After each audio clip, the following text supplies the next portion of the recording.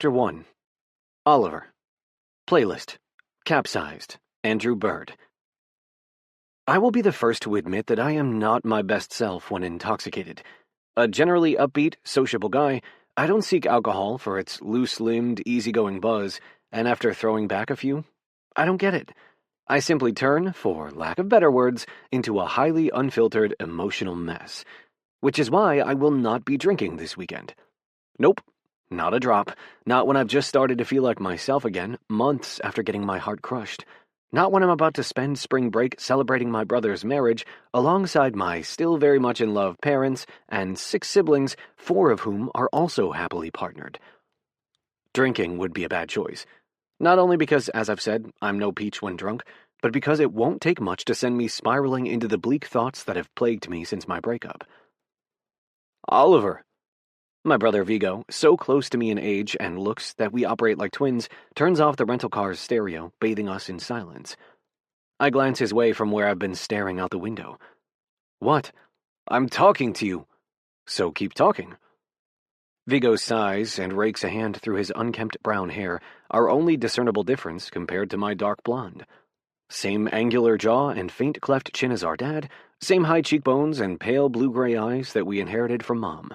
Same tall, lean bodies, except I've started putting on more muscle thanks to weight training so I can hold my own on a D1 soccer field. I could keep talking. Vigo throws a concerned glance my way, eyes on me much longer than they should be for how fast he's driving. But I don't think you've been listening. I'm listening, I tell him, so he'll keep his eyes on the road and not get us killed before we even make it to the party. Uh-huh. Thankfully, he trains his gaze ahead even as he leans my way, wrinkling his nose. What are you doing? A smile I can't help tugs at my mouth. Vigo drives me up the wall, but he's just about the only person who both indulges my rare foul moods and can pull me out of them. I'm sniffing you, he says, throwing on his turn signal and passing a slowpoke in front of us. Sniffing me? Mm-hmm. I smell the angst wafting off of you. Shut up. I punch his thigh. He twists my nipple. I yelp in pain. Damn it, Vigo, that hurt. Serves you right, he says. That's my gas leg you hit. I could have caused an accident. I slouch down moodily in my seat and stare out the window. Sharp lemon-yellow sunlight slices through the slate-blue sky marbled with clouds. It's early spring and, unlike our family's current home base of Los Angeles, Washington State, where Mom and Dad first lived and started their brood of 7 Bergman kids, feels like it fights for every fragile blossom and green shoot that muscles its way through the cold, hard earth. In the Pacific Northwest, there are edges and effort. Here, hope feels hard-won.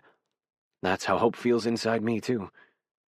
Lowering the window, I suck in a gulp of mid-50s wet air, petrichor, and the promise of full-blown spring just around the corner. God, I love this place.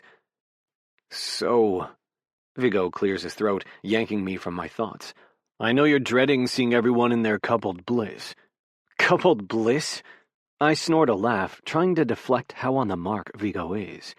Annoyingly, this is typical. His confident and freakishly accurate emotional intuition.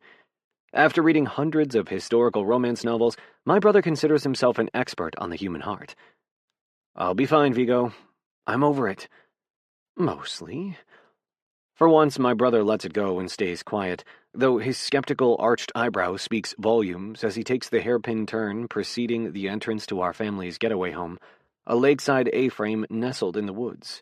Well, we call it the A-frame, but it's actually been expanded extensively. As Vigo pulls into the drive, the view hits me like a direct kick to the chest. Dark wood and steep roof, tall glass windows across the front, the sprawling addition that made it spacious enough for all of us looming to the left, smoke curling from the chimney. Tiny green leaves and pink buds kiss wet black branches, forming a canopy over us. It's a view so bittersweet beautiful, it hurts. A lump forms in my throat. I have a plan to cope, okay? Vigo slows as we roll over a pothole. A plan. He nods. So Axel and Rooney are already married. I do remember being informed of that last month.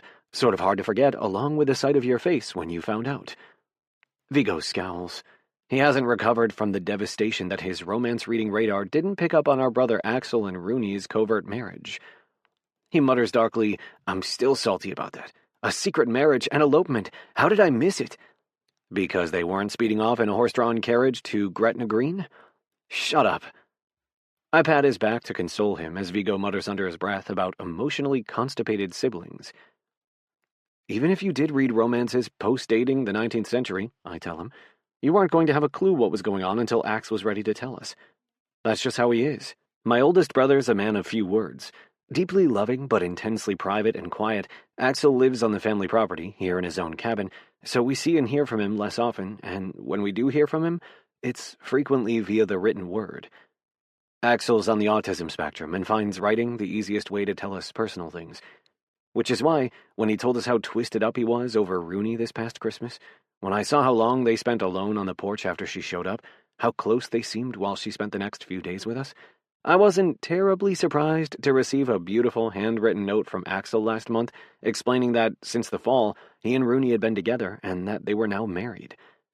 The letter also said that he was sorry he hadn't been able to make us a part of their wedding, but he still very much wanted to celebrate their marriage with us. The only thing that made getting that heartfelt letter written in Axel's tall, sloping scrawl even better was watching Vigo's dawning horror as he read his letter, too. Not because he disapproved of Axel's methods, but because he'd been clueless about what was going on. As I was saying, Vigo sniffs, maneuvering around the other vehicles parked in the clearing.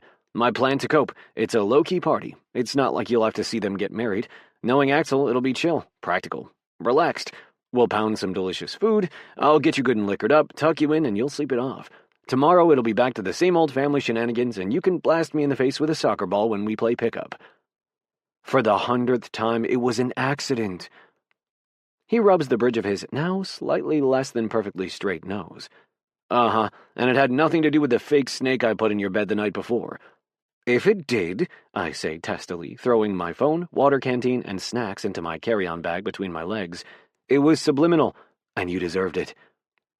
Wrenching the car into park, Vigo turns and looks at me. Listen, something I tell myself regularly as I wait for my one true love. Here we go. I slump back in my seat and scrub my face. Is that someone's romantic gain does not equate to my loss. Most of our siblings are happily paired off, and while I wish I was too, I can be happy for them while I wait. Our time will come. He sets a hand on my shoulder and gives it a squeeze. Until then, well, more like for the next 72 hours, let's be the untethered man-cubs and have some fun. Got it? I sigh and throw open my car door. Fine. Well, I'm intoxicated. Thankfully, I haven't veered into shit-show territory, though I think I might be on my way. Stashed in a shadowy corner of the A-frame's wide-back deck, I'm outside the golden reach of countless twinkly lights strung overhead. A cool late March breeze weaves through the small gathering, and as I nurse my who-knows-what-number beer, my gaze travels my family. Mom and Dad sway to the music, eyes only for each other. Mom slips her hands through his copper hair, which is threaded with white, and smiles softly up at him. Dad's eyes crinkle as he grins at her, wrapping his hands tighter around her waist. They look so in love, and I love that my parents are still gone for each other, but I don't need to see them kiss, which they're about to, so I look away just in time and catch the oldest of us, my sister Freya, with her arms around her husband Aiden's neck. Kissing him. I shut my eyes briefly, and when I open them again, there's Axel, next in birth order, swaying his wife Rooney to the music's rhythm. He's the tallest of us, which makes him gigantic, seeing as no one in the family is under 6 feet. His hair, chocolate brown like Vigo's, falls over his forehead as he stares at Rooney, her spun gold waves adorned by a crown of flowers. He kisses her forehead, eyes shut, his world nothing but her. Then there's Ren, so much like Dad with his broad build and ginger hair, and just a little like Mom with her pale blue-gray eyes and sharp cheekbones. I try not to watch him make his girlfriend, Frankie, flash a rare, wide smile and laugh as he whispers in her ear. I was hoping I could count on my grumpy, lumberjack-looking brother Ryder, with Dad's feisty green eyes and penchant for provoking the woman he loves, to cut me a break, but even he's being romantic. A heated grin plays on his mouth as his girlfriend, Willa, smiles up at him and sinks her hands into his dirty blonde man bun, tugging him down for a deep, hard kiss. My sister Siggy, the only one younger than me, sits happily curled up on a deck chair, a lock of long, red hair twirled around her finger, smiling to herself as she reads one of her thick fantasy romances. I know that look, her green eyes darting down the page, a fiery blush heating her pale skin. She's being swept away by another dark-haired, sardonic villain who will somehow be redeemed and turn into a love interest by the end, if the past few stories she's gushed about are anything to go by. Among a few other close friends are Rooney's parents, too. And though they're divorced, they share what seems like an amicable dance between friends now, their loving gazes directed at their daughter. In short, I'm surrounded by all kinds of happy endings, which is lovely, but also terrible. Okay. Vigo plops beside me and swaps out my beer for a glass of water. I didn't know Axel was going to surprise Rooney with renewing their vows in front of their families and closest friends. I rub my chest, where it still aches with the knot of joy and sadness that's been there since I watched them promise themselves to each other again just a few hours ago. He told me it was only going to be a party. Oh boy, my words are sloppy. I sound very drunk. Focusing on my diction, I try to sound more sober as I tell my brother, they already got married. It was just supposed to be a party. I know, bud, Vigo mutters, cupping my neck, an affectionate, steadying gesture that's common in our family. Tipping back his beer, he takes a long pull. But it seems our surly, silent oldest brother turned into a full-fledged romantic somewhere in the past 3 months, and had the swoony idea to invite the most important people in their lives for an intimate gathering so they could share a wedding with us after all. I glance back at Axel, who's holding Rooney. He kisses her so long they stop dancing until their rescue dog Harry bounds up and breaks them apart with a cheerful bark. I shut my eyes again. I'm happy for them, I whisper. I know you are, Vigo says. It's still hard to see, though, and that's okay. You and me, Ollie, we do nothing by halves. You fell in love, and you fell hard. Healing from heartache takes longer for big hearts like ours. As I open my eyes again, they land on Axel's close friends, Parker and Bennett, who dance with their daughter, Skylar, nestled between them. That's what I used to think I'd have with Bryce, what I dreamed about. I know I'm young, and I know not everyone finds their forever person when they're a sophomore in college, but I was so sure I had. We had everything I thought you were supposed to. We talked easily and got along right away. Bryce was all play and fun, which balanced my brutally disciplined work ethic both on the field and in the classroom. It was easy with him, straightforward. Wasn't it supposed to be easy? When did I miss the signs that my boyfriend was losing interest, that his eyes had started to wander? My chest tightens as those unanswered questions, those obsessive worries, shout over each other in my brain until the familiar, anxious noise inside my skull threatens to make me scream. I suck in a breath and exhale steadily, coaxing myself to focus on sensations around me, the cool air on my skin, the sound of soft music nearby. A trick my therapist taught me since I realized those anxious days I'd been having were every day, that anxiety wasn't just a byproduct of my busy, high-pressure schedule, but a reality of my brain, my body, my life. While I was learning to cope, while I started trying anti-anxiety meds, Bryce was my fun, lighthearted person, my happy place. I thought I knew that so fully, so completely, and then with one sweep of remorseless infidelity, down came the house of cards. I never want to feel like this, I mutter. Never again. Vigo's quiet for a moment. I know. I don't want you to either. I shut my eyes. The world's starting to spin as I say to Vigo, why does he have to play on the team and be in half my classes? I'd be fine if I could just get away from him. And to address that, my offer still stands. I snort a drunken laugh, blinking open my eyes. While I appreciate your offer to prank Bryce so bad he'd leave UCLA, I'm pretty sure 2/3 of what you have planned is felonious, and I don't want you to go to jail. Vigo scoffs. I'm a stealthy guy. I could get away with it. Or I could say yes to the galaxy's offer and get away from it all. His head whips my way. What? I tuck my lips between my teeth. Shoot, I said that out loud. Vigo turns to face me fully. I'm not surprised they want you. I'm surprised you're considering it. You've always said you wanted to complete your degree no matter what. I did. I feel unsteady, so I lean back against the house. The world's spinning even faster now. I hiccup drunkenly. I want my pre-med degree. At least I think I do.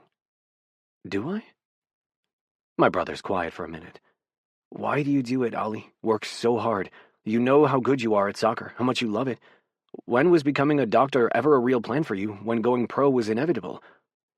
It wasn't inevitable. I try to sip the water Vigo gave me and mostly miss my mouth. Vigo rolls his eyes. Yes, it was, and I've never understood why you've been busting your ass since freshman year of high school to prepare for something you never really intended to pursue. I laugh emptily. I can tell Vigo almost everything. But not this. How hard it is to be the fifth son, to live in the shadow of a decorated military veteran and physician father, and 4 older brothers who each in their own way are profoundly capable and talented and confident. How difficult it's been to find myself amid all of that, to feel seen and maybe just a little admired. Axel's a brilliant, successful artist, Ren's a professional hockey player, an NHL darling, Ryder's fast building an accessible wilderness experience and outfitter store empire, and Vigo's so damn good at everything he tries, even if he doesn't seem to stick with his interests very long, he could literally do anything he wanted. Then there are my sisters. Freya, the eldest, a physical therapist who's already managing her practice for God's sake. She's just barely in her 30s.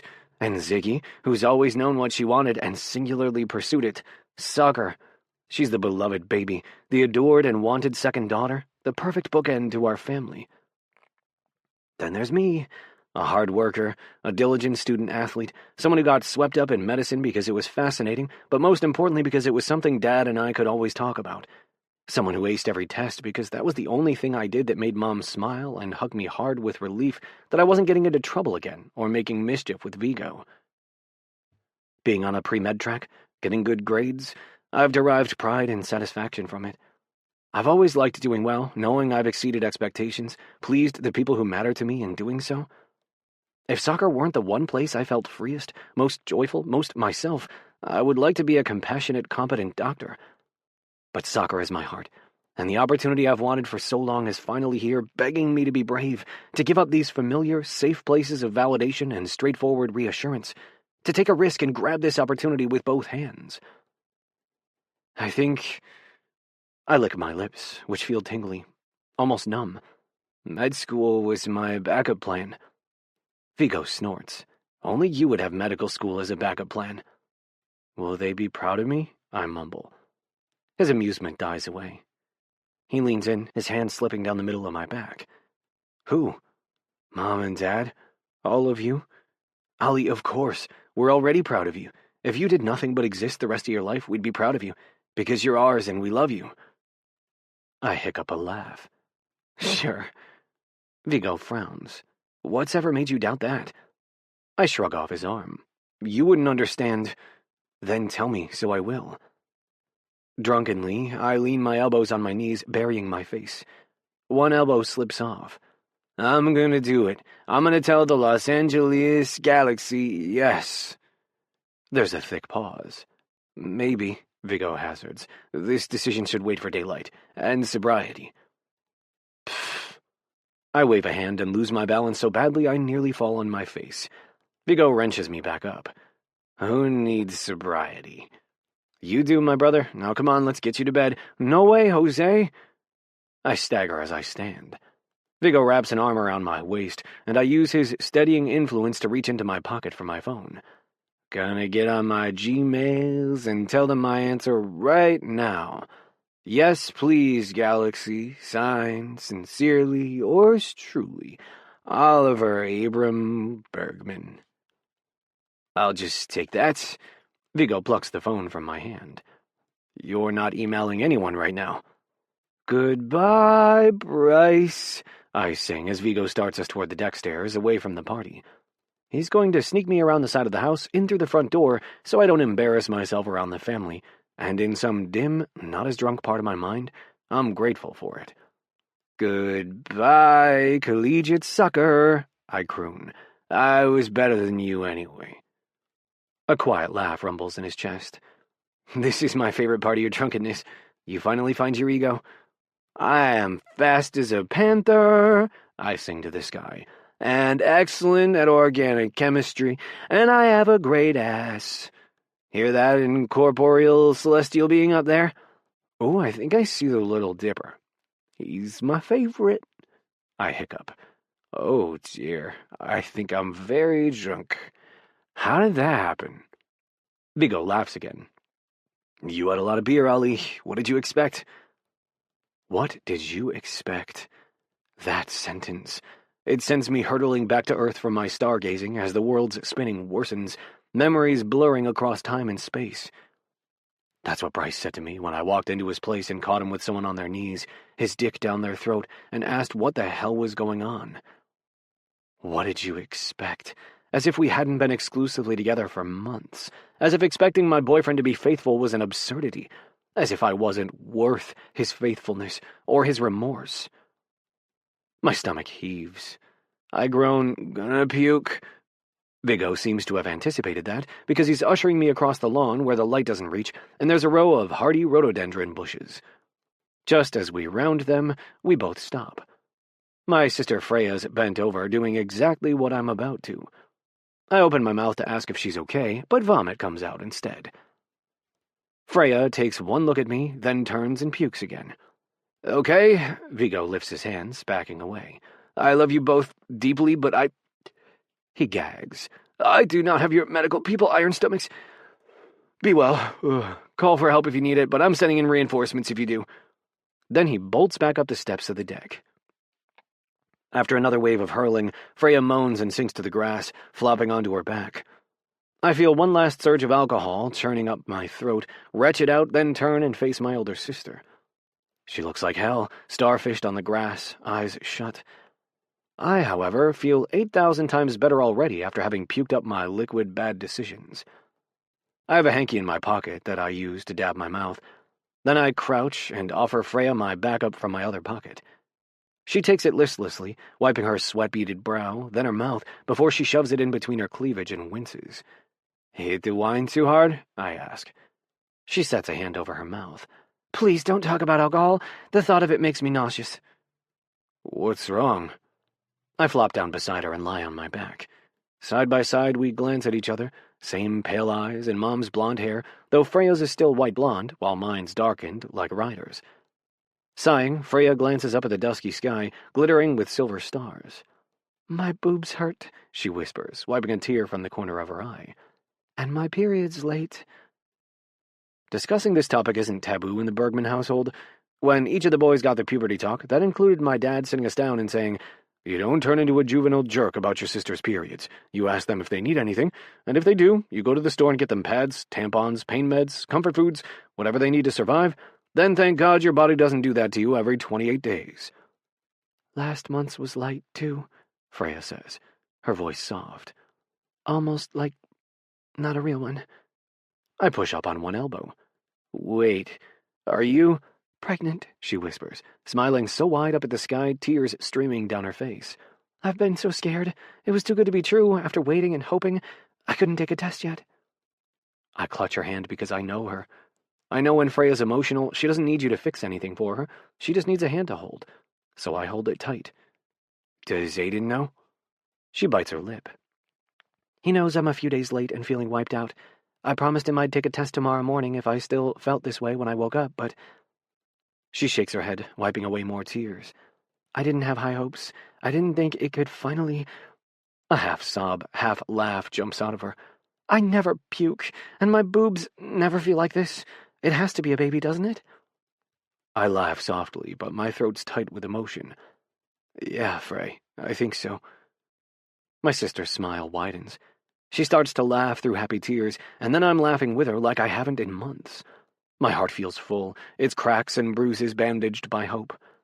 The clarity of this moment feels surreal. How sure I am, how free I feel having made this decision, albeit under the influence of alcohol, but in vino veritas, the saying goes. To move on, to be brave, to step into this new season believing in myself and the possibilities awaiting me. No more brushing shoulders with Bryce, no more relationships complicating my happiness or risking my joy in soccer. My friends and family, playing the beautiful game, that'll be enough for me.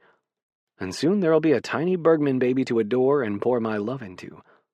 I'll protect my heart, keep my head down, work my ass off. Those will be my worlds, two distinct ones, the people I love and the game I love. As I glance up, hope burning as bright and hot within me as those stars lighting up the sky, I make a promise to myself. I will never let them be one and the same again. Chapter 2. Oliver. Playlist, Simplify, Los Coast. 4 years later. "Tiny terror incoming!" I yell outside the training room. The moment she hears the familiar rehearsed screams of fear, my niece, Linnea, slips through the door, a blur of Youth Galaxy jersey and soccer socks, a size 2 soccer ball glued to her feet. "Watch out, folks," I mime a sportscaster's voice through hands cupped around my mouth. "She's 3. And a third," Linny yells. 3 and a third, I amend. 3'3", and she's here to make you pee, she yells. Preschoolers are strange. Still speaking inside cupped hands, I tell her, I was going to say weep. Linny's dark hair, which she inherited from Aiden, is braided back, her tongue stuck out in concentration. Those pale Bergman eyes Freya gave her narrow as she runs at Ben, one of our defenders. He stands with legs wide open for her, and she nutmegs him, sending Ben tumbling in an exaggerated defeat to the floor. "She's unstoppable!" I boom, as she does a step-over, which Santi feigns falling for spectacularly, wailing in despair as she beats him. Next, she throws a shoulder into Carlo's thigh and cuts past him, closing in on Amobi, our goalie. "And she's going for the kill!" Lenny hollers. Amobi lowers into position, blocking off the entrance to the next room filled with treadmills. Lenny does a tiny rainbow, and Amobi lets it sail right through his open hands. "Actually," I tell her, "I was going to say, goal!" Linnea screeches, wide-eyed with adrenaline, fists high in the air. The room explodes in celebration. Laughing, Amobi rolls the ball back to Linnea and tells me, "I'm scared, man. If I'd had moves like that at 3... And a third, Linny says, dribbling off with the ball. "She legitimately got me last week," Carlo says from behind me. "Maradona'd my, butt straight to the floor." "Yeah, I did," Linny yells. Everything she says is at full volume. Wiggling her eyebrows, she grins up at me. "I'm gonna score on you, Uncle Ollie." I flick my hands in a give-me-your-best-shot gesture, which Linnea does. She completes a few step-overs, pulls back the ball, then cracks it straight into my nuts. "Oh!" A collective groan of sympathy echoes in the room. I drop like a sack of flour. "Son of a biscuit!" "Sorry, Uncle Ollie," Linny hollers, throwing herself on me. Yanking her onto my chest, I tell her, "Good thing I know just how to get you back." Linnea shrieks as I tickle her, then quickly climbs off of me, shoves me onto my stomach, and gets my arm pinned behind my back. "No tickles," she yells.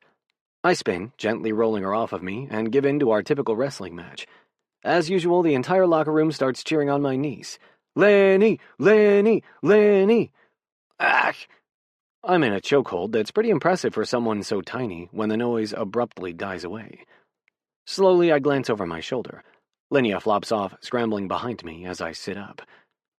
Coach stands, arms folded over her very pregnant stomach, and next to her stands Gavin Hayes, world's best player in recent memory, grumpiest grump, curmudgeonly captain, and, once upon a time, my idol. After a stunning 15-year career playing exclusively for England's most prestigious clubs, he moved home to the States 2 years ago to play for the Galaxy. Ever since then, he's either ignored me or scowled at me, like he does now, eyes dark with disapproval. I flash a dimpled smile. His scowl deepens. This is how it goes, because the man I once looked up to, whose public coming out as gay inspired me to come out to more than my friends and family, to be openly bisexual in my professional public life, is an asshole of epic proportions. Life's too short to be a jerk, especially when the media always has an eye trained on you, and the repercussions of a few harmless Bergman pranks could blow up in my face, so I've opted to kill him with kindness instead. Linny gapes at Gavin, looking intimidated. She hides behind my shoulders. To her credit, he's intimidating.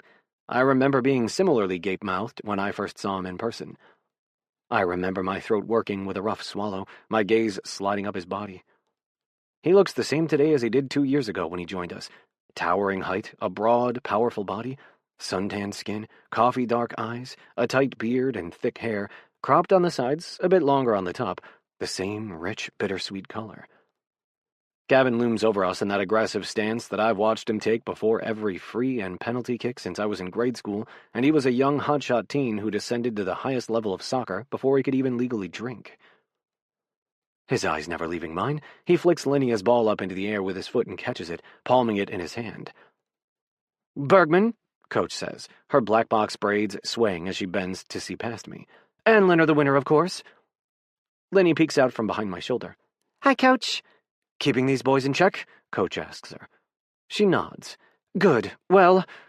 Coach clears her throat, dabs her forehead, and the sheen of sweat glistening on her dark brown skin.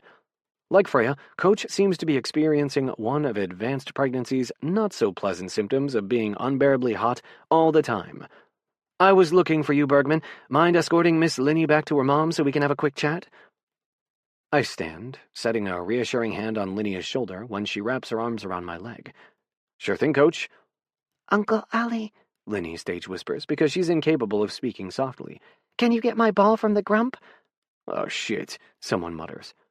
Gavin glares down at her. He's massive, 6'4", built like a linebacker. For his size, he defies physics with how fast his feet are, and they aren't even as fast as they used to be. Not that I'd say that to his face. I like my limbs intact, thank you very much. As I stare at him, debating the most diplomatic way to tell the crank to give the kid her ball back, his gaze meets mine for just a moment. Then he blinks, drops the ball, spins, and storms out of the room. Coach glances over her shoulder as he whips open the door and disappears, a sigh gusting out of her. Uncle Ali, My niece taps my shoulder. I have to pee. "My office in 5, Coach says. "And don't forget the goods." I smile. "I got you covered, Coach." Uncle Ali, Linny whines, starting to do the I have to pee dance, hopping from one foot to another, clutching her shorts. "Okay, bud, let's go find Mommy." Per usual for these Linny visits, I left Freya talking shop with our physical trainers on staff, Dan and Maria, who's a friend of hers from college days. If the past is any indication, Dan and Maria will be in their swivel chairs, sipping the coffees I brought them, Freya with her feet up on a massage table, hands propped on her stomach, which is currently home to Bergman McCormick baby number 2. Crouching, I give Linny my back and she hops on, soccer ball clutched in one arm. bye, Coach. Bye, guys, She calls. See you next time when I beat your butts. They laugh, saying their goodbyes as we exit the locker room. Hurry, Uncle Ali, Linny yells. I'm gonna pee my pants. After handing off Linnea to Freya, I'm halfway to Coach's office when I stop and backtrack, remembering what I need. At my cubby in the locker room, I open the cooler and grab the container holding one of Vigo's homemade semlor. With a quick jog back down the hall, I'm at Coach's office. The door is cracked, so I step in, then shut it behind me. Oh, thank God, Coach says, rubbing our hands. You're the best. Smiling, I set down the dessert that makes her eyes light up. Semla, a cardamom-infused bun bursting with marzipan whipped cream, a sliver of the bun resting on top dusted with powdered sugar. Gavin watches this transaction with his usual unreadable, albeit chilly expression, but I can imagine what he's thinking. Kiss ass, brown noser, suck up. When really I just like making people happy. I like that Vigo gets sales for his baking side hustle, and Coach gets the sweets she's craving. It makes me feel good to give people what they need and put a smile on their faces. But I'm long past expecting Gavin to understand where I'm coming from. He's made it clear since day one that he can't stand me. It stung when he first joined. I'd hoped we could at least be friendly teammates, that is, after I got over being starstruck. And maybe it's because I looked up to him so much that his disdain cut so badly. He's not only the world's greatest player in modern history, he's one of the first and few openly gay professional soccer players.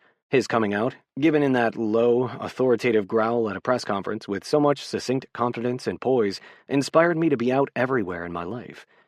It emboldened me to talk openly about being queer with my college and then professional soccer teams, about my hopes for the game to become safer and more accepting, whether players were questioning, out just to themselves, to their families, to their friends, or the public.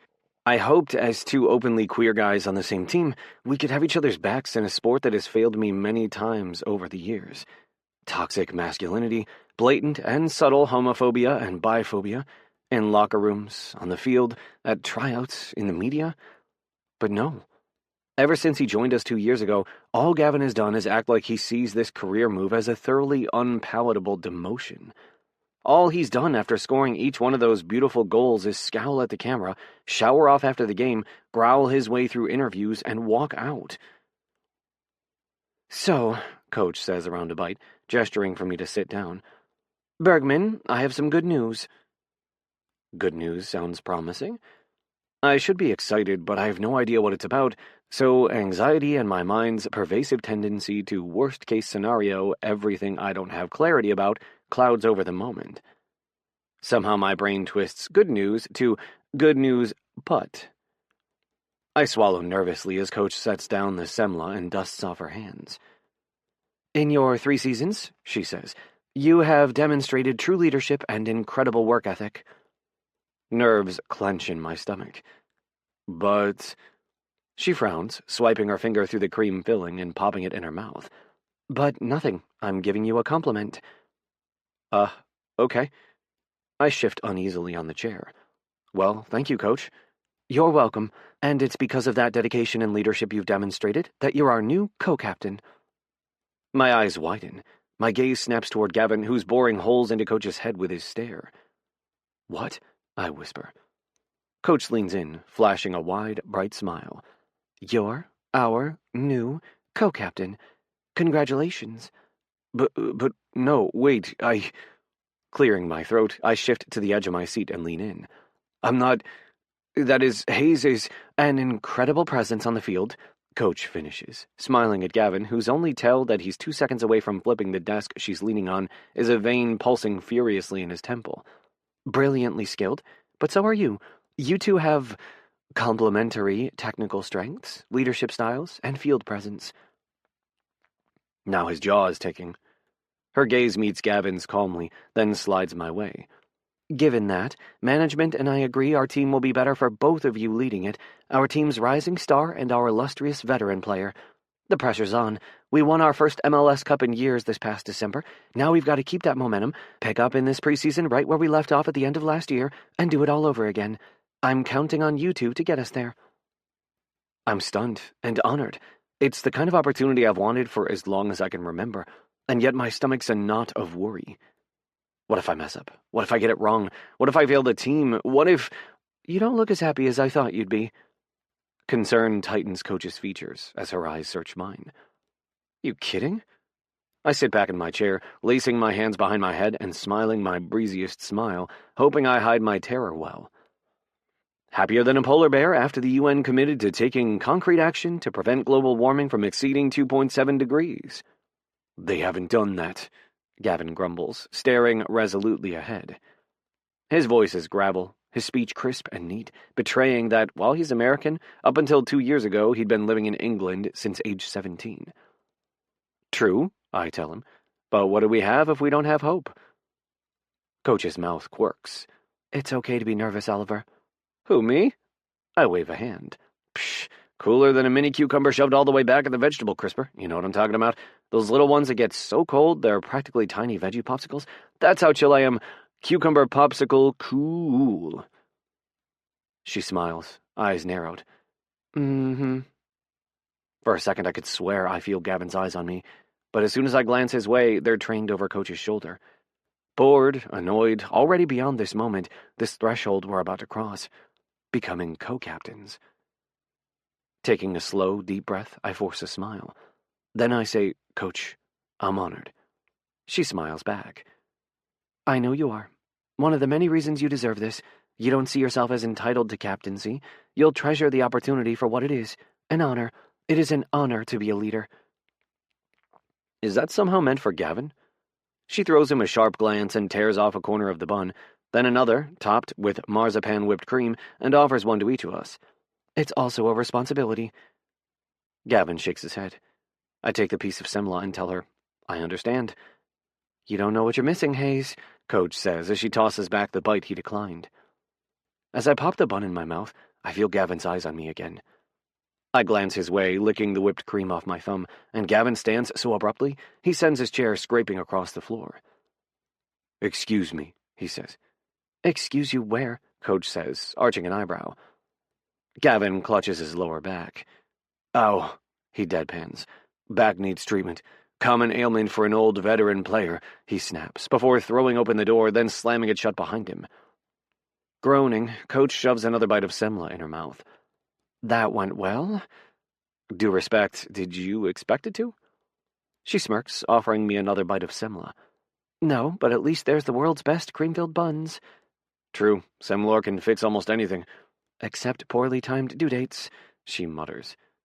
Coach, it'll be all right. We get you for the preseason at least. We'll manage a few regular season games, then you'll be back here whipping us into shape again before you know it. I know. It's still annoying that I can't just snap my fingers, pop out a baby, and get back to it. However, I suppose you're right. It's just a few games, not the worst. And I've been told this kid's cuteness will make the professional inconvenience completely worth it. A smile warms my face, thinking of how Linnea appended not only Freya and Aiden's ordered world, but our whole family's beyond our wildest dreams. How superhero capes and Play-Doh and miniature soccer nets, tiny sticky handprints and finger paint pictures, and endless photographs of a perfect dark-haired, ice-blue-eyed baby, then toddler, then preschooler, fill our homes, cover our refrigerators and walls. I don't believe you're being misled. Sighing, Coach sits back and sets the semla in its container on her belly. You and Hayes will work it out, she says. I'm confident, and with you two leading the team together, along with Rico and Jas, you'll be fine without me. Our assistant coaches are solid, good people, and excellent at their jobs. I have no doubt we'll be in good hands until she comes back. The part about Gavin and I leading together, that's what I'm not so sure about. He barely talks to me, Coach. It's all grunts and fucks. She laughs. He does swear like a sailor. I'm ready to work with him. I rake a hand through my hair, but he does not seem to share my willingness. Now come on, she says, taking another bite of bun. Don't act like you're entirely innocent. I gape. Moi? Uh-huh, toi. I'm on to you. You put it real sweet, but everything you say to him is like it's specially designed to get under his skin. I blush, scrub the back of my neck. I'm the second youngest of 7 kids. It's in my DNA. Well, you may just have to alter that genetically predisposed approach. After a beat and another bite of semla, she says, Hayes has a tough shell, and yes, he's intimidating, stubborn. I laugh quietly. No kidding. He's old and set in his ways, she concedes. I mean old for soccer. Who knows, this may even be his last season. I hadn't considered that. Gavin's 34, and he's been playing world-class soccer since he was 17. A lot of players retire by this age, especially after playing as physically and sustaining as many injuries as he has. That said, I can't imagine Gavin retiring, or that he can imagine retiring either, for that matter. At the end of last season, when a reporter asked him about the possibility, he glared at them so long and viciously, they ran out of the room crying. Coach pops the last bite of semla in her mouth and snaps the container closed. There's more to Hayes than meets the eye. You just have to... She grimaces, stares up at the ceiling. Hell, I don't know. It's hard to explain. I've barely seen that more myself, and I've known him for over a decade. Coach and Hayes played around the same time, and both made appearances for the U.S. national and Olympic teams, though she was further along in her career than he was, and a bit older. I knew this, but it's funny to think about them as peers. Gavin's never acted like he's her equal, never referred to their history. He listens to her, respects her, even if his eye twitches sometimes when she's barking orders that include him. I know this is hard, she says, but you two won't be co-captains forever. While you are, why not try to give him another chance? Make the best of it, right? I contemplate what this is going to look like, the monumental task ahead of me to find a way to share leadership with the man who loathes me to my core. Meeting her eyes, I force my widest smile yet. Right. Chapter 3. Gavin. Playlist. Low High. The Black Keys. Damn, you're playing dirty tonight. Mitch, my accuser, throws his cards onto the table as I rake in my chips. I'm playing poker, Mitchell. It's a dirty game. He grumbles under his breath along with the 4 other men around the table as they toss in their cards. My poker companions are all in their 70s and couldn't care less that I'm a world-famous professional soccer player. As soon as they figured out that I didn't play baseball, basketball, or American football, I was chopped liver. More than fine by me after living over a decade in a place where soccer players are royalty, hounded by the paparazzi, constantly under the microscope. Compared to that, the poker guys are a breath of fresh air. I met them through Mitch, who's my neighbor.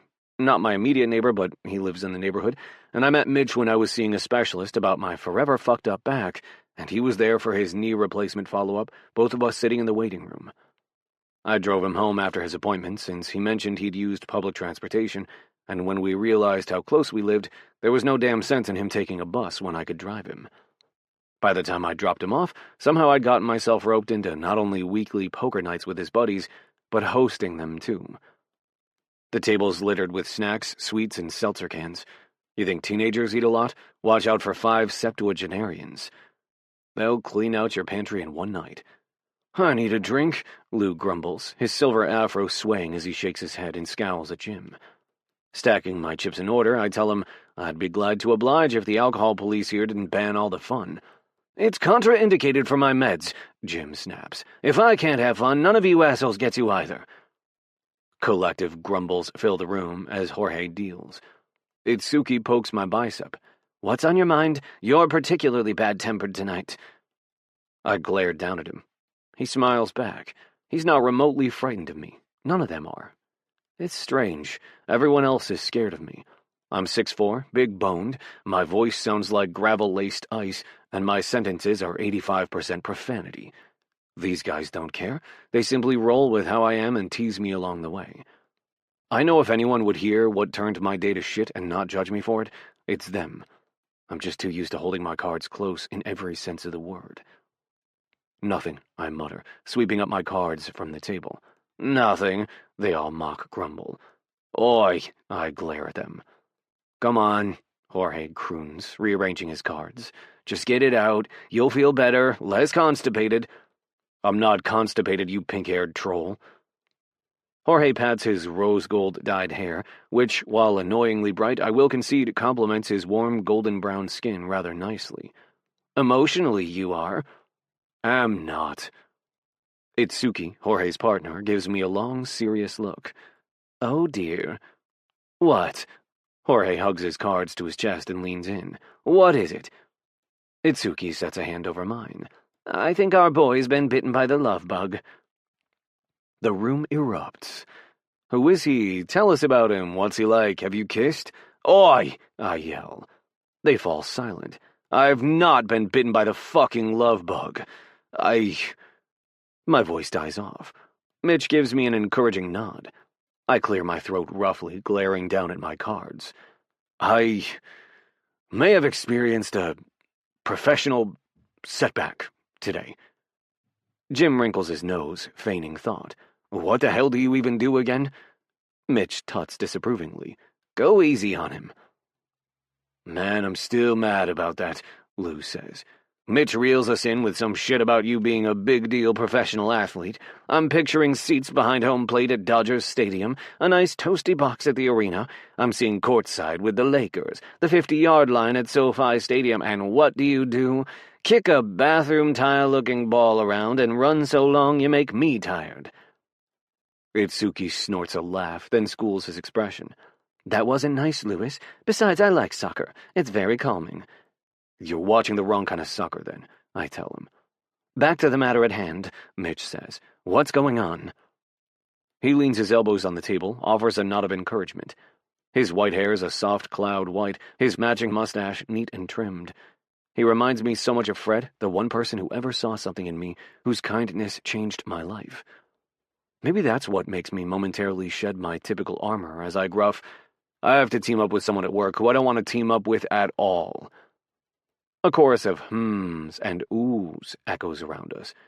Itsuki asks, Why not? You don't get along? Lou offers. I hate sharing air with him, I snap. It sounds vicious, but God help me, it's true. I hate sharing a team, a field, a practice space, a locker room, meetings, you name it, with Oliver Bergman. Sharing captaining is the straw that broke the camel's back. Jorge frowns at me in curiosity. Why? I bite my cheek, remembering vividly how it felt the first time I saw him 2 years ago. Like I'd taken a direct kick to the gut. Tall, fast, all long, lithe limbs and easy smiles. He's everything I once was and more. Young, happy, healthy, the world at his feet, untold possibility on the pitch. It stung like 1,000 paper cuts doused in vinegar. It hurt in so many ways, and the last thing I need in my pain-riddled life is one more thing to make me hurt. So I've made it abundantly clear to Oliver Bergman, I want nothing to do with him. Dispositional differences, I mutter. Now can we play some fucking cards? Nope. Jim stands slowly, hands braced on the table. His gaze travels his fellow card sharks. Gents, you know what we need to do. Mitch sighs, scrubbing his face. I'm going to have to call in sick tomorrow, aren't I? You're retired, asshole, Lou grumps. I'm the one who's going to be hating himself in the morning. Oh, dear, Itsuki says quietly. What? I bark. What the hell is going on? Jorge pats my hand and smiles. It's best not to ask questions and just go along for the ride. My tongue is sandpaper. My head pounds. Fuck. Groaning, I blink open my eyes, hating the existence of daylight. I'm on my bed, still wearing last night's clothes, reeking of sweat, fried food, and syrup-sweet tiki drinks. A vague memory of the night flashes through my mind. The poker guys piled into my Land Rover, commandeering my sound system, dragging me to some hole in the wall that Mitch promised me nobody who's anybody knows about. I groan again as I slowly roll to my side, then sit up. My body screams in protest over how I slept. My sore knee bent off the bed, my always aching back twisted sharply. Breathing slowly, I shut my eyes and try to piece together the rest of the night as pain pulses through my body. I remember karaoke. I definitely didn't sing. I never would. But the poker guys did, especially Jim, who stuck to mocktails and brought down the house with his version of Kelly Clarkson's Stronger. Clearly I drank a metric shit-ton of tropical drinks with those damn tiny paper umbrellas to survive the experience. Gingerly, I ease off the bed and stand. Shit, fuck, shit. Each step toward the bathroom is agony. My knee hates me, so does my back, so does my neck. Waves of white-hot pain radiate through my body, so intense my stomach churns. Or maybe that's the alcohol talking, too. I vomit, and the pain in my torso contracting, engaging my spasming back muscles, nearly makes me vomit again. Cursing under my breath, I flush the toilet and gingerly ease myself upright. I avoid my reflection in the mirror, knowing it'll show me something I don't want to see, and rinse out the taste of last night's poor choices. Fuck, I should not have drunk like that. After gingerly peeling off my clothes, I step into the shower, hissing as the hot water hits my skin. Once I've showered, changed, and gulped down my usual complete meal breakfast shake, I grab my practice bag, wallet, and keys, pocket my phone, then head out the door. Which is when I realize my car is nowhere to be seen. Fucking hell, I growl, dragging down my Ray-Bans. The sun's trying to fry my retinas right out of my head. Morning, neighbor. My jaw clenches at the sound of his voice. Yes, this is the worst part. Not only do I have to see Oliver Bergman nearly every goddamn day, January through December, I live next door to him. That's right, he's my fucking next-door neighbor. We live in mirror bungalows in Manhattan Beach, a few blocks inland from the beach itself. It's not entirely surprising he's in the neighborhood. A lot of players for LA's professional sports teams live in Manhattan Beach. But of all the houses I had to pick, it had to be this one. Right next to his. I wish I'd known. After I signed with the Galaxy, before I bought this place, I'd give anything to have known that he'd be next door. I could have avoided so much misery. Mighty fine day, isn't it? He says, smiling brightly. Glorious, I deadpan. Oliver frowns thoughtfully, glancing at the empty spot where my black Land Rover is normally parked. You seem to be missing your typical mode of transportation. I don't see that beautiful gas-guzzling beast anywhere. My teeth grind. I don't respond. Nothing I say will paint me in a favorable light. Oh, well, you see, Bergman, I was out getting shit-faced with a handful of 70-year-old men, and I got so plastered I had to leave my car at a questionably hygienic tiki/karaoke lounge. Then I woke up this morning smelling like an overworked deep fryer and bottom-shelf bad decisions, and here I am. He scrubs the back of his neck and smiles, pale blue-gray eyes squinting against the sunlight. Want a ride? No. He frowns again. A thoughtful frown, not sour or sullen or glum, because he's constitutionally incapable of it. No, he repeats. Sniffing, he peers up at the sun and smiles even wider. Well, enjoy the walk. How he knows that I hate any chauffeuring system, being placed in the back of a vehicle with some rando in control, capable of fuck all while they engage in small talk and make me wish for a swift, merciful death, is beyond me. But he does, and that means he knows right now I'm screwed. Fine, I grumble, storming toward his absurdly compact hybrid car. Hop on in, he says, as if he expected this, which just makes my teeth grind harder. After unlocking the car, he pops the trunk. It only took you 24 months and 3 weeks to accept my carpool offer, but who's counting? I like personal space, I grumble. The environment likes lower emissions. He points to the sky. But what's a colossal carbon footprint to the personal preference for solitude on a 20-minute twice-daily commute? Exactly. I throw my bag in the trunk, then walk to the passenger side. God, man, I can't fit in there. You're only an inch taller than me, and I fit fine, he says with another one of those infuriating smiles, before he drops into the driver's seat and shuts his door. Cursing under my breath, I ease into the passenger seat and slide it back until I bump into something. I glance back to see what it is, barely holding in a groan as my neck burns from the movement. I'm so fucking tired of hurting already, and I've only been awake for 35 minutes. Sorry about the car seat. He smiles, tracking my gaze as he presses the car's start button. Gotta keep the little niece safe on Uncle Ollie's days. I grunt in response. We're in the car for all of 15 seconds before he turns on what sounds dangerously like a Broadway musical, so loud the bass rattles his speakers. My skull's still pounding, and I need silence like I need another cup of coffee. Very badly. I turn off the music. Oliver throws me a smile, but it's a little tight at the edges. He turns it back on, I turn it off. Now, Mr. Hayes, Oliver says. An odd something zips down my spine, hearing him call me that. I'm a simple man with a simple need to start his day on the right foot, sunshine filling the sky, and the best of Broadway filling my ears as I cruise in my environmentally conscious vehicle. And I have a raging headache. The music stays off. Oliver stares ahead, exhaling slowly.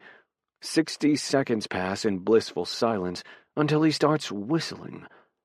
It sounds like the trill of songbirds, Bing Crosby and White Christmas, whatever shit is so perfect it's unnatural. In fact, it's lovely. At least it would be if my head didn't have a jackhammer rattling inside it. Bergman, I snap. He glances my way. Oh, I was whistling, wasn't I? Sorry about that. I glare at him. Pit stop time, he says brightly, making me wince. Jesus Christ. Nope, he says, turning into a coffee shop drive-thru. Just Oliver Bergman reporting for caffeinated beverage duty. God, strike me down. Good morning, Mrs. Bofna, he says cheerily to the woman at the drive-thru window. You look radiant today. Still getting good sleep? The woman beams at him, warm brown skin, wide smile, black hair threaded with silver spun into a bun on her head. Aren't you sweet, Oliver? I am. Ever since I tried that white noise machine you recommended, my wife's snores haven't bothered me a bit. I wish I could say that was the end of the torture, but it's not. Oliver places 17 highly specific beverage orders, then, as we wait, proceeds to make incessant small talk with the cashier, Ivan, with whom Oliver is, of course, on a first-name basis, not limited to their forthcoming vacation plans, how their dog's responding to antibiotics, and whether or not they've tried the new Chinese place down the road. I'm about to throw open my door and limp my way to work when Oliver finally rolls up the window and sets an elaborate, multi-tiered beverage carrier system in my lap. Whew, he says. Thank goodness you're here today. You should see me try to drive while keeping those puppies safe. I buckle them in, but let me tell you, the stops and starts of Los Angeles morning traffic are not conducive to spill-free passage. I glare at him as he finally pulls out. Remind me never to get in a car with you ever again. Aw, it isn't that bad, is it? Says the man steering a car rather than holding a beverage carrier containing 17 coffee drinks, the bottom tier containing a disturbing medley of both hot and cold liquids that I can assure you are not a pleasant experience for my groin. You love icy hot, though, Oliver says, throwing me a smile. Or no, it's that natural stuff. Tiger Balm, right? How very observant. I lift the carrier slightly to give my dick relief from the highly unpleasant sensation of being part frozen, part steamed. However, never in a million years would I put Tiger Balm or Icy Hot on my cock. Oliver turns bright red as the word rings in the car, his gaze resolutely trained on traffic. That's shut him up, and for some inexplicable reason my gaze remains fixed on him, watching with fascination as a blush creeps up his throat and stains his cheeks. He sinks his teeth into his bottom lip, and my dick twitches. Shit. I glance away out the window. Looking at him was a bad idea. Looking at him while he blushed and bit his lip was the height of self-sabotage. Because on the most ordinary of days, let alone when he's blushing and sinking his teeth into that bottom lip, Oliver's the kind of beautiful that's undeniable. A face for sculpture. High cheekbones, strong jaw, the smallest cleft in his chin, fair sun-kissed skin, hair the color of wheat at sunset, pale blue-gray eyes, cool and striking as moonlit ice. Fuck. I've got to stop reading poetry. Just listen to me. As traffic slows to a stop, Oliver glances my way, and for a moment something snags, like catching my toe on the curb, hitting a pothole while in the car. I glance away and rub my temples, which pound mercilessly. After a light throat clear, Oliver says, "Heads up, 7-Up." Before I can make a biting remark about juvenile phrases, his arm brushes my thigh as he reaches across my lap around the beverage carriers and opens the glove compartment. "Aspirin, naproxen, ibuprofen, acetaminophen," he says, pointing to a slim black pouch with a red cross symbol on it. "Help yourself." What? Traffic resumes. He pulls his arm back, once again brushing my thigh to navigate around the beverage carriers. "You said you've got a headache, and I'm assuming it's pretty bad since you're staring at the sun like it's the devil itself. Oh, and this one here," he says, eyes on the road, yet tapping a short cup in the top tray with GG written on the side. "Wash down your pain relief of choice with that. Aspirin and acetaminophen chased with caffeine will get that headache under control, lickety-split." I swallow, desperately trying to ignore the heat blazing up my thigh after such faint contact. Clearing my throat, I unearth the cup he pointed to. GG, I read. "What's that stand for? Ginger green tea? I hate that shit." "Nope," he says. "What is it then?" "A very fancy breve," he says after a beat, staring resolutely at the road. I blink at him. "How the hell do you know I prefer breves?" "Hayes, everyone on God's green earth knows you drink a breve. Anytime we're in public, you order one." "What's the GG stand for then?" I ask. Oliver flashes me one of those aggravating, dazzling smiles. "That's between God, me, and Bavna at Deja Brew." After holding 17 specialty coffee drinks reeking of a stomach-twisting medley of flavored syrups, including, but not limited to, hazelnut, strawberry, mint, and pumpkin, while Oliver hummed under his breath the rest of our drive, I'm on the verge of losing my ever-loving shit. "Buenos dias, Julio," Oliver belts like we're on fucking Broadway instead of in the lobby where we enter the sports complex. Julio, who's head of security, middle-aged, built like a house, smiles, a wide grin lighting up his face. "¿Qué tal, Oliver?"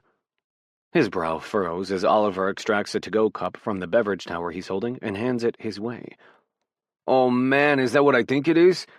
"Your mocha mexicana, and this time I triple-checked they didn't forget the cayenne," Oliver says, beaming as Julio pops off the lid and breathes in the aroma of his drink. "Gracias, Oliver. This is just what I needed." "De nada. I'm glad," Oliver says. "Have a great day, Julio. And you let me know how Paulina's surgery goes next week, all right? I'll be thinking about her." "Will do, man. Will do." Oliver turns back to me and hands me a beverage carrier, then another. "Be helpful if you're just going to stand there looking grumpy." "Hasta luego, Julio," Oliver calls. Grinding my teeth, I turn and give Julio a polite nod. Julio lifts his coffee in greeting and smiles faintly, nothing like the wide, warm grin he had for Oliver. "Have a nice day, Mr. Hayes." Gavin leaves me before I can stop it. What the hell's wrong with me?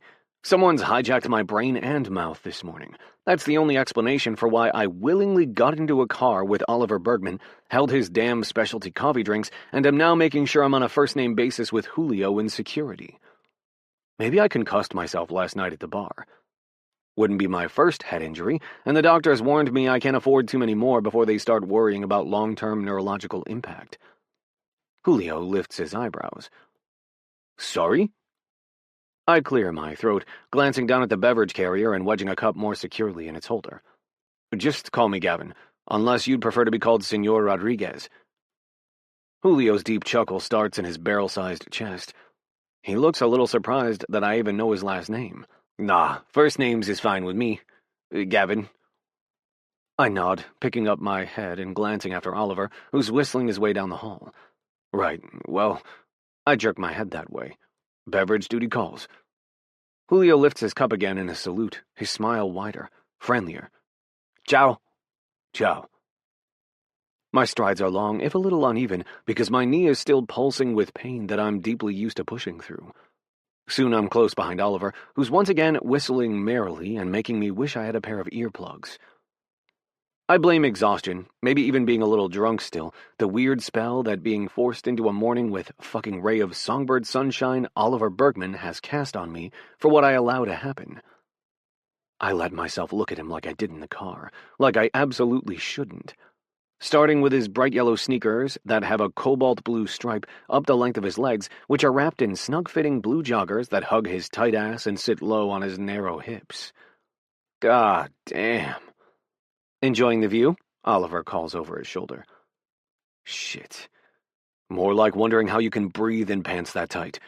Considering my respiratory system is located beneath my ribs and not in my lower extremities, quite easily, Mr. Hayes. Stop calling me that, I growl. Oliver comes to a halt so fast I nearly body-check him. Instinctively, I grab his waist to steady him as I rotate away so we won't fully collide. We knock shoulders, so close I'm inundated by his scent. Fresh laundry, line-dried by a sea breeze and sunshine, soft and warm and clean. I snatch my hand away because it's burning. Oliver stands with his back to me, head bent over the beverage carriers as he steadies the cups. Sorry about that, he says, much quieter than normal, before clearing his throat. Forgot my turn signal. I'm stunned, as if it's a hit from behind. Brutal, swift, blacking out the world around me. The feel of him, lean and hard beneath his clothes, the delectable scent of his body, my brain's flooded with an image I can't stop. Warm, sweaty, sun-gold skin, crisp white bedding, my hands pinning down those hips as my mouth teases him, as he fists the sheets, gasps, begs. Good morning, Maria. Morning, Dan, Oliver hollers as he enters the training room. I exhale roughly, willing the heat that's roared through my body to dissipate, begging my body to cool down. Fuck. Just fuck. Ignoring me, thank God, Oliver hands the next two beverages to our athletic trainers. Their conversation hovers outside my awareness. This cannot be happening. I won't let it. Without another word, I set the beverage carriers I was holding on the desk right inside the room, nodding politely to both our trainers while Oliver prattles on with his back to me. And then I leave, heading straight for the world's coldest pre-practice shower. Chapter 4. Oliver. Playlist. Cuando sueña la tambora. Fernando Villalona and Johnny Ventura. Butter-yellow sun pours down on us. A crisp January wind whips across the field, carrying Santi's beloved banda music, which blasts from the speakers as we scrimmage. I've got everyone in the habit of taking turns playing their favorite upbeat tunes to keep the mood light, and boy have we needed our mood lightened today. There's a lot of pressure when we first come back and try to get our legs under us. After a few months off, trades, and new contracts, we're a fresh group, rusty and a bit unused to each other. There's a hold-your-breath phase when we pick up preseason training, a sense of pivotal importance. If we can't get synced up and confident before the season starts, we're likely in for a string of draws and losses until we find our rhythm. Because soccer, more than any other game, is a collective effort, a truly collaborative game. The more attuned we are to each other, the more comfortable and connected, the better our play will be. We can field 11 elite athletes, but we'll get our butts handed to us by less skilled players if that team plays cohesively and we don't. Soccer is as much of a team sport as you can get, and its victories rely on unity. Which seems to be something Gavin's forgotten, because he's huffing and stomping like a raging bull right now, yelling at the guys for minor mistakes, playing way harder than necessary when we're just scrimmaging each other and getting back into the groove. I glance at Coach, who stands on the sidelines, her gaze critical, razor-focused. Rico and Jazz stand beside her in identical postures. Jazz's black hair is pulled back, revealing their shaved undercut, late afternoon sunlight bouncing off their polarized lenses and dark brown skin as they frown at the field. Rico frowns too, arms bearing golden skin and colorful tattoos folded across his chest. Coach, I mutter between gulps of water from the sidelines. She narrows her eyes on Ben, who sprawls after Santi fakes him out and cuts toward the goal. You, gonna tell Hayes to simmer down before he breaks something? Or someone, Rico mutters. Santi rips a shot low in the corner of the net, one that Amobi had no chance of saving, and dances in celebration across the field in rhythm to the music. Gavin glowers death at Ben. Jazz clears their throat, then says, I concur, Coach. Hayes is in the danger zone. I lift my water bottle to them and salute. Thank you. Bergman, Coach says. I glance her way. Yes, Coach. How about I coach and you play? Ouch. I exchange glances with Rico and Jazz, but they're unwaveringly faithful to her. They nod in agreement, trusting Coach to handle this however she's planning to. On a groan, I drop my water bottle and jog back out onto the field. Get your fucking ass up, Benjamin, Gavin yells at Ben, who's still sitting on the ground, head hung after Santi beat him. You forget which team you're on today? He barks. Ben sighs as he stands. I clap him encouragingly on the shoulder as I jog by. Shake it off, B. Next time you'll get it. Ali! Santi dances my way, smiling wide. Bailemos! I laugh and dance toward him, mirroring his movements until we high-five. Gavin's eyes narrow at me, his jaw tightening furiously. It's the first time he's acknowledged my existence since our hallway collision right before I delivered coffee to our trainers. He was MIA when I turned around after giving Maria and Dan their drinks, ready to head to my next stop. Which was probably for the best. Actually, definitely for the best, because on our little stroll down the hallway leading up to that delivery, I was a tad, well, very distracted. I couldn't shake the full-body flush of heat that hit me in the car when Gavin looked me dead in the eye and said the word cock. For the first time, I worried I'd given myself away. The fact is, while I think he has the personality of a rusty freezer, I can't deny that Gavin's hot as hell. Thankfully, I've found that his crappy attitude toward everything helps me suppress the crush I've harbored since my teen years, long before I knew him. Freya grew up lusting after David Beckham. I grew up lusting after Gavin Hayes. As a horny teen discovering his sexuality, I stroked off so many times to the mental image of what I'd seen on his televised games. Thick, chiseled thighs, the memory of his broad, bare chest after ripping off his shirt in victory, dusted with dark hair that swirls around his nipples, then slides down his stomach past his waistband, leading to a thick, heavy outline in his shorts. It's helped how much of a jerk he is. It's made it much easier to stick firmly to the promise I made myself years ago. Lust, sex, romance, none of that is going to infiltrate my professional life ever again. But in the car, that resolve simply melted away. It was just me and Gavin and his growly voice saying cock, and the sound of it waving through my bones like a low-level earthquake. And then I felt him looking at me as I strolled down the hallway. After 2 years of the evil glares he throws at me when he thinks I'm not looking, I've learned what it feels like to have Gavin's eyes on me. And they were right on my ass. Which, is understandable. I have a great butt. He's got eyes in his head, and they were naturally drawn to the pleasing view in front of him. But it felt like sunlight warming my skin on a cool day, like a hot trail of slow kisses down my spine, hands gripping my hips, tugging me back against... Yep, no, that's where I can't let my mind wander again, because that's how I got carried away with daydreaming and nearly walked right past the trainer's room. That's what made Gavin almost slam into me, both of us saved by his unnatural agility for such a large body. His shoulder brushed mine, his hand wrapped around my waist, and sweet Jesus, I breathed him in, which was not wise, but sadly unpreventable because he smelled so damn good, clean and spicy. A shiver runs down my spine as Coach blows the whistle for another kickoff. I have a breath, set my shoulders, rein in this nonsense. I can't do it, start thinking about Gavin in a way that once came so naturally, a way I swore to myself would never again have a place anywhere near my soccer career. I learned that the hard way in college, and I'm not making that mistake twice. I focus on my surroundings, my happy place, the field, the sun in the sky, the ball at my feet, a breeze kissing my skin. At least I try to, but it's hard when all I can think about is what's made Gavin Hayes nastier than he's ever been. Is he that mad about the co-captaining thing? Dropping the ball back to Carlo, I sprint up the field, getting into place at the top. I'm distracted as I watch Gavin bark orders from his command center in the midfield, the wind whipping his dark hair severely to one side, the sun casting the tips of his thick eyelashes bronze, catching the auburn in his beard. He glances my way and scowls at me just as the ball arrives at my feet, a snappy pass from Andre, who's running wide up to midfield. I turn with the ball, fake out Stefan, who's defending me, then cut toward Nick, our backup goalie. Ethan does just what he should and steps in to mark me after Stefan left me open. Stefan scrambles to cover Andre for him, so I can't do a give-and-go and send it back Andre's way for a shot on goal.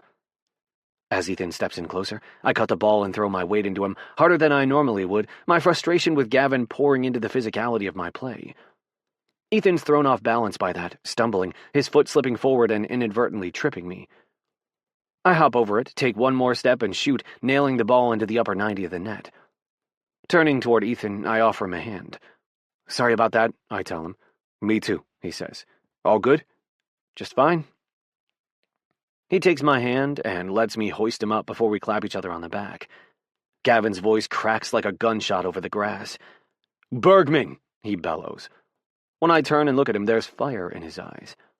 I clear my throat and force a friendly smile as Ethan wisely jogs away to take his place for kickoff. "Hayes?" He's stalking toward me, quickly closing the distance. "What the fuck was that?" he snaps. I lift my eyebrows. A goal? Did you miss it?" A chorus of chuckles that quickly turn to coughs dances across the field. Gavin ignores them, eyes glued on me. "You don't help up someone after they fucking tripped you." "It was incidental," I shrug. I shoved him first. Besides, he's my teammate. "Not right now, he's not. Right now, he's your opponent." "Hayes, it's just practice." "Exactly." Gavin steps closer until our chests almost touch, exploiting the full inch he has on me to glare down his nose. "And it's called practice for a reason. What you do now is what you do in the game, and you do not fucking help them up." My jaw clenches. Fire fills the pit of my stomach, burns up my throat. "Last time I checked, Hayes," I tell him, taking the final step, elongating my spine to erase the gap in our heights as I look him dead in the eye. "You aren't my coach. I will play to the level of sportsmanship that I value. I will help up whoever I damn well please." Silence rings around us. Everyone's watching, and I'm too fed up to do what I have for 2 years, make myself smile, brush it off, and move on. A vein pulses in Gavin's forehead. His eyes glitter dangerously, fiery amber in the sunlight. "Your sportsmanship," he says, low and menacing, "conveys a tolerance for being mowed down that makes all of us look like pushovers. I won't stand for that to be the example. They push us, we push back. They fall on their asses, we run by. This is a brutally competitive fucking game, not recreational lawn bowling." "Aw, thanks for the reminder, but I think I know what I'm doing." I lean in, my voice nearly as low and just as even. I'm so far past the point of no return, I couldn't shut my mouth if I tried. "Or have you forgotten who had the most goals last season?" His eyes widen, his nostrils flare. I know it's a sore point for him. He has an incredible record with every club he's ever played for, leading scorer year after year. Truly a feat for a central midfielder whose goals come from far out on the pitch. Those Hail Mary shots in the dwindling minutes to tie up the game during high-pressure set pieces. The moments that make or break a player are the ones Gavin has broken under his will time and again. Until last season, when I outscored him by 9 goals. "You think that's everything there is to it, hmm?" He sneers, his chest nudging mine. I can feel the barely contained rage thrumming inside him. "Finishing open net goals? Looking good and flashing that toothpaste commercial smile of yours when you score? Simply enjoying what the fruits of good genetics and youth have to offer you?" His lip curls. "You're their fucking captain now, not their friend. They need a leader, someone who's hungry for better, demands more, not someone who's late to practice because he's kissing ass with his staff, who tolerates sloppy shots and shit defending and half-assed breakaways. But you're too obsessed with pleasing every fucking person in this place." Every word is a blow to the chest, knocking the wind out of me. Rage boils through my system as I set my hands on his chest and shove him violently away. Gavin's eyes widen with surprise, then narrow, fury burning in their depths as he takes an involuntary step back to steady himself. But then he steps forward and shoves me harder. I shove back, harder yet. "Hey!" Coach blows her whistle. I glance over at her, breathing like the raging bull I accused Gavin of being not 5 minutes ago. "Both of you get off the field and cool down." Seething, I jog off the pitch, through the tunnel and into the locker room, ripping off my jersey over my head and throwing it into my locker. It's suffocating me. Or maybe that's the pressure of my anger, the weight of everything I've set on my shoulders, everything I've bottled up inside for too long. I hear Gavin's cleats on the concrete, infuriatingly calm, his gait slightly uneven. He's in no rush. He won. He got under my skin, got me to fly off the handle and lose my cool in front of the team. "Is that so bad?" a voice inside me whispers. "For them to see you as a flesh-and-blood human being, someone who has limits and struggles and bad days?" The thought of that exposure, that vulnerability, it makes me shudder. That's not who I am here. I'm the reliable one, the always okay one, the unstoppable optimist who takes his problems home and drowns them in $27 a pound French cheese. Gavin strolls in, ignoring me, heading for the toilets. He goes into a stall, pisses, then comes out. I watch his reflection in the mirror as he methodically washes his hands, eyes on his task, his expression smooth and detached. I want to scream. I want to grab him by the shirt and shake him until I have a hold on him like he does on me. A fist around his guts like he has around mine. The need to earn his approval, his professional respect, his decency on and off the field. Why won't he give it to me? Why has he never given it to me? That old, wounded fear curls its way through my thoughts and whispers, why am I not enough? What did I ever do to you to make you hate me like this? I spit out the words, air sawing from my lungs. Slowly, Gavin glances up until our eyes meet in the mirror. His gaze rakes down my bare chest, then drifts back up to my face. His expression is flat, unreadable. Who says I hate you? An empty laugh jumps out of me. How you've acted for the past 2 years says plenty. Calmly, he dries his hands, then strolls toward his cubby. Disagreeing with your choices in leadership is not hating you. Expecting more of you on the pitch is not hating you. That's not what I'm talking about, and you know it. I rake both hands through my hair. It's every glare and disapproving look. It's your inability to offer me a polite greeting or engage in civil conversation in all the hundreds of hours, thousands, he mutters. Thousands of hours we've spent on the same team, in the same locker room, in the same— Enough, he snaps, air heaving out of his chest. He turns toward his bag, roughly searching it, then pulling out a prescription bottle that I can see from here is a high-dose NSAID. He pops open the bottle, throws back a pill, and swallows it dry. Go back out there, he says. We're done talking. No, we're not.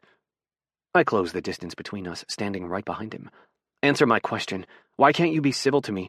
How the hell are we supposed to be co-captains when you can't even treat me decently? He's silent, that vein pulsing in his temple as he rips open a tug of tiger balm from his bag and rubs it on his knee, then his neck, then his temples. He won't look at me. Like a beam of light slipping beneath a closed door, the words leave me, quiet, unstoppable. Why can't we be friends? I wish I could rewind time. Take back those words I've thought so many times and refused to humiliate myself by saying. But it's too late. The tiger balm drops. Gavin turns and faces me, setting us toe-to-toe, face-to-face. Our eyes lock. Suddenly, I'm keenly aware of the brush of his hard body against mine, the fabric of his jersey scraping my bare chest, making goosebumps bloom across my skin, the spicy scent of what he's rubbed into his skin wrapped around us like a spell. We're so close. I breathe him in, feel his body, warm and hard, and just barely touching mine. Our chests, our hips, our thighs. Gavin swallows, his breaths fast and unsteady as he stares down at me, as his gaze lowers to my mouth. I lean in, the faintest sway of my body toward his.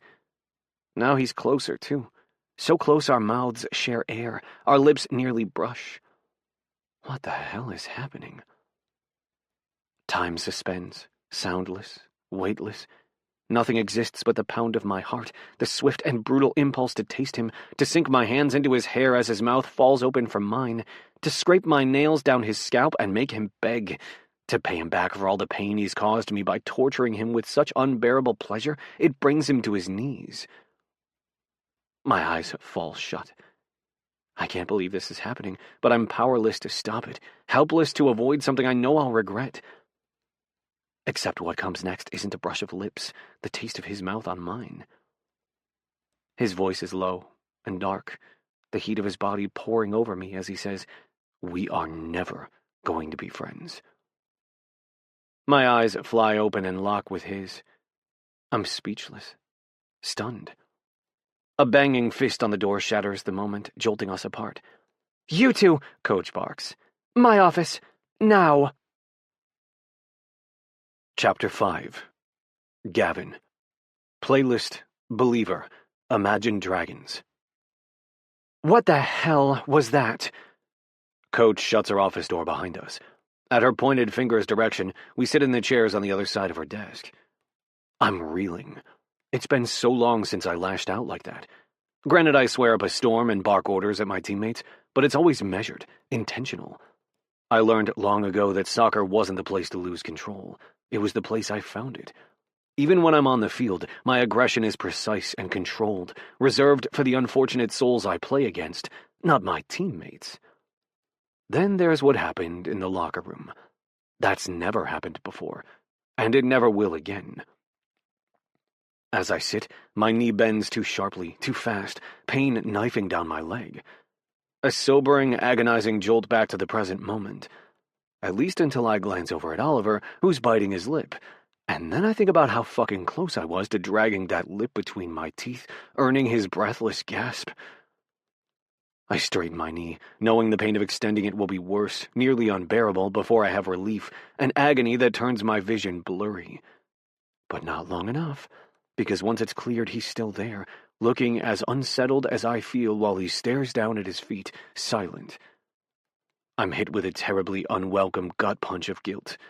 I see it all over again, the pale blue flame flicker in his eyes dimming as I told him the truth. We are never going to be friends.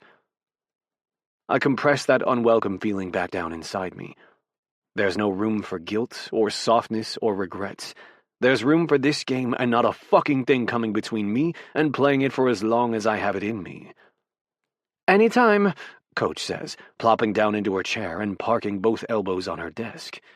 Anytime you want to explain why, one day into being named co-captains, you're acting like children on the field. What kind of message are you sending the team? What if there'd been press covering practice? Oliver's head snaps up. Was there? Coach arches an eyebrow, tipping her head. Could have been, for all you knew. You two weren't thinking about the press or the team or the shitty publicity that would come out of brawling.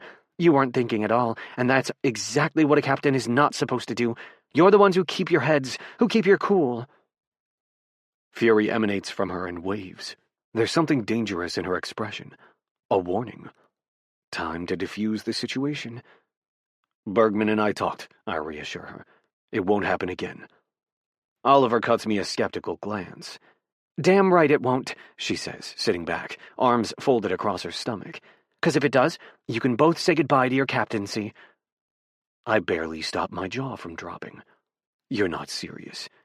Dead serious. Lexi, Coach, she reminds me. December to January you get to call me Lexi because I'm not bossing you around a field, and because what we went through when celebrating the 2012 Olympic gold went south, and however the hell you got us out of that scrape secured you lifelong first-name status privileges. But then, and only then. But the U.S. men's team didn't even qualify for the Olympics in 2012, Oliver says, blinking innocently my way. I cut him a scathing glare. And you were doing what in 2012, Bergman? Still getting your ass wiped?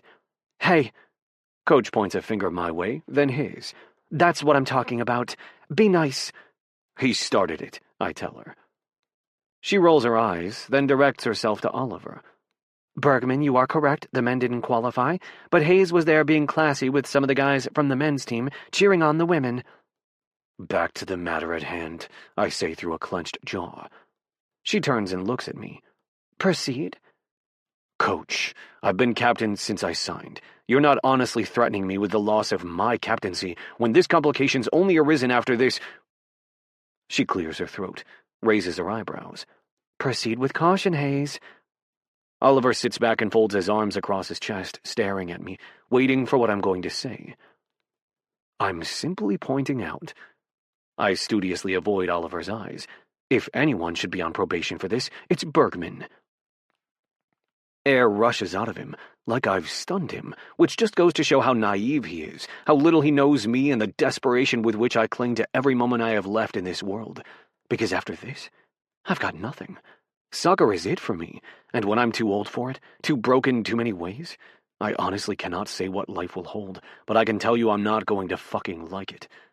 Oliver Bergman sure as shit isn't coming between me and every remaining moment I get leading a team, starting each game, playing every fucking minute. Coach stands, palms on her desk as she leans in. Your captaincy is just as on the line as his, Hayes. It's earned on an ongoing basis, because being a captain is more than being an incredible player, or charismatic, or Typically, at least, in control. Her gaze dances between us.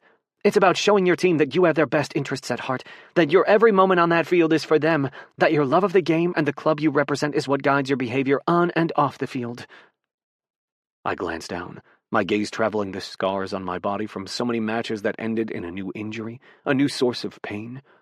This game is everything to me. I've literally broken my body for it. It's my life. Being lectured on this is acid poured in a gaping wound. It stings like hell. You two, she says quietly, making me glance up. You make better partners than you think, or you would if you gave each other a chance. But you've got chips on your shoulders, both of you, and they've got to go. If they don't, I don't want to replace you, but I will. Oliver nods. Understood, Coach. I don't say a word, but I nod tightly. Excellent. She straightens slowly, rubbing her lower back. Well, at least you waited until we were winding down practice for this nonsense. Now go home, get some rest, and when you come back tomorrow, I expect to see nothing but complete professionalism. After throwing her bag on her shoulder, she opens the door and points toward the hallway. Go. Shoo, I'm hangry, and you're pissing me off. Oliver holds the door, gesturing for her to go first.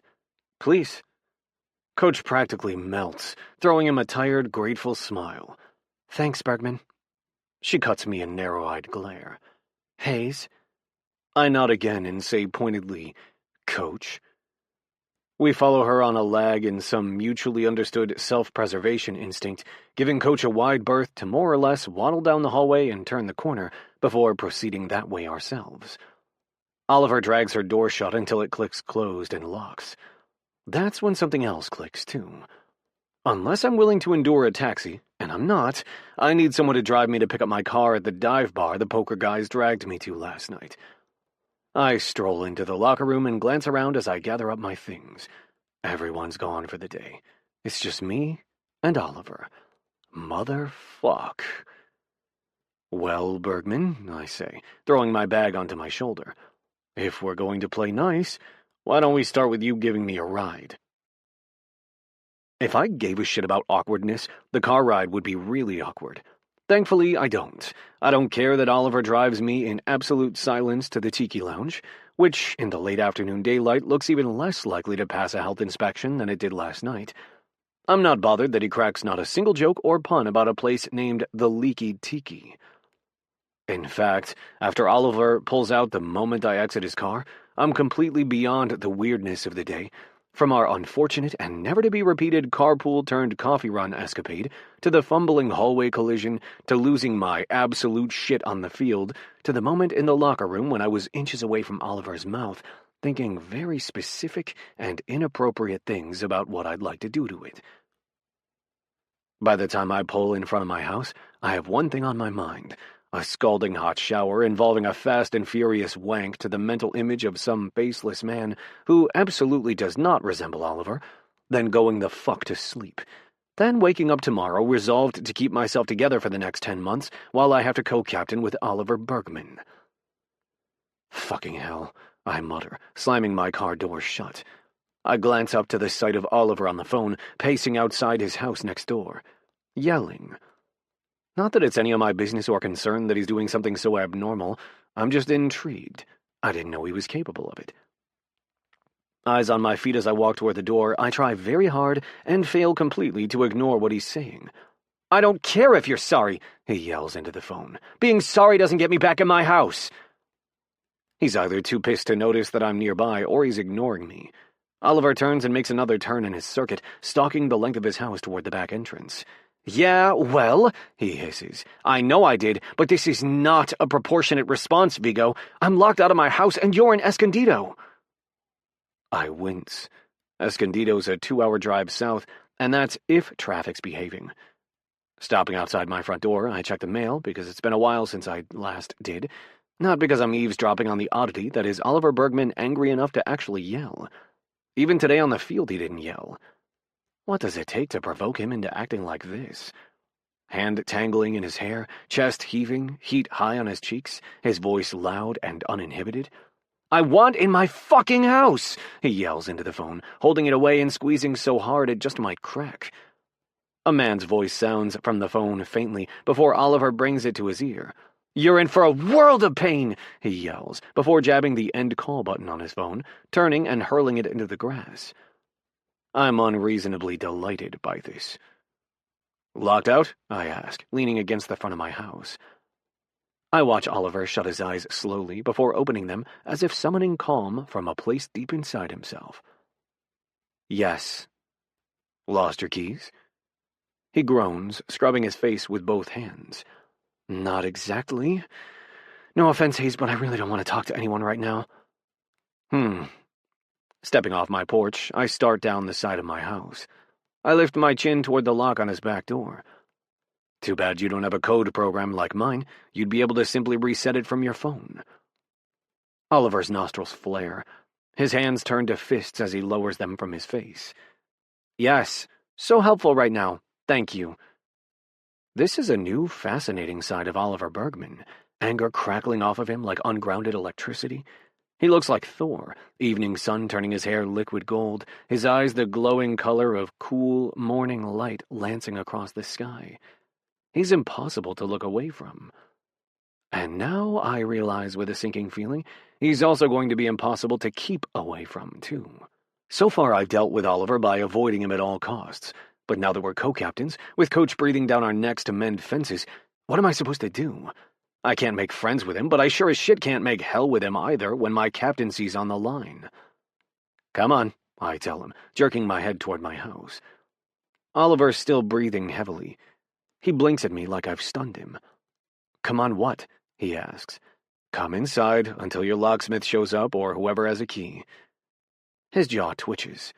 Turning, he searches the grass for his phone, scoops it up and brushes it off. I'll just go wait at my brother's place. He's close. I shrug, ignoring the odd sting that throbs through me in the wake of his brush-off. Suit yourself. Opening my back door, I'm about to walk in when he says, Wait! Can you be both relieved and filled with dread? I am. I turn back, holding open the door as Oliver sweeps up his bag and bounds across the yard up to my porch. Stopping right at the threshold, he hikes the bag higher on his shoulder. Like me, he's still in practice gear, sweaty, his hair mussed, sunlight sparkling on the scruff of his beard. Thanks, he says tightly before stepping inside. I stare up at the sky, knowing I'm tempting fate, that more than one threshold is being crossed and none of them are wise. Oliver walks carefully into my house as I shut the door behind me. I drop my bag and kick off my shoes, watching him take in the place. So, he glances around, toeing off his shoes. Apparently you've got a thing for grayscale. I glance around my house, seeing it from his perspective. Dark wood floors, white walls, cool metallic finishes on the white kitchen cabinetry and modern light fixtures, black and white photographs, charcoal sofa, heather gray club chairs, a silvery area rug. I shrug. It's calming. He points to Wild, my black and white cat, who jumps off the couch and, like a traitor, slinks across the room, curling around Oliver's legs. You even got a cat that matches. Would a little color hurt you? Maybe just a splash of green to match... He nods toward the cat. I swallow, watching him crouch and scratch my cat's chin. Wild, I tell him reluctantly. He smiles as the cat purrs. Wild, how about a little mint green to match Wild's eyes? Some rose pink like his nose? What do you think? He asks Wild as the cat presses up on his knee and meows as he reaches for a harder scratch of his head. I don't know what the color wheel ever did to piss him off either, but clearly he has not gotten over it. Wild purrs louder. Traitorous bastards, cats. Not all of us want our homes to look like the inside of a Fruit Loops cereal box. Oliver shakes his head and sighs like I'm hopeless. If it weren't for his phone, which has started buzzing, he'd probably pet Wild and flat-out ignore me until his locksmith came. Standing reluctantly, he unearths his phone and mutters something under his breath that sounds distinctly not English. As I watch him, something awful snags inside my chest. Cheeks flushed, jaw tight, thumbs dancing across his phone screen, he stands framed in the archway, his bright yellow practice jersey and gold hair lighting up the space like spilled sunshine. I stare at him, panicking as everything turns kaleidoscopic. Colorful, off-kilter, dizzyingly bright, and I have the frantic urge to throw open my door, then shove him out until my world is once again small and monochromatic and manageable. He catches me staring. I look away, turning toward my cabinets and banging one open like a scrambled fool. I'll be able to get back into my house in about 2 hours, he says, but I really can go let myself in at my brother's place. I don't want to impose. You're not. I find a glass, smack on the water to fill it. You, want a shower, I imagine. We left before we showered. You showered, that is. Fuck me. I drag in a breath. I cannot look at him. Oliver clears his throat. I mean, yeah, I wouldn't mind a shower. Help yourself. My voice is gravel. My blood is on fire. My traitorous imagination can't stop picturing him stepping under the water, rivulets slipping down his lean, sun-tanned body. The ridges of his stomach, that tight angular V at his hips, his long legs with their fine golden hairs. Sorry, he says. I said help yourself to a shower. Go on. After a thick beat of silence, he says, okay. When the water turns on, I slump forward and bang my forehead into the cabinet. I need to get laid. My lust-soaked body is in no better shape when Oliver emerges, clean, wet hair slicked back into one of those tiny little ponytails, wearing a white t-shirt and bright red joggers that are snug on his long legs. Heat rushes through me. This is what I get for being abstinent since I moved here, for not taking advantage of the ample interest that's a given when you're a decent-looking celebrity athlete. I'm a miserable beast when I'm sexually frustrated, but I couldn't stand the thought of being wanted for what I felt slipping through my fingers every time I walk onto the pitch, any more than I could stand the vulnerability of trying to find someone who'd want me for who I am otherwise, given I don't even know what the fuck that is. I stare resolutely at my phone, which has 0 messages from anyone except my PA, Angela, badgering me per usual to actually show my face at the nonprofit I founded, publicly share relationship to the nonprofit, and consider whether I'd like to take a more hands-on approach should the event, which we do not name, involving a jersey being hung up for good happen to occur. To which I reply, no, no, and fuck no. Your water pressure is better than mine, he says. The things money can buy. He steps closer into my field of vision. Listen, about what happened, I'm answering an email. A pause. And here I thought you were just trying not to acknowledge my existence. Pretty hard to do that when you're standing in my kitchen, looking like a human ketchup bottle. He rolls his eyes. You wouldn't know a ketchup bottle if it slapped you in the face. You probably put salt and pepper on your fries and call it a day because God forbid you enjoy something bright and delicious like the wondrous culinary mystery that is ketchup. Fuck, he's aggravatingly funny sometimes. I don't give him the satisfaction of seeing my annoyed amusement, though. I stare at my phone, refusing to look up. I will not do this. Lust after someone whose capacity to piss me off is unparalleled, whose very existence grates and rankles and reminds me that the best part of my life, the part that awaits him, is almost gone for me.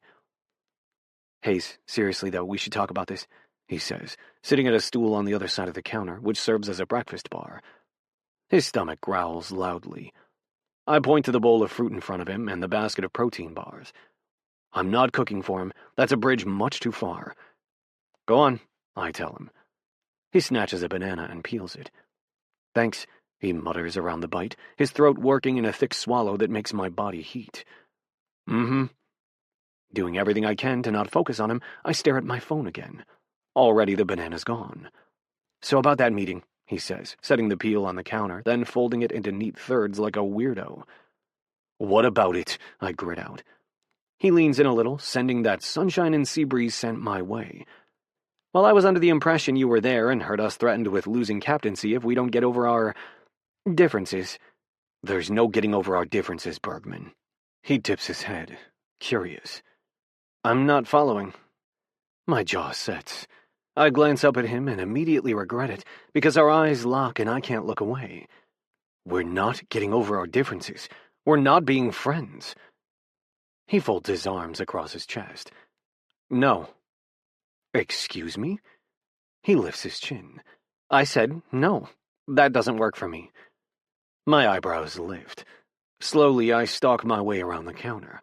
Oliver pivots in his seat so he's facing me as I close the distance between us.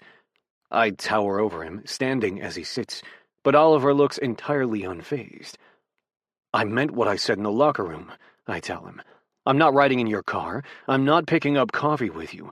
I'm not even going to acknowledge you beyond as a teammate on the field that I send a ball to if you get your ass where it's supposed to be and earn it. You will smile your flashy smile and make sure Coach knows everything's fine, and I will tolerate sharing that armband with you. That's how this is going to go." Oliver's pale eyes flash and darken to blue flames. He stands, placing our bodies once again nearly flush, our faces millimeters apart. "You seem to be forgetting one small thing, Hayes." "And what is that?" I growl between clenched teeth. He smiles, but it's different, new. In fact, it might just even be sinister. He leans so close our mouths almost brush before he pulls back, his eyes meeting mine. "You're not the only one calling the shots anymore."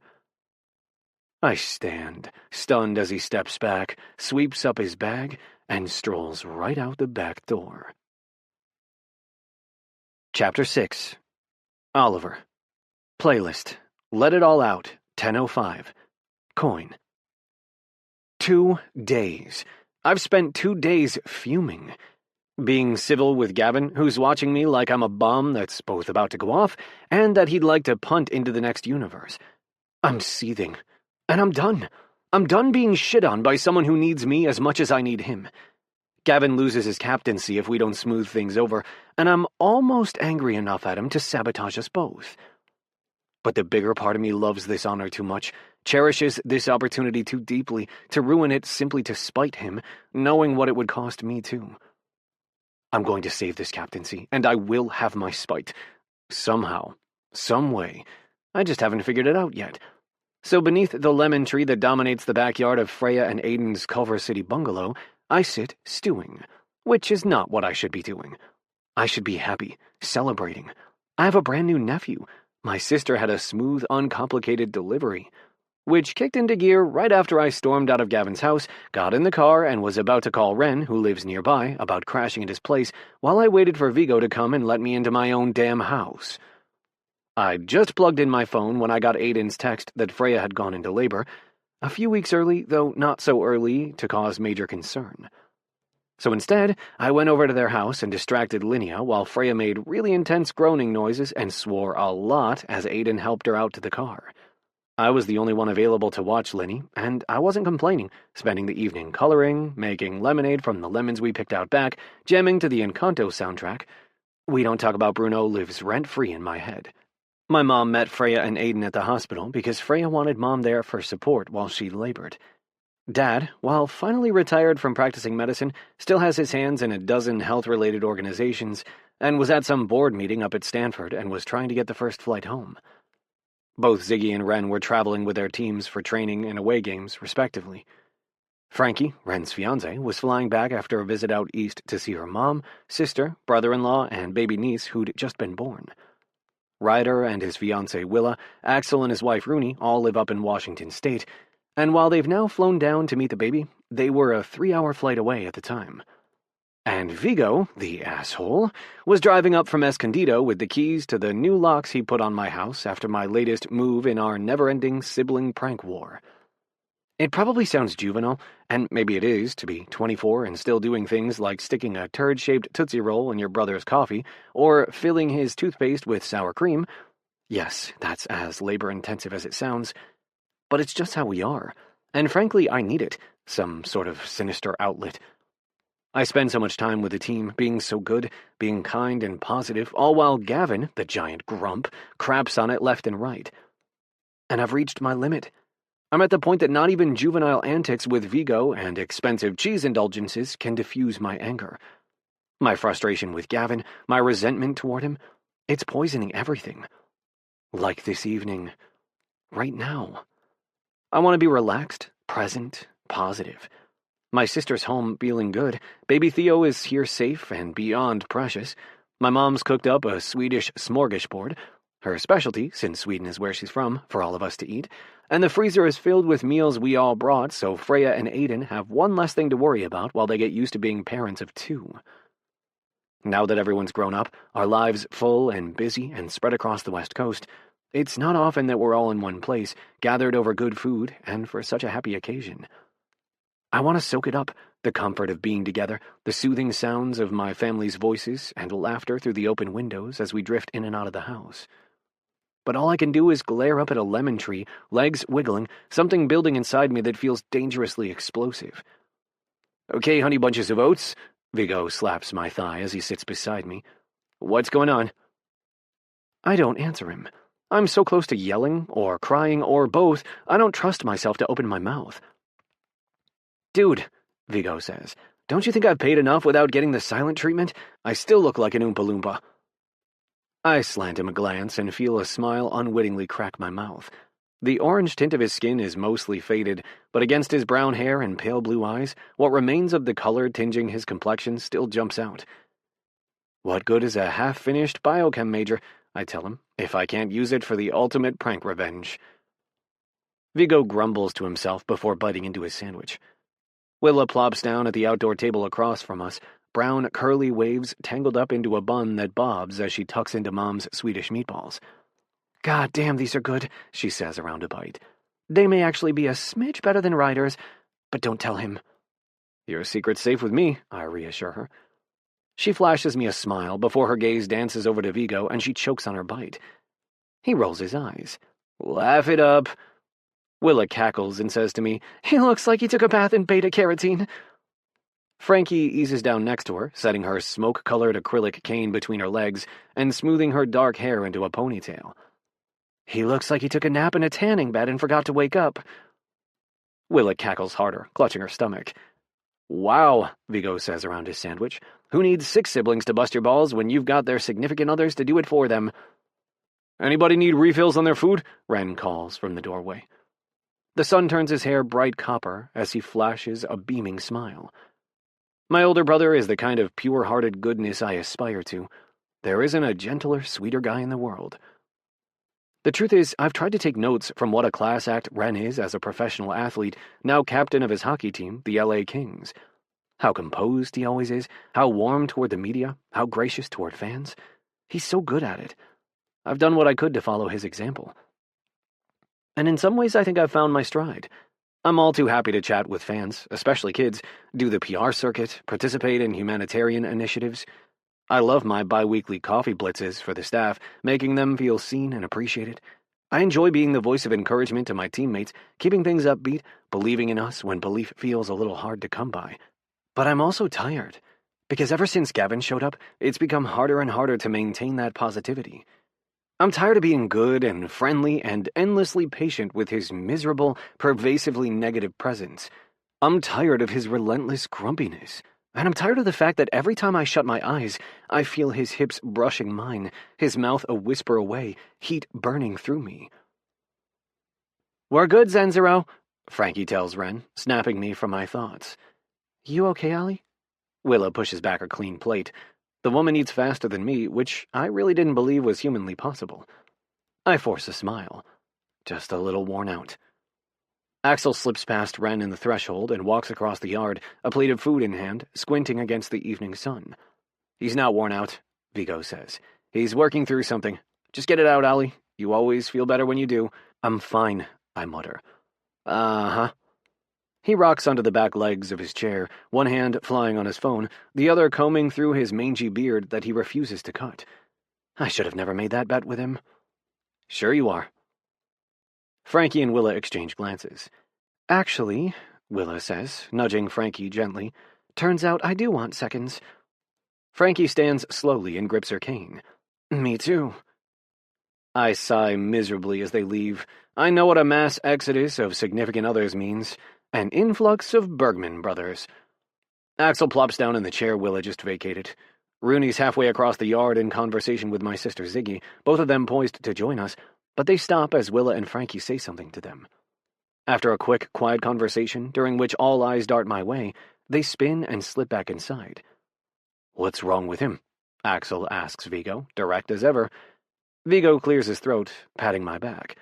"Oh, he's got some feelings to get out, and he's being stubborn about sharing with the class." "Please drop it," I say between clenched teeth. Vigo makes an exasperated noise in the back of his throat as he removes his hand, then focuses his attention on Axel, who's best to catch up with when the group dynamic is small and you can chat with him one-on-one. hoping that maybe I've avoided a full-on brotherly intervention, that the ladies making exit was just to give me some space. I zone out, leaning back in my chair, staring up at the lemon tree until a shadow is cast over me. Aiden. I drop back to earth in my chair. My brother-in-law stands with his back to the low, glowing sun, shielding baby Theo from its light. He looks wiped and also dreamily happy.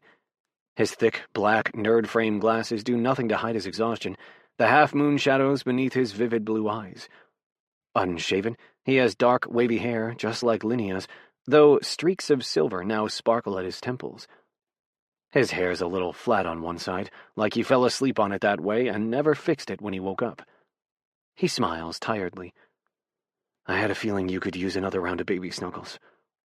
I smile back, opening my arms and accepting Theo, who's swaddled tight in a soft, cream-colored blanket, a matching cap snug over his fuzzy, white-blonde hair. He fusses for a moment, then settles as I tuck him inside the crook of my arm and sway him with a steady rhythm.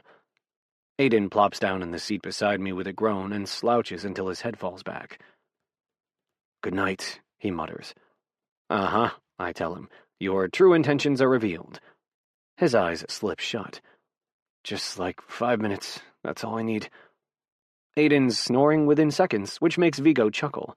He stands, grabs a piece of lettuce from Axel's plate, and is about to tickle Aiden's nose with it, but Axel slaps the lettuce out of his hand. "Sit your ass down, Carrot Man," Axel tells him. "Leave him alone. He's exhausted." Vigo pouts. "But it would be so good, Vigo." Axel arches an eyebrow. "Sleep-deprived parents of newborns are off limits." "You joining the ranks?" I ask, half teasing, half curious. Axel throws me a sharp glance.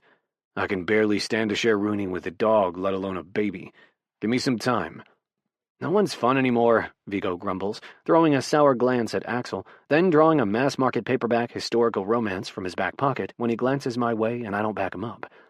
I'm too busy staring down at Theo, his perfect, tiny face scrunched in a thoughtful frown. Or maybe he's about to unload in his diaper. Either way, he looks adorably grumpy, which reminds me of another grump, though one who is far less adorable. More like aggravating. And there goes my mood in a nosedive. "Stop scowling at the baby," Ren says around a bite of roll as he joins the table. After dusting crumbs off his hands, he reaches toward me. "Come on, I want a turn." "Fine," I sigh, letting him take Theo. Vigo drops his book long enough to glance over at Ren, who's the biggest baby lover ever. Ren strokes a finger along Theo's cheek and sighs wistfully. "He's so tiny." "Something I think Freya is very grateful for," Vigo quips, eyes back on his book. Ryder shows up next, carrying his stainless steel water canteen and a plate piled high with food. He plops next to Ren and peers down at Theo, smiling. I glance around and realize my fears have been confirmed. "Vigo Frederick Bergman." Vigo doesn't look up from his book. "Present and accounted for." "You sent the bat signal, you asshole." Ren gasps and cups a hand around Theo's ear. "A child is present. Watch your language." I glower at Vigo. "I told you I didn't want to talk about it." "Huh?" Ryder says, pointing to his ear. Since his freshman year of college, when he came down with bacterial meningitis, he's had severe and moderate hearing loss in his left and right ears, respectively. While his hearing aids allow him to hear much more, and we've learned as a family how to communicate considerately and effectively with him, it's still not uncommon for Ryder to ask us to repeat ourselves. I tell him, I told Vigo I don't want to talk about it. Ryder leans in, looking confused. "Talk about what?" "About my pain-in-the-ass teammate and neighbor Gavin." "Oh, shit!" God, I'm so gullible. Groaning, I slump down in my seat and scrub my face. "Ollie," Ryder clucks his tongue. "Sorry, my brother, you walked right into that." Vigo beams at him. "I bow down to your greatness." "You're such dicks," I mutter inside my hands. "Actually," Ren says diplomatically, "they're just being resourceful. We don't have much time before we all go our separate ways, and you're clearly in need of," I groan as they say in unison, "a Bergman Brothers summit." The backyard is silent but for a few birds chirping up in the lemon tree and Aiden's rhythmic snores. I just told them what happened on the field with Gavin, the gist of our confrontation in the locker room, and the details of what Coach said in her office. I left out the part where our mouths were millimeters away in the locker room and later on in his kitchen when things went from bad to worse on that front. I simply cannot stand to admit that I almost kissed someone who's been such an ass to me. Ren paces the yard, bouncing Theo because he started fussing, and the movement keeps him asleep. That son of a... He stops himself as he peers down at the baby, then pivots to his usual swearing alternative, Shakespearean oaths. Pigeon-livered canker blossom. Ryder folds his arms across his chest. He sounds like a jerk. Agreed, Axel mutters. The damage I could do. Vigo glares into the middle distance, wearing the familiar expression of a man plotting deep, terrible mischief. I smile faintly, buoyed by their heartfelt defense of me. He's not the easiest person to play with, or co-captain with, but I'll figure out how to handle it. How? Ryder asks honestly. He sounds impossible. Your coach shouldn't have roped you into that ultimatum, Ren says, keeping his voice quiet so as not to wake Theo. Gavin's the one who was out of line. I mean, I did shove him first. After he's been awful to you for 2 years, Ryder points out. Ren nods in agreement, a rare flash of anger in his eyes. Coach shouldn't tolerate that kind of behavior. That was the first time he's ever gone off on me like that, though. Generally what she sees is my kill-him-with-kindness routine and his grumpy gruffing. In her eyes, our antagonism has been mutual rather than his responsibility, which, I sigh, is sort of fair. He definitely started it, but I've done my best to make him just as miserable when I realized he didn't like me. He's never humiliated me in front of the team. Usually he plays fair, leaves me alone, basically ignores me. But it's just that when we do interact one-on-one, he's so cold, Vigo says, thoughtfully. Yeah. Ollie. He turns toward me. Obviously, much as we'd like to, none of us can afford the legal fees for beating up this guy who's treated you like crap. Though it's awfully tempting, Ryder grumbles. Axel nods. Aiden snores loudly. Ren lifts Theo's little fist, which has worked out of his swaddle, and mimes a right hook. I know that, I tell them all. I appreciate the sentiment. But, Vigo says, eyes lighting up as he sets his hand on my neck and squeezes gently. But what? You want the dynamic to change, he says. Right? I glance between my brothers, no idea where this is going. Yes, I say slowly. And being nice hasn't changed anything, has it? Your kill-him-with-kindness method, it's almost like it's backfired. Ryder's eyes widen. Oh, shit. Hey. Ren covers Theo's ear again. Language, but also yes, Vigo, you are absolutely right. Right? What? I blink at them, confused. What are you talking about? Vigo's logic, Axel says, is that if being kind hasn't changed how he treats you, perhaps being unkind will. Vigo beams at our oldest brother. You read that enemies to lovers that I sent, didn't you? Axel sniffs, fiddling with a loose button on his plaid flannel shirt. I might have. What are you talking about? I half yell. Shh, they chide me, gesturing toward Theo, who squawks at my noise, then settles back in Ren's arms. You refuse to read romance novels anymore, Vigo says, so you wouldn't understand. Well, then that's supremely helpful. Vigo shrugs. I don't know what to tell you. Everyone else here has seen the light and followed in my path of romance-reading brilliance. Axel rolls his eyes. Brilliance is a bit of a stretch. I'm sorry, is or is not your life undoubtedly richer because of the books I gave you to read? Axel grumbles under his breath and bites into a roll. No offense, I tell them, staring down at my hands. Romance novels just aren't for me. I'm happy they make you happy, but... Vigo leans in, elbows on his knees. But what? They're too painful, I almost tell him. They hit too close to home, to what I've always wanted. They make me feel and hope for things that are too scary, too risky to try to share with someone again, only to have them ripped away, only for them to be used against me, to make me feel the worst things I feel about myself. They're not a good fit for me, I tell him. I've tried. I'll watch a rom-com on TV till the cows come home, but romance novels just aren't my vibe. Explain this to me, Vigo says. Clearly you're not averse to the idea of romance. Why the movies but not the books? Staring down at my hands, I sigh. You know how bad Bryce messed me up. My brothers are quiet, patient. I just haven't figured out how I can try to have a relationship differently, how to be more careful, more guarded. Those novels, Vigo, they're so intense. It's like I'm there, like it's in my heart, and it's just Kinda hard to not have it and not know if I'm ready to have it. Vigo nods, gently pats my thigh, and for once he stays quiet too. Movies, I tell them, gaining momentum, like a dam inside me has burst. They're so obviously not real, you know? It's just feel-good entertainment, actors playing parts. It indulges the romantic in me, but lets me keep my eyes wide open, reminds me this is all pretend. But your romance novels, they always felt so real. I don't know if it's because I picture them. Their voices are clear in my head. They feel like part of me. And before I got my heart broken, I used to love them for that. But since then, I don't know, man. It hurts to read it. To feel people love each other the way I've always wanted to be loved, only to get to the end and realize it's over. That my life looks nothing like that, and I'm honestly not sure if I want it to, because shit is it scary to fall in love. That makes a lot of sense, Vigo says. And you take as long as you need to sort out what you want, what you're ready for. No one's rushing you here. We just want to understand where you're coming from. Thanks for telling us. I nod, taking a deep, steadying breath. So what does my lack of romance reading have to do with my problems with Gavin? My brothers frown, exchanging inscrutable looks. What? I ask. Vigo glances up to the sky as dusk rolls in and paints the world moody mauve, tinged with tangerine.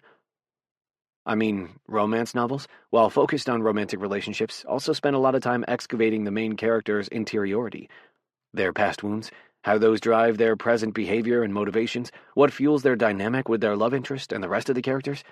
I was simply going to use a certain trope to illustrate my point, but speaking plainly will do. I know when you signed with the Galaxy you saw it as turning over a new leaf, a fresh start, take two. Yeah, I tell him. And? Axel clears his throat. And sometimes we worry about you. He glances toward Ren. You've changed, Ollie, Ren says, quiet for Theo's sake. Some of that is good, of course, growing up, maturing, but you've gone so far, Ryder adds. We worry you've buried a fundamental part of yourself. What part? I ask warily. The wild child, Vigo tells me. The mischief-loving man-cub. The kid who plays ruthless, brilliant pranks, Aiden says, startling the hell out of us. Jesus, Vigo hisses, hand slapped over his heart. When did you wake up? Aiden eases upright, scrubbing his face. When my kid squawked, I'm hardwired to hear him no matter how tired I am. Gently, he takes Theo from Ren and holds him like a football in his arms. I'm gonna go give this guy a fresh diaper and let Freya nurse him. But first he stops, gently ruffling my hair. Ollie, no matter what, just like you told me years ago, you always have us. We love you, okay? I swallow, unexpected emotion knotting my throat. Okay. What we're trying to get at, Ren says, joining us again at the table as Aiden slips inside the house with Theo, is that maybe this frustration you're experiencing with Gavin is just as much about you as it is about him. Exactly, Vigo nods. Not only is he getting under your skin, but you're also taking it lying down in a way the Ollie we know never would. That's bound to wear on you. So what am I supposed to do? I told you if Coach sees us fighting or in any way at odds, she'll fire us both as captains. Ollie, Vigo shakes his head. Listen to yourself. Of course she can't see you fighting, and she won't. She also won't see you getting even with him. Ryder leans in, elbows on the table. But that doesn't mean you won't get even with him. Do it Bergman style, Axel says. Stealthy as hell. You're sneakier than all of us. If anyone can get revenge on a guy and put him in his place while looking like an angel, it's you. I shake my head. I can't. You can, Ryder says. Let off some steam. You aren't someone made to take bullshit with a smile, Oliver. Give it back to him. Set him straight. God, I'd love to, but I can't. Can I? I look to Ren. You understand? It's different. The stakes are higher when you're in front of all those people. When you know anything you do could end up in some tabloid. I do know, he says. So be your sweet, charming self to him when you're in front of Coach, the fans, the team. But he's your neighbor. I mean, it's like God's handed him to you on a silver platter to do with what you will. Oh, when it's the two of you, stop trying to mend fences with someone who doesn't want to. I've had to deal with teammates like that before. And trust me, I kept my cool, but I had to find ways to vent so I could handle it. You did? Ren laughs. Heck yes, I'm no saint, Ollie. Sure, I carry myself a certain way publicly, and you'll keep doing that too, but privately, I'm a loudmouthed goofball with you guys. You know that. I beat the life out of a punching bag pretty much daily. I nerd out, act like a weirdo with my Shakespeare club, throw back more than a few beers on the porch with Frankie some nights until we're giggling like fools. You have to blow off steam sometimes. You have to let yourself be a little bad when you spend so much time being so good. No one expects you to be perfect. Except you, Ryder says gently. Those words, they're like a lock that clicks open something inside me, something that's been held back for years. My throat feels thick. My vision blurs with tears that threaten to spill over. Ollie, Vigo sets a hand on my back. You can't do this to yourself, and that's why you've got to start doing things differently. Hell, this Gavin guy might be exactly what you've needed. I laugh emptily, staring down at my hands, which are knotted so hard my knuckles are white. For what? To drive me off the deep end? Nah, he leans in, wearing a familiar conspiratorial smile that I know all too well, to remind you of exactly who you are. What does that mean? Vigo throws a sly glance toward our brothers, then back at me. It means you, my dear Oliver, are long overdue for some mischief-making. Chapter 7. Gavin. Playlist, Personal Jesus, Johnny Cash. Anytime you want to tell me why I'm really over here, I'm all ears, Mitch says, staring up at the stars from my back porch. I'm not getting any younger sitting around waiting. I sigh before taking a sip of seltzer. Can't a man take pity on his neighbor who won't nourish himself properly and feed him a home-cooked meal? Mitch throws me a withering glare. I'm 78. Whatever damage I did living a good life, drinking, smoking, eating delicious high-cholesterol foods is done. Let me eat my lean cuisines in peace. They're pure sodium. They're a heart attack wrapped in plastic. You're worse than my wife was, he says, crossing himself, then blowing a kiss up at the stars. Miss you, baby. You're here because you couldn't say no to my chicken piccata. Mitch scoffs. Sure, okay. My chest tightens. It's worse today, the crushing weight bearing down on me, expanding inside me to the point that I feel like I can barely breathe. I'm fucking losing it, I blurt out. Mitch glances my way, one silver-white eyebrow arched. He shifts his chair until it faces me directly. I decide to inspect the inside of my seltzer glass. Go on, he says. Clearing my throat, I give the stars an inspection next, just as I left them last time. The other night, the guy I was frustrated I had to team up with. Mitch is quiet, waiting for me. Coach made us co-captains, and she said we have to get along. And, he says after a beat. I can't, I mutter. I can't be friends with him. Why not? Because one moment, that disturbingly honest voice inside me says, of letting down my guard, and I nearly crashed my mouth to his, to shut him up, to wipe the wounded, stricken look off his face and replace it with pleasure. Because he's intolerable. Mitch rolls his eyes. Let me guess, he's happy and good-looking and kind. I glare at him.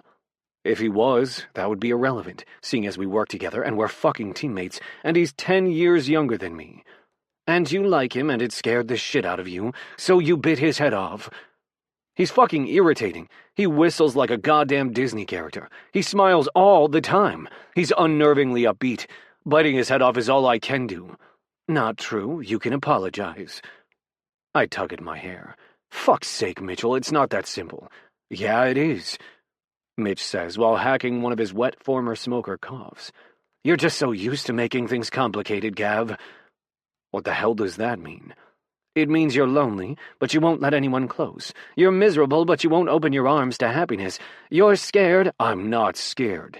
And you won't let anyone comfort you or help you figure out how it's going to be okay. Because it's not going to be. I swallow roughly. Bit harsh, Mitchell. He shrugs. I'm too old to prevaricate. Now listen here. I don't know much about you beyond what you let me see. I know your folks never come around. I know you left an entire life in England, friendships, a home, maybe a relationship, that you'd built for over a decade. I know you're hurting in more ways than one, and you hate for people to see it, so you snarl and growl and put up your big cold walls to keep them from getting too close, from seeing the cracks in your armor. My throat thickens. But I got news for you, Gav. Mitch sets his folded hands on his belly, his wedding ring that he's never taken off glinting in the moonlight. And I hate to sound like a Hallmark card, but the cracks are where the light shines through. You can deny it until you're blue in the face, but everyone wants to be loved somehow, some way, for their little bit of warped, jagged light, for those cracks that have shaped who they are, not just their joy, but their pain. Everyone wants to be seen. He pauses, smoothing down his mustache. Some folks are just very good at denying themselves that, and you are an expert. I blink at him as silence stretches between us. A car door slams. A dog barks. Inside, my cat, Wild, meows about something, then thumps to the floor from his window bed. So, Mitch says, holding my eyes, whenever you're done living in denial, I'm here to listen. Or better yet, he juts his chin in the direction over my shoulder. Talk to that tall, cool drink of water who lives next door. I jolt like I've been electrified, head whipping so fast a muscle pops in my neck and burns. Fuck me, I hiss, clapping a hand over it. There he stands, Oliver Bergman, wheat at sunset hair falling in his face, just long enough that he tucks it behind his ears, frowning at the lock on his back door. The floodlight turns the tips of his eyelashes to tiny glittering stars, bathes his head in a halo of light. How appropriate. There he is, angelic, whole, dazzling in the light, while I sit in darkness, broken, scarred. Well, probably time I hit the road, Mitch says loudly. So loudly Oliver glances our way. I'm going to murder you, I growl. I'd like to see you try. He flexes a navy-tattooed bicep as he stands and pats it, then says to Oliver, Evening. Oliver glances between us, wearing a confused frown before his expression smooths, and that familiar sparkling smile warms his face. Evening, he waves back. Mitchell O'Connor at your service, Mitch says, making his way across the yard. Oh God, it's a train wreck. I can't stop it. I can't stop watching. My worlds are about to collide. So far I've managed to avoid introducing the poker guys to Oliver, to avoid meeting anybody who matters to him either.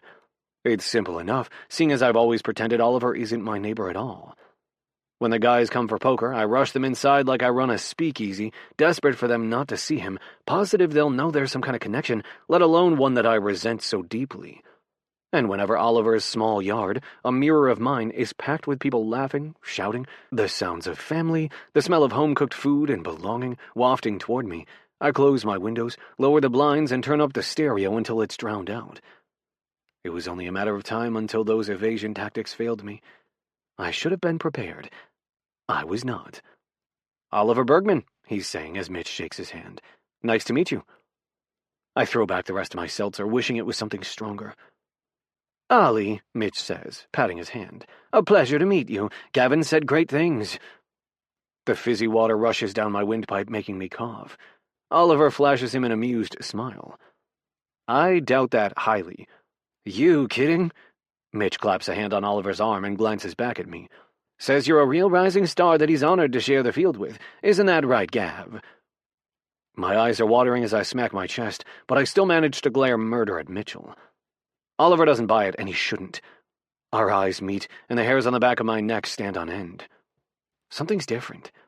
That infuriatingly upbeat smile, that dogged optimism oozing from his pores, is gone. In its place is a blue flame fire in his eyes, insouciant posture, a sinister edge to his smile. Is that fucker smirking at me? Mitchell clears his throat, wrenching me from my thoughts. Well, I better be going. I'll drive you. I stand out of my chair so fast it flips back. Mitch glances from the chair to me and raises his eyebrows. No, you won't. Yes, Mitchell, I say between clenched teeth. I will. A honk sounds out front. Mitch grins. No, you won't. I've got plans, and my ride is here. Plans? I yell, indignant. What was dinner with me, then? Ah. Waving a hand, Mitch starts walking toward the front of my house where the poker guys are piled into Lou's 55 Chevy. You don't want to spend all night with a bunch of old guys who can drink you under the table? Except Jim, at least, who honks the horn and hollers out the front passenger window, Hurry up, slowpoke, I've got a Shirley Temple calling my name. Ollie, Mitch says, throwing him a wink. Great to meet you. Don't be a stranger, okay? You too, Oliver says on a smile. Jorge catcalls from the back. I flip him the finger. Tosses, I yell. I get a bunch of shit hollered my way for that. Oliver bites his lip, hands in his pockets as he watches them pull out. I turn back and our gazes collide. "Who are they?" he asks, jutting his chin toward Lou's Chevy as it takes the bend and disappears. "They seem like fun." I shove my hands in my pockets. "I play poker with them." His brow furrows. "You play poker with a bunch of grandpas?" "They're feisty grandpas," I grumble defensively. He smirks again. That damn smirk. "What?" I snap. Oliver shrugs. "Just didn't picture you as a poker player, or a hang-out-with-fun senior citizens type. Then again, I can't say what I do picture you as, other than miserable." My eyebrows shoot up. Did something rude just come out of your mouth? Is it rude if it's the truth? A surprised laugh bursts out of me, deep and rusty. I can't remember the last time I laughed. Wow, okay.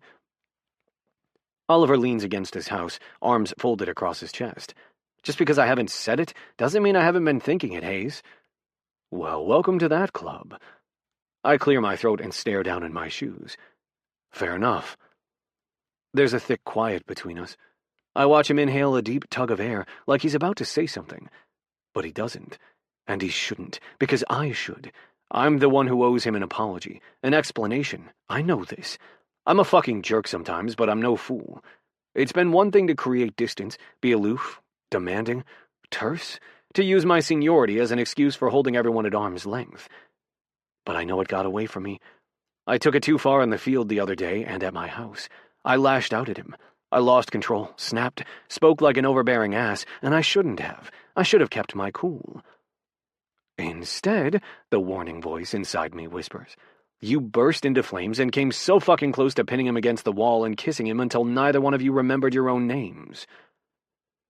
Bergman, My voice catches. I clear my throat. I realize I was a bit high-handed the other day. It's quiet, but for the faint roar of the Pacific a few blocks away, a stray bird singing its night song. Slowly, Oliver pushes off the side of his house and steps out of its shadow. In moonlight, his eyes are eerily pale, the sharp planes of his face sharper as they cast shadows on his skin. "A bit?" he says. I grit my teeth. "Yes, a bit. However, in a nutshell, I meant what I said. We're not getting chummy, but I'll keep my temper in check with you. I have the last 2 days, haven't I? You've been okay, I guess?" He takes another step, then another. A foot stands between us, mirrors of each other. Hands in pockets, gazes locked. "So that's what we'll be? Civil?" "Yes." "And that's it?" "Yes," I grit out.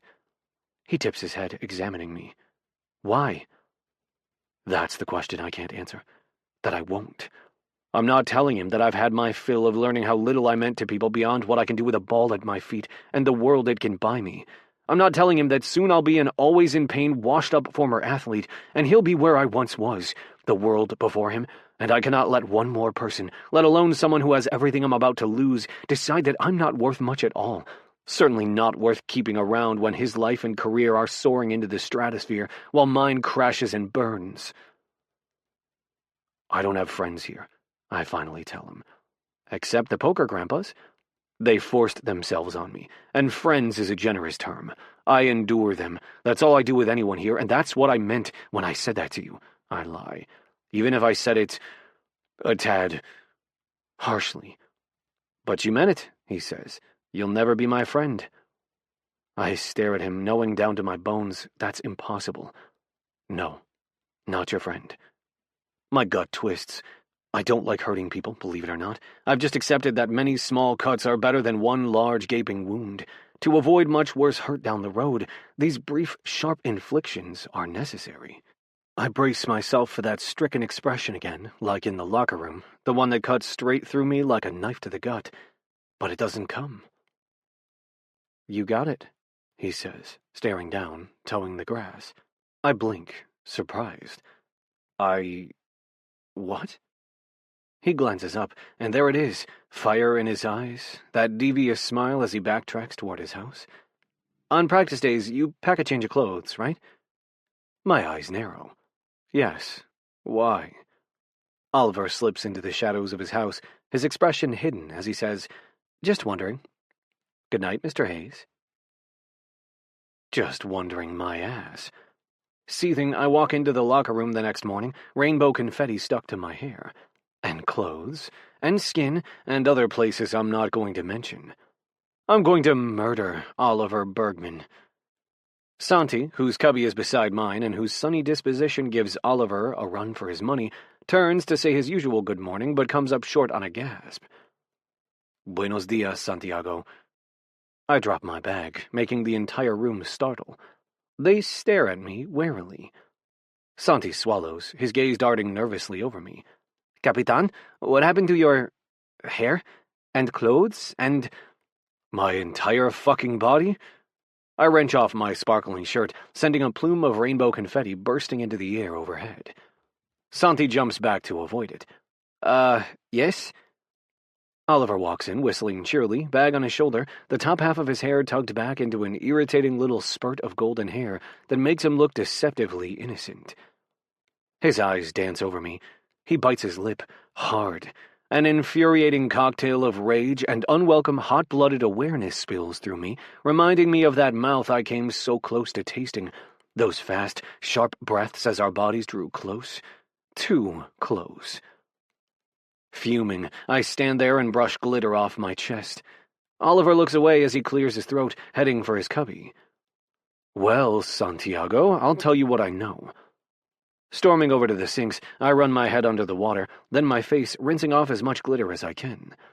I was minding my own business this morning, opened my car door, sat myself down, and when the sun hit right in my eyes, I pulled down the visor. I caught a seething glance at Oliver, who started changing, his back to me. Imagine my surprise when a glitter bomb of confetti baptized my fucking car. Ay, Dios mío, Santi cringes. The rest of the team makes sympathetic sounds. Damn, Cap, Ben grimaces. That's a nasty prank. Kids these days, Amobi says wearily. They have no shame. Carlo nods in agreement. At least they didn't put it in the vents too, I offer. Oh, they did. I glare at Oliver's back. I have confetti in my fucking sinuses. Oliver coughs, then clears his throat. He turns, shirtless, skin gleaming, his jersey balled in one hand. Damn, Hayes, that's rough. Whoever's bad side you got on, I sure would want to mend fences with them if this is what they're capable of. Strolling by, he lowers his voice and says, especially when they're just getting started. Chapter 8. Oliver. Playlist, It Ain't Easy, Delta Spirit. Well, it seems I underestimated Gavin Hayes. Who knew he had it in him? Oliver, Santi says as he steps up behind me at the airport. Tu pelo, how do you get it so soft? Gavin stands ahead of us, eyes down on his phone, expressionless as always, a statue named Innocent Disinterest, even though he's anything but. I silently wish him a swift, violent case of diarrhea the moment we board the plane, then turn to face Santiago. Nothing like a deep conditioning treatment, Santi. Does wonders for it. Santi reaches for my hair, then stops. May I touch? Be my guest. He slides his hand down my hair, which after 5 home washes last night has only just begun to feel like it's not shellacked with butter. After I realized Gavin, and it was undoubtedly Gavin, swapped the conditioner and shampoo in the dispensers of my favorite shower stall at the facility, I tried not to think about how he even knew which one was my favorite. My head looked like I dipped it in a bowl of oil. Such a dirty move. Then again, I'd forked his yard the night before and coated his outside doorknob with peanut butter that looked very much like poop after I'd added some cocoa powder and red food dye, so I should have seen it coming. He just seemed way too curmudgeonly to be the retaliatory pranking type. Wow, Santi says in awe, stroking my hair some more. Andre joins him, then Ben. Oi, Gavin snaps. They all look at him, dropping their hands like kids caught with their hands in the cookie jar. We're in an airport, not a petting zoo. I shrug. We're modeling a healthy departure from toxic masculinity, wouldn't you say, fellas? Their heads swing my way. Gavin's jaw tightens, his left eye twitching as he glares back down at his phone. He may not be looking right at me, but he's paying attention. I smile my widest, sweetest smile. Men, I say, loud enough for him to hear from his few feet away, are taught touching each other without roughness, reasons deemed socially acceptable, like a contact sport, is a sign of weakness or Heteronormative patriarchy forbid having feelings for one another. Ah, yes, Gavin drawls, eyes still on his phone. If anyone needs a lecture on homophobia's inherency in patriarchal constructs, professional sports, and broader culture, it's me. Not a lecture. Just saying, would a few pictures on the internet of the guys touching my hair be the end of the world? Would it maybe even be a good thing? Slowly, Gavin glances up from his phone, eyes searching mine. Beautifully said, Carla mutters. Ollie, you should write a book. You speak so inspirationally. Nah, but that's nice of you, Carlo. Ben blinks, sniffling. Man, that really hit a chord with me. Amobi pats him on the back in reassurance. Ben turns, throwing an arm around him, and says, I love you, man. I love you too, but get off. Amobi shoves him, smiling. Just because we're unpacking our embedded patriarchy doesn't mean I like unsolicited hugs. Unlike lots of other professional sports teams, the MLS up until last year flew its teams almost exclusively commercial. This year, after basically a decade of back and forth with the powers that be, we've been guaranteed at least 8 chartered flights, and the cross-country trek for our first preseason game against New England has been deemed a solid candidate. So rather than packing onto a regular old Boeing 747, along with everyone and their grandmother, we're stepping onto a private plane. No screaming babies or awkward rubbernecking to sneak pictures of us. No legs squished in a seat whose row doesn't begin to accommodate my 6'3" frame. No layovers lasting hours on end. I should be ecstatic. Instead, my chest is tightening in an invisible vice named anxiety triggered by new environments meets general fear of flying. Bergman? Hayes? Coach points to the pair of wide leather seats that comprise the lone first row on the plane. Seats of honor. She raises her eyebrows, her expression loud and clear. I'm watching you, play nice. Without waiting for us to answer, she walks past us and joins Jazz in the next row, who's already tugging on their headphones to tune out the team's noise. Gavin exhales a slow, measured breath, turns and pops open the first compartment, then throws his bag in there before easing down to his seat. I follow suit, lifting my bag to stash it in the overhead compartment, but my hands are so shaky I drop it. The bag lands right on Gavin's knee, the one that seems to bother him most. Fuck's sake, he growls under his breath. He glances up, angry, coffee-dark eyes pinning mine. Sorry. My voice comes out hoarse and tight, but it's the best I can do. Clearing my throat, I pick up my bag. My heart pounds in my ears. I'm a clumsy mess, but I manage to get my bag in the overhead compartment and shut it before more or less collapsing into my seat. I want nothing else than to slip in my earbuds and tune out the flight with my favorite Best of Broadway playlist I always listen to. But I realize my earbuds are still in my bag, and I think if I try to so much as stand up and go back in my bag, I just might pass out before I even get there. Gavin slants a glance at me, brow furrowed. What's wrong with you? I'm fine, I mutter, focusing on breathing. Or trying to. My heart's a snare drum in my chest, its frenetic beat reverberating through my body.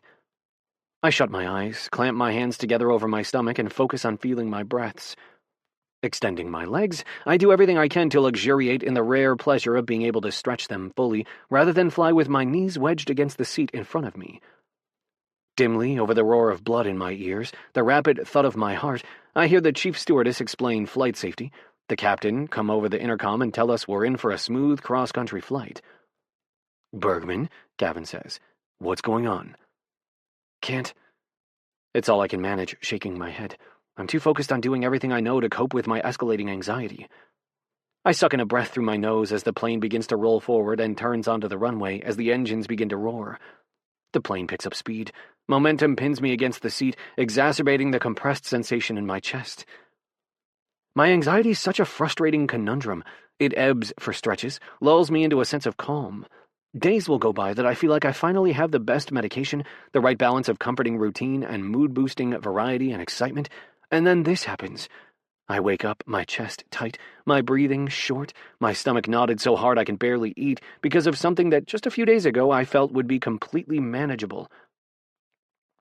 Gripping the edge of my seat, I sink my fingers into the cool, buttery leather and beg the choking sense of dread tightening my throat, tearing through and around me like a tornado, to release its grip.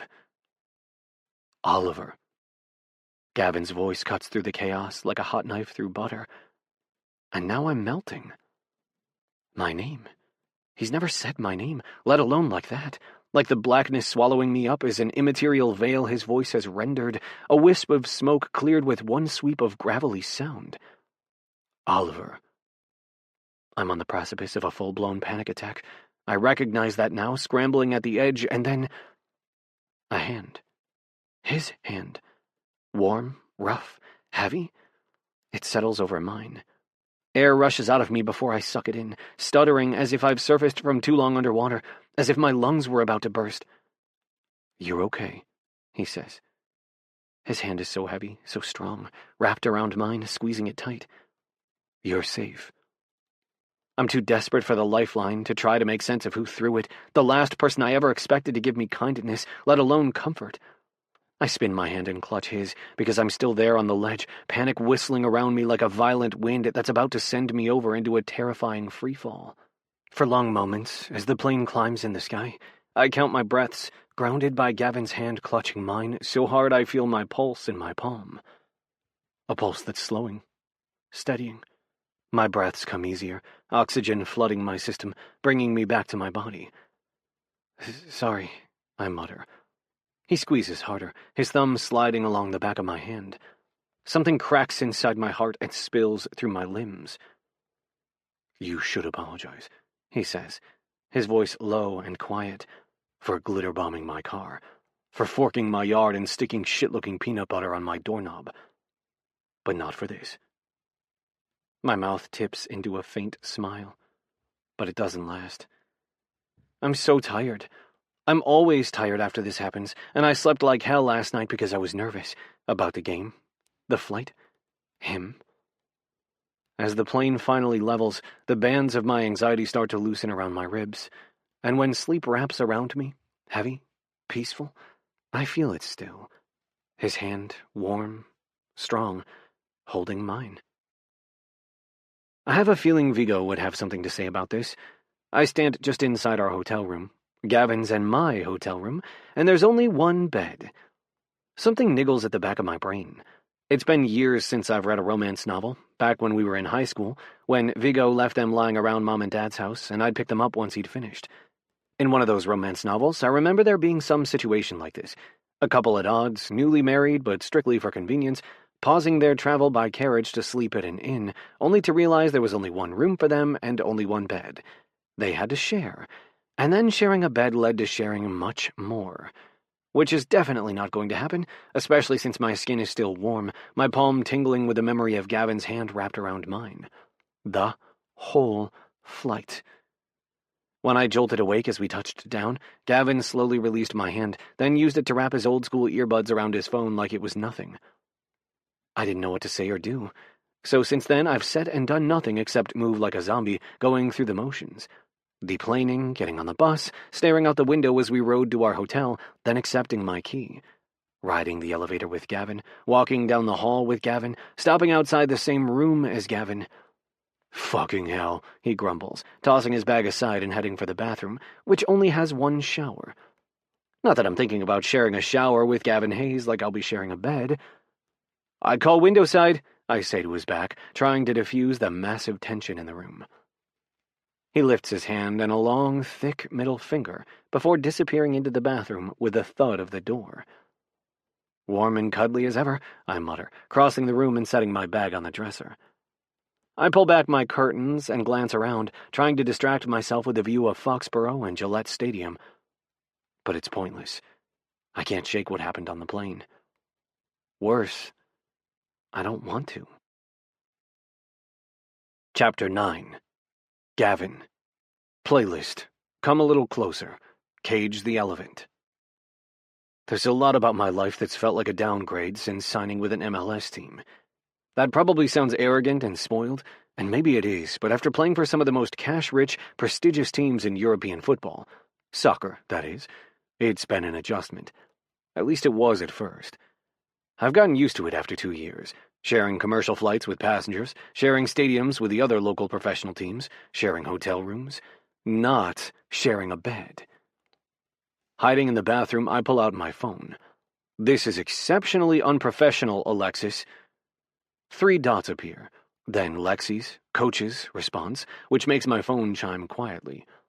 Not that I'm agreeing to your assertion that making co-captain share a room is unprofessional, but who says I made you two roommates? Not just roommates, I write. There's only one fucking bed. Yikes, she texts. Best hope Bergman doesn't hog the mattress. Jesus Christ. I drop my phone on the counter, splaying my palms across the cool quartz surface. With a glance up, I lock eyes with my reflection. Dark eyes, darker smudges beneath them. I look exhausted, because I fucking am, in so many ways. I cannot stop replaying what happened on the plane any more than I can stop the ache in my chest that pounds in time with my heart. Or maybe it is my heart. It fucking hurts. It's a festering, nagging ache that wants me to do something foolish like hold Oliver, crush him to my chest and make him tell me where the hell that came from, and how the hell I can make it never happen again, which is a problem. This is why I've kept my distance. This is why I've held him at arm's length, because I knew this is how it would be. The moment I let him punch through those icy walls I've built around myself, I'd melt faster than a dropped ice cream cone on a Los Angeles sidewalk in July. And I cannot do that. Except I can't seem to fucking help myself. God damn it. I grip the counter harder, then push away, scrubbing my face. With a flick of the handle, I flush the toilet to make it seem like I was doing my business instead of losing my fucking mind in our bathroom. Then I turn on the faucet, run cold water, and splash my face. Right. I've got this. I look at my reflection. You've got this. My reflection does not look convinced, which is why I turn away from it and whip open the door. Oliver leans against the windowsill, pinning the curtain between his shoulder and the wall. He stares out at the view, which from here I can see includes the stadium. When he senses me, he glances over his shoulder, those glittering pale eyes meeting mine. For a moment that holds an eternity, he doesn't say anything. Neither do I. The world is nothing but the warmth of sunlight spilling across his face, casting one side in sharp shadow.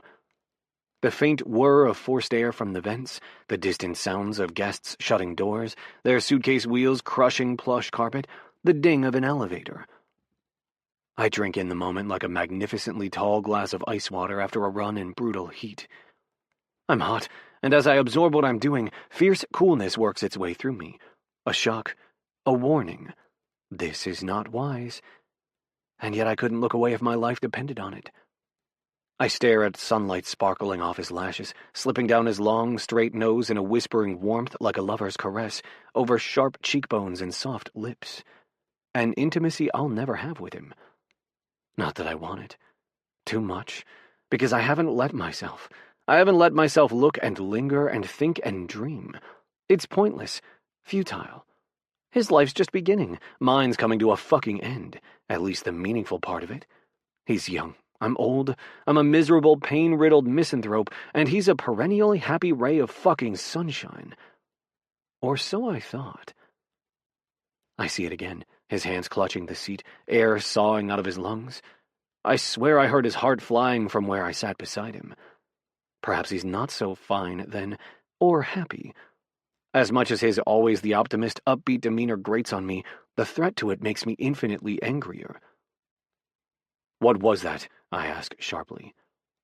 Oliver blinks away, stares down at his bright yellow sneakers toeing the carpet. A staring contest? Which I lost. I sigh impatiently. That's not what I'm talking about, and you know it. Yes, Mr. Hayes, I know. I told you to stop calling me that. He glances up and pins me with those moonlight pale eyes again. A faint smile tips his mouth. And I never told you I would. Anger flares inside me, hot, agitated. I want to cross the room, fist his shirt, and kiss that coy fucking smile right off his face. I want to throw him down on the bed, press my body into his, and show Oliver what happens when he insists on provoking me, smiling at me, holding my eyes so long I want to fall into those ice blue pools and never resurface. Answer me, I demand. Stop provoking and prevaricating. Answer me, damn it. He lifts his chin. Why? My teeth grind. I don't say what I'm thinking. I don't tell him because I'm worried, because you fucking scared me, because I hate what being near you does to me, but I hate whatever's hurting you more, and I have to know what that is, so I can bend it in the iron grip of my will and protect you from it. Because I have a right to know. I stand to my full height, legs wide, arms folded across my chest, my most authoritative stance. As your co-captain, what happens on team time is fair game. Oliver's eyes flash, his smile slips, but just for a moment before that coy charm is back, sparkling in his eyes. Fair game, eh? Pun intended? Fuck off, Bergman, tell me. Slowly he pushes off the wall, then strolls my way. He stops with a foot between us, stands natural, feet shoulder-width apart as he slips his hands into his grass-green jogger's pockets. Like a fool, I let my gaze drift up from those heinously bright yellow sneakers, green joggers, to his golden blue Galaxy hoodie, which drapes frustratingly loose around his torso. Oliver clears his throat. How about I tell you when you're done undressing me with your eyes? My gaze snaps up and meets his, fear and heat flooding me in equal measure. His eyes twinkle, his grin widens. He's teasing me. I am not undressing you. I'm struggling to understand how a grown man can dress so terribly. His mouth drops open, stunned at my insult. I wear color like a pro. You look like a disorganized crayon box. He tips his head, giving me a slow, appraising once-over that sends a fresh wave of heat searing through me. No offense, he says, but coming from a guy who wears 3 colors, black, charcoal, and heather gray, your fashion critique doesn't hold much weight. Horseshit. I pluck at my zip-up jacket with the team's embossed logo. I wear other colors, blue, yellow, that's 5. He rolls his eyes. Hayes, you're obligated to wear those colors. You don't voluntarily wear them. Awfully aware of my wardrobe, aren't you? Hard to miss it when you walk around dressed like a storm cloud. We are wildly off topic. I grit my teeth. You're distracting me. He grins. You're catching on? I close the distance between us, and his smile evaporates. His breath catches in his throat. I stare at his mouth, then meet his eyes, and then, sweet God, a faint pink blush creeps up his cheeks. It's as satisfying as it is torturous. You're playing with fire, Bergman. Mind you don't get burned. All humor vanishes from his face. He swallows roughly, and I watch his Adam's apple roll. I barely suppress a groan. I can see it so easily, his head thrown back, his throat working as his eyes scrunch shut, his face tight with agonizing pleasure. Tell me, I say quietly, holding his eyes. Tell me what happened. I bite my tongue so I won't reveal any more than I have already. How worried I am, how much I care. He searches my eyes for a long, silent moment. I had a panic attack. As I thought, but it's not enough. What triggered it? Something flickers in his gaze, but he steels himself, stands tall. A combination of things, he says slowly, carefully. These happen regularly? I've never noticed. I'd remember if this happened to him before. He nods. You hide it. He hesitates, then says, they don't happen often, and generally when they do, yes, I'm able to isolate myself and deal with them privately. I see a therapist. I know what to do. But they still happen. His nostrils flare. Yes, Hayes, they still happen. And what caused this one? He shrugs, agitated. Like I said, a combination of things. I didn't sleep great, and it wasn't our normal way of flying, and I hate flying to begin with. It's our first game of the season, my first time being co-captain, let alone with someone who hates my guts. I don't hate you. I told you that. Your actions, however, indicate otherwise. My teeth are clenched so tight, my jaw should have cracked by now. What have I done for 2 years that's so egregious, So I don't kiss your ass and indulge your playful antics. I haven't asked you over for a Sunday barbecue on the back porch simply because we're neighbors. After 2 years of biting my tongue, I give you hell for the first time on the field at practice. And frankly, that was long overdue. You know why? Because you hide who you really are behind that sunshiny shit, and I'm tired of it. You're suffocating someone inside you who is capable of so much more than you give yourself credit for, and I demand that greatness, for your sake and the team's. Who the hell do you think you are? Oliver says, anger hardening his features. You don't know me, Hayes. You don't get to hold me at arm's length for years, then try to speak into my life. I lean in until our noses nearly touch, and it's the locker room and my kitchen all over again. Except, God help me, I'm so much closer to giving in, to taking what I want, and damn the consequences. But I can't. I won't. I know you better than you think, I tell him, and I see straight through the illusion you've so deftly crafted. I've told you I don't hate you, and I mean it. If I hate anything, it's the lie you make yourself live and force everyone around you to maintain. Silence rings between us. Oliver stares at me, eyes wide, mouth parted like I've stunned him. I should stop. God, I should stop, but I can't. I close the distance between us, my mouth nearly brushing the shell of his ear. I breathe him in because I can't help myself, and the ache inside me knots so tight I have no choice but to bathe in the scent of him, trapped in my lungs, until air finally leaves me on a slow, pained exhale. Actions speak louder than words. Isn't that the saying? I held your hand across a fucking continent, Oliver Bergman. Do with that what you will. Before I give in and crush my mouth to his, I step back, grab my room key, and storm right out the way that I came. Chapter 10. Oliver. Playlist, Young and Sad, Noah Cyrus. The door snicks closed at the same moment I realize my jaw is hanging open. Holy shit, I whisper to the room. I plop onto the mattress like I've been knocked there. I think I have been. By shock. Shit. I fumble in my bag for my phone and call Vigo. You rang? Standing, I pace the room and tug at my hair. What did you do? I mean, I've done lots of things since I last saw you. Which one? Vigo. I make a fist with my empty hand, wishing it was the front of his shirt and I could give him a good shake. Something is going on with Gavin and... I exhale heavily, scrubbing my face. Gavin and... he prompts. I sigh miserably. And me... He sniffs. I can see him leaning against the kitchen counter at Mom and Dad's house, which is where he's living right now. Next comes the crunch of an apple between his teeth. Around his bite, he says, "Why would you think I've done something?" It sounds ridiculous, but that doesn't make my suspicion that he and my brothers have wreaked some kind of covert havoc on my psyche any less unprecedented. Because ever since we sat out in Freya and Aiden's backyard, and you dipshits forced a Bergman Brothers summit on me, things have completely changed between us. Another crunch on his apple. Isn't change what you wanted? Damn it, Vigo, not this kind of change. I did not want to escalate my antagonism between my now co-captain and myself beyond the level of mutual juvenile pranks to holding hands across the goddamn country, then being stuck in the same hotel room with only one bed. There's a brief pause. Did you say only one bed? Vigo! What? I'm asking a question. I groan in frustration, dropping my head back and staring up at the ceiling. Yes, I mutter bleakly. Only one bed. And you... held hands? He asks carefully. I glare up at the ceiling. I had a panic attack during the flight. He held my hand and talked to me, helped me calm down before it got bad. Then I fell asleep and woke up, and he was still holding my hand, and now we're in a hotel room together, and he was acting all intense and concerned about what happened on the plane, and then he said something really cryptic, and it freaked me out because this makes no sense. He's a giant asshole who hates me, and who I frankly cannot stand either, but holy shit, we keep getting really in each other's personal spaces, and now he drops this, poetic bomb on me. I barrel on, sucking in a sharp breath.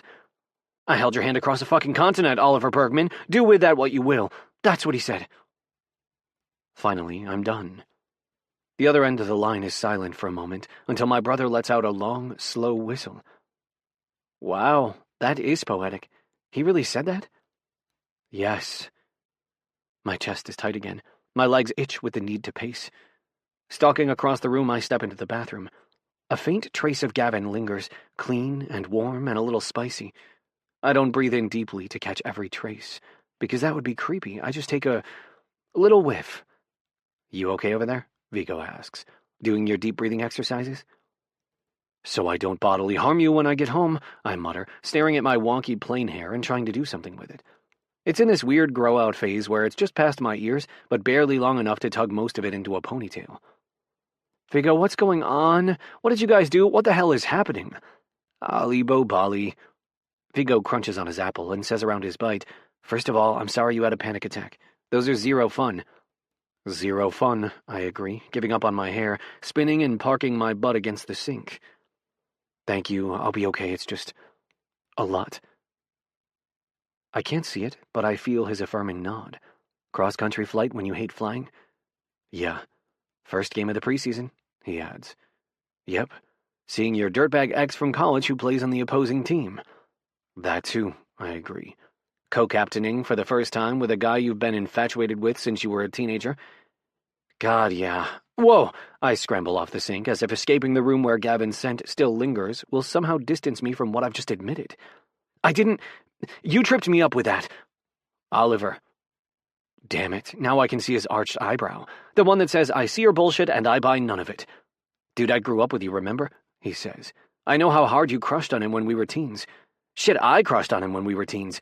Gavin Hayes is hot and competent, beyond competent. He's a goddamn legend. He will, beyond our lifetime, be remembered as one of the greats. He's not dead, I say defensively, or retired. Stop talking about him in the past tense. There's a thick, heavy pause. Without a doubt, he's biting his lip, trying not to smile. I flop back on the bed, groaning in frustration. I hate that I know you so well. I know exactly what you're doing and thinking right now. Am I so predictable? I stare up at the ceiling. You're trying not to smile, totally failing, and you've got that conniving glint in your eyes. Damn, you're good. Okay, back to what I was saying. Point number 2. Do you think maybe you two are into each other? I mean, are there feels? Just really? I do not have feels. I jackknife up on the bed. I have a massive hard-on for him. That's it. He's hot and, as you say, competent. And he's bossy and intense, and that's my catnip. But he's also a giant, high-handed, cold, snarky jerk who I cannot stand. Who held your hand? He reminds me. An outlier. And dropped the poetic bomb, he adds. Okay, so another outlier. Ollie, you can ignore that poetic bomb, but if you do, you're in denial. He has some kind of feels for you, Vigo says. Yeah, feels of frustration and annoyance. He's probably just doing all of this to mess with my head and make me feel bad for pushing his buttons. Or he held your hand because he cares, and asked about your panic attacks because he's worried about you, and he almost kissed you when you had your fight in the locker room the other day because he's been into you and he's running out of the strength to hide it. I roll my eyes. You really read too many romance novels. No such thing, Oliver. No such thing. I'm telling you. Wait. I frown. The almost kiss. Well, almost kiss is. Not that I admit that to Vigo. I never said anything about that. Ollie. It was written all over you. You don't read as many romance novels as I have and not learn the signs of a good almost hate kiss. Stop it with the romance novels, I beg. This is what I'm talking about. I don't want to start looking at him with rose-colored, happily ever after glasses. Life is not a romance novel. One of my biggest beefs with life. Crunch. Once again, he's back at the apple. Sighing, I rub my temples with my thumb and forefinger. What am I going to do, V? I feel like I'm all turned around and upside down. Much as I hated how things were before this co-captaincy threw a wrench and everything, at least it was predictable. Now I don't even know what to expect.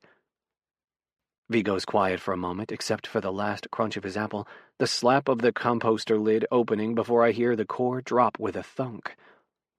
Does something need to be done? It's a pretty stressful existence right now. I can't maintain this. So talk to him during your little sleepover tonight. See where things go. Let passion take you where it may. Vigo, no. Not that I think anything close to romance is possible between us, but even if it were, I promised myself I would never do that again. Fall for someone who's in my profession. Who said anything about falling? I narrow my eyes. You know what I mean. Going there with someone in my professional life, even if it were only casual.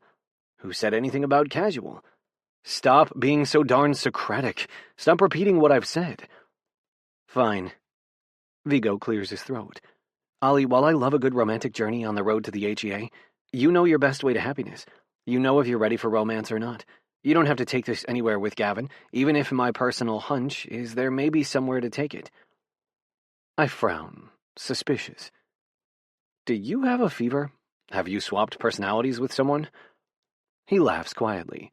Oh, if I've learned anything by now in my 25 years of meddling existence, it's this.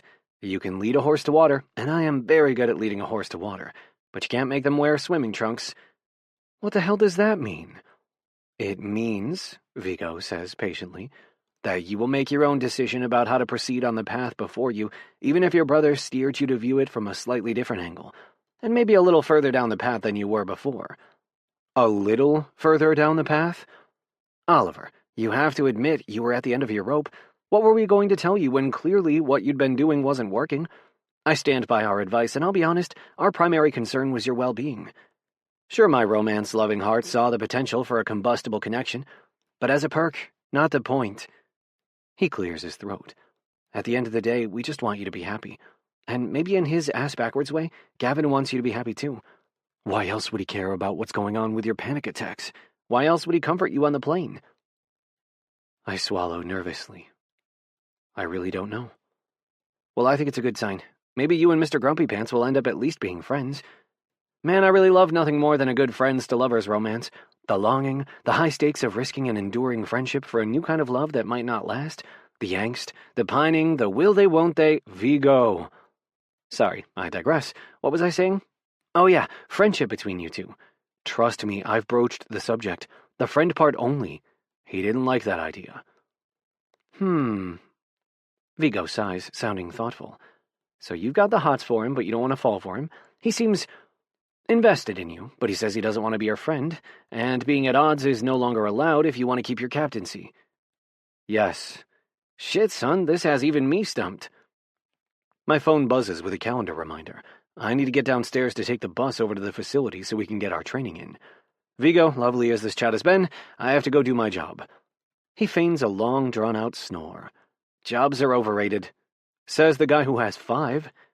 He laughs. All right, go. Love you. Love you too. Text me whenever, okay? You got this, Ollie. Vigo hangs up before I can confess that I'm really not sure I've got this at all.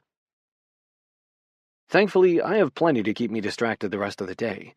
We spend the late morning doing light technical training, then we break for lunch, during which Gavin sits as far away from me as possible, avoiding me while scrolling through what history dictates is sports news on his phone. After that comes an afternoon spent scrimmaging, which, like the morning, we keep on the light side. Dinner is more the same, a catered, healthy meal we all share. Normally, I'd enjoy it, except 1, it's the night before our first game of the season, which makes me a nauseous, anxious mess, and 2, I'm so viscerally aware of Gavin and the fact that we're about to go back to a room with only one bed, I barely taste the food I do manage to get down my throat. Taking the elevator with a good portion of the team, I force a smile, throw out a joke that lightens the mood and makes the guys laugh. No one knows that inside, I'm freaking the hell out. When Gavin unlocks the door with his key and shoves it open, he turns and acknowledges my existence for the first time since he stormed out of our room this morning. I discreetly inquired about empty rooms with the manager, he says. There are none. My stomach drops. He's that eager to put distance between us. I shouldn't be surprised, shouldn't feel like I've taken a point-blank range kick to the solar plexus. But I do. Come on, Hayes, I tell him, breezing by, then turning, walking backward as I open my arms wide. It'll be fun. Fun. He lets the door fall shut behind him with an ominous thud and tosses his keycard onto the table. Sure. Listen. I plop onto the mattress, searching for the right words. Gavin avoids my eyes, setting a container of food and plasticware on the table beside his keycard. I think it's fair to say things have gotten out of hand the past few days, I tell him. I admit that I've been juvenile with those pranks. He still stares down at his feet. His jaw twitches. He rubs the bridge of his nose. And I sift through what Vigo and I talked about in our meandering way, what I pushed aside while I focused on drills and scrimmaging today. I propose a truce. I'll try to chill out with a provocation. You'll try not to be a ginormous dick. Gavin clucks his teeth and shrugs apologetically. Can't help what nature gave me. My mouth falls open. Did you just crack a joke? And a dick joke? Silence hangs between us for a long, tense moment. Seems so, he finally says, strolling over to his bag. I watch him, stunned and intrigued. The faintest hint of pink is on his cheeks. Holy shit, Gavin Hayes is blushing, and I know I just promised not to purposefully get under his skin, but that was before I knew I could make him blush. Did you know, I ask him, that in absolute terms, the blue whale has the largest penis? But, relative to its size, it is far outstripped by the barnacle, whose penis can stretch up to 8 times the length of the barnacle itself. Pretty nifty evolutionary trick, if you think about it, given barnacles have to fix themselves. Bergman, for the love of God, stop. He's banging around in his bag. His cheeks are now bright red. What you looking for in there? I ask. Something to gag you with, he mutters. I lean back on my palms. I'm not into gagging, Hayes. Blindfolds are more my thing. He nearly drops his bag, saving it at the last minute with those freakish reflexes. You, he says, are a nuisance. A horny, inappropriate nuisance. You're the one who led with a dick joke, I point out. He sighs as he turns with an armful of clothes in his hands. Trust me, I regret it. Had I known it would lead us here, I never would have said a word. Now I'm going to shower, and while I'm in there, you're going to eat. He grabs the container I noticed him carrying in, slaps the package of disposable plasticware on top of it, and shoves it into my hands. You barely ate anything at dinner, and you'll be useless tomorrow if you don't carbo-load tonight. I was going to eat a high-carb bar, I mutter, hearing how peevish I sound as I open the container and unwrap my fork. He arches an eyebrow. Inadequate. Eat that. Then when I come out of the shower, you're going to go in and shower next. After that, we are going to put all the pillows we don't need between us on that mattress and not talk about penises belonging to anything on land or sea and get some fucking sleep. Understood? I peer up at him. A massive bite of grilled chicken and pasta arrabbiata giving me chipmunk cheeks. It tastes so much better now that my stomach's not knotted with nerves. Anyone ever tell you you're bossy as hell? He smirks. All the time. Now eat. Chapter 11. Oliver. Playlist. Lay down. Sun little. Turns out eating a real meal makes me feel a lot better. So does a bit of teasing with Gavin, who emerges from the bathroom in one of his grayscale outfits. Charcoal joggers, black t-shirt, dark hair dripping wet and curling at the ends. My whole body tightens, an ache settling deep and low in my groin. Looking at him now, replaying when he told me to eat with the kind of concerned command that absolutely turns my crank, I spring off the bed and rush toward the bathroom before Gavin has the chance to notice how worked up I am. I haven't had sex in years. I went through a phase that first year I was with the Galaxy when it felt like all I did was have sex, soaking up the attention, the appreciative gazes and touches and kisses. It felt good. I needed it. I needed to wipe away the sadness I associated with sex because of Bryce. I needed to have sex that was fun and carefree, and simply for pleasure's sake, no feelings, no repeats. But then, and no, I'm not going to analyze the timing, by the time our second season started, it began to feel unsatisfying. What once made me happy started to hurt. I knew why. I was ready again, not for the rush of anonymous release and relief, but familiarity, comfort, and cuddles. Intimacy. I've wanted it, I just haven't known how or where to find it. The team and all the publicity I do for it is time-consuming. I spend nearly the whole year training or playing, and unlike most other folks, meeting and falling in love with a coworker is off the table for me.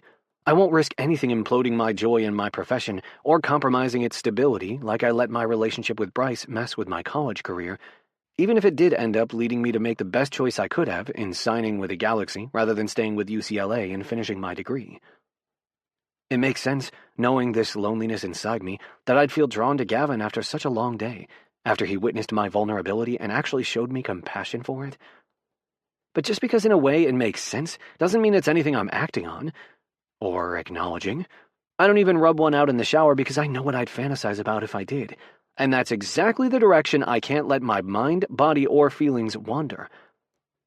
Despite leaving me uncomfortable in the erection department, my chaste shower makes me feel otherwise pretty damn incredible, the hot water soothing my tense and sore muscles. Full of chicken and pasta arrabbiata, blissed out from a steamy shower and my comfy clothes, I'm whistling happily to myself when I exit the bathroom. Then my whistle dies like the sound of Wile E. Coyote plummeting to his doom. My insides resemble that moment when poor Wiley runs right off the ledge and hovers in the air, suspended in time before he realizes he's in seriously deep shit. Gavin sits on the bed, our bed, legs crossed at the ankles, bare feet, long, thick legs tight in his charcoal sweatpants. A book rests on his flat stomach as he frowns down at the page, then turns it. "Look here, Phil," he asks without glancing up. "Couldn't tell if that was you or your shadow," I quip. He snorts. "At least I don't look like Rainbow Bright." I'm wearing a lime green shirt and navy blue joggers. I don't know who they are, but by the name alone they sound like a good time. "A TV character from my childhood," he says, turning the page again, "which is obviously before your time." There was color television back then? He rolls his eyes. "Piss off, Bergman. I want to hear about Rainbow Bright. Clearly they have a great eye for color, since I remind you of them." He peers up at me, eyebrow arched, before his expression blanks. His gaze darts halfway down my body before he refocuses on his book. "Go to bed." My stomach knots as I stare down at him, as I remember what Vigo encouraged me to do. Talk to him. "First, we need to talk," I tell him. Sighing heavily, he closes his book and tosses it onto the nightstand. "Let's have it then. I sit on the edge of my side of the bed, the middle of the mattress divided by a row of pillows Gavin must have lined up while I was in the shower. I know you said we can't be friends. I know things are strained between us. He shifts slightly on the bed, then clears his throat, but he doesn't say anything. I peer up to find him staring right at me. I can accept that we won't be friendly, only civil, but this tension? Our eyes hold. Gavin swallows thickly. Yes, he says. His voice is low and rough. Heat slips through my veins, warms me. I tamp it down, remind myself what I'm trying to do. This tension is wearing me out. It's distracting and exhausting, and believe it or not, even though you think I'm a big old softy on the field, I don't want distractions or anything draining me, Hayes. I want to win. I want us being co-captains to make this team even better. I want to crush New England tomorrow, and I want to tear through our preseason undefeated. I can't do that when we're like this. His eyes search mine. Meaning? I lift my chin, steeling myself. I want honesty and respect between us. No more games. No more games, as in no more shit-looking peanut butter on my doorknob? Or conditioner in the shampoo dispenser? I fire back. He tips his head, his expression infuriatingly inscrutable. Honesty when it comes to what? Whatever's affecting our performance, our ability to be our best for the team. Any baggage we're bringing to this field, anything that's preventing us from having the united front that our team deserves. Quiet holds between us. His jaw clenches. Agreed. And respect, I prompt. I'll respect you on the field. His mouth quirks. But off it, I'm still going to bust your ass. Likewise, however, in front of the team, any and all public appearances, yes, we'll be respectful. Okay. I stare down at my hands, picking at a cuticle. Then in the spirit of honesty and counting on your respect, I'm just going to get this out. He shifts again on the bed, facing me more fully. I'm listening. I'm nervous, I admit. I'm nervous to wear a captain's armband alongside one of the greatest players of all time. I'm nervous I'm going to fail to be a leader on the field. I'm nervous I'll disappoint everyone who's counting on me, and that I'll do it in front of a guy who really messed me up. His expression sharpens. What? What do you mean, what? He leans in, hands clasped between his legs. Who messed you up? When? I'm taken aback by the intensity of his voice, the fire in his eyes. One of the guys on New England's team. It was years ago, though. Water under the bridge, except when I play against him, and it seems to kick up stuff. Name, Bergman. I want a name. I search his eyes further, wishing he wasn't difficult to read. Why? Because you promised honesty, and I deserve to know. I cross my arms over my chest. I want some honesty from you first. A little quid pro quo, if you please. He glares at me. I glare back. Sighing, he leans against his pillow and peers out the window, the stadium's lights and street lamps twinkling in the darkness. I'm dealing with a few chronic issues that didn't resolve in the off-season, that have affected my play since we started, and will affect my play tomorrow. Indefinitely, really. Pain is what he's not saying. He's in pain. And if he's admitting it to me, if he's admitting it's affecting his performance, his speed, his agility, that means he's in agony. My heart twists. For once, though, I stay quiet, listening, waiting. I can tell he's not done, that he needs time to say whatever else he wants me to know. I won't be terribly fast, he says, gaze pinned on the view outside. When we're counterattacking, on breakaways, don't count on me being right behind you. I force an easy smile and lean on an elbow. You like bossing from the command center anyway. I don't need you up top cramping my style. He gives me an I see right through you look. And let me take the fucking set-piece kicks. You sank the shit out of them, and becoming co-captain hasn't suddenly made you better outside 20 yards. My mouth quirks. Fair enough. Now, he says sternly, a name, as promised. I swallow, debating line, but what good would it be to tell him the wrong name? Finally, I tell him. Bryce Burrows. Bryce Burrows? He grimaces. That fucking diving wanker? I bite my lip. He does tend to dive.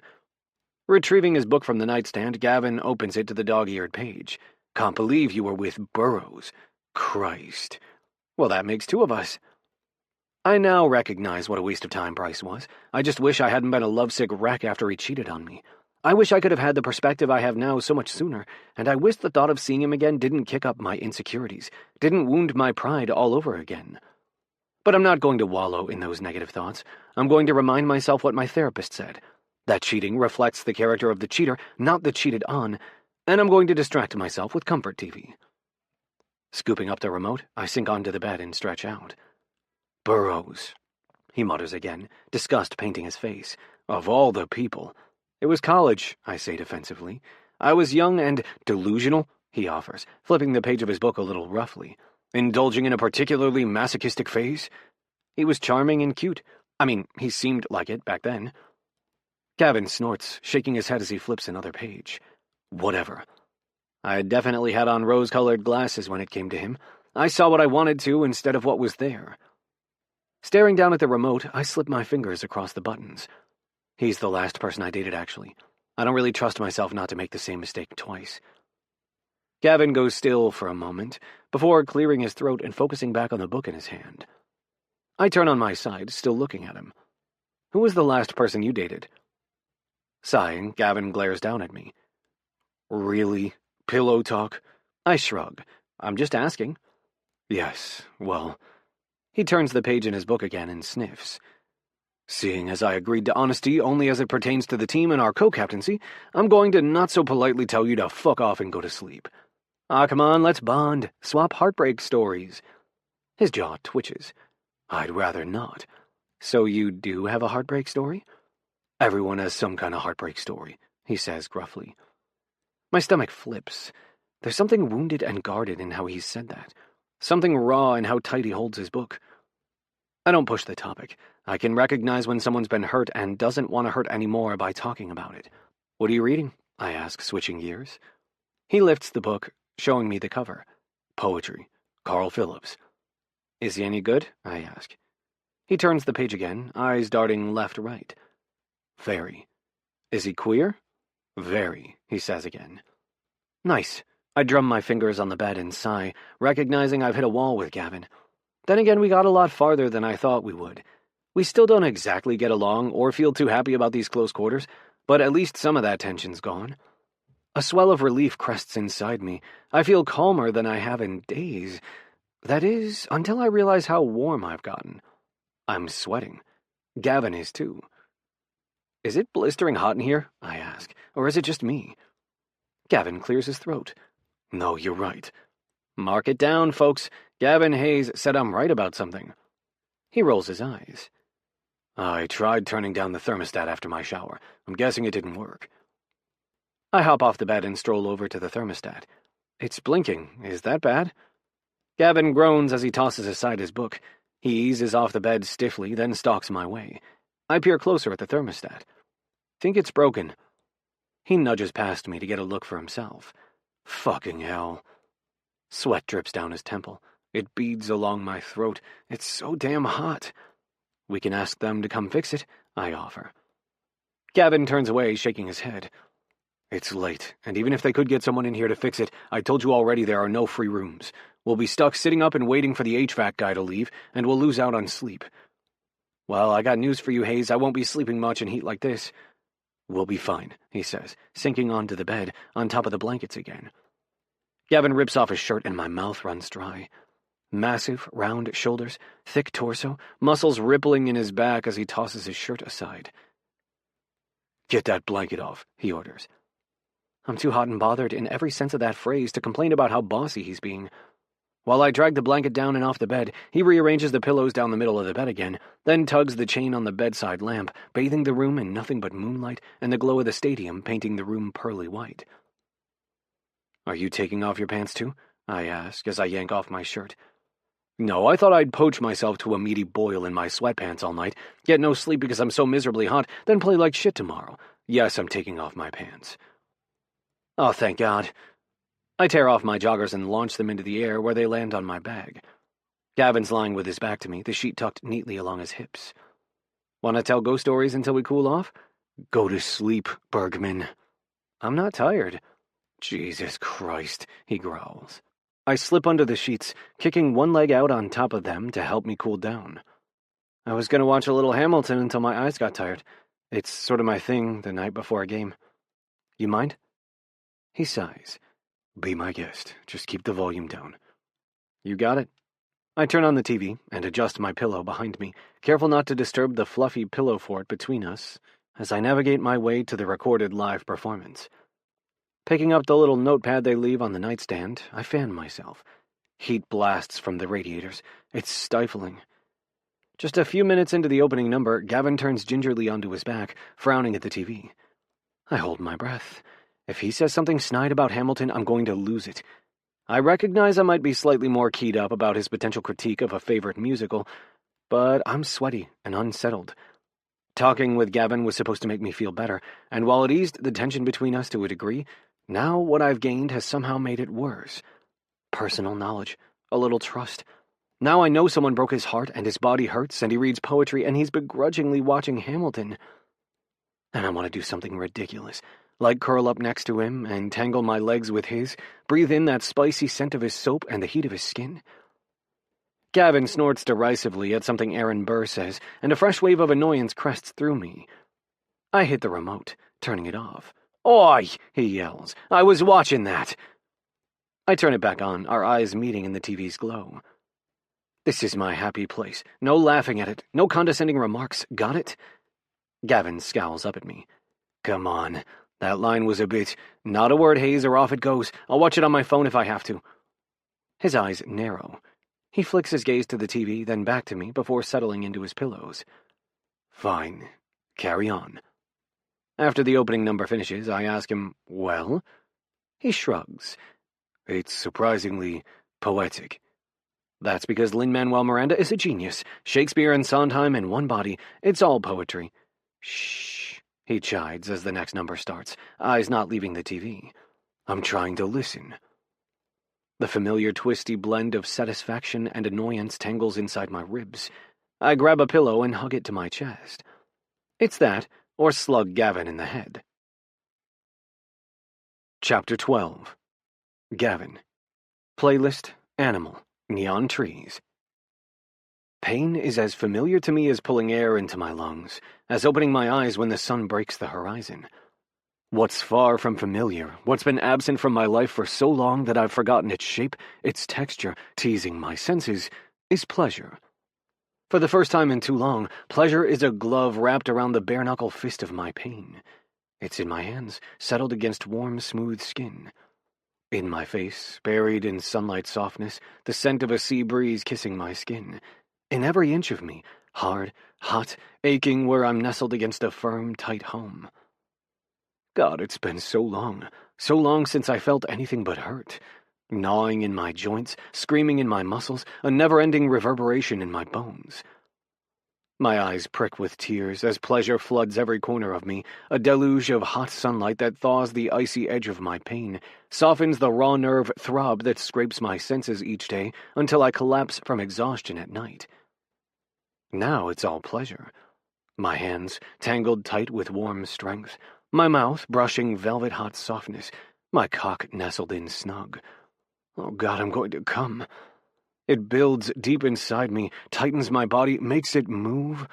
My breath sticks in my throat until it bursts free in a hoarse groan. And then I hear it echoed back to me, softer, rasped. A moan that tugs at my awareness, draws me closer to the surface of wakefulness. Not yet, not when it feels so good, not when I'm so close. I pant, helpless, desperate, but I'm not alone in those sounds. It's a symphony, a wave of crashing breaths, rushing gasps, and it drags me toward consciousness, cresting to a brilliant view as I open my eyes. Sunlight floods the room.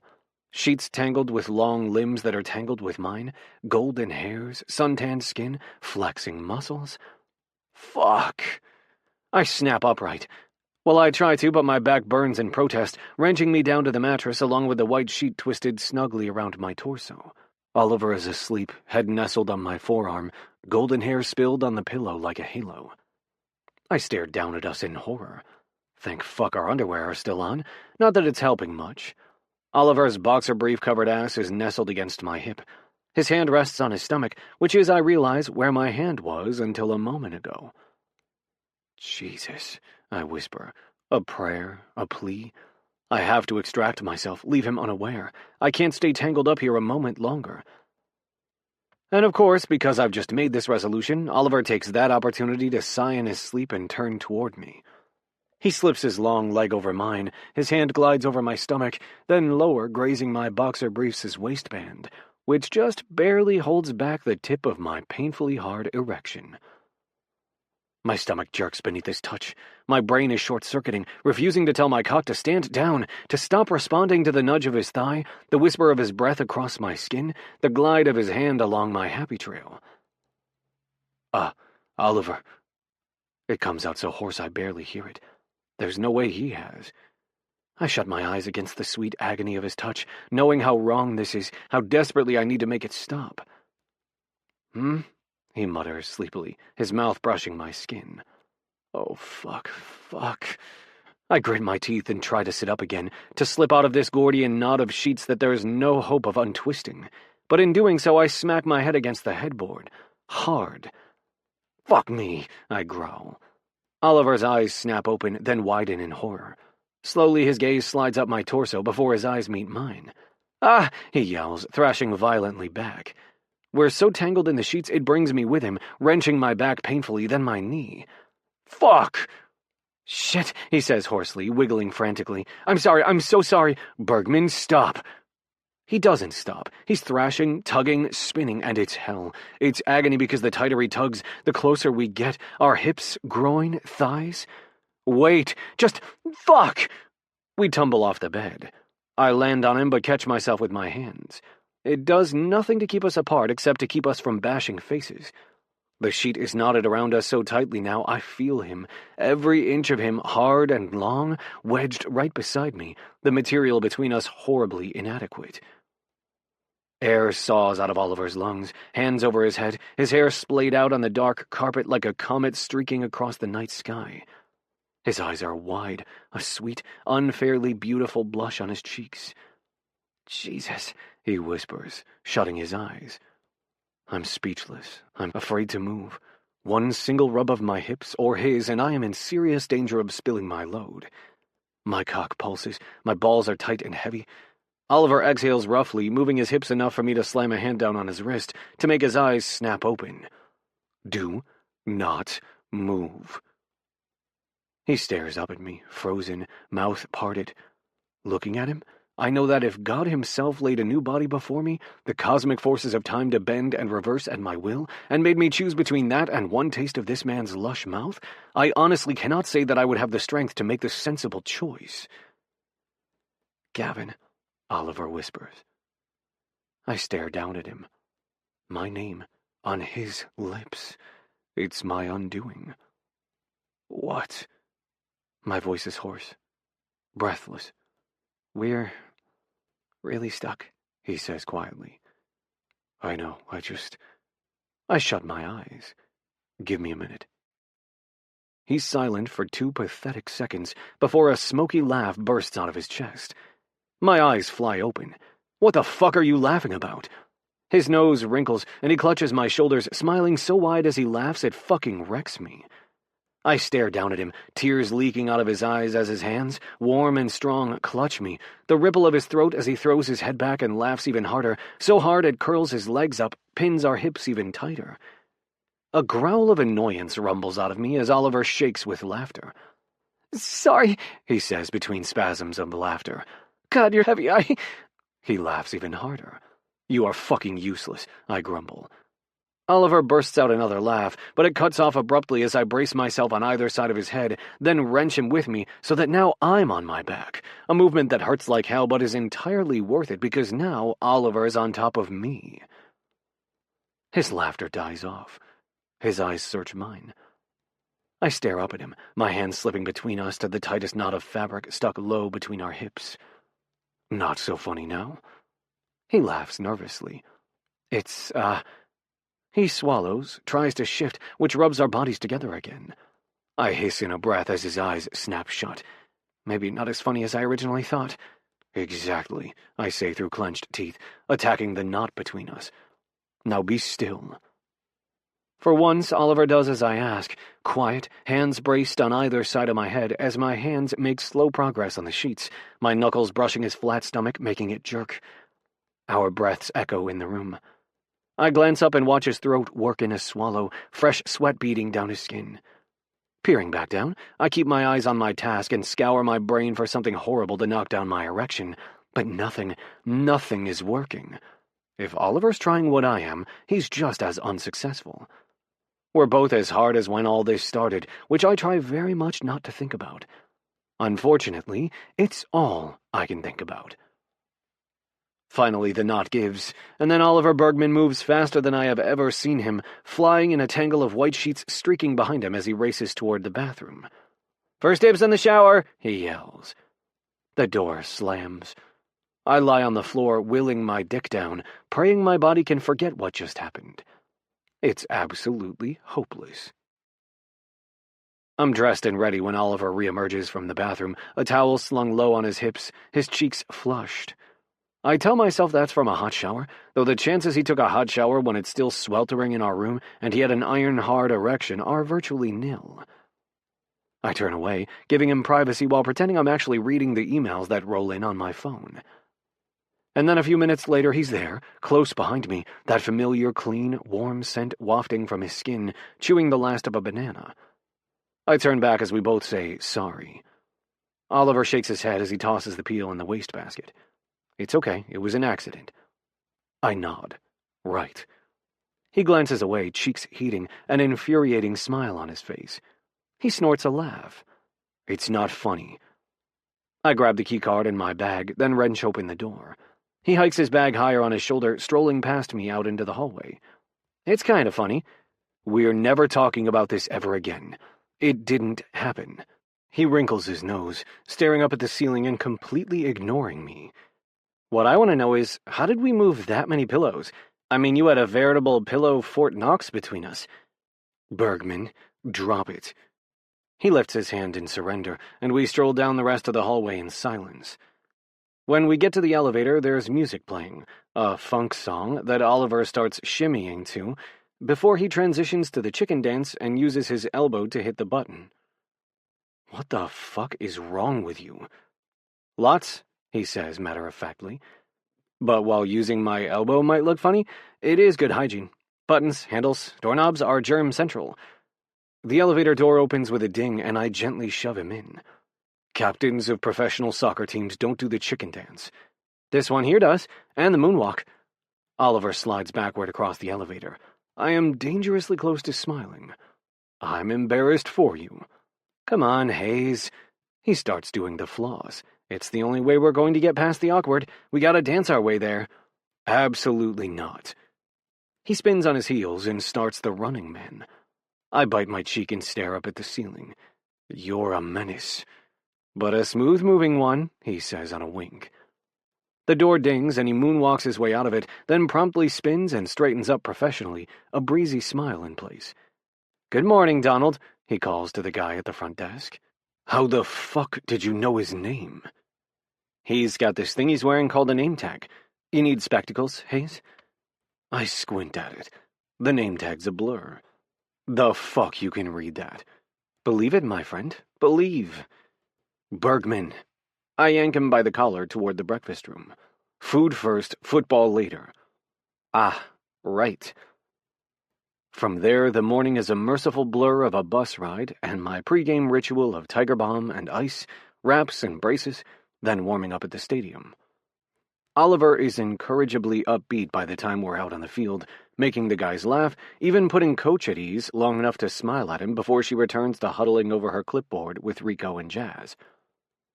Out of habit, she looks my way when it's time to round everyone up. I'm about to holler my usual and get the team together, but watching Oliver, I pause, and then I call his name instead. He glances up, then jogs over. What's up, Co-Cap? I blink at him, searching his expression.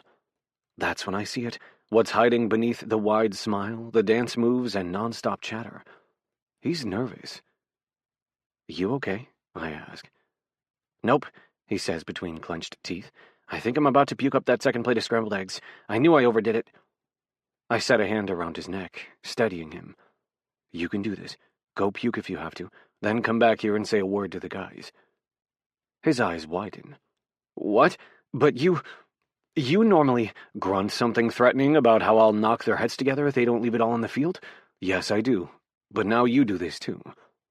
He swallows thickly. Okay, now I'm definitely gonna go puke. I squeeze his neck, sliding my thumb along his skin. He stares at me as I tell him, come on now. You've got this. Promise? He says quietly. I gently shove him away toward the toilets. Promise. What was that about? Coach asks. I stare after Oliver, itching to follow him, to hold his hair out of his face, to rub his back, to squeeze his neck hard in reassurance so he doesn't start hyperventilating over a toilet. Just fortifying our captainly bond. I throw her a blank look, hiding everything. I hope. Coach searches my eyes for a long moment before she turns back to the team, who are doing their normal warm-ups. A faint smile tips the corner of her mouth. About damn time.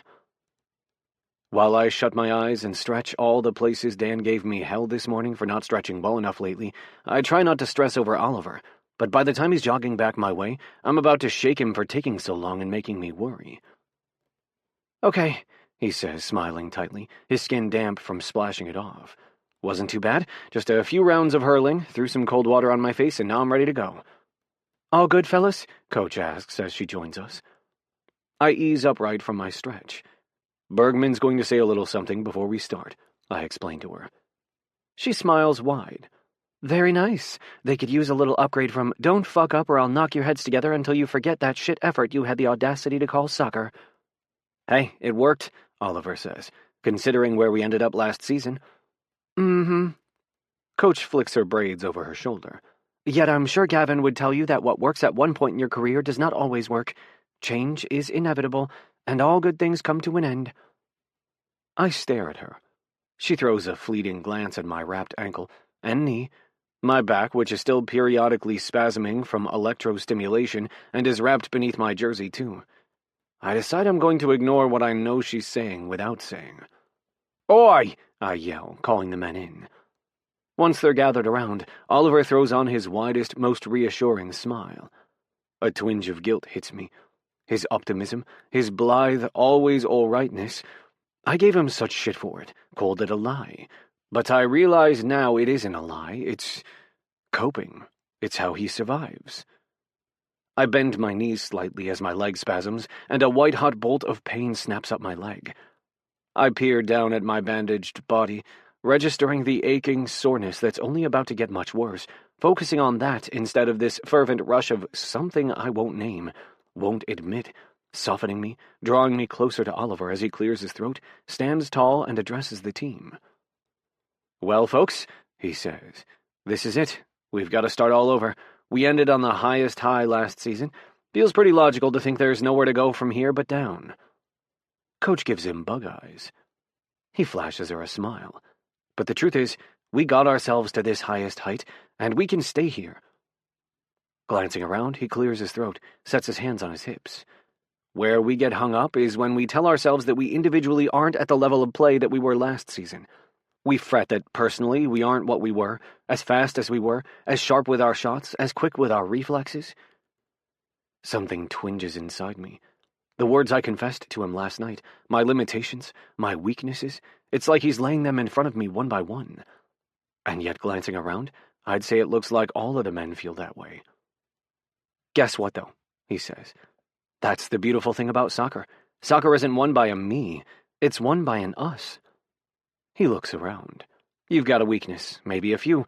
I know I do, but that doesn't matter, because what I lack, he has. He points to me. To Ethan, he says, when you miss, who's got your back? Andre, Ethan says. He nods. That's right. Amobi, he turns to our goalie. When it gets by you, what does Coach say? It had to get past everyone else first, he says quietly. Yup. Oliver smiles wider. I know you're nervous. I am. It's hard to start at the coveted height that everyone's hungry to get to so they can knock us off. Sports psychology tells us it's always easier to be the underdog than to be the one who's made it to the top and has to fight to stay there. Cool thing is, even though you're not where you were last season, someone else on this team is. And that game out there takes all of us, with all of our weaknesses and strengths, to win. He glances around. I have every belief we will. Ben sniffles. Carlo blinks away wetness in his eyes. Moby looks alarmingly emotional as he stares down at his big goalie gloves. Oliver throws a panicked glance my way as he realizes his truly beautiful pep talk hit perhaps a little too close to emotional home. I hold his eyes and hope he sees what I want him to. Well done. You heard him, I bark, setting a hand in, watching more hands, every color and size, slap on top of mine. Get your asses out there and get it done. Chapter 13. Oliver. Playlist. Here we go. Wild. Well, I talk a nice talk. Don't think it made much of a difference, though. To say we are a tad out of sync would be generous. It's in the 80th minute. We're down 1-0, and we've messed up so many offensive opportunities, even I'm pissed, though of course I'm not showing it.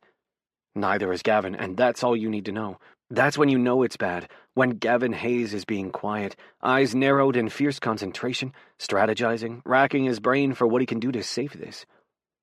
He squints, black coffee eyes sparkling with flecks of toffee as the sun hits them. A frigid wind flies through the stadium, whipping back his dark hair. He breathes out a puff of steam that I see as he backtracks in the midfield, receiving the ball, not even watching it to his feet as he stops it with one flawless touch that's as natural to him as that exhale from his lungs. Finding me, he sends a pass that's perfect, threaded between two defenders, both of whom turn and run after me. They're fast, but I'm faster. Unfortunately, they're on to me. New England's read our formation like a book and has every man marked. Santi's covered, Carlo too. Ethan's fighting to give me something along the wing as he flies up from midfield, but his defender is right there tight on him. I have nothing. It's just me. That's when I remember what I told everyone. This game isn't won by one person. It's not all on my shoulders. It takes all of us. Glancing back, I find Gavin knowing exactly what I'm going to do. I fake out my defenders and slip through them, pulling the ball in a Maradona and cutting central. I catch Gavin's eye, wishing we'd practiced this, wishing I'd said something when he told me not to expect him to be fast enough to be right behind me. You can still get there, I should have told him. I can buy you time. But then I realize I didn't have to tell him. He knows. Gavin knows exactly what I'm doing. No one's on him. He plays a commanding role that's pivotal in midfield, but not the most vital position to cover when defending an offensive attack, at least if that position's being held by anyone but Gavin. New England should know better, but they seem to be flying on autopilot, acting like he's some regular player who's not a threat outside 30 yards from the goal. Which he is. Oh, he is, and that's why I'm about to give him the ball. I know Gavin Hayes' career better than I care to admit. I know his every goal, his every iconic game. I know the man has thighs like a goddamn truck for a reason. He might not have the speed that he used to, but he still has power. That man can crack a ball into the back of the net from here easy. As Gavin barrels down the field, I nutmeg my defender, cut past a guy chasing after me, and come face-to-face with Bryce. It's shocking how much nothing I feel as he bears down on me, as we hit bodies and I spin away with the ball, taunting him out of position, exposing the center of the field. I don't look at those russet curls of his and miss threading my fingers through them. I don't look into his bright blue eyes and remember staring into them as he touched me and begged me to touch him. It's a sweet victory to feel nothing for someone who once made me feel everything I didn't want to. Self-doubt, hurt, betrayal, loss. It's going to be an even sweeter victory when Gavin scores because of it. And now he's here, having read me perfectly, exactly where I need him to be, as I send the ball in a lateral pass across the field where it lands one step in front of him. I hold my breath, freeze as he plants his left foot and cracks the ball with one touch, a bullet through the air that hits its target at the top of the goal, rippling gloriously beneath the crossbar and down the back of the net. Goal! I sprint toward him. The whole team does, a crush of bodies throwing our arms around him. As if he's soaking up the moment, Gavin's eyes are shut, his head bowed, as Moby, the only one taller than him, ruffles his hair. But I see it when no one else does. His smile. Small. Private, the faintest tip of his mouth, but I'd swear if he'd shaved his beard down to scruff, I'd catch a deep dimple flashing in his cheek. After he shoves the guys away good-naturedly, the group breaks apart. Gavin and I walk toward the center of the field. I smile down at my cleats, watching them side by side with his. This camaraderie is what I dreamed might be possible when he first signed with the team. This is what I've been waiting for 2 long years. We've scored together before. It's not the first time, but it's different today. Because of what he trusted me with, the way I knew where he'd be and what he needed, the way he leaned into my strength and leveraged it with his, and together we made something better than both of us. Because of that trust, the kind of partnership I've wanted with him and almost gave up on having, we've tied up this game. Perfect pass, he says gruffly. My head snaps up. I smile at him. Perfect shot. That it was, he says, gaze trained ahead. I roll my eyes. Humble as ever. Nothing wrong with taking pride in what you can do, Bergman. You gain nothing by understating your abilities. He spins, stopping where I'll stand, just outside the circle as we get ready for New England to kick off. Leaning in, he lowers his voice. He's looking at you. Who? That wanker. Ah, Bryce. Gavin glances over my shoulder, locking eyes with him, glaring death. Next time you have the ball, we do that play again, he says. But this time you're going to keep running. I'll feed it back to you and you do what you do best. He leans in, his mouth a whisper from my ear, the memory of this morning flooding my mind, his mouth against my neck, his breath warm and soft against my skin, his hand interlaced with mine. I shiver. Put the ball in the back of the fucking net, he says quietly. Remind that inveterate ass what he let get away and will never ever get back. I stand there, speechless at the top of the circle as he turns and strides deep into the midfield. I'm still on a cloud as we walk to our cars in the parking lot back home in L.A. After Gavin's goal to tie it up, I scored. We won. Not even another cross-country flight could bring my mood down. Will you ever stop dancing? Gavin grumbles. There's amusement in his voice. Faint, hidden, just like the smile after his goal. I two-step my way across the parking lot, then spin, because there are honestly few things I delight in more than watching Gavin Hayes try to act like he doesn't enjoy the heck out of my dance moves. Not anytime soon. I bounce to the rhythm of Carlo's music, which has started blasting in his car's stereo. To the beat, I tell Gavin, because there's no I in team, no me and we, you and I scored, got ourselves a victory. And that's when you know you've watched too much Hamilton. Too much Hamilton? I shimmy my shoulders while looking for my car. No such thing. Gavin rolls his eyes, brushing past me to unlock his gas guzzler. Why the frown? He asks. I'm scanning the parking lot, and I don't see my hybrid anywhere. Can't find my car. I pull out my phone as suspicion dawns and dread creeps through my limbs. My missing car has Vigo written all over it.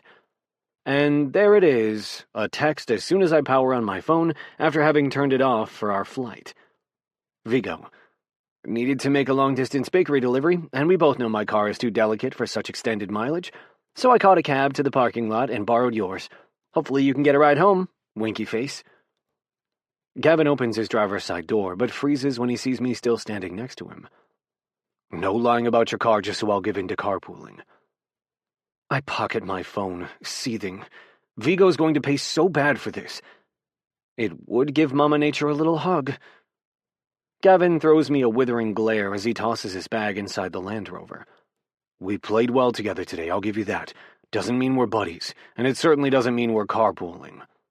See, and here I was thinking, considering we woke up being big and bigger spoon this morning, a 15-minute car ride was peanuts in comparison. God damn it, Bergman. He pinches the bridge of his nose. Fine, all right, we can discuss carpooling, but only if you swear never to bring that up ever again. You got yourself a deal. I beam a smile and offer him my hand to shake. He glares down at my hand, then peers back up at me. Get in your damn car and go home. Oh, good idea. I'd love to caravan, except my car isn't here. My brother borrowed it. Gavin sighs. Well, then I suppose I'll have to drive you home. But we are not listening to any musicals. Chapter 14. Oliver. Playlist. Fever to the Form. Nick Mulvey. I'm playing it cool with Vigo.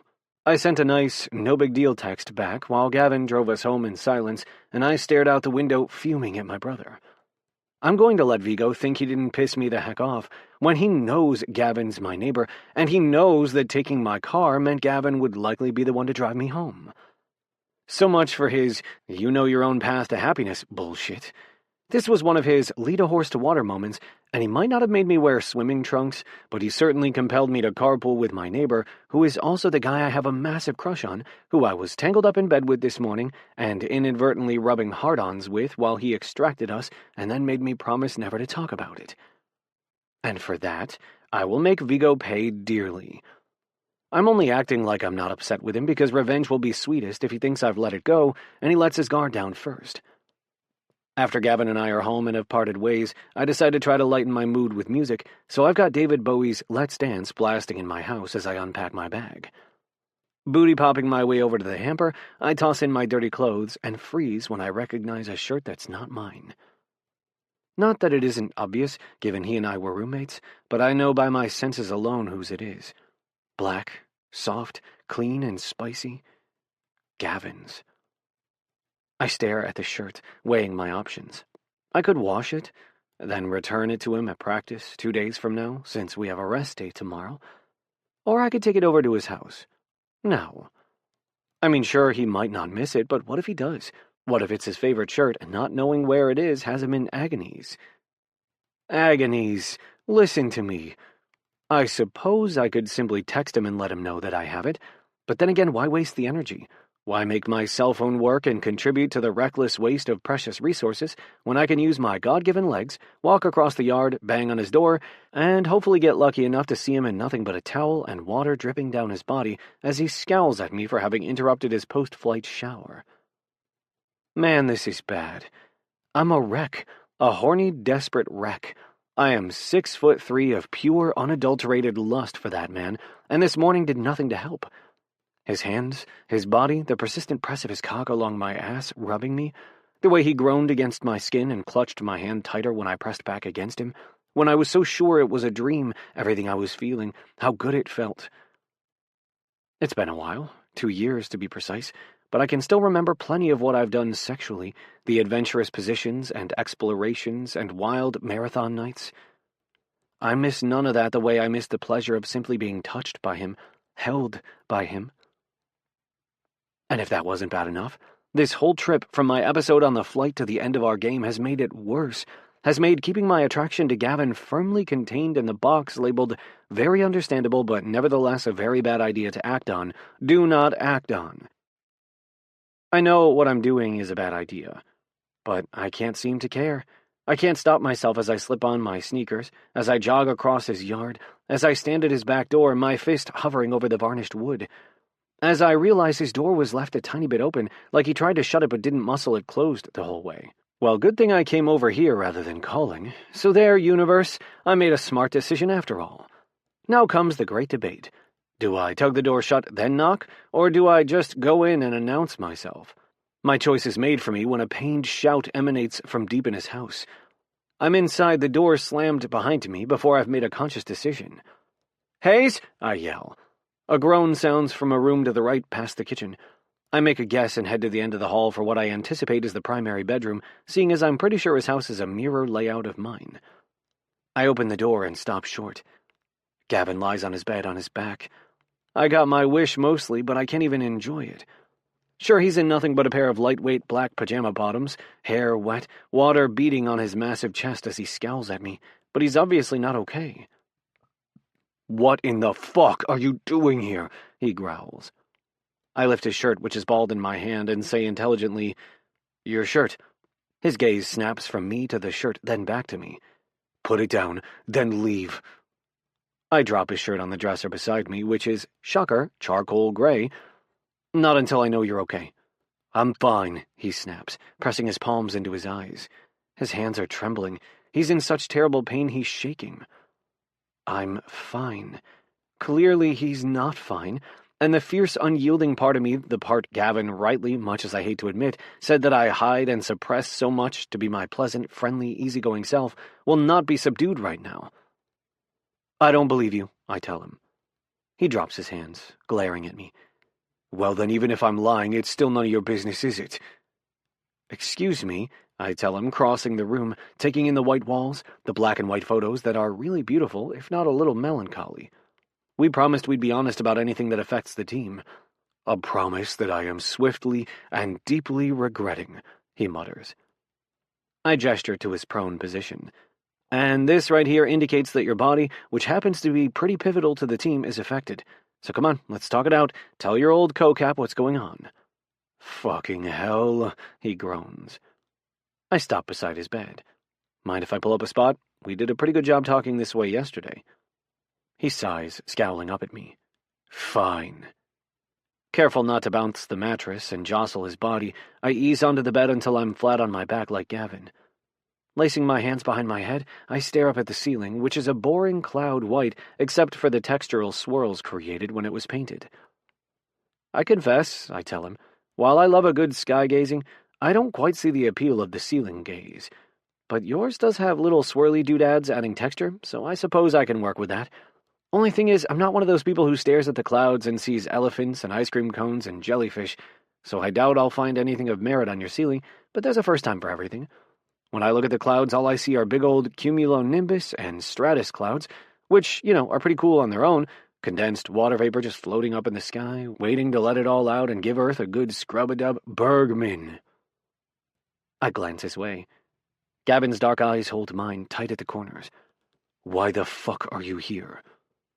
I swallow roughly, trying very hard not to look at his bare chest rising and falling, his hands clenched at his sides. I told you, I had your shirt, which you returned. And now we're going to talk. You've talked. I've just talked. Now you can leave. I search his eyes, knowing that I'm doing something I shouldn't. That staring at Gavin, feeling my heart crack open and flood my good sense with something dangerously close to affection, means I should leave. I should run out that door and just keep running and never look back, because I swore to myself I wouldn't do this, wouldn't let myself care and want and long for anyone I played with or worked with, especially not him. Pushing up on my elbow, I peer down at Gavin. You've spoken, but you haven't talked, haven't said what needs to be said, and we both know it. Now listen, if embarrassment is stopping you, in this situation you've got nothing to be ashamed of. Well, besides your stunning lack of appreciation for color and home decoration, but other than that, it's my knee, he says tightly. It gave out and it burns like hell. Dan or Maria will sort it out tomorrow. Day after tomorrow, I remind him. He sighs heavily. Right. And until then, I'll be able to stand in a little and hobble around until I can get a corticosteroid jabbed into it. Sounds lovely. The joys of aging. Slowly, he glances up at me. I hold his eyes, examining them. Dark eyes flecked with gold, thick dark lashes. His eyes seem to search mine, too. Something shifts between us, not unlike the moment the wind swirls in a new direction, replacing what was cool and bitter with a new, welcome warmth. You should leave, he says quietly. He's right, I should, but I can't seem to make myself. I don't want to leave you alone to ceiling gaze all by your lonesome. Being alone, he says, is not the same as being lonesome. True, but sometimes it's nice not to be alone. He stares up at me, those dark eyes unreadable, so frustratingly guarded. My heart slams in my chest. You really should go, he says, digging his palms into his eyes again and exhaling slowly. I see how much he's hurting. Can I try to help first? He scoffs. There's no help. I have a few memories growing up when what was left of my dad's leg ached fiercely. Phantom nerve pain, pain from his prosthesis chafing against his skin. I remember him lying on the sofa one evening, his head in my mom's lap, while the house swirled with chaos around them. Dinner waited, extra TV time was allowed. I remember wondering, when it was his leg that hurt, why my mom didn't just focus on that. Sure, she massaged his spasming thigh muscle, the place where his skin and muscles had healed around severed bone. But she spent much more time slipping her fingers through his hair, down his neck, pressing kisses to his face, his temple, whispering words we weren't meant to hear that made Dad groan and smile. I didn't understand why. Now that I'm older, after having broken bones and sprained joints, after seeing the people I love hurt and heal, I understand. So often, pain isn't something we can cure or prevent. And that's not why we lean into the people we love. We don't need them to fix it for us or ask about all the things we could have done to avoid it or the ways we've tried to remedy it. We just need them to see us, to find ways to love us, not in spite of our pain, but through it. Comfort was what my mom taught me to give and receive, not in an attempt to fix pain, but to love and be loved with humanizing touch, to give soothing pleasure where it could be had.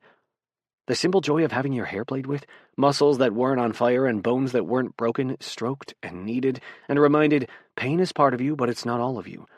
You're hurting, and you're here, and I am too. I know there's no fixing it, I tell him quietly. That's why I only want to help. Helping is different. I lift a hand, reaching for his hair, wet from his shower, then stop myself. Can I touch you? Gavin opens his eyes, then glares up at me. He's silent for a long, tense minute. Yes, he finally says, but lay so much as a finger on my knee, and I will rip your arm off. 10-4. I scooch closer, then swipe my finger across his temple, over his nose, around his mouth. I trace his features, strong and sharp as if carved in stone. His eyes flutter shut, and a soft, slow breath eases out of him. Next, I slip my fingers through his hair in slow, rhythmic strokes, scraping across his scalp before moving on to massage his temples. Fuck, he groans. I pause. Of the good or bad variety? Very good, he says hoarsely. A smile lifts my mouth as I do it again. Good. After a few minutes of that, I drift my hands down his neck, kneading the tight muscles joining his shoulders. A pleased groan rolls out of him. Using one hand to scrape my fingers softly across his scalp again, I roll the other over his shoulder, down his arm. Air saws in and out of his lungs, his eyes scrunch tight. What are you doing? He whispers. Helping, I tell him, staring down at his severe features. Thick, dark brows, lashes, beard, a beard that I'm still convinced hides a dimple, his nose just slightly off-center from when a player from Arsenal broke it with his elbow during a corner kick 8 years ago. I remember vividly watching the game, watching blood pour down Gavin's face while he blankly stared ahead and they shoved cotton up his shattered nose. Like he felt nothing. Like pain was the same as existing. Still feel okay? I ask. He nods slowly. For a while I keep my mouth shut and watch him for signs of what feels great and what doesn't. When it seems like I've exhausted all the places I can make him feel good without touching what will feel bad, I give his shoulders one last squeeze. There. Just when I'm about to pull away, his hand snaps up and wraps around my wrist, freezing me. Time stretches. Our gazes hold. My pulse pounds in my ears. His thumb strokes my wrist. Thank you, he says quietly. I need to leave. I need to run and keep running, but instead Gavin's holding my wrist, then he's tugging me closer, and then my hand is cupping his face, my head bending. Our mouths brush. Soft, tentative. Light dances behind my eyes as I sigh against his mouth, as he sighs against mine. The sound of contentment, sweet relief. Coming home. His lips are firm and warm, his beard soft as I sip his mouth, as he releases my wrist and sinks a hand into my hair. A rough, deep moan leaves him as I sweep my tongue against his, wet, hot. I taste him and feel like I've swallowed sunlight. I need more. I need everything. As if he's read my mind, Gavin wraps an arm around me, hauling me against him, pulling us close. He hisses in a breath as he turns fully and bends his knee. I pull away worried, glancing down at his leg. Are you— Shut up, he says hoarsely, cupping my head, drawing me tight inside his arms. I'm fine. I wrap my hand around his waist, up his bare back, my fingertips dancing over the terrain of hard, powerful muscles and smooth, warm skin. He shivers and exhales roughly in my mouth as I kiss him again, warm and slick, warring for control. He kisses like I knew he would. Harsh and hard one moment, then another slow and tender. I kiss him back like he must have known I would too, sweet and teasing, the next demanding and fierce. Gavin's hand slips down my waist and grips my ass, holding me against him. Our chests crush together, our hips move as we rub against each other, as our kisses build in speed and rhythm. Just this once, he says. I nod. Just once. Then tomorrow, he says between kisses, biting my lip, chasing it with his tongue before he begins kissing my jaw, my neck. At practice, we'll be what we were. I moan as he grips my ass hard and moves me against him. Day after tomorrow. God, he says roughly, hauling me so tight against him I can barely breathe. God, you feel so good, taste so good, so much better than I... He kisses me harder, stopping himself, but it's not difficult to fill in the rest of that sentence.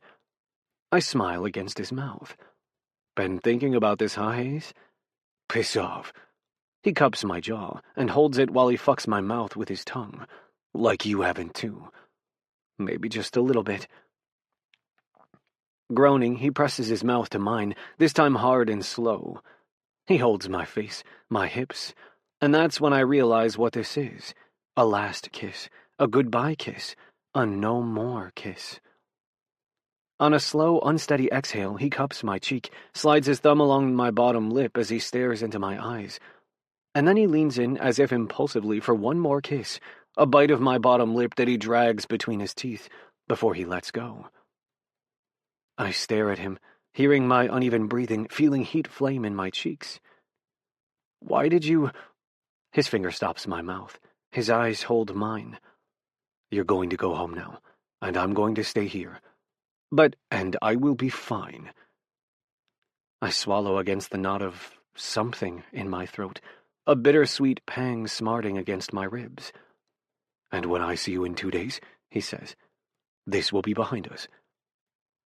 I stare at him, hating that he's right, that as incredible as this was, it's the worst possible thing I could do. I have to be wise.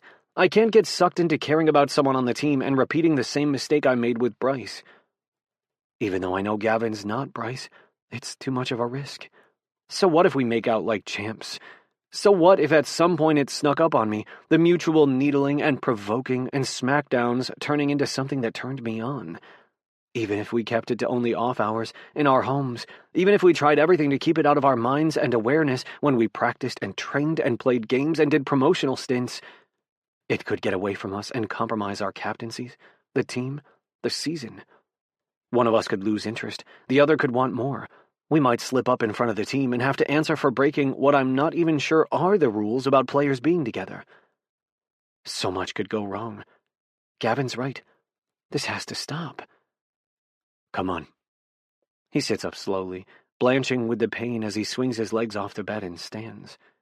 I scramble off his bed, following as he limps only slightly down the hallway before he turns into his kitchen and opens the back door.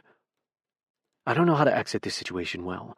My insides are a blender of countless emotions, shredded by my anxiety until they're a messy, inextricable blur. Go on then, he says quietly, slipping his hand around my back, low and gentle. Go. I glance from the view of his backyard back to him, recognizing the moment as a threshold in more than one sense of the word. I want to stay and kiss him, and ice his knee, and draw him a bath, and make him laugh and take care of him. And I want to push him far away and pretend like none of this ever happened, like he didn't show me a side of the sharp, harsh man he's been, and reveal what's beneath that brutally cold facade. Someone who cares, who bleeds and hurts and fears, just like me. I stare at him for a long moment, and he stares right back at me, his hand warm on my back, its pressure building every second that I stand there, pushing me where I know I need to go. Finally, I force myself to do what I promised myself I would. I walk away. As I step onto his porch, I mentally congratulate myself. I've done what I failed to do before. I drew a boundary, put a firm stop to going where I shouldn't with a teammate. I should be proud of myself. I should be relieved. But when Gavin's door quietly slips shut behind me, I don't feel proud or relieved at all. Chapter 15. Gavin. Playlist, Lonely Boy, The Black Keys. Well, that was an experience, I tell Mitch. Cough up the keys, old man, and let's pray the next time I fuck up my knee and need a steroid injection, it's the left one and not my gas leg again. You don't like my driving, that's your problem, Mitch says, slapping the keys into my palm. I snort. It's not a matter of liking. It was a matter of not wanting to die before I even got to the doctor's. He waves his hand dismissively, helping himself to a glass of water from my kitchen. Serves you right. You should have asked Oliver. His name sends a bolt of heat searing through me. I shut my eyes, doing everything I can to block out the memory of kissing him, feeling him, tasting him. I can't tell Mitch there was no way in hell I was asking Oliver after last night, when I made out with him on my bed, fucked his mouth with my tongue the way I wanted to fuck him, then kicked him out after telling him this was a one-time thing that we were going to put firmly behind us, and that, needless to say, keeping my distance is best right now. So instead, I ask him, why do that when I have you? He sighs, scrubbing his face. Because you need to rely on other people. Where's your family? Where are your friends? My family? Exactly where I want them, I tell him dryly. And friends? I gesture to him, to the table where the group plays poker. Right here. What more could I ask for? Mitch scowls at me. If you're that upset about driving me, I tell him, you could have said no. Are you pissed about walking home? I told you I could manage to drop you off at your place and drive the short distance back to mine. No, that's not it. He drops onto a kitchen stool as I walk gingerly past him and toss my keys onto the counter. Then what is your point, Mitchell? My point, he says sharply, is that I'm tired of enabling your isolationist bullshit. I stare at him. Isolationist bullshit? You have no idea what you're talking about. He nods. You make sure of it. All I can do is read between the lines. You really want to hear my shit, Mitchell? He shrugs. Yeah, but I'm not the person you should confide in. At least not the only one, and certainly not the first. I walk slowly into my living room toward the sofa that's calling my name. And to whom should I be confiding my deepest, darkest secrets? People your own damn age, he says. People who you build a life with. Friends, family, friends who become family. Groaning, I ease onto the sofa and lift my leg, propping it on a pillow. Wild meows at me like I'm supposed to do something for him when I'm laid up like this. What do you want? I ask him. There's food in your bowl, shoes I just took off for you to piss in. He meows again, then weirdly bounds up the couch and settles on my chest, purring. He's a crotchety fucker, so he'll probably end up sinking his claws into me, but for the time being, I savor the rumble of his purr and scratch his fluffy black and white cheeks. Hardly any point in forming relationships, I tell Mitch, circling back to our conversation. I'll be laid flat in a game one of these days soon and won't get back up. After that, I'll leave. He arches a silvery eyebrow. Nice to know you plan to split when shit hits the fan.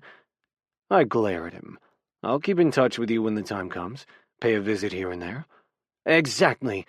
He bangs his fist on the counter. Because I matter to you, and anyone else you built a relationship with here would matter to you too. It's on the tip of my tongue to explain myself, but to explain that would be to reveal just how badly I hurt, how deeply I already live in anticipatory pain, how much I dread. But you're not part of the world that I'll have lost, I almost tell him. You won't be a reminder of what I'll never have or be ever again. It's different with you. He shakes his head, standing from his stool and strolling toward my front door. I'm out of here. Mitch. Nope, you're bad for my blood pressure when you're like this. Now hold on. I try to sit up from the sofa, but Wild sinks his claws into me just as Mitch shoves me back down with surprising strength. Jesus, now you're ganging up on me. You, he says, leaning in and jabbing me in the chest, need to do some thinking, and stop being so damn stubborn. I frown up at him. I'm not stubborn. I'm practical. He rolls his eyes. See you for poker tonight, knucklehead. Rest up, because you have an ass-whooping coming your way.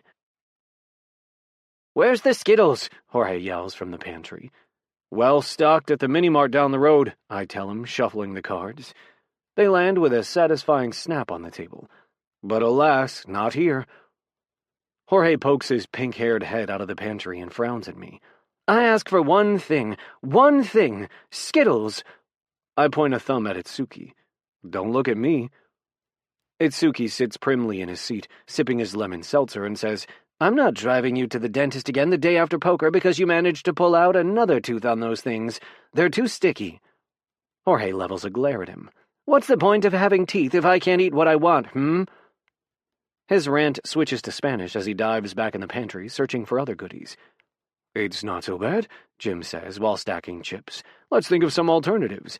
There are none, Jorge yells from the pantry. Sure there are. Lou sniffs, frowning in thought. Strawberry applesauce. Jim snorts. Chocolate pudding. Itsuki hides a laugh behind his hand, then says, prune juice. Jorge exits the pantry, slamming the door behind him and looking thunderous. You're all dead to me. Come on now, I tell him, patting his place at the table. Sit down and have your fancy pink lemonade and sort your cards. Takes you long enough. Speaking of taking long, Lou grumps, glancing at his wristwatch. Where's Mitch? I fumble the cards slightly, but catch them in time to shuffle them together. Parting on bad terms with the old man left me uneasy. I glance up at the wall-mounted clock in my living room, frowning. He's 15 minutes late. Mitch is never late. Dunno, I tell Lou. He said he'd be here. Just as I finish my sentence, the back door opens, and my stomach plummets to the soles of my feet. There stands Mitch, and by his side, Oliver. "'Bout time," Jim hollers. "Get your ass over here. We gotta start playing before Gavin shuffles the tits off the queens." Mitch waves a hand dismissively, shutting the door behind Oliver, who's giving me a wide-eyed deer-in-the-headlights look. I push up from the table with relatively more comfort and ease than I had this morning, thanks to that steroid injection, a result I can't always count on. Sometimes the pain is worse for a day or two after the injection, before relief finally kicks in. Other merciful, less frequent times, I feel relief much sooner. Thankfully, this is one of those rare times, and now the pain in my knee is muted to a dull, persistent, but not incapacitating ache. "Mitchell," I say tightly, "why don't you join our friends at the table?" Mitch flashes me a wide smile, mischief twinkling in his eyes. "Look who I found outside. Isn't it great that Ollie could join us?" I clap Mitch on the back and give his shoulder a good warning squeeze. "A delight." "I'll just go get settled in," he says to Oliver. Then he turns to me and mimes tipping his hat. As soon as he's out of earshot, Oliver says frantically, voice low, "I tried very, very hard to tell him no, but he's a goddamned bulldozer when he sets his mind to something." Oliver nods. I was just weeding out back, and he shows up in my yard, starts small-talking, which, I'm cool with. He's a nice guy, easy to talk to. Then he pulls some wizardy conversational sleight of hand, and next thing I know, he's saying he's so glad I can come play poker with you guys. I kept trying to politely decline, said I had yard work, and then he gets down on his knees and starts weeding with me. Oliver hisses. Said, "With two of us working, we'll be done twice as fast, so you can join us." I sigh. Sounds like Mitchell. "Who's this?" Jorge barges in, clasping Oliver's shoulders. He looks him up and down. "He is lovely." "He," I tell Jorge, plucking his hands off Oliver's shoulders, "is a person who you are treating like a doll." Jorge wiggles his eyebrows. "Well, look at him. He is a doll. Hello." I roll my eyes. "And he's here. Behave yourself." Oliver clears his throat, then flashes his usual megawatt smile as he offers his hand. "Oliver Bergman. Nice to meet you." "Jorge Delgado." Jorge crushes him in a hug instead. "So good to meet you, Oliver. Oliverio. What a perfect name for a perfect man. Come in, come in. Jim, make yourself useful and grab a chair." "Already on it," Jim calls, wedging a chair between his seat and mine. "Of fucking course." I glare at Jim, who throws me an embarrassingly obvious wink. Once Jorge has finally released Oliver and hurried off to rearrange the table so there's room for another, I tell Oliver, "You really don't have to stay." He scrubs the back of his neck, eyes down on his dirt-stained sneakers. "I won't if you don't want me to." God, if only it were that easy. I should tell him that I want him to leave, that it's best if he goes home, and we keep our lives as separate as possible, even if in only these small ways, given how much practice, training, matches, co-captaining puts us together. I should tell him that what we did yesterday was a mistake that I regret and that we will never repeat. I should see him out, shut that door behind him, and shut out the memories of last night, the longing they unlocked once and for all. But I can't fucking make myself do it. I can't make myself keep pushing Oliver away when finally drawing him close last night felt so fucking good after months of nothing but pain and misery stretched together. I can't turn away someone who gave me comfort last night, even when I was snarling and snapping, who I've held at arm's length for so long, fixated on the parts of him that are easy to resent him for. His youth, his health, his carefree happiness, instead of seeing what lies beneath. Someone who battles anxiety's crushing pressure, who tries so hard to be good and helpful and hopeful and generous toward everyone, yet is so mercilessly hard on himself. Staring at him, I tell myself what I told us both last night. Just this once. Then tomorrow we'll reset boundaries. Neighbors but not neighborly. Co-captains but not confidants. Civil. Tidy. Safe. Just tonight. Only tonight. I want to be reckless. Stay, I tell him, if you want, but I'll warn you, we're a cutthroat bunch. Oliver's head snaps up. His eyes sparkle as he smiles. Duly warned. Get over here, Ollie, Mitch calls. You ever played poker? Need us to teach you the ropes? Oliver shrugs as he toes off his dirty sneakers and sets them aside. It's been a while, he says, tugging his hair back into one of those tiny sunshine spurts of a ponytail as he walks through the kitchen. I could probably use a refresher. As he sits and joins the guys at the table, smiling and shaking hands, I have the most unnerving feeling that I've just made a very big mistake. God damn it, Jim throws down his cards. What is this shit? He won again? Oliver rakes in a massive pile of chips, a coy smile on his face. Beginner's luck? Beginner's luck, my ass, Lou snorts, sitting back in his seat as he folds his arms over his belly. If you're a beginner poker player, I'll eat my shoe. Oliver's smile deepens. He shrugs. Beginner-ish. Mitch slaps his thigh and wheezes a laugh, downright delighted by this turn of events. Jim reaches around Oliver and slugs my arm. A little warning that I was about to get hustled out of my retirement would have been nice. Honestly, Jim, Itsuki rolls his eyes, we play for pennies. Pennies add up, Jim grumbles. Oliver leans his way and says, Don't worry, I'm a pretty reckless player. I'm sure I'll lose it all soon in spectacular fashion. When he straightens, his thigh brushes mine for the 8 millionth time since we all sat down, making a rush of heat blaze across my skin and settle low and hot in my groin. I fist a handful of chips and grit my teeth. Mitch smiles across the table like he knows exactly why I'm suffering. I glare at him. Last hand? Lou asks. Why, old man? Jim says, accepting his cards as Mitch deals. Past your bedtime? Lou throws him a colorful gesture. Unlike you, I have a social life outside this vagabond crew. In fact, he rifles around the trail mix I set out, then plucks an M&M from among the nuts and dried fruit. I have a date. Jorge's eyes widen. He smacks Lou in the chest. And why are we just hearing about this? Lou shrugs. It's just a first date. A cup of late-night decaf and a piece of lemon meringue pie at Betty's diner. It may be a train wreck. Or it could be the start of something wonderful, Itsuki says encouragingly. Lou shrugs again. Could be. Well, at least someone here is living it up as he should, Mitch says pointedly, staring at me. If I wasn't worried I'd break his leg, I'd kick him onto the table right in the shin. Awfully fine talk coming from a man who refuses to date himself, I remind him. Mitch sniffs. Who says I'm not? All our mouths drop open. For as long as I've known Mitch, and that's nearly 2 years now, he's only ever spoken of his late wife, Janie, in frankly reverent terms. He's never flirted with his soul, never given the faintest hint of interest in another person. Mitchell Thomas O'Connor. I set my elbows on the table. Spill the beans. I have a pen pal, he says primly, adjusting his cards. That's cute, you think that's all you're going to get away with saying, Jorge taps the table. Let's have it. Mitch sighs, eyes still on his cards. She and I grew up together, went to the same school all the way through high school, then lost touch once I joined the Navy. We bumped into each other at a reunion years ago, introduced each other to our spouses, parted then on friendly terms. I don't know who started it first, but we started sending Christmas cards, kept in touch that way. When she heard Janie passed, she sent a very nice note. It took me a while to write back to everyone who'd sent their condolences, and ever since then we've been writing to each other. And that's all I'm saying tonight. Lou hoots as Jorge makes kissy sounds.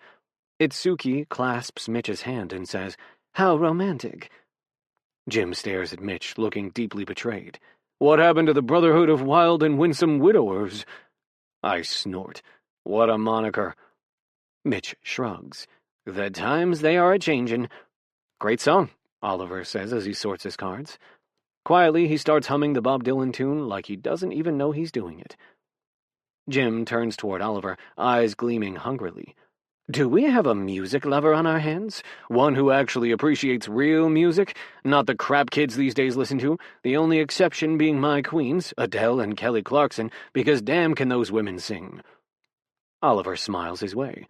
Don't be too hard on modern music. There's lots of good stuff out there, but... He scrubs the back of his neck. His nervous tic, I've recently figured out.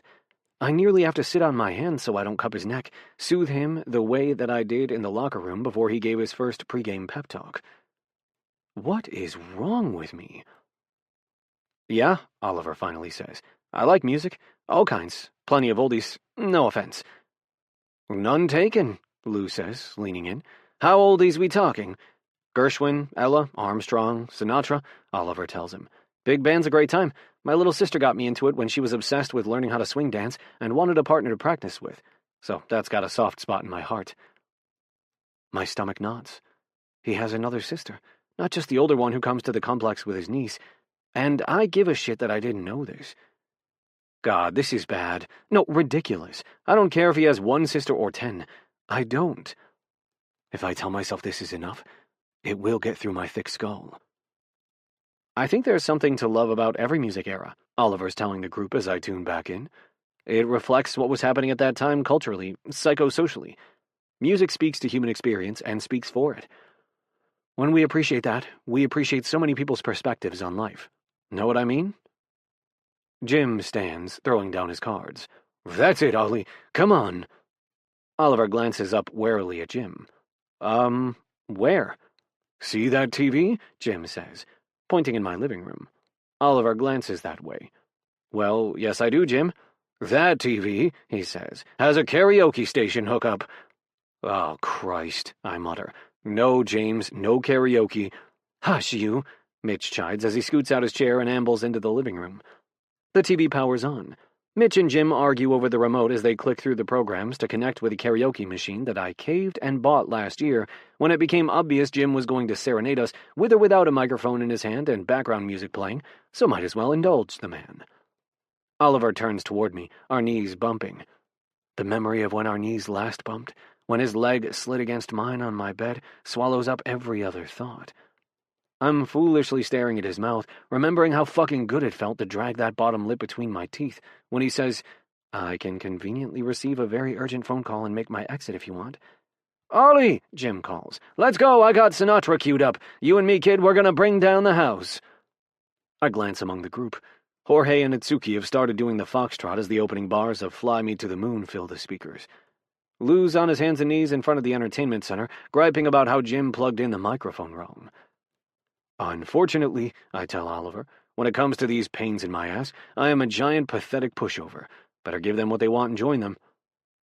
A smile breaks on Oliver's face. This is your last chance to kick me out before things become very obnoxious. I bite back a smile and settle into my chair, arms folded. Go on, then. Do your worst. Chapter 16. Gavin.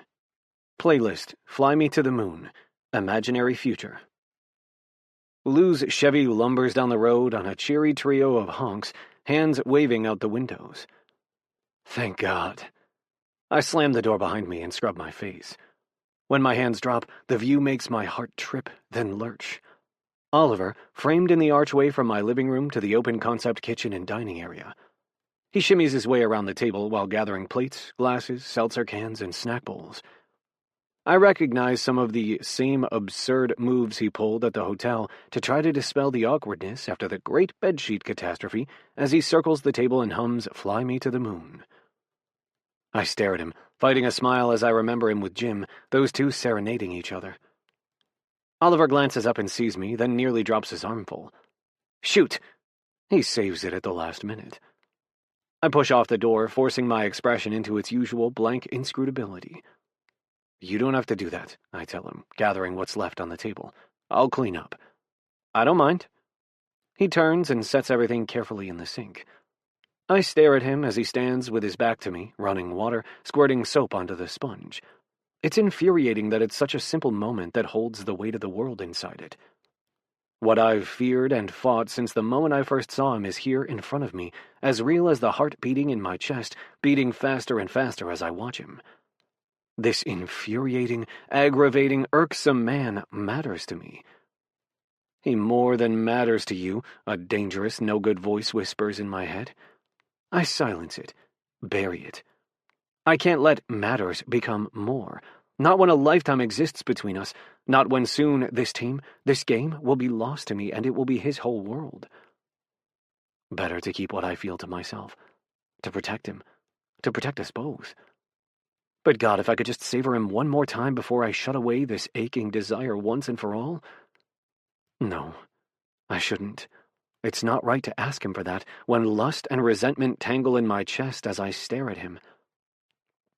It would be wrong to prey upon the impulsivity of what I'll concede seems to be a mutual, very intense attraction. It would be wrong to spin him around and pin him against the sink and kiss him slow and deep until we're both dizzy and desperate, until hands wandered and the bedroom right down the hall lured us like a siren toward destruction. Thanks, by the way, Oliver says quietly, snapping me from my thoughts. Stepping next to him, I add the last of the dishes I was holding to the sudsy water. For what? Asking me to stay? I pick up a dish he's rinsed and dry it, leaning a hip against the counter as I watch him in profile. The long line of his nose, his mouth pursed in concentration, the play of light on the scruff of his closely shaved beard. Technically, the others asked you to stay. I just indulged them. He glances at me, a smirk on his face. Of course. Well, thank you anyway. Despite you being a karaoke curmudgeon, I had fun. My heart twists. I want to yank him by the shirt and kiss that smirk right off his face. I want to make him drop the dish in his hands and hear it crack like his resolve until he's touching me as frantically as I want to touch him. But instead, I pick up another dish and dry it. You really don't need to do this. You can go home. Get some rest. We're back at it bright and early tomorrow. Oliver shrugs. I grit my teeth, battling so hard for control to stop myself from taking what I shouldn't. Abruptly, I slap my hand down on the faucet, shutting off the water. You should go home, Oliver. He stares down at the bowl in his hands for a beat of thick silence, then glances up at me. Why? I hold his eyes when he peers up, feeling the last of my control slip away. You know why. Slowly he turns, his hand trailing across the sink's ledge, stopping just short of my hip. I want you to tell me. My jaw tightens. I can't speak. If I open my mouth, it'll be to crash down on his. I can't. I won't. He takes another step closer and says, We agreed what happened last night would be behind us. Exactly, I answer tightly. He smirks. But we said that would be effective starting tomorrow. Only because I hadn't factored in Mitchell taking you hostage in your backyard and dragging you to poker in my home tonight. Oliver clucks his tongue. Rookie mistake, Hayes, and you call yourself a veteran player. I don't call myself anything. I am a veteran player. I'm old and on my last legs, and you'd do well to remember that, I snap. He frowns, that damn thoughtful frown. His eyes scan me. What does that mean? I don't answer him. I glance out the kitchen window toward his home, wishing he'd take pity on me and go back there already. You think I care that you're older than me? He says quietly. 10 years older, I tell him. 9 years, 7 months, and 6 days. My gaze snaps toward him.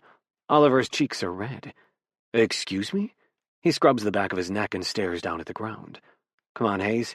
Everyone knows your birthday. I narrow my eyes at him. But have they done the math to know our age difference? For someone who doesn't care that I'm older, I had a crush on you, he blurts. As a teenager.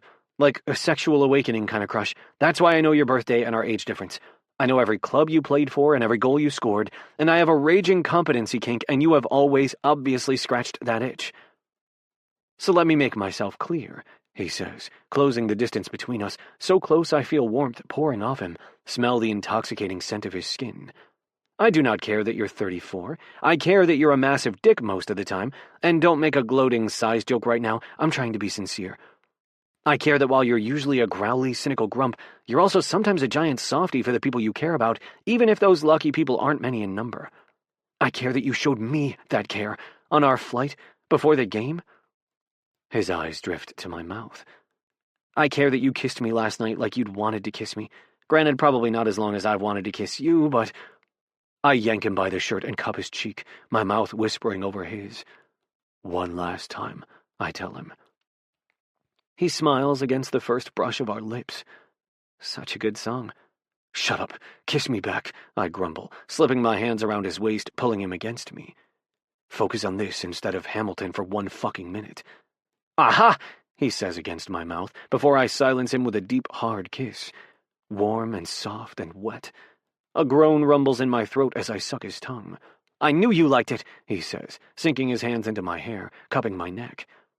It's a frustratingly catchy soundtrack, I admit. He groans. Don't do this. I kiss his cheekbone, the corner of his mouth. Do what? Make me want you even more? Hamilton's my weakness. Lin-Manuel Miranda is your weakness.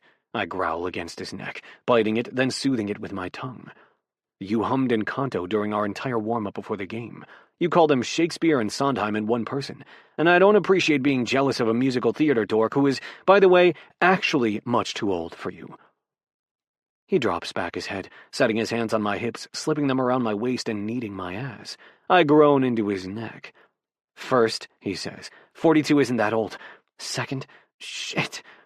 He gasps as I tug his earlobe between my teeth. Humming happy music helps me stay calm when I'm nervous, so don't make fun of me for it.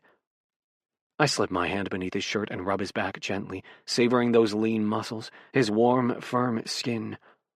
I would never. He snorts a laugh that becomes a rough exhale when my hand wanders lower, along the waistband of his shorts. I tease beneath the elastic, knowing I'm going somewhere I shouldn't. I slip my hand along the hard, firm curve of his backside and glide my finger lower, teasing him.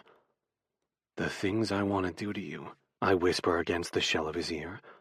Hayes, he groans, gripping me tight until I feel him, hard and thick, wedged right against every throbbing, rock-hard inch of me. I grit my teeth and breathe through the longing that barrels through my body. It's that, or moan helplessly as he works himself against me, his cock rubbing mine with each grind of his hips. I want you, he whispers.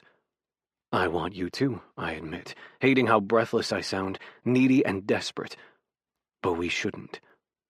I know, he says quietly, sliding his hands up my back, kneading the web of stiff, sore muscles. Doesn't mean I want it any less. I set my hands back at his hips, holding him against me as I kiss him slow and soft. I shouldn't say it, shouldn't want it, but I'm weak beneath his touch, so fucking gone. I need him so badly all sense flies right out of my head. Unless... He leans in, kissing me back, chasing me for more. Unless what? We just scratch the itch once, get it out of our systems. He hesitates for a moment, pulling back and holding my eyes. A rough swallow works along his throat. When? Tonight. I cup his jaw, slide my thumb along his mouth, tracing it. Now. He lowers his head, taking my thumb into his mouth and sucking it. Fuck. I squeeze his waist tight and hold him closer, crushing our chests together. Oliver lets my thumb out with a pop, eyes holding mine. Where? Sweet, heady relief rushes through me. Anywhere, whatever you want. He smiles, smug and satisfied. Shut up, I growl at him, kissing him hard, pinning him against the sink. I didn't say anything, he mutters against my mouth. I thrust against him, hard and deliberate, sliding every inch of myself along every inch of him. His eyes flutter shut. You were thinking it. He grins as he cups my ass and squeezes. Thinking what? That I'm so fucking desperate to taste you and touch you and make you come so many ways and times until you can't even walk straight that I would get you off on the roof of an In-N-Out if you asked me.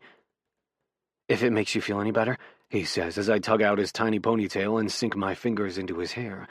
I'm just as desperate. Nothing makes me feel better, I tell him hoarsely, taking his hand and guiding it over my erection. He pants as I work his hand along me. Nothing makes this better when you're around. You're a fucking nuisance, a maddening, infuriating temptation. Gav, he whispers, and it's my undoing. Please, Anything, I tell him, slipping my hand along his stomach, beneath his shirt, grazing my knuckles over taut, warm skin. Let me touch you. Yes, he pants. Hell yes. I slip my hand beneath his shorts, his boxer briefs, and feel him, silken smooth, hot, and throbbing hard. Fuck, he's beautiful. He's perfect. Oh, God, he groans. No God here, I tell him. Tell me who's giving you pleasure. You are, he whispers, cupping my neck, pulling me in for a kiss as I slip my thumb along the sensitive underside of his cock, over the slit that's wet, leaking for me. Say my name, I tell him. Gavin, he says, then louder when my hand wanders lower, stroking, teasing, making him plead against my neck. That's it, I tell him, kissing his temple, breathing him in. Fuck yeah, come on, come for me. I'm so close, he groans. Shit, I'm so close, I swear it's not usually this fast, Oliver. I mutter against his cheek, then kiss his mouth again and again. I'm about to blow my fucking load, only from getting you off. You don't need to explain yourself. I want it to last, he says faintly, slipping his hands beneath my clothes and cupping my bare ass. I don't want this to be it. It won't be, I promise him, tenderness flooding me as I touch him, as he clutches me and works himself against my hand, chasing release. We have all night. He sucks my earlobe, and my weak knee nearly gives out. I want every minute. I'm about to promise him the fucking world if he wants it, when suddenly Oliver's back porch floodlight bursts to life, pouring like high beams through my kitchen window. We're both startled for only a moment before we crash back down on each other, kisses deepening, bodies moving, until the sound of a woman's voice shouting an expletive makes Oliver freeze, then whip around, facing his house. I stand there stunned. He shields his eyes, squinting. Oh shit! He straightens his shorts, pats his pockets frantically. I don't have my phone. Shit, I don't have my phone, and she's... He spins around, wide-eyed, breathing heavily. I'm so sorry, I really have to go see if she's okay, He clasps my face and kisses me one more time, hard and deep. I wrench away just as he lets go, as he slams his feet into his muddy sneakers and bolts out the back door toward his house. I stand, foolishly watching him long enough to observe him wrap his arms around a woman nearly as tall as him, a waterfall of flame-colored hair spilling down her back as he hugs her tight and sways her, comforts her, kisses the crown of her head. According to my doctors, I have a dangerously high pain threshold, but even this is too much for me. I can't watch a moment more. So I turn away and lock the door behind me. Then I walk through my house, flicking off one light switch after the other, until once again, everything is dark. Chapter 17. Oliver. Playlist. Slide to the side. Beady heart. Pretty much the only thing potent enough to relieve me of the erection of my lifetime is the sight of my little sister in tears.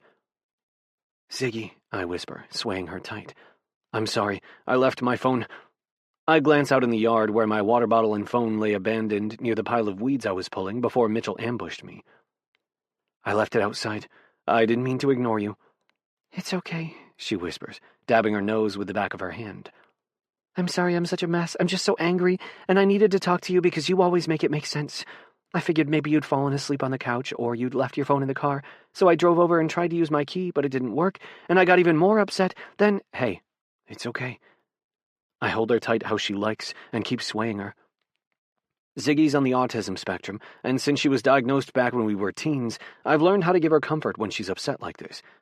Hard pressure, rhythmic swaying, making a safe space for her to tell me whatever she needs to, or, conversely, to let silence be enough when she can't seem to form words. You're always welcome here, I tell her. I always want you to be comfortable showing up when you need to. I feel like a jerk for not having my phone and for not giving you a new key. Come on inside. I pull my keys from my pocket and open up the house for her, before jogging out across the lawn to grab my phone and water bottle. As I run back, I glance toward Gavin's kitchen window, regret and guilt nodding inside me. His house is completely dark now. I can only imagine how it looked to him, seeing me practically jump out of his arms when I noticed a woman outside my house and ran straight toward her. I have a feeling he's locked that door and shut me out in more ways than one. Worst part is, I know it's for the best. I know Gavin only wanted me for one night, and I know I shouldn't want him for 1,000 more, but I do. I want him, and with every sliver of him that I see, of the person I'm starting to realize is the real Gavin, I only want more. Acting on that wanting, encouraging it even this little bit, is asking for trouble. If I indulged it and fell for him, then what? Pine for him as long as he stays with the team? Watch him walk off into the sunset and retire somewhere warm and lovely to live in a big grayscale house with no one to fill it with color? Or worse, someone who agrees that black charcoal and heather gray are the be-all, end-all of interior design? I'd be crushed. No. It's for the best that Ziggy showed up, that our wild night was cut short, that Gavin and I stopped before acting on this attraction and ruined the tentative camaraderie we built during our trip for the preseason game. I know I've likely done some damage pulling away tonight. Gavin's pride may be hurt until he lets me explain myself and tell him it had nothing to do with him and everything to do with a family emergency. Worse, he might be relieved. Worse yet, he might not actually care at all. Just how much I care about that is deeply worrying. Ollie? Ziggy peers out from the house and sees me standing outside my back door, lost in very unwise thoughts. It's definitely for the best that my sister showed up. Sorry. I tear my gaze away from his house. Why were you next door? She asks, glancing toward Gavin's house. Do you need to go back? I can wait. Nah, nope, all good. Just a quick, little neighborly visit. No big deal. Stepping inside the house, I shut the door, then lock it. Ziggy flicks on the soft overhead recessed lights, then flicks them off. Too bright, she mutters, then flops onto my sofa, all long, lanky limbs. A groan leaves her. What's the matter, Ziggs? I squeeze her toe gently as I walk by into my kitchen. Want some tea? Yes, please, she says, massaging her temples. I wait for her because that's what Ziggy needs when she's upset. Time and patience to let her formulate her thoughts, not pressure to spit them out. As I turn on the kettle and set out 2 mugs with peppermint sachets in them, Ziggy stares up at the ceiling, her socked feet bouncing rhythmically off the edge of my sofa. Finally, she says, "Nobody takes me seriously." I close the distance between us, circling the dining table, then leaning against the back of the sofa. I peer down at her and ask, "What do you mean, nobody?" She doesn't meet my eyes. She just keeps staring up at the ceiling. I mean, nobody. I sift through that, trying to think about what she needs from me, if anything beyond a listening ear. Ziggy struggled socially for a long time. It's part of why she ended up having a comprehensive psych eval and getting diagnosed with autism. She was depressed and anxious, had compulsions and panic attacks. So many of her needs and struggles weren't being met or understood, and trying to mask them had led her to the edge of a breakdown. After being diagnosed, she took her time to process her diagnosis, learn her unmasked self, finished high school through cyber school while spending a lot of time in therapy, playing soccer, keeping life simple, her social circle small. Surprising us all when it came time to decide between trying to go directly into professional soccer or play for a team in college, and she was hell-bent on going to UCLA. She got in, of course, made the team, secured a full-ride scholarship, and she's seemed to be doing well so far. She's a senior now, and she's also on the US U23 team, playing only for them now that UCLA's season is over. I thought she'd really hit her stride, was feeling more confident and acclimated since becoming an upperclassman on the UCLA team, since making U23 in its starting lineup. She's seemed to be doing well. Sure, she's a little weepy sometimes and wants to come over to watch rom-coms with me, make popcorn, and not really talk about anything. I can always tell something's on her mind when she does that, but usually just being with me, laughing, goofing off, seems to have her smiling and calm by the time she drives back to her studio apartment near campus. What have I missed while I've been wrapped up in my life? Twisted up with Gavin lately, the pressures of the new season, the weight of responsibility since being named captain? When did I lose track of my little sister? Ziggy, I say quietly, reaching down and stroking her hair, which she always likes. What's making you feel this way? Did something happen? She shrugs, dabs her nose, and blinks away the first thread of tears in her eyes. Not one specific thing, no, it's just... Groaning, she scrubs her face. In the family, I'm always going to be the baby, the one everyone just... Adores? I offer.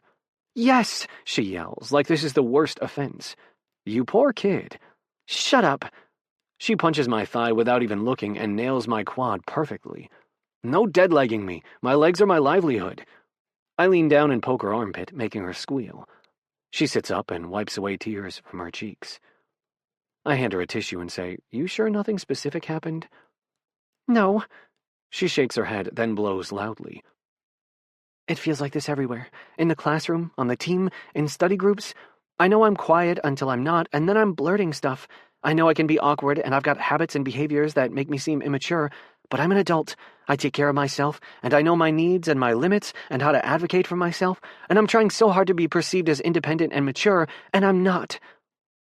She sucks in a breath and says, I just want to feel like people respect me, like they don't see me as this timid, weird girl, but instead as a woman who can do brave things and unexpected things and be like, cool. Ziggy, my heart twists. You are cool. She rolls her eyes. You're my brother. You're obligated to say that. I mean it, though. You're cool. You're genuine and smart and have incredible deadpan humor. You have the most impressive vocabulary of anyone I have ever met. You're beautiful and a veritable fountain of random trivia knowledge. I always want you on my team when Trivial Pursuit time happens at the A-frame. Laughing faintly, she stares down at her hands. Thanks, Ollie. After a long stretch of silence, she says, Do you ever just feel like you're outgrowing yourself? Like there are these parts of yourself you thought would never change that are rearranging inside you? Like the things you thought you knew most about what you wanted from others, from yourself, are morphing you into a person you're not sure you're ready to be, but you can't stand for things to stay the way they are either? I stare at her, feeling my pulse pound as her words reverberate in my heart and through my limbs. Not that losing our self-control and getting physical was objectively good, but I think about how good it's felt since Gavin and I came to blows on the field. The relief it's been since the tension I'd compressed and compounded inside myself cracked my kill-him-with-kindness facade and spilled into pranks and honesty, trust, and even a little laughter. And pleasure. Even closeness. Just a bit of closeness. Somewhere we'd never have gotten if I'd just kept gritting my teeth and smiling my way through my misery. I think about how long I've told myself I couldn't have those good things with someone if they so much as brushed shoulders with soccer. And I think about how unsatisfying it's felt to live such a compartmentalized life. Because that's not who I am. Or if it was, it's not who I always want to be. For a time, putting my head down, pursuing my goals with single-minded focus, served me. But that doesn't mean it always will, or that what was right for one season is right forever. Ziggy's right. You outgrow parts of yourself, and maybe this way of dealing with my fear is something I've outgrown. That doesn't mean my fear, my very real reservations about mixing pleasure and my profession has just evaporated, but it feels freeing to acknowledge how I've been handling it might need to change, might bear re-examination. Peering down at Ziggy, I tell her quietly, Yeah, Ziggs, I know how you feel. The kettle starts to whistle, and while I fill our mugs, then carry them to my living room, Ziggy stares out my window to the moon, a heavy pearl, low and glowing in the sky. I've been feeling such restlessness, she says as I sit close to her, set down our mugs of tea, then hold out my hand. She sets her hand in mine, and I clasp it firmly, reassuring her. I've been so angry lately, but I didn't know who I was angry with or even exactly why. I squeeze her hand gently. Do you feel like you figured it out? She nods. I'm angry with myself. I've been holding myself back, believing things about myself that aren't true, that make me feel frustrated and misunderstood and stuck. I hate feeling stuck. Again, my stomach knots. I remember what our brothers told me in Freya and Aiden's backyard, that they didn't recognize me, that maybe all that anger I thought was caused by Gavin was caused by myself too, because of what I'd been denying, hiding, suppressing, all in the name of doing what I thought would protect my dream of succeeding on the team, would keep me protected from ever experiencing the pain and mess that my relationship with Bryce wreaked on my college career. What are you going to do? I ask her quietly. Ziggy turns toward me, her sharp green eyes holding mine for a rare moment before they slide away again to the moon outside. I'm going to make a change. I'm going to be brave and change. Somehow.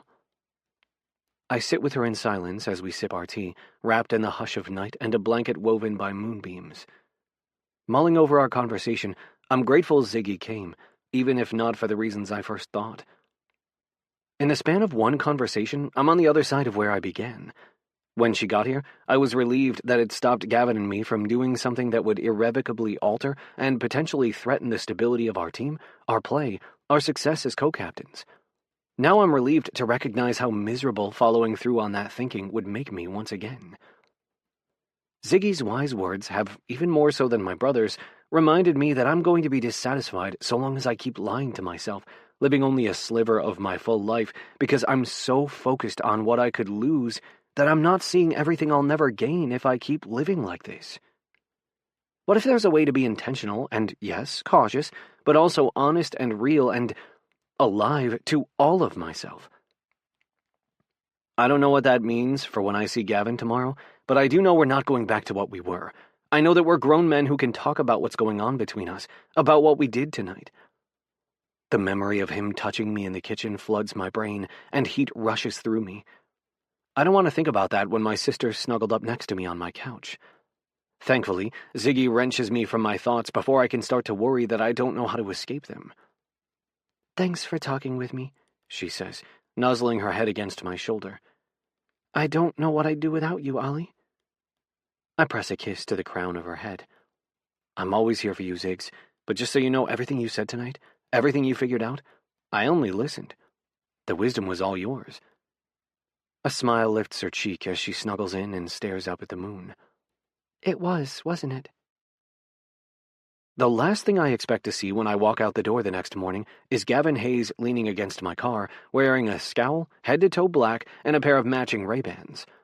The old me would flash my widest smile and hide my unease with a cheeky, cheery salutation, mask my anxiety behind my gift for mindless, pithy chatter. But the new me who Gavin nearly made come undone, whose sister inadvertently whipped my existential ass into shape last night, can't seem to force any of that this morning. Instead, I stop a few feet away and say, "About last night, I can explain." Gavin holds up a hand. "Don't." I narrow my eyes in frustration, but the effect is lost on him since they're hidden behind my own pair of sunglasses. It is unearthly bright this morning, and after having lain in bed until 3 a.m., ceiling gazing while trying to sort through all my feelings, I'm functioning on so little sleep, this much sunlight is too much for even me. "It's tomorrow now," he explains. "We agreed it would be behind us." I hike my bag higher on my shoulder. "Yeah, except it never progressed past and leaving that much unresolved is making me uncomfortable." Gavin stares at me, gaze hidden behind his sunglasses. I feel it all the same. "Unfortunately, Bergman, I don't see how your discomfort is my problem, given you're the one who left things so unresolved." The innuendo is clear, and unless I'm way off, there's also a deeper subtext. I know he's a crank and a foul-mouthed, often rude one at that, but there's a softness inside Gavin Hayes that, like any human, he hates to have poked, or worse, abandoned. I think he feels like I've done both. I left him last night, and here I am kicking up that fact this morning when he just wants to move past it. I'm starting to theorize that his soft spot is even more tender than most, given how deeply he guards it. And I'm worried that behind all that scowling and snapping is someone who uses those defenses to protect a very raw, very vulnerable part of himself. I understand, and yet there's so much that I don't. There's so much I don't know about Gavin, about why he is the way he is, about why I don't see any of his friends from England showing up for his games or on his doorstep, why I've never heard a peep about a family in his entire career. I have no context to make sense of his behavior, his sky-high cold walls, his roughness and readiness to keep his distance from everyone except a few sweet old guys who play poker with pennies at his house, sing karaoke, and clear out his pantry every week. Bottom line, I don't know Gavin, and in all my kill him with kindness, always be fineness, I've made sure he doesn't know me either. I know I'm attracted to him. I know he's attracted to me. There's a stadium's worth of sexual tension between us. But there's also, I want to smack you upside the head because you're pissing me off, tension too. And I don't know how to even begin to go about sorting that out if Gavin's just going to shut me down and go back to being his grumpy, gruff self. "Do you mind?" he says, pointing to the car. "I don't have all day for you to stand there stewing in your unresolved feelings." "Fine," I concede, popping open the trunk.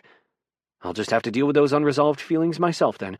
I mean, I already dealt with one of those unresolved feelings pretty thoroughly last night in the shower." His head falls back. He rubs his eyes beneath his sunglasses. "You can't say shit like that." "Why not? It's a fact, just reporting information. Yesterday was a high of 66 degrees. Last night the moon was a waxing gibbous. Before bed I rubbed one out in the shower." A low growl rumbles in his throat. Fuck off. I just told you I already did. And given the state of your pants last night, Hayes, I sincerely hope for your mental and physical well-being you did too. Shaking his head, he slowly pushes off the car, then walks toward the trunk. You're an utter pain in the ass, he mutters. I watch him chuck his bag into my trunk, then round the car to the passenger side.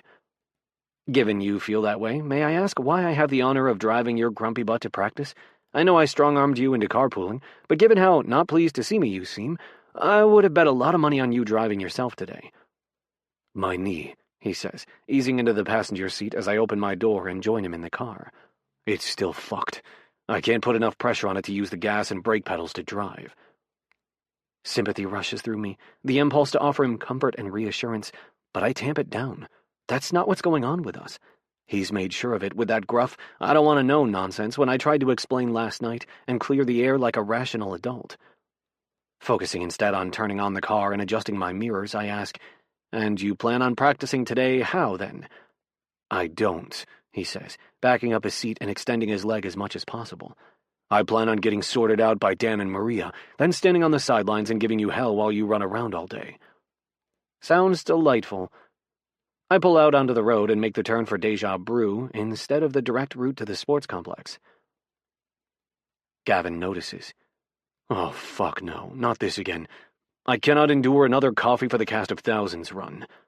I flash him a smile, a real one. Don't worry, Sotis. This run is just for us. Chapter 18. Gavin. Playlist. Wait for it. Usher. What did you just call me? I stare at Oliver as he hums to himself, changing lanes in preparation for his right turn into Deja Brew. He's either ignoring me, or he can't hear me past his infuriating humming of One Last Time. Bergman, I snap. He glances my way.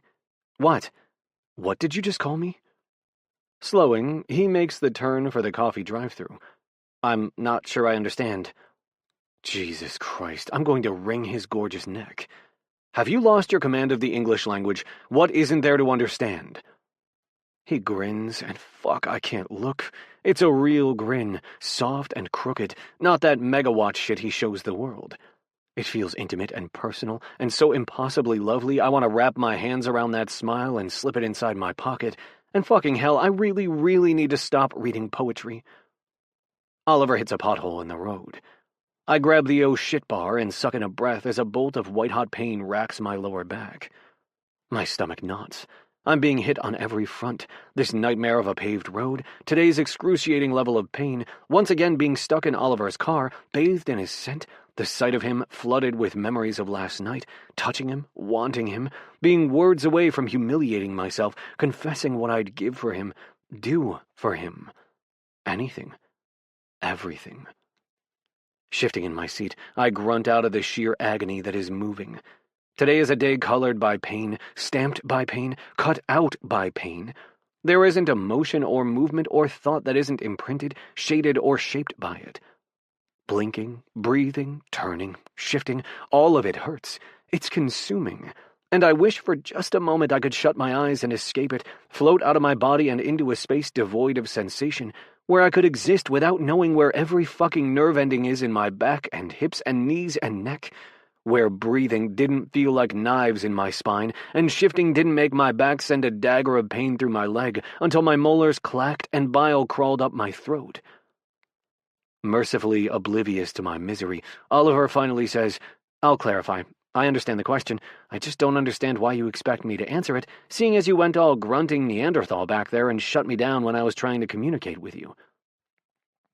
He glances my way, a flash of genuine annoyance evident, even with those sharp, pale eyes hidden by his sunglasses. What if my explanation made you feel better about what happened last night? That's exactly my concern. I don't want to feel better about last night. I want to bury it and never revisit how raw and real and imperfect and hungry it was.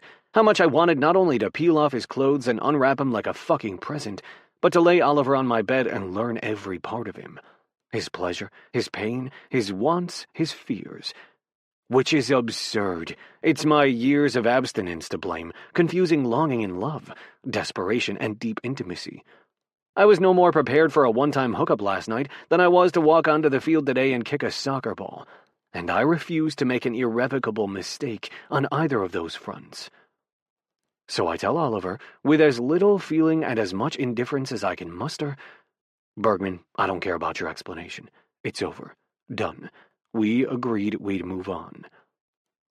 His hands clutch the steering wheel so tight his knuckles whiten. "We also agreed to honesty and respect," he says. "Ah," I tell him as he pulls up one car closer to the ordering window, but only as it pertained to co-captaining and the team. This topic most certainly has nothing to do with that, because we would never let anything personal jeopardize our professional lives, our captaincies, or the team. Oliver glances over at me, his expression hidden behind his sunglasses. I never realized how much he says with his eyes until I couldn't see them. I'm sorely tempted to rip off those aggravating polarized lenses right now and demand the truth, which would be the height of hypocrisy, of course. "No," he says evenly, his voice calm and serious as he stares at me. "No, we wouldn't." The car behind us honks, ending our stare-off. Oliver drives forward, relentlessly polite and cheerful as ever while he places our order, then pulls up to the payment window. It's a different person from last time, who's so busy making drinks in between making change, they don't have time to bullshit with Oliver, thank God. Oliver puts on Hamilton while we wait, seemingly incapable of existing in quiet, granted extremely tense quiet, and I don't even have the willpower to tell him to turn it off. He's chosen Wait For It, and that song has had me in all 3 minutes and 13 seconds of its clutches since I first heard it. "You know," Oliver begins, sounding dangerously philosophical, "this song's themes and subtext raise serious questions of, I groan. Must you pontificate? Can't we just let Leslie Odom Jr. sing the shit out of this song and sound like sex in a voice box?" His mouth quirks, but he quickly schools his expression into something frustratingly neutral. Is this what Oliver feels when looking at me, when everything I'm feeling and thinking is hidden behind the cool, inscrutable expression I've perfected? Frustrated? Shut out? Infuriated? If he does, then I have no idea how he hasn't burst a blood vessel.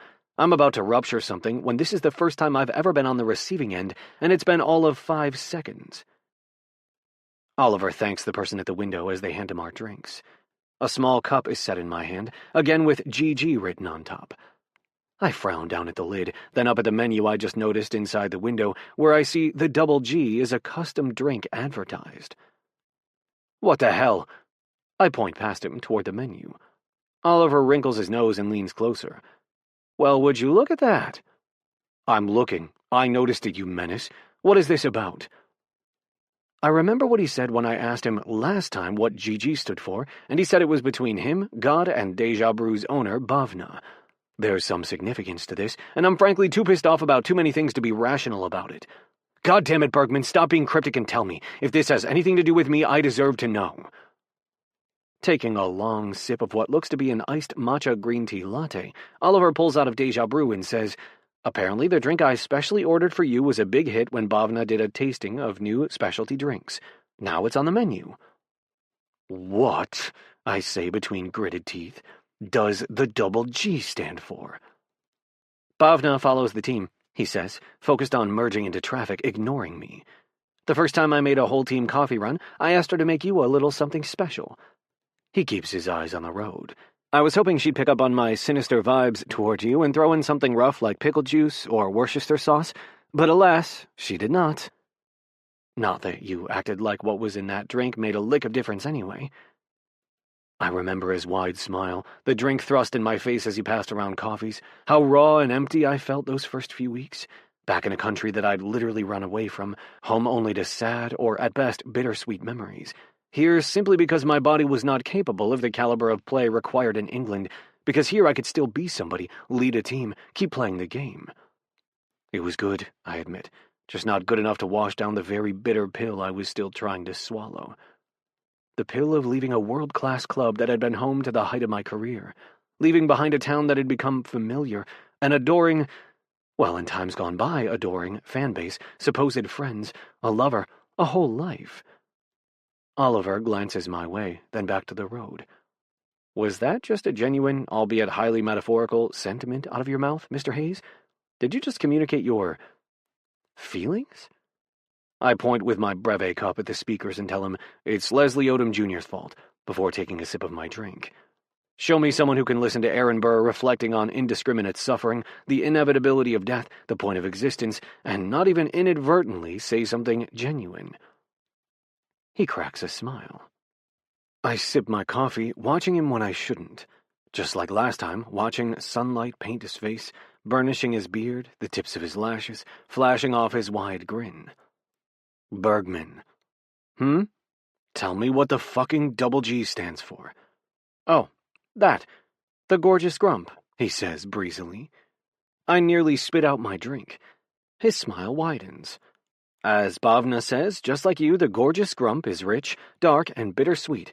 Classic breve, half and half with espresso, and a splash of dark chocolate syrup added. My stomach somersaults. You're fucking with me. I most certainly am not, he says, eyes on the road.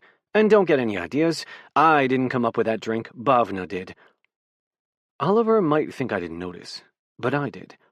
He said Bhavna came up with the drink, but not who decided on its name. I don't indulge myself in wondering, hoping he's responsible for that. Instead, I indulge in my breve, in its warmth, its rich semi-sweetness. Like most things in life, a small, fleeting pleasure. After our drive to the facility, my visit with our physical trainers is not encouraging. They know what not to say because I've told them I already know what they'd tell me. They still say it, though, with worried expressions and careful hands. I'm playing on borrowed time. I don't need them or the specialists I see to tell me. I feel it.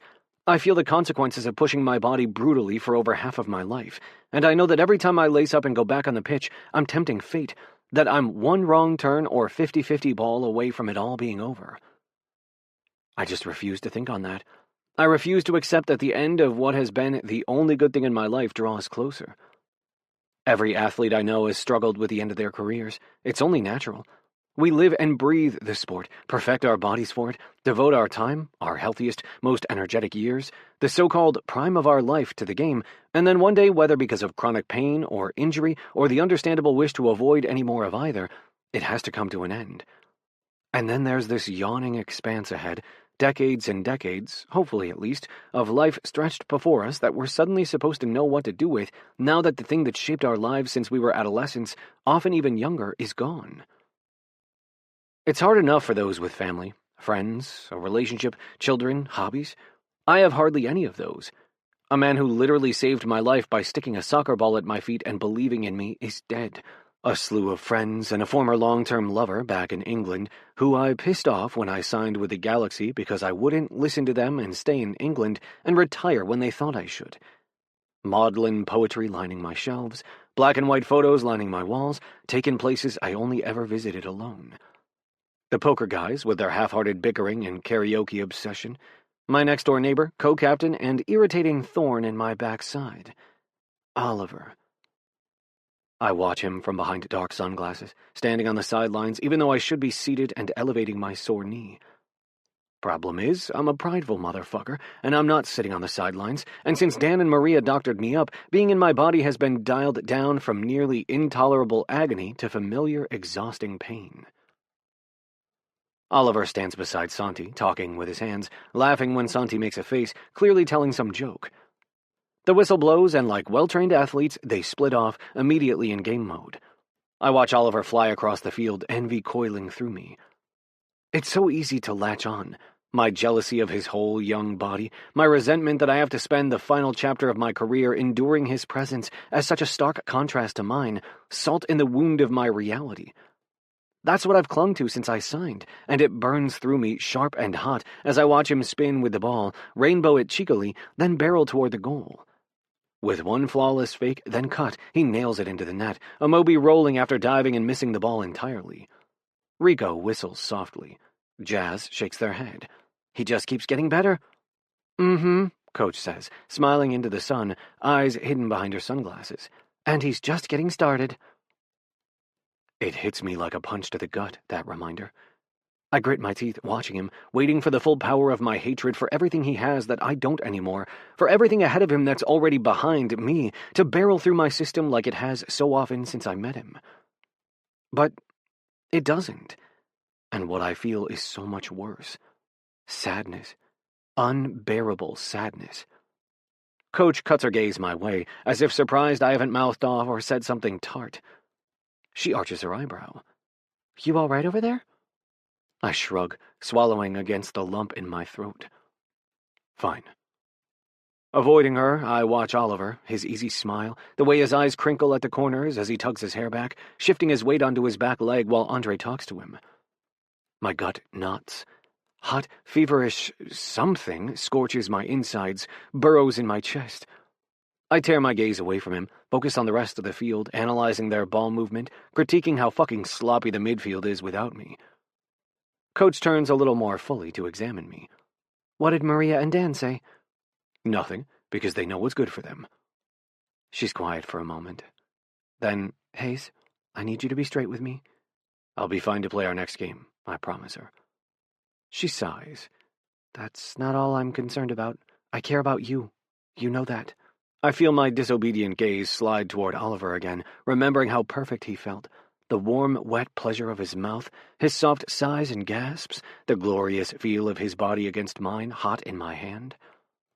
The fucking irony that the man who's been the constant source of my misery, whose life is becoming everything mine soon will no longer be, who's been such a bitter reminder of the painful truth that I can never get back those years that await him, is the one person who's given me the closest to respite from my misery in so long.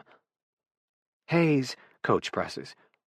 I cross my arms tight over my chest, a shield against my aching heart, telling myself, as much as her, I'm fine. Chapter 19. Oliver. Playlist, September Fields, Frazee Ford. There are some choices I'll forever regret, choices I'd give anything to take back and do differently. Some of them involve pranks I took too far, harsh words said in the heat of the moment. But the one that outstrips them all, at least right now, is eating my feelings in the form of a half-pound wedge of triple cream brie. I just got so frustrated with Gavin. It's been 3 weeks since the kitchen make-out, and the next morning when he shut me down, demanding we leave it behind us. And the worst part is, I shouldn't even be mad. He's kept his promise, been civil, respectful on the field, in the locker room. On our carpool rides home, he's mostly quiet, but he'll make a dry quip here and there. He's kept his promise, I've kept mine. No more pranks or innuendo or big dick jokes. And I'm angry and horny and frustrated, and I can't even put my finger on exactly why when we're doing exactly what we should, ignoring our attraction, treating each other decently, and kicking ass in preseason. So when I got home after practice today, I ate my feelings and went way too hard on the cheese. And now my stomach's cramping, rumbling ominously. A fine sheen of sweat beads my temples. I'm going to be violently ill soon, and it's the world's worst timing. Uncle Ollie, pay attention. My niece, Linnea, sits on the couch behind me, her legs slung over my shoulders while I'm sprawled on the floor, my back slumped against the couch, clutching my stomach. What's up, bud? I ask her tightly, trying to breathe through the pain. She leans in, her big ice-blue eyes meeting mine. Daniel Tiger is going to meet his baby now, like I met my Theo baby. I smooth her dark, wavy hair back from her face. It's wild, thanks to the wrestling match we just had, the one I had to put an abrupt stop to because my stomach started cramping. Okay, Linny, I'm watching. Sighing, she sets her chin on top of my head, her hands idly tapping my shoulders. Are Mommy and Daddy okay? She whispers. My heart clenches along with my stomach, but I do my best to ignore the latter, pushing off the ground, sitting on the sofa, and tugging Linny onto my lap. Linny, what do you mean? Last night they were both making ouchy noises, she says. She sniffles, wipes her nose. Very much like her mother, Linny's a crier, a big feeler, an empath. I frown. Ouchy noises? Linny shuts her eyes, scrunches her face, and wails, Oh, like that. Heat hits my cheeks. Sweet Lord, those noises. It's really not something I want to think about, but I have some vague recollection from when I used to nerd out on the old med school texts Dad kept at the house, that it's around a month after birth that you can safely resume sexual activity. Theo was born 5 weeks ago today, which explains the ouchy noises Freya and Aiden were making, as well as Aiden's frantic text this evening along the lines of, "Can you please take Linny for an overnight? We're desperate for a break." I thought this meant like an actually just have one child to contend with break, nap when the baby naps break, or hell, a just not answer questions every hour the firstborn is awake break. Not a sexcapade break. I thought kids murdered your sex life, yet here I am on babysitting duty during my longest no-sex streak in years, with a next-door neighbor I'd love nothing more than to bang into next week, who's decidedly avoiding me, as he should, while the parents of 2 kids under 4 are getting it on. Life is cruel. Uncle Ali? Linny whispers, sniffling again. I'm brought back to the moment with a pinch of guilt. I should be reassuring her, not having a pity party for myself. Kissing her temple, I rub her back. I think Mommy and Daddy are fine, Linnea. Sometimes when adults are in bed, they just kind of groan and stretch. Linny wrinkles her nose. But they were in the shower. I heard water and, thumps. Daddy says no gymnastics in the shower because I could get hurt. Sounds like they got hurt. They shouldn't do it either.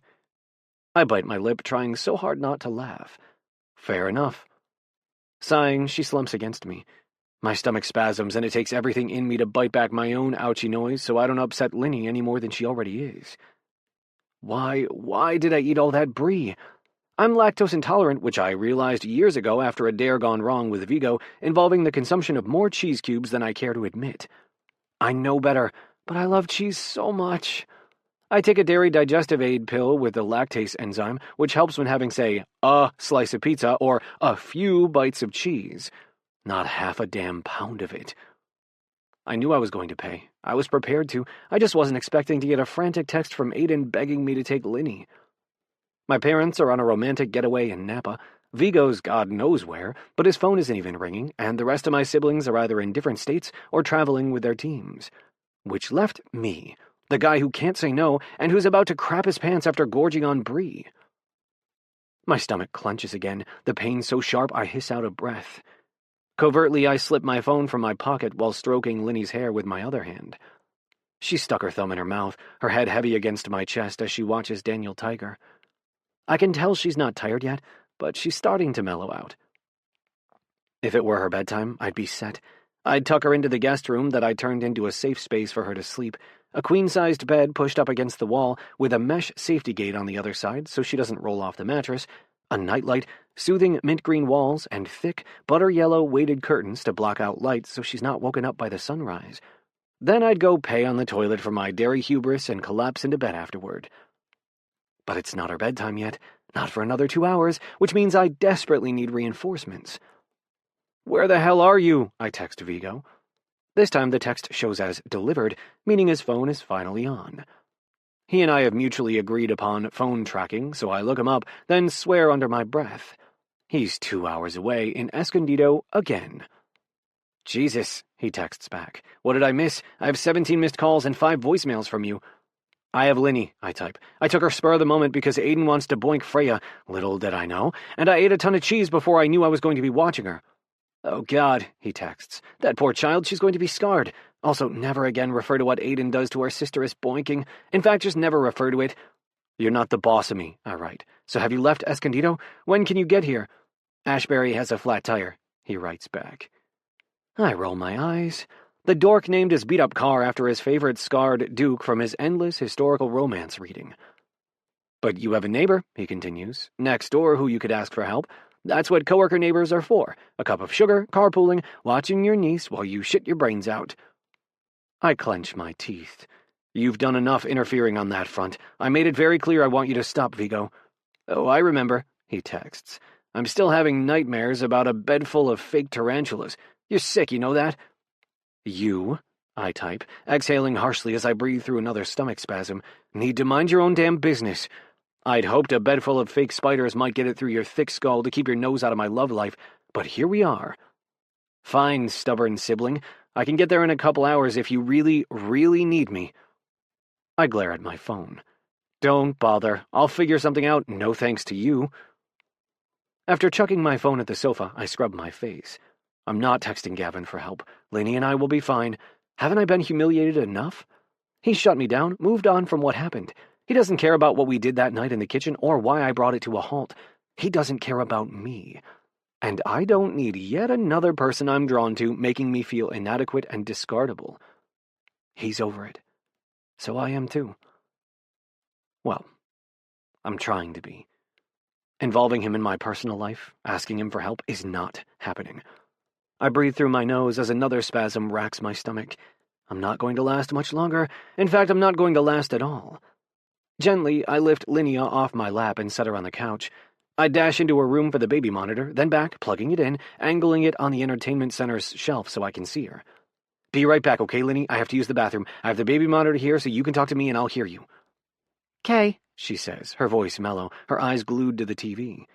I tuck a blanket around her and scooch her to the end of the sofa so her head is on its arm, visible in the monitor, then sprint to the bathroom down the hall with the other half of the baby monitor. And then I paid dearly for eating my feelings. I should feel better, but I don't. Sometimes it's as simple as a bathroom trip, but this time the residual muscle spasms in my stomach make it so I can't even stand straight. Hunched over, I join Linnea on the couch again, rubbing her back as I draw up my knees against a sharp cramp in my gut. "I'm hungry, Uncle Ollie," Linny says. I groan, both at the thought of food and the thought of getting up to make it for her. "Want to raid your snack cabinet?" I ask her weakly. She frowns. "I want dinner, Uncle Ollie." Man, she's right. I peer up at the clock, then down at my phone, racking my brain. I could order food, but everything will take at least half an hour to get here, and when Linnea tells you she's hungry, she's hungry. She's not going to happily eat snacks and wait through yet another Daniel Tiger episode for her dinner. I have to think. I need someone who can make Linnea a dinner she'll eat while I curl up in the fetal position on the sofa, and I need them fast. In short, I need a miracle. Suddenly a light flicks on outside, pouring long, bright beams through the windows into my living room, which has turned dark with sunset. I glance toward their source and freeze. Gavin stands on his back porch, hands on his knees, chest heaving, gray t-shirt drenched in sweat. He stands slowly, as if it pains him, then takes a ginger step, then another, before typing in the passcode to enter his house. Wherever Vigo is, he's probably smiling deviously, drumming his romance-loving fingers together. Out of pure spite, I want to ignore the only real solution that I have, which is the same solution Vigo presented. Gavin. I really, really don't want to ask him for a favor. If this were purely about me, I wouldn't do it. But this is about Linny, who whines, "My belly is hungry, Uncle Ollie." Sighing, I unlock my phone and pull up Gavin's number. The last thing I want to do with the guy who I'm still really horny for but I'm supposed to be avoiding is beg him to come over and feed my niece. But desperate times call for desperate measures. "Oliver, I have an emergency." My phone buzzes almost immediately with his response. "Gavin, what's wrong?" "Oliver, my stomach's upset. I'm not contagious, just indigestion. My niece is here and she's hungry, and I need an adult who can make her dinner while I'm a pathetic lump on the couch. She goes to bed fairly soon. I just need someone to fill in the gaps until then. An hour and a half tops." I hold my breath, truly unsure how this is going to play out. Gavin might just be a big enough dick to tell me this sounds like a personal problem and he can't help me. My phone buzzes. "Gavin, I smell foul. I went for a run and I'm covered in sweat, so let me rinse off quickly, then I'll be over." I send him 10 prayers of thanks emojis, then drop my phone and gently nudge my niece, pausing Daniel Tiger so she'll look at me. "Hey, Linny, remember Gavin from Uncle Ollie's team?" She frowns my way. "Uh-huh. Why?" "He's my neighbor, and he's going to come make dinner for you and keep you company since I don't feel so good. I'll be right here, but I just need to stay lying down. Can you go unlock the back door so he can come in?" "Why?" she says. Why? Her favorite word. "My belly hurts, and I need an adult to help me take care of you until it stops." Her bottom lip sticks out, a thoughtful pout. "Is he going to be grumpy to me?" I swallow nervously, making a promise I hope Gavin doesn't make me regret. No, he won't. He's not always grumpy. My heart does a weird flip-flop as I remember his hand clasping mine on the plane, cupping my neck in the locker room before that first preseason game, his calming voice, low and steady, reassuring me. He's just grumpy sometimes. He won't be now. "Why is he grumpy sometimes?" she asks. People are grumpy sometimes because they don't feel good, or they're unhappy, or it makes them feel protected. But most of the grumps are like mormors. That's what Linny calls my mom. Kladkaka. Hard on the outside, but soft and warm on the inside. Linny smiles. She loves kladkaka, a thick, rich Swedish chocolate cake that I love too. "Okay, sounds good. she says, skipping over to the back door, flipping the lock, then running back to the couch to watch Daniel Tiger. 5 minutes later, my house security beeps right after my phone buzzes with a text. Gavin, coming in the back door. I don't bother texting him back because he's here now, standing in my house, and it's really weird. Good weird, I think, judging by the warm, fizzy sensation churning inside me that has nothing to do with lingering indigestion. Gavin's hair is wet and messy, like he literally just showered, toweled it, then hustled across the yard. He's wearing black sweats and a black shirt, and he toes off gray sneakers with black stripes as he stares straight at me. You all right? He asks. I smile gamely. Never better. He shuts the door behind him. Food poisoning? Nah, what I ate just isn't sitting right with me. Gavin seems skeptical. You look like hell. Heck, I tell him, jerking my head toward Linnea, who stares at Daniel Tiger. He glances her way and frowns. Ah, right, no swearing around young impressionable minds. Exactly. Clad caca! Linny yells, having noticed him, throwing off her blanket and hopping off the couch. Gavin frowns down at her. What did you call me? She crosses her arms and frowns up at him. Uncle Ali promised you weren't going to be grumpy. Gavin crouches until they're eye level, making both of his knees audibly pop. Perhaps Uncle Ali shouldn't make promises he can't keep. My niece stares at Gavin, then leans in. He leans back. What the fuck are you doing? Fudge, I correct him. Lenny holds his eyes. A staring contest? Contest, he says. And who says I'm participating? Staring contests have to be mutually agreed upon. Her eyes cross as she leans closer. His mouth quirks at the corner like he's fighting a smile. You blinked! Linny hops up and down, turning to me. Clad caca blinked! What is she calling me? Gavin grumbles. I smile as Linny launches herself at me and immediately starts tugging at my hair, trying to wrangle it into a pigtail. If you're extra nice the whole time you're here, I tell him, maybe I'll explain afterward. He scowls, strolling past us into the kitchen. Well, he says, the chef is in. What'll it be? Linny peers up, wide-eyed, like she suddenly remembered how hungry she is. Guac! She yells. Yogurt! Bean and cheese quesadilla! Not together, Gavin says, opening the fridge. Yuck, no. Linny scrunches up her nose as she tumbles off of me and follows him. Yogurt, then guac, then quesadilla, then... Linny glances over her shoulder at me. I'm in the process of angling myself on the sofa so I can watch them, biting my cheeks so I won't groan when another sharp stab of pain cuts through my stomach. She leans in and whispers something in Gavin's ear. He listens, then cups his hands around her ear and whispers back. Linny laughs. Hard. Then Gavin does something I've never seen. He really smiles, a wide grin lifting that stern mouth. There's the tiniest sparkle in his eye, and then he stands and pulls out the stool I keep for her, sets her up at the counter with a big piece of paper and art supplies. Fiddling around the fridge, he pulls out her favorite strawberry banana yogurt, then a few ripe avocados I stuck in there to make them last. My cheeks heat when I see him critically inspect that half-eaten wheel of triple cream brie before he shoves it aside and helps himself to my vegetable crisper. Linnea turns to me and points to the speakers on my kitchen counter. Canto, Uncle Ali? I'm pretty useless right now, but I do have my phone on me and synced to the speakers. 10 seconds later, I've got Encanto's soundtrack playing. While the movie's upbeat opening number fills my kitchen, Gavin peels the lid off Linny's yogurt, plops a spoon in it, then slides it her way. Shoveling yogurt into her mouth, she leans over her artwork, paintbrush in hand, tongue stuck out in concentration, her hair perilously close to falling into wet paint. Gavin steps beside her, and while I can't tell what's being said over the music, I'm pretty sure he asks her if he can pull up her hair, because she nods yes, before his hands carefully brush back every fine dark strand obscuring her face. Then he twists her hair into a soft little bun, big hands, like his big feet with a soccer ball, somehow so deft and dexterous, nimbly wrapping it into a hair tie without a single wince from Linnea, not one hair pulled or pinched, which is more than I can say from my uncle doing hair track record. I watch them as they jam to Encanto in the kitchen, Gavin shaking his shoulders to the beat of the music a little, like he doesn't even know he's doing it, Linny bouncing her knees and belting a high note. My heart feels like the avocado Gavin's mashing up. Linny paints, sloppily eating her yogurt. Gavin makes guacamole, chopping cilantro, mincing onion and garlic, juicing a lime, his fingers sprinkling salt, cracking pepper. Then he dips a chip from the bag that he found in the pantry into the guac and offers it to Linny.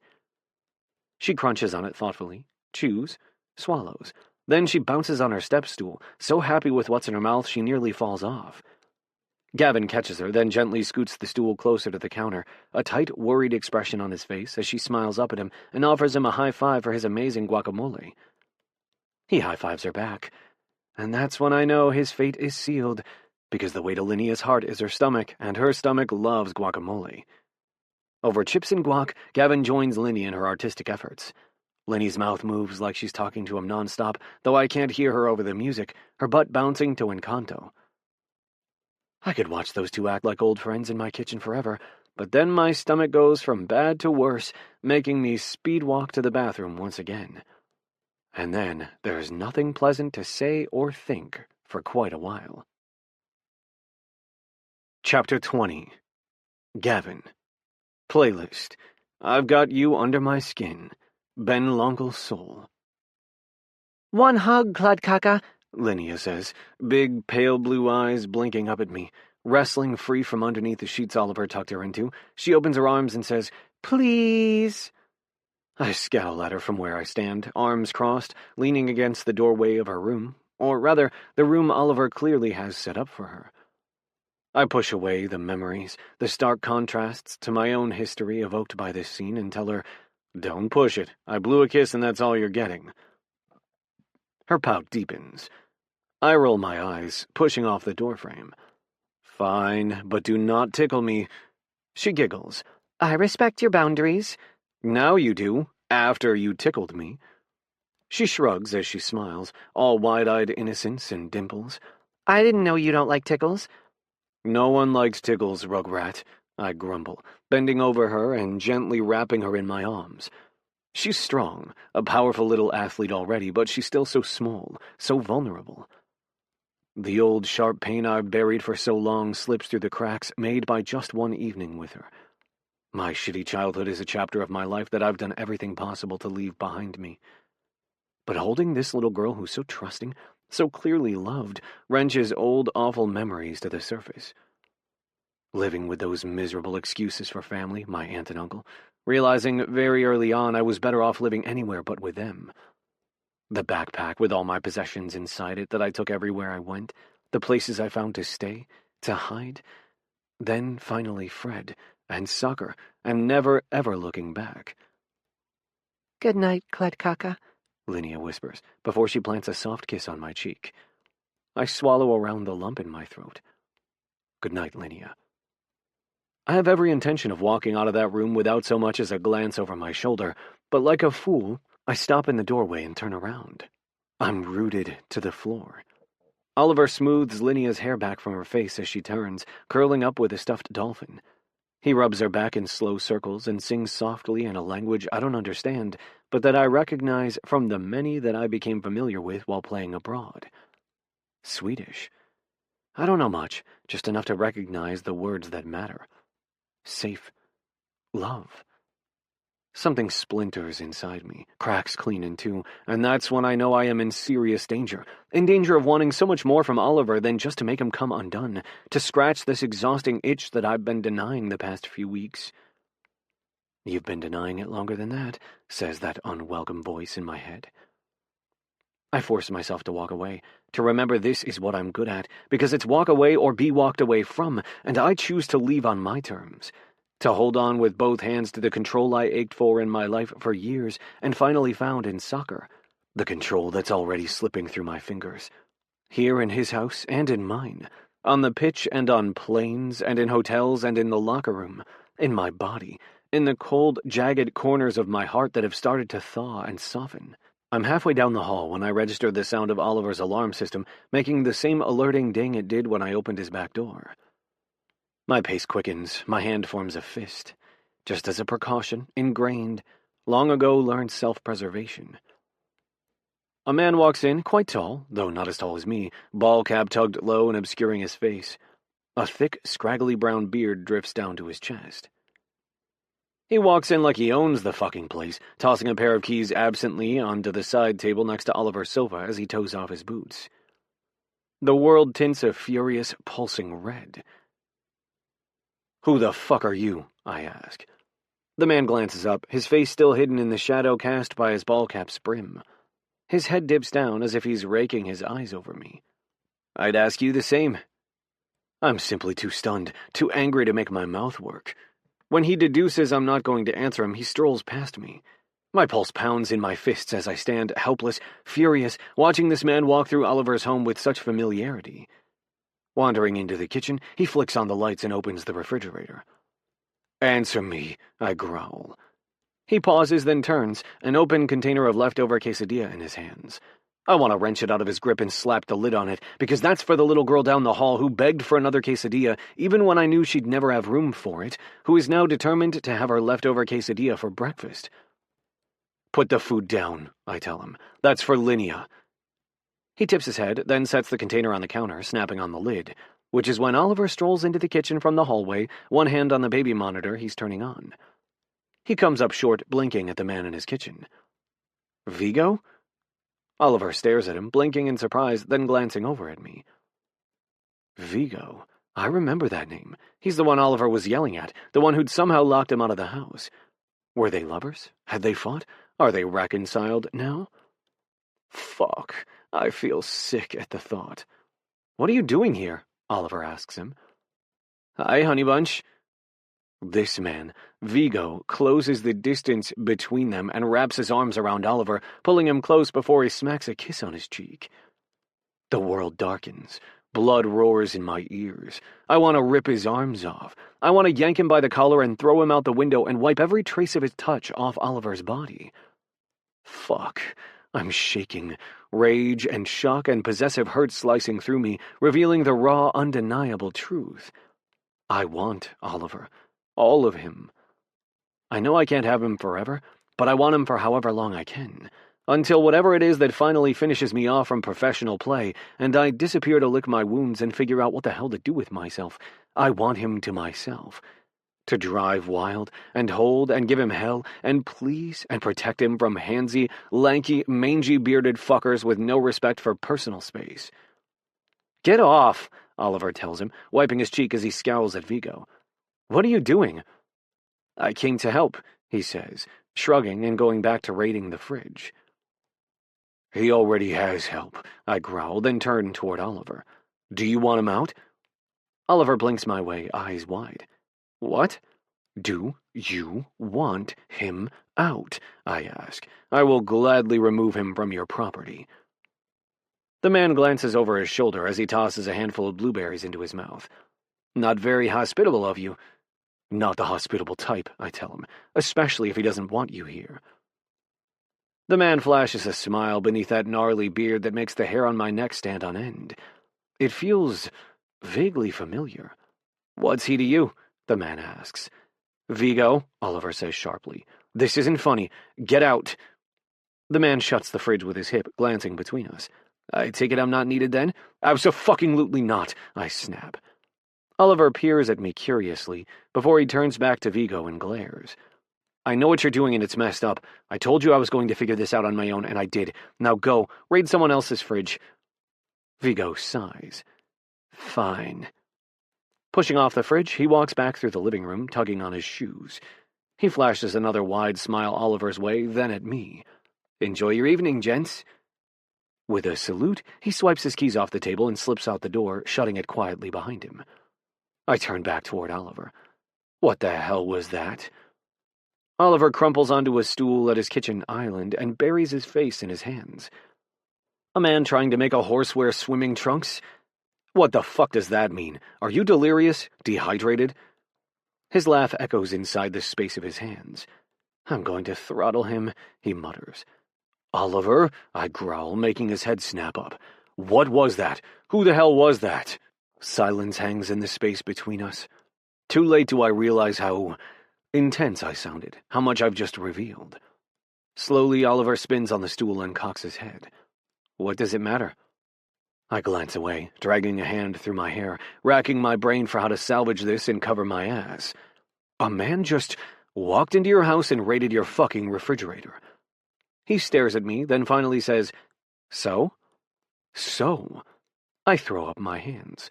That's weird, invasive shit. Oliver snorts. Vigo to a T. My jaw clenches.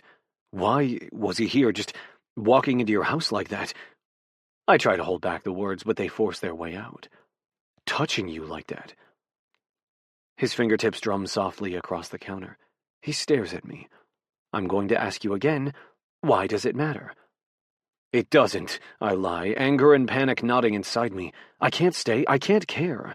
I try to find that place inside myself that I slip into every day. Cold, contained, detached, but it's like the lights are out inside me, and I can't find that familiar door, that escape I so desperately need as Oliver pushes off his stool and walks toward me, hands in his pockets. Fine then, he says, shrugging. If it doesn't matter, then you don't need to know. God damn it, Bergman. He rolls his shoulders back, chin high and proud, holding my eyes. What, Hayes? I hear the air sawing out of my lungs, feel my heartbeat pounding in my ears, in my limbs. Don't push me. He takes another step closer. Now you want answers. What happened to we agreed we'd move on? My hands are tight, aching fists. I don't trust them not to wrap their hands around him, pin him against me, hold him tight while I give that tart mouth what it deserves, a deep, punishing kiss. Many of them. This is different, I finally manage. He tips his head. How? You've made it clear you're past what happened. What does it matter to you who's in my house, or what goes on with them? I don't have an answer for that. I can't explain myself. I can't admit how the past 3 weeks have been the worst kind of torture. Sighing, he scrubs his face. I know I asked you for help tonight, that I very briefly transgressed the strictly coworkers only professional truce we've stuck with the past few weeks, but that was for my niece's sake. You helped, and I appreciate it. He closes his eyes briefly, takes a deep breath, then says, and now I need you to go. It knocks the air out of me, hearing him say that.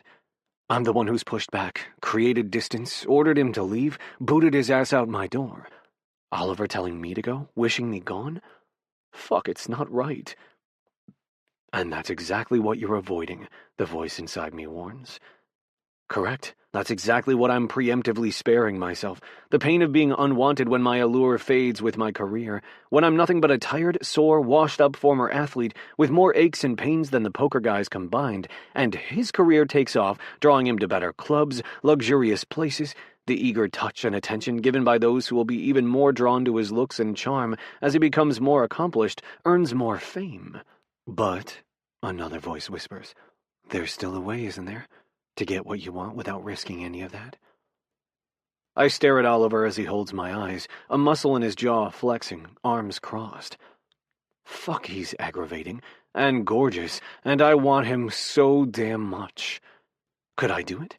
I have before, fucked and kept my feelings squarely out of it. With Elliot, I did it for years. When he reacted precisely how I knew he would to the news that I was leaving England, signing with the Galaxy, I felt nothing. Not disappointment, not loss, not surprise. I knew what I was to him, a means to the lifestyle he enjoyed, a famous guy to be seen with, a damn good lay with absolutely no emotional attachments required. What if Oliver and I could have that too? A mutually agreed upon, all fucks, no feels understanding. I have no idea if he'd want that, and yet my desperation tells me I'm going to lose my fucking mind if I don't at least try to find out. It matters, I croak. Oliver's eyes widen. What? I close the distance between us, clasp his face, my thumb sliding along his cheekbone, the very place that fucker kissed him. I wanted to tear his limbs off when he touched you. Oliver's arms fall to his sides, and now his hands are fists like mine were, like he's struggling as much as I was a moment ago to keep them to himself. Why? He says quietly. I lean in, our chests brushing, air rushing out of his lungs. Because I want you like a sickness eating away at me, Oliver, and seeing him... My jaw clenches. Words are lost. I want you to, he admits, shutting his eyes like he can't look at me and say it. To the point of distraction. I'm so miserable, but I told myself I'd never do this again. I can't. I slide my thumb down to his jaw, slid my other hand through his hair, kneed his scalp, making his eyes drift open. What are you talking about? His eyes search mine for a long minute. He swallows roughly, his expression guarded.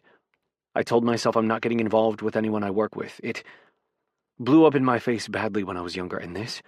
The team, my focus on the season and on my career? I can't risk that again. I won't let feelings complicate or compromise any of it. Anger pulses through me as I see the pain he holds in his eyes, pain that he tries to hide. Fucking Bryce Burrows, I growl. That piece of diving shit. Oliver's mouth quirks.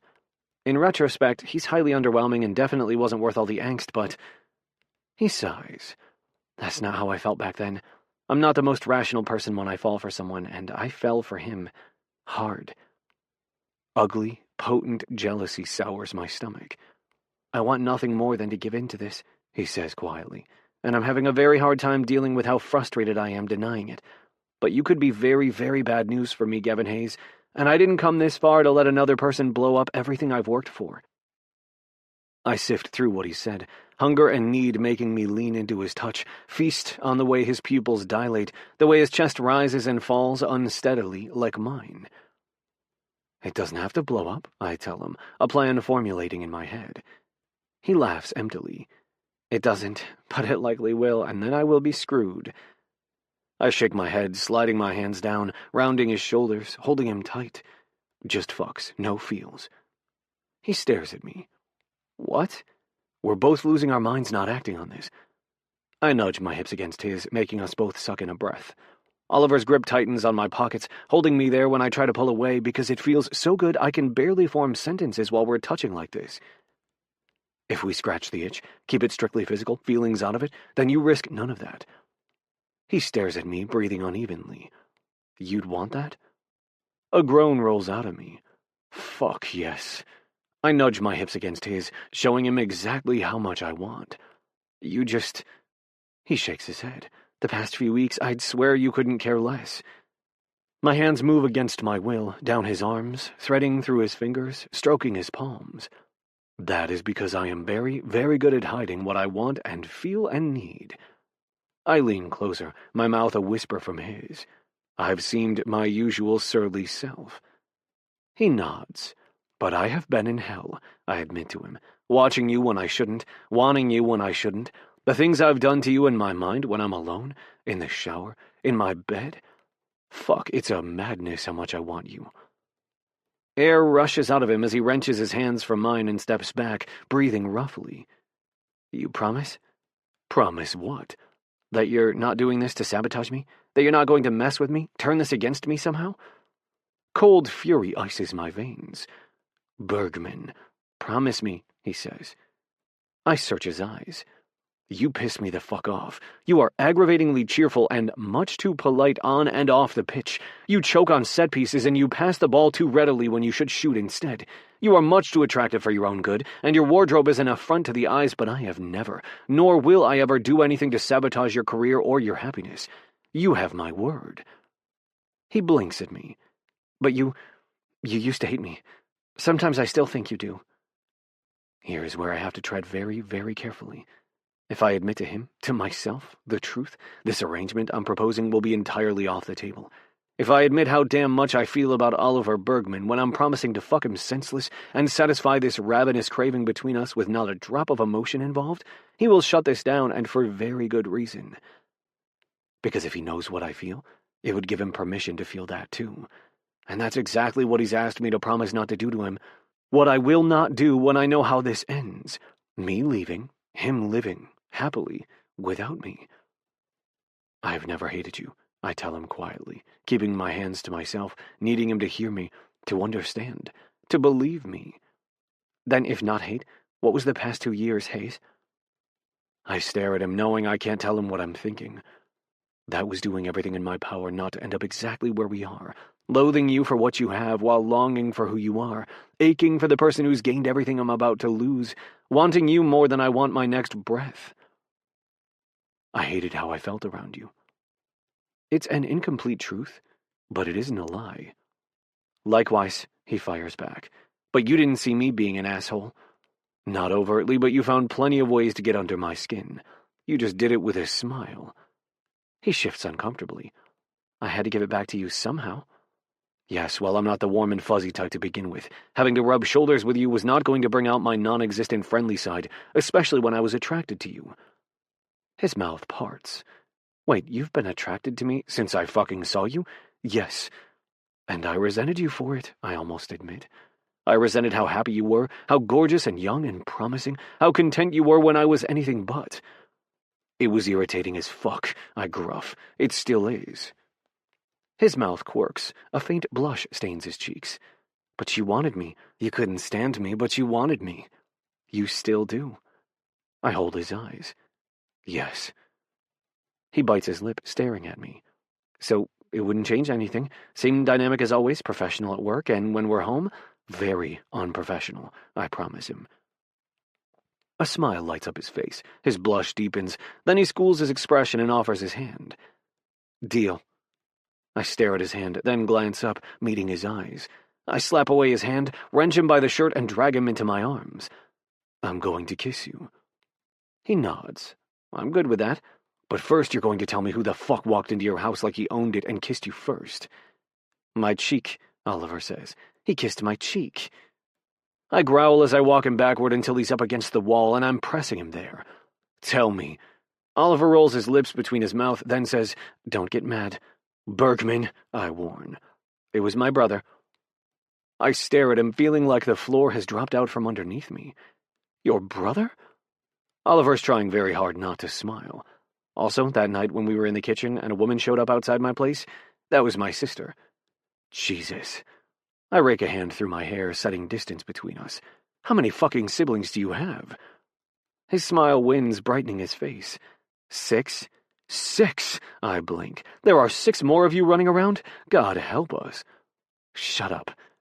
He grips my shirt and pulls me close. Now do you feel like an ass? I stare at his mouth, at that smile that won't leave, that I want to kiss until it's a gasp of dizzied pleasure, wide with wild abandon. A little, I admit. Hayes? I tell his mouth. Up here. Reluctantly, I tear my gaze from his lips to his eyes. What? His eyes search mine. Now that you know it was my brother and your little territorial display was unnecessary, do you still want— Don't bother finishing that question, Oliver Bergman. He swallows. Okay. I slip my hand around his ribs, the powerful lithe muscles knit to his torso. I want you, and don't you dare ask me again. Okay, he whispers, and then he undoes me. So simply, so easily, totally unaware of the power he holds. Pushing off the wall, Oliver clasps my face, then presses the softest, slowest kiss to my mouth. His fingertips work along my scalp, his thumbs slipping into the divots of my face where, not that I've been beardless once in over a decade, dimples form on the rare occasion that I smile. I really wish we could get this started right now, he says. I groan as he kisses the corner of my mouth, the sensitive space behind my ear. That's exactly what we're doing. He sighs against my skin, making me shiver. There's just one small hiccup in that plan. I slip my hands beneath his shirt, touch his skin, his body, because I have to. What hiccup is that? I pull away, holding his eyes, seeing the smudges beneath them, the fatigue he hid so well with Linnea. Do you feel ill again? Just as I say that, I notice the monitor that connects to Linnea's room is bright, lit up as she mutters something in her sleep. I glare at the monitor, then back at Oliver. We definitely can't do what I want with a kid down the hall. Motherfuck. He smiles tightly, then leans in for one more of those slow, soft kisses that makes my aching legs turn boneless. Get some sleep, Hayes? Stepping back, he looks so infuriatingly pleased, I nearly tackle him to the wall. You'll need it for when I get my hands on you.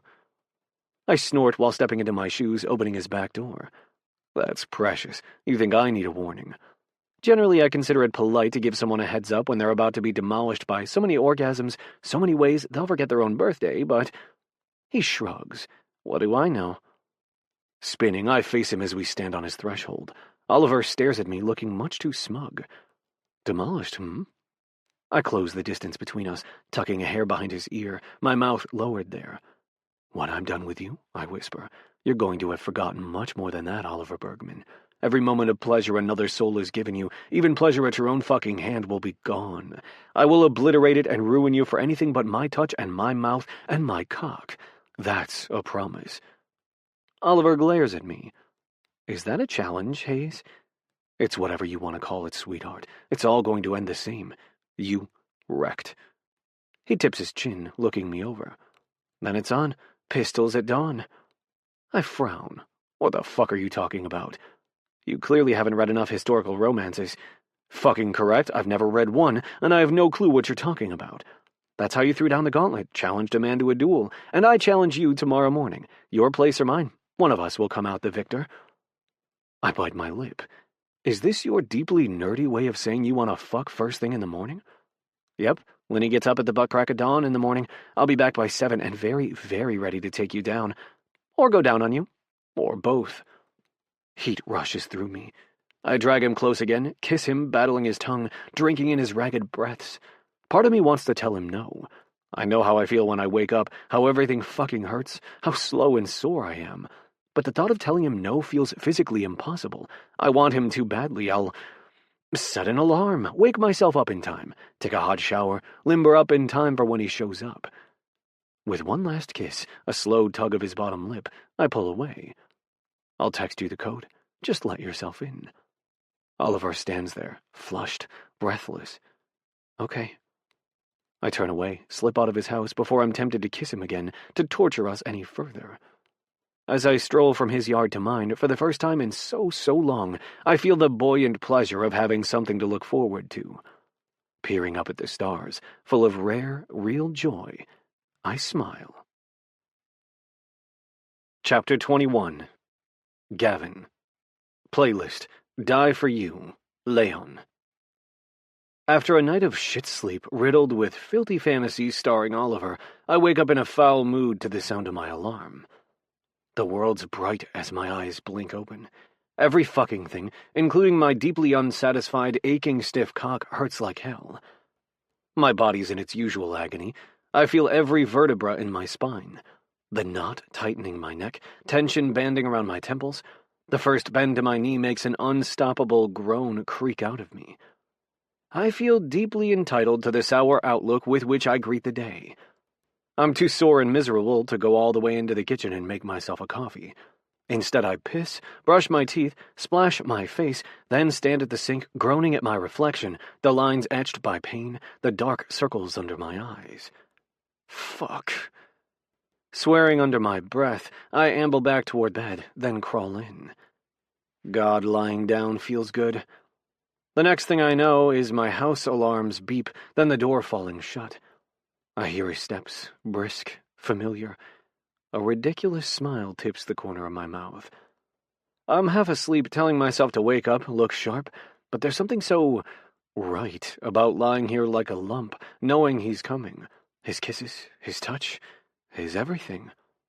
I groan at that thought, right as Oliver's weight depresses the far side of my mattress.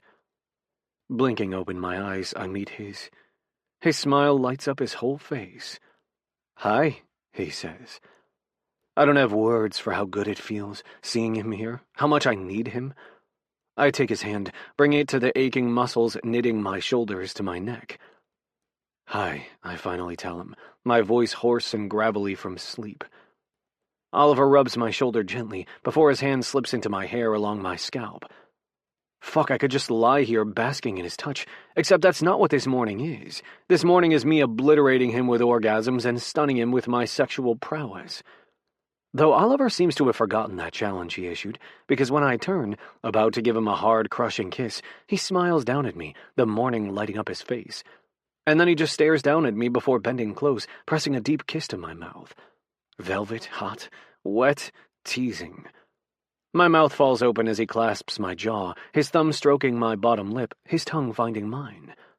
He kisses without restraint, with as much confidence and uninhibited joy as he does everything. I love how he kisses. His clothes come off, fast, efficient down to his boxer briefs. I whip back the sheet, and he slides inside, mouth finding mine again, hands in my hair. All I can do is moan at the pleasure. His mouth in mine, long, heavy muscles plastered against me, his erection jutting against my hip. Fuck, it feels good. Every morning I wake up in pain, but now pain's sharpest edges are blunted just a little by the pleasure of his hand sliding down my body, his leg tangled with mine. As I stare at him, he smiles a faint, lopsided smile that warms his face, brighter than the sun lighting up my room. And my heart cracks, spilling its fatal poison through my body, flooding my limbs, taking control. No feelings, you fool. You promised yourself and him. My hand drifts down the powerful lean muscles of his arms across his back. Sparks dance in my fingertips. You're so fucking cute in the morning, he says quietly. I nip his throat, lave it with my tongue. I am not cute. His smile widens as he rakes his fingers through my hair. Your hair sticking straight up. You have a pillow crease on your cheek. You, Gavin Hayes, are unfairly cute right now. I say so. That's it, no more pillow talk. Time for fucking. I try to reach behind me, going slow because it's as fast as I can move when I first wake up, but a sharp pain pulses in my back. Groaning, I drop back into bed. Oliver props himself on his elbow, glancing at the nightstand drawer. Reaching past me, he opens it. Lube? Condoms? That what you wanted? I nod tightly. He smiles. Just jumping right in, are we? Damn right. Now lie down. He flops back, lube and condoms in hand, and grins wickedly. Bossy. Easing onto my side, trying my best to ignore the fresh pain pulsing in my lower back, I run my hand over his pecs, tease his nipple with my thumb, first one, then the other. His eyes go hazy, and he brings a hand to my hair, playing with it as he looks at me. Tell me, he says. Tell you what, I growl, pulling him in for a kiss. He sighs against my mouth, threads his leg tighter with mine, and gently drifts his hand down my back. What hurts? It's fine, I lie, holding in that truth and everything else I'm thinking.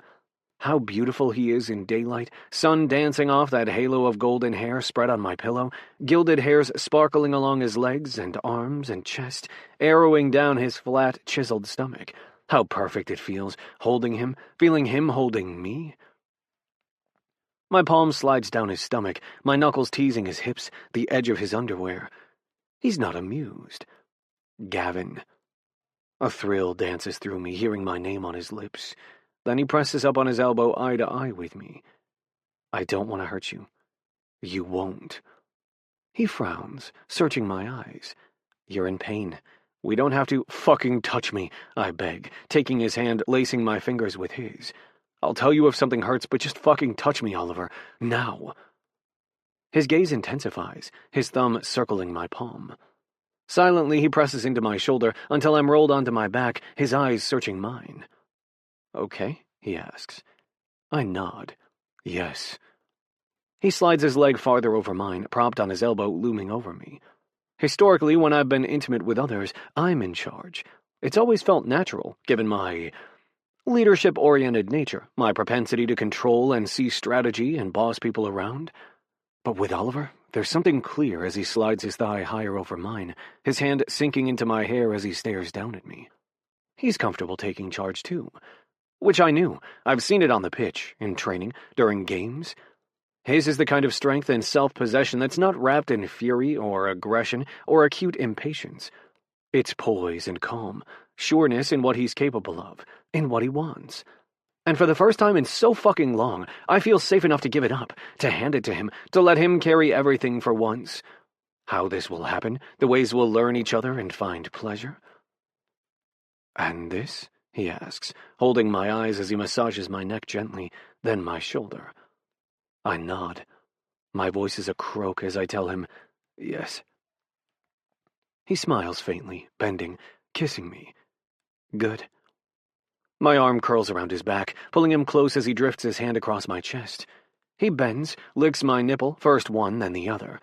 My head rolls back as he kisses my throat, soft lips, warm breath, his hand drifting down my stomach, kneading sore muscles at my sides, then gently teasing along my waistband. I grit my teeth as he bypasses my cock entirely and rubs my thighs, one at a time, ignoring how much I'm arching my hips, hungry for touch. Don't tease, I growl. He smiles. Me? Tease? I'm about to say something rude and demanding when he puts me out of my misery, stroking my cock through my briefs, making air rush out of me. Yeah. Deftly, he hooks his fingers inside my briefs and drags them down, slowly, carefully, as if he knows how fucking sore I am. He stares not at my newly exposed body, but into my eyes. I haven't had any partners since the last time I was tested, he says. No STIs. I slide a hand up his arm, holding his eyes, too. Same for me. He drifts his hand along my thigh, then finally looks down. Fuck, he groans, staring at my cock, hard and throbbing, jutting straight toward him. I can't take another moment. I wrench him down, whipping the sheet around him, cocooning us in. He laughs quietly. You're so damn impatient. Yes, I admit, slipping my hand inside his underwear. Take these off, Oliver. He does, readily, quickly, kicking them away. Part of me wants to throw back the sheets and lay him flat and stare at him, but I don't honestly have the courage to do that. Not this time. I'm already so overwhelmed that he's finally here, touching me, so close, his body perfectly nestled against mine. I drag him closer, kiss him deeply, clasping his jaw, tangling my tongue with his. A moan leaves me as he wraps his hand around the base of my cock and strokes it, so fucking perfect. His thumb slides over the tip, working where I'm wet for him along the sensitive slit. My balls are tight and drawn up, which Oliver feels when he slides his hand back down, cups them, and grins. Someone's close. Shut up, I growl. He smiles against our kiss. I am too. Pulling back, he helps himself to the lube, warms it in his hand, before he brings it back to my cock, working it harder with tight fisting tugs that make air rush out of me. Fuck, Oliver. Oh, fuck. I crush him against me into a deep, desperate kiss, reach for him without breaking our kiss, and find him, so hard and hot, weeping at his tip, grinding against my waist. Don't stop, I tell him, hearing him pant as I take him in hand. He laughs tightly. I couldn't stop if I wanted to. Gav, easy. I'm so close. I feel every inch of him, every inch of myself in his hand, the sweet, torturous ache thickening me in his grip as he jerks me off, pumps my cock, and stares into my eyes.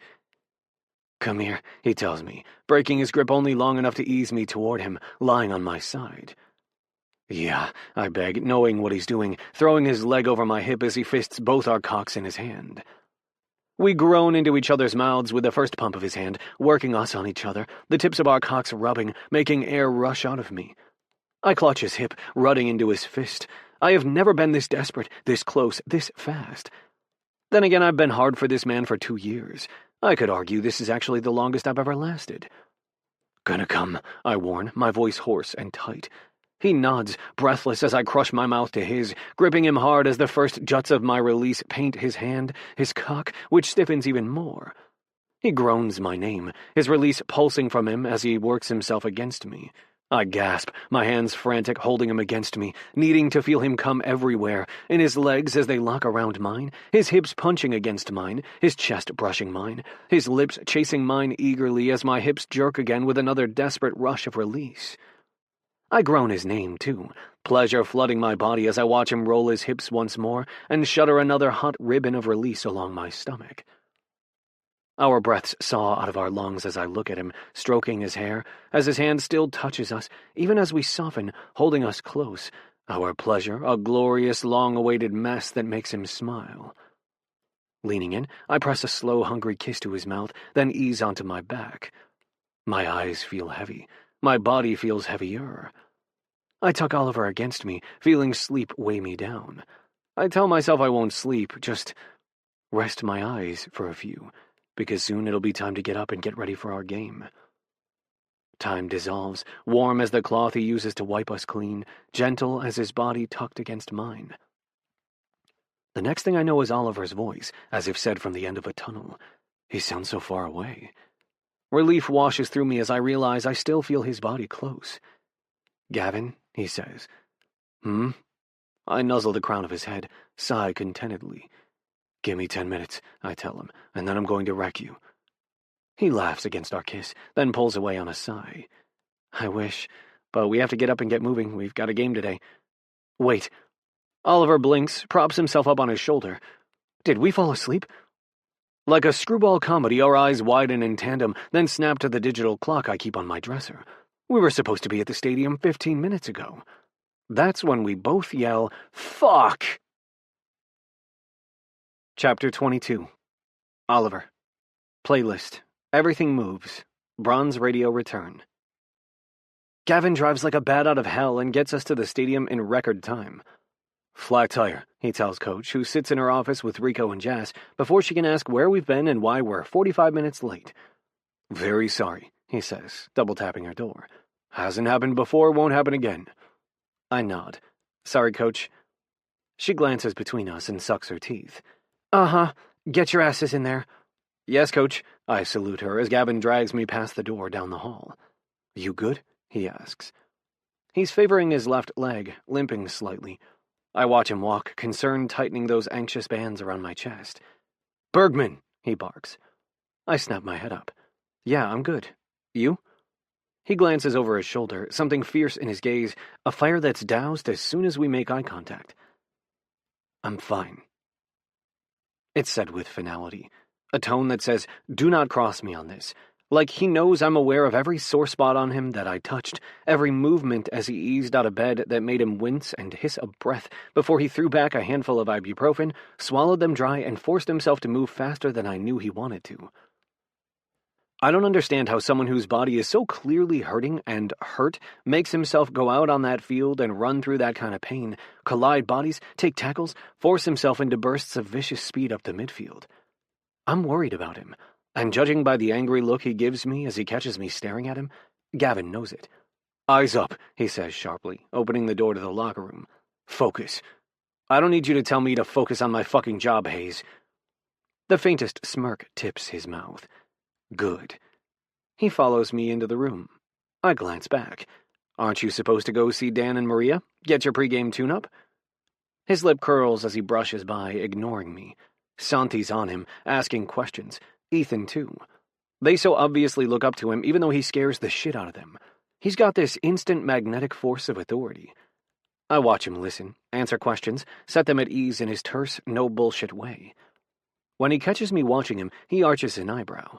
I look away, and then I tell myself it's time to suit up and kick some ass out on that field. I'm playing the best soccer of my life. Despite being nearly constantly double-teamed by my opponent's defenders, I have 2 goals and an assist, and my legs feel lighter than air. Clearly I should get laid before a game more often. We're at the 85-minute mark when that thought crosses my mind, the first time I've thought of Gavin in that way since we went out on the field. I haven't been distracted, haven't felt myself pulled toward him or fixating on him, or this morning, on anything except the game unfolding around me and my responsibility to make it a winner. Not yet, that voice inside me whispers, but it's only a matter of time until it blows up in your face. For the first time, I glance back at the midfield, spotting Gavin instantly. The wind snaps his hair back, revealing his stern features. Severe brows, neat beard, dark eyes tinged with gold as the sun bathes him in its rays. He looks pissed. He always looks pissed during games, but I know he's just ruthlessly focused. I am too.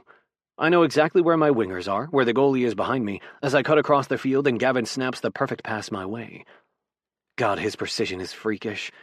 The ball flies right past my feet as I seal off my defender, then take off, catching the ball in stride and barreling toward the goal. I feel him before I see him in my peripheral vision, powering down the field, forcing his way past a defender who throws an ineffectual shoulder his way. The guy bounces off of him as Gavin cuts right, open for the pass that I send his way, then one touches it into the back of the goal. Relief soars through me. We've earned a lot of goals today, but unfortunately so has our opponent. With this one, we've narrowed the deficit. Now we're down only 1. I can't help but crack the widest smile as the stadium explodes, as the team piles up on Gavin. He shoves them off one by one, but he ruffles their hair, shoves good-naturedly, and when he looks at me, he smiles. Fucking brilliant, he says, tugging me toward him forehead to forehead before he shoves me off, a gesture of pride, connection that makes my heart pound in my chest. I keep my eyes down on my cleats as he walks past me, deeper on our side, in preparation for kickoff, but I can't wipe away the happiness inside me lighting me up. It's the kind of joy that fills me from the top of my head to the tips of my toes, that makes my fingertips hum and sends a kick of jittery, giddy adrenaline flooding my veins. I feel on top of the world. Which is why it's all the more jarring when just 30 seconds later, as I step up to challenge our opponent's defense, a vile slur cuts through the air and punctures that happy aura. It's not the first time I've heard the word, and unfortunately in all likelihood it won't be the last. Being reconciled to the fact doesn't make it easier, though. The defender who said it throws his shoulder into me sharply after he passes the ball, sneering as he jogs past me and glances back. Unfortunately for him, looking back at me leaves him entirely unprepared for a 6'4" livid co-captain shoving him violently to the ground. Hayes! I sprint forward, stepping in front of Gavin, hands on his chest. Hayes, stop! Gavin's not looking at me. He's glaring murder at the defender, chest heaving, that vein in his temple throbbing. I'll fucking kill him. Shut up, I tell him, grabbing his face. Don't say that. He lunges forward and I have to shove him back. I don't fucking care. I care. I grab his shoulders again. Stop. The ref jogs over, whistling and halting play. I'm about to open my mouth and diffuse things when Gavin turns, shoves me behind him, and proceeds to tell the ref in a shockingly calm tone what happened. Get him the Gavin catches himself, his jaw clenching. Get him off this pitch, he says, pointing at the defender. Or this game is over. We'll walk right off. Coach is out on the field now, walking as fast as her extremely pregnant body allows her, followed by Rico and Jazz. The other team's coach comes out, too. The refs turn toward me, ask me to corroborate. I won't say the word. I won't dignify that hatred by repeating it, but I nod when they say it, asking if that's what was directed at me. And then I feel it, those bands narrowing around my ribs, my hands turning numb, my heart rate accelerating faster than Gavin's car as he gunned it down the road this morning and got us to the stadium. I sway as I start to lose feeling in my legs. Hey. Gavin's there, gripping my arm, tugging me toward him. You're all right. I shake my head. My knees buckle. Fuck, Oliver, breathe. He tugs me closer, holding me tight. You're okay. You're safe. His head snaps up as he looks toward the team. Oi!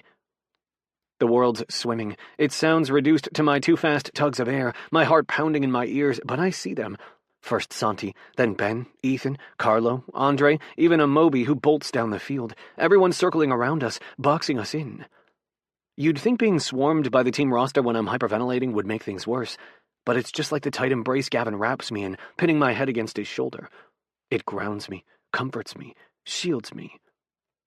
Breathe, he says quietly, his hand heavy on my back. As my breaths become less frantic, I hear what I couldn't before, Santi muttering under his breath, praying maybe, encouraging me, perhaps both. Soft, whispered Spanish. Carlo's Portuguese drifts on the air, blending with Andre's French. Ben wraps an arm around Ethan and Amobi, shouldering out a videographer, sealing us off. You've got this, Oliver. We're here. The team's words, some in English, some not, are quiet, peaceful, their presence steadying. Gav, I whisper. What do you need? He says, hand pressing on my back. I can't answer him. I just need to know he's there, to feel him grounding me to earth. Focus on my breaths, Oliver. Breathe when I do. Trying. I lick my dry lips. Talk? He clears his throat. Coach is going to murder someone. She is an 8.5 months pregnant fury, and the ref is about to shit himself. I feel a faint smile tug at my mouth. I suck in a breath of air that feels deeper, a little slower, not shallow and dizzying. More. Listen, he says. You can hear her. I don't give a damn what that playback video does or does not show you, Coach growls at the other team's coach. Your player used a slur on one of mine, which means he's out. You're better than this and your team should be too. Zero tolerance. As we both listen to Coach obliterating the weak placations of our opponent's coach, I feel Gavin's anger like a banked fire waiting for fresh oxygen to send it roaring to life. I feel his control, the way he steadies himself for me, holding me tight. Damn right, Coach says after a stretch of conversation between the refs and the other coach that I couldn't hear. Hayes! Gavin hesitates. I'm okay, I tell him, shakily stepping back. I can feel my hands. My legs aren't solid, but I can stand on my own. The team's there for me to turn to, still reassuringly close. Gavin glances from me to Coach, torn. Go, I tell him. He strides off, furious yet controlled. He exchanges brief words with the ref and both teams' coaches, then watches the defender, who's walked off the field after being given his red card. And then Gavin receives a yellow for the well-deserved shove he doled out with a blank expression and a curt nod. I lower to a crouch, feeling blood flow back into my brain, dispelling the dizziness, the punching stars in my vision. Jazz steps in, crouching too, their dark eyes meeting mine, tight with concern. Okay, Bergman? Drawing in a deep breath, I realize that I am somehow. That what just happened for the first time in front of my teammates somehow feels like it had less power over me because it happened in front of them, because they stood by me and protected me when I was at my most vulnerable. I knuckle away a single tear that's formed in the corner of my eye, nodding. Jazz stands and offers their hand, which I clasp and let them use to haul me upright. Yeah, I tell them, feeling sureness fill me up and strengthen my voice. I am. Bergman. Coach sets her hand gently on my back, looking up at me, her eyes tight with fury and hurt. I'm sorry. I force a smile. You have nothing to apologize for. Gavin's beside me, his shoulder brushing mine. I wish so badly right in this moment I could slip my hand inside his, that he could hold it tight. We don't have to finish this game, he says, looking at Coach but saying this for my benefit. Clearly they've discussed this. We can walk off this field right now. I glance out at the clock, seeing it dwindle toward the 90-minute mark, mentally adding at least 5 minutes of stoppage time. Then I look out at my teammates, at that wide-open goal calling my name. I want to finish it, I tell them. I feel a little shaky, but it'll feel good to move again. Run through it, end strong. He got kicked off. I nod toward the other end of the field where the defender walked out. That's enough for me. And he'll be getting slapped with a fine, Coach tells me. Gavin's staring at me, eyes tight. You sure? I nod, glancing out across the field. I want to get out there and score, not just tie it up, but win. Not because I have anything to prove in light of the hatred I experienced today. Their bigotry isn't my burden to bear. I want to win this game because I believe it's possible, because I believe in myself, because right here, right now, pouring everything I have into this game is exactly where I want to be. After convening with the refs, Gavin and I pulled the team together. I glance up at the clock, seeing 5 minutes of added stoppage time, just like I thought. As the ref walks toward me with the ball, Gavin stares past me, eyes dark, expression unreadable. I feel anger rolling off him in waves. Following his line of sight, I catch another player on the team giving me a nasty look. Clearly he thinks his teammate was treated unfairly. I flash him my widest smile, then happily accept the ball from the ref. The next 4 minutes are an exercise in frustration. My opponent's defenders double-team me like they have all through the game, and now they're trying to rough me up. Emphasis on trying to. There's a real upside to being 6'3" and 180 pounds of pure muscle. I don't really budge. We're still down 1, and I'm so hungry to score, it's like a fire in blood. As a foul's called on the other team, I run up as high in the field as I can while staying onside, watching the clock, knowing at any minute they might blow the whistle. That's when I feel it, the weight of Gavin's gaze on me. Peering up, I meet his eyes and try to make some kind of sense of his thunderous expression. I can see that vein in his temple pulsing from here, and as the whistle blows, as he takes that very first touch on the ball, I know something's different. It's like traveling back in time, seeing a player I haven't since before I became a professional myself. Gavin flies, moving with the ball in a burst of speed, footwork so fast it's a blur, he burns through the midfield. I drop deep and wide, clearing space for him, mindful to stay onside. Tearing down the field, he heads straight for the defender who gave me the nasty look when we resumed play, who's kept his mouth shut, but made it clear with how many times he keeps stepping on my foot and throwing an elbow that he's trying to make me miserable. The guy lunges as Gavin cuts with the ball, leaving his legs splayed, and Gavin deftly slips the ball right through his legs. He's nutmegged him. The stadium's chanting, screaming, losing their collective shit at what they're seeing. My heart's in my throat, my pulse pounding as Gavin steps around the defender he's just embarrassed and made fall on his ass. On his first touch, he sends the ball arcing through the air straight to me. I sprint toward it, knowing it's perfect, that I'm as fast as he needs, that he sent the ball exactly where it needs to go. My head connects with the ball, flies into the corner of the net. Goal! I'm screaming, elated, smiling so wide my face hurts as the team piles on top of me, shouting, thrilled. We're tied, which is good. Fine, but not great. Not enough. My eyes lock with Gavin's in understanding. He glances toward the dwindling time. 30 seconds left. I know exactly how we're going to use it. To win. Chapter 23. Gavin. Playlist. You'll Never Walk Alone. Penny and Sparrow. Endorphins pump through my body. I stare out at the field, feeling energy, fire in my limbs like the game I loved never left me. Like everything I have is at my fingertips, in my feet, about to pour out onto the grass until it seeps into its soil. I feel the strength in my body, even knowing it's ebbed. I feel my voice, hoarse and sharp, cutting up my throat from my place in the middle of the field, from the center of this place that's the center of my world.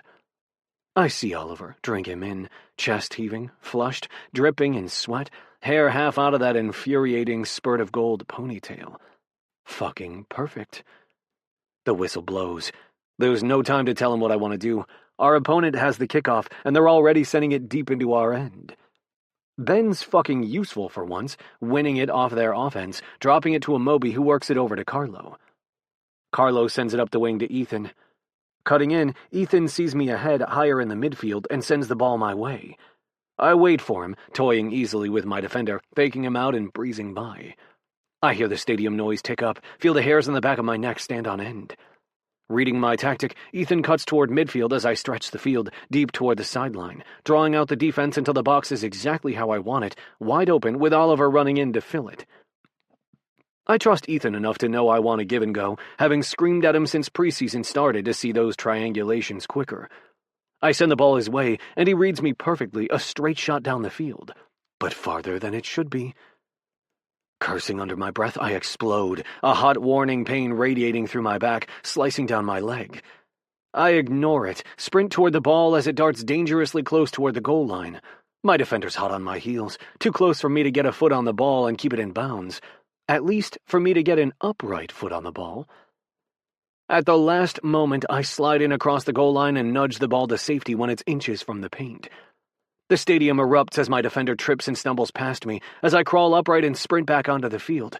The next defender's barreling toward me.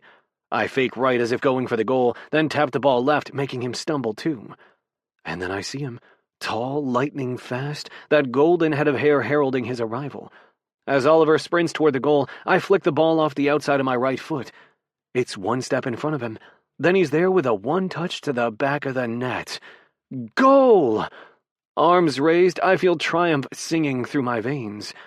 But then a body slams into me, wrenching my back. A pop and burn blazes through me, chased by pain like I've never known, swallowing up the world in darkness. I know it's a dream. No, a nightmare, and yet I can't make myself wake up. My pain is dulled, thank God, my steps measured as I walk into the locker room and drink it in. The polished wood of each player's cubby glinting under the lights, the funk of soccer gear and body sweat, the sound of my bag dropping at my feet like it has for 17 years, the creak of my cubby's bench beneath my weight as I stare down at my bag, the tools of my trade, a ball, a few scraps of flimsy fabric, a pair of cleats. My armor against the world, the armor that became my world. When no one wanted me, when I hated everything, when I felt helpless and hopeless, soccer was everything. I want to wake up. I don't want this dream to be reality, but somehow I know reality isn't what I want either, so I stay just a little longer. Instead of waking, I walk out of the tunnel as I have so many games, the lights flooding my vision when I step onto the grass. I can't leave it without saying goodbye, and that's when I know the truth. It's over. Done. All that's left is to say goodbye. With the wind in my hair, the give of the grass beneath my feet, a silent, empty stadium, I stand and feel it. An end. A loss. I suck in a breath, then another. My chest aches, my eyes burn, my breathing turns tighter as I drop to the grass, crush it in my hands. My heart pounds, a pain in my chest that intensifies until I swear it's going to split me apart. Hayes. A warm hand clasps mine, wrenching me awake to a familiar presence. Sympathetic dark brown eyes, calm, even voice. Coach, I croak. Her mouth lifts with a small smile. Her hand squeezes mine. Lexi. Just one word. It carries a world in it. She's not my coach anymore, because I don't play for her, because it's over. I'm done. I knew it when I ran down that field, when I poured everything I had left in me into that last play, and pain knocked me unconscious. I swallow thickly, blinking away tears. Lexi. Coach swallows too and dabs the corner of her eye. Damn pregnancy hormones, she mutters. Our gazes hold. Gently, she lets go of my hand and sits back in the chair beside my hospital bed. You're gonna be okay, she says quietly, her eyes not leaving mine. Am I? She nods, confident, reassuring, a coach through and through. Dr. Chen said so, though I don't mean just your body. I'm talking about this. She taps over her heart. This, too. I sniff as I clench my jaw, resenting her faith in me. I don't have what you do. This was everything. This was all I had. It was. It was. Sitting up, she leans in and clasps my hand again. And it was beautiful, but that doesn't mean it's all you can have. I've been there, Hayes. I know right now it doesn't feel believable. It feels like an insurmountable loss. That's grief, and it's yours to feel. And yet I'm going to tell you as your friend, as someone who's been where you are, there is more. There is friendship, there is love, there is community, there is a beautiful world out there, yours to know and be known by. I blink up, staring at the ceiling. I don't know how. My words die off. She's quiet, her hand holding mine. You will? You're going to figure it out, how to recognize and receive the people who love you, the life waiting for you. And until you're ready to reach for that, I have one last directive for you, Hayes. I force myself to meet her eyes. What? I want you to stay. I want you to lead. I want you back on that field. I can't, I tell her thickly. You can. She leans in. You will. Her hand clasps mine, the tightest it has yet. Only from the other side of that white line. Her warm smile sparks something small and fragile, the smallest flicker of hope. Who knows? With some new perspective, you might just find exactly what you're looking for. Chapter 24. Gavin. Playlist. I Do. Susie Suh. Being hospitalized, poked, and scanned until I'm practically radioactive buys me 24 hours of reprieve. 24 hours before I have to face Oliver. Before I have to put an end to what barely ever began. When I hear banging on my back door, dread fills me. Slowly, I walk my way to the door and unlock it. Like it's a normal week in the life that he gets verbally harassed and I'm stretchered off a field, Oliver whistles as he breezes by me, carrying a baking sheet stacked high with containers. What the fuck is that? I shove the door shut behind him. He slides the tray onto my kitchen island. You changed the code. Intentionally. Honestly, at this point, I should just have a key. Hell no. I walk gingerly toward him, then ease onto a stool because everything hurts too much for me to stay standing, let alone help him. I'd come home to a rainbow confetti blitzed house. That would require you to leave your house in the first place, he says, throwing me a look. I flip him off. He grins. As for your suspicions, he says, I'll concede it's not outside the realm of possibility or my existing repertoire. I pity your parents. Oh, me too, God bless them. They're getting all the jewels in their heavenly crown. I frown as I watch him unload container after container of food into my refrigerator. What is all this? It's this stuff called food, Hayes. You need it to stay alive, heal, feel good. Ring a bell? I'm eating, I grumble. He cocks an eyebrow, then goes back to rapidly transferring dishes from the tray to my refrigerator. Peanut butter protein bars and Gatorade do not a complete meal make. I was going to get around to this door. My refrigerator, which was indeed virtually empty before this, is now filled. I stare at all the containers in disbelief. This is obscene. Don't look at me, he says. Well, that's not quite true. Look at me for those, and those. He points to a row of wide Pyrex containers. I made those, but the rest is the poker guys, my mom, and a few folks from the team whose culinary capability I trusted. I started a meal sign-up, and these dishes were volunteered in no time.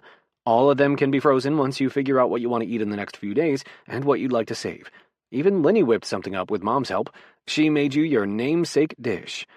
Claude Caca, I stare, speechless as he lifts the lid on a cake carrier, revealing what looks like a rich chocolate cake. Why does she call me that? I ask hoarsely. Oliver clears his throat, avoiding my eyes as he inspects the cake. Before the first time you came over, she was nervous you'd be grumpy with her. I reassured her you wouldn't by comparing you to Claude Caca. Hard on the outside, but warm and gooey on the inside. Carefully, he puts the lid back on. My heart knots. These... I swallow thickly. People cooked for me? Oliver shuts the fridge door behind him, looking at me carefully, like an X-ray down to my soul. Of course. They love you, Gavin. He pushes off the fridge, then walks around the island. Careful not to knock any of my throbbing limbs, he steps in between my spread thighs and cups my face. I flinch, but he doesn't. His thumbs just sweep along my cheekbones. Why is that so hard to believe? I shut my eyes. I'm trying so hard to be strong, to pull away, to keep that vital distance between us, and Oliver is so fucking good at blasting right through it. I want to lean into his touch. I want to beg him to make me feel anything besides hurt from the marrow of my bones to where I swear I can feel it pulsing in my fingertips. Gently, he tips up my chin, examining me. You haven't shaved. I haven't had a steady enough hand. The pain in my back is so sharp, my hand shakes when I've tried. But I don't tell him that. Instead, I say, haven't felt like it. He leans a little closer, presses his nose to my hair. You need a shower, too. Also, equally daunting, when my legs and back have hurt so bad, I haven't felt confident I could handle the agony caused by movement necessary to wash myself. I've been worried that I'd black out from it and knock my head. I shrug, which of fucking course hurts. Good thing I'm here, he says. I glare up at him. Fuck no. He smiles, glides his hands through my filthy hair. A groan rolls out of me. Damn, that feels good. You sure about that? He says. I could wash your hair for you, give you a fresh shave, change those stinky sheets on your bed. A moan sneaks out before I can bite it back, and instead say something cutting, cold, anything to push him away. Just imagine, he says, still massaging my scalp. Cool, crisp sheets, your skin smelling like soap instead of sweat, no prickly scruff on your neck, your hair wet and clean. Shit, I groan. His smile widens. Better than dirty talk, isn't it? Go away, I beg. He smooths back my hair, which clings to my sweaty forehead. I glare at him, hating how exposed I feel, how defenseless I am. Sensation, pain, need, fear, flooding me, overwhelming me. I don't want him to see me like this, and yet he has. He's here still. He's not gone. But he will be, that warning voice whispers. He shakes his head. You're so darn hypocritical. What the fuck are you talking about? You held me, rounded up the team to shield me after I was verbally harassed, while I had a panic attack in front of 25,000 people? I should have knocked his fucking lights out, I growl, hating the memory, seeing it again, the word leaving that piece of shit, then hitting its mark with Oliver, whose eyes widened, then dimmed. I long ago learned to harden myself against people's bigotry, the disapproving looks and homophobic comments, sometimes in other languages that weren't hard to translate. I got stronger, bigger, more intimidating, until most people were too scared to insult me, at least to my face. I built my walls higher, made myself colder, froze them out until I felt nothing when ignorant words came my way. But that's not who Oliver is. No chilly detachment, no thick skin or sky-high boundaries, nothing shielding his heart when that word struck its blow.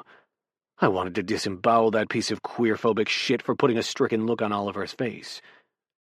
Hayes. Oliver slips his finger down my forehead, my nose, tracing my mouth.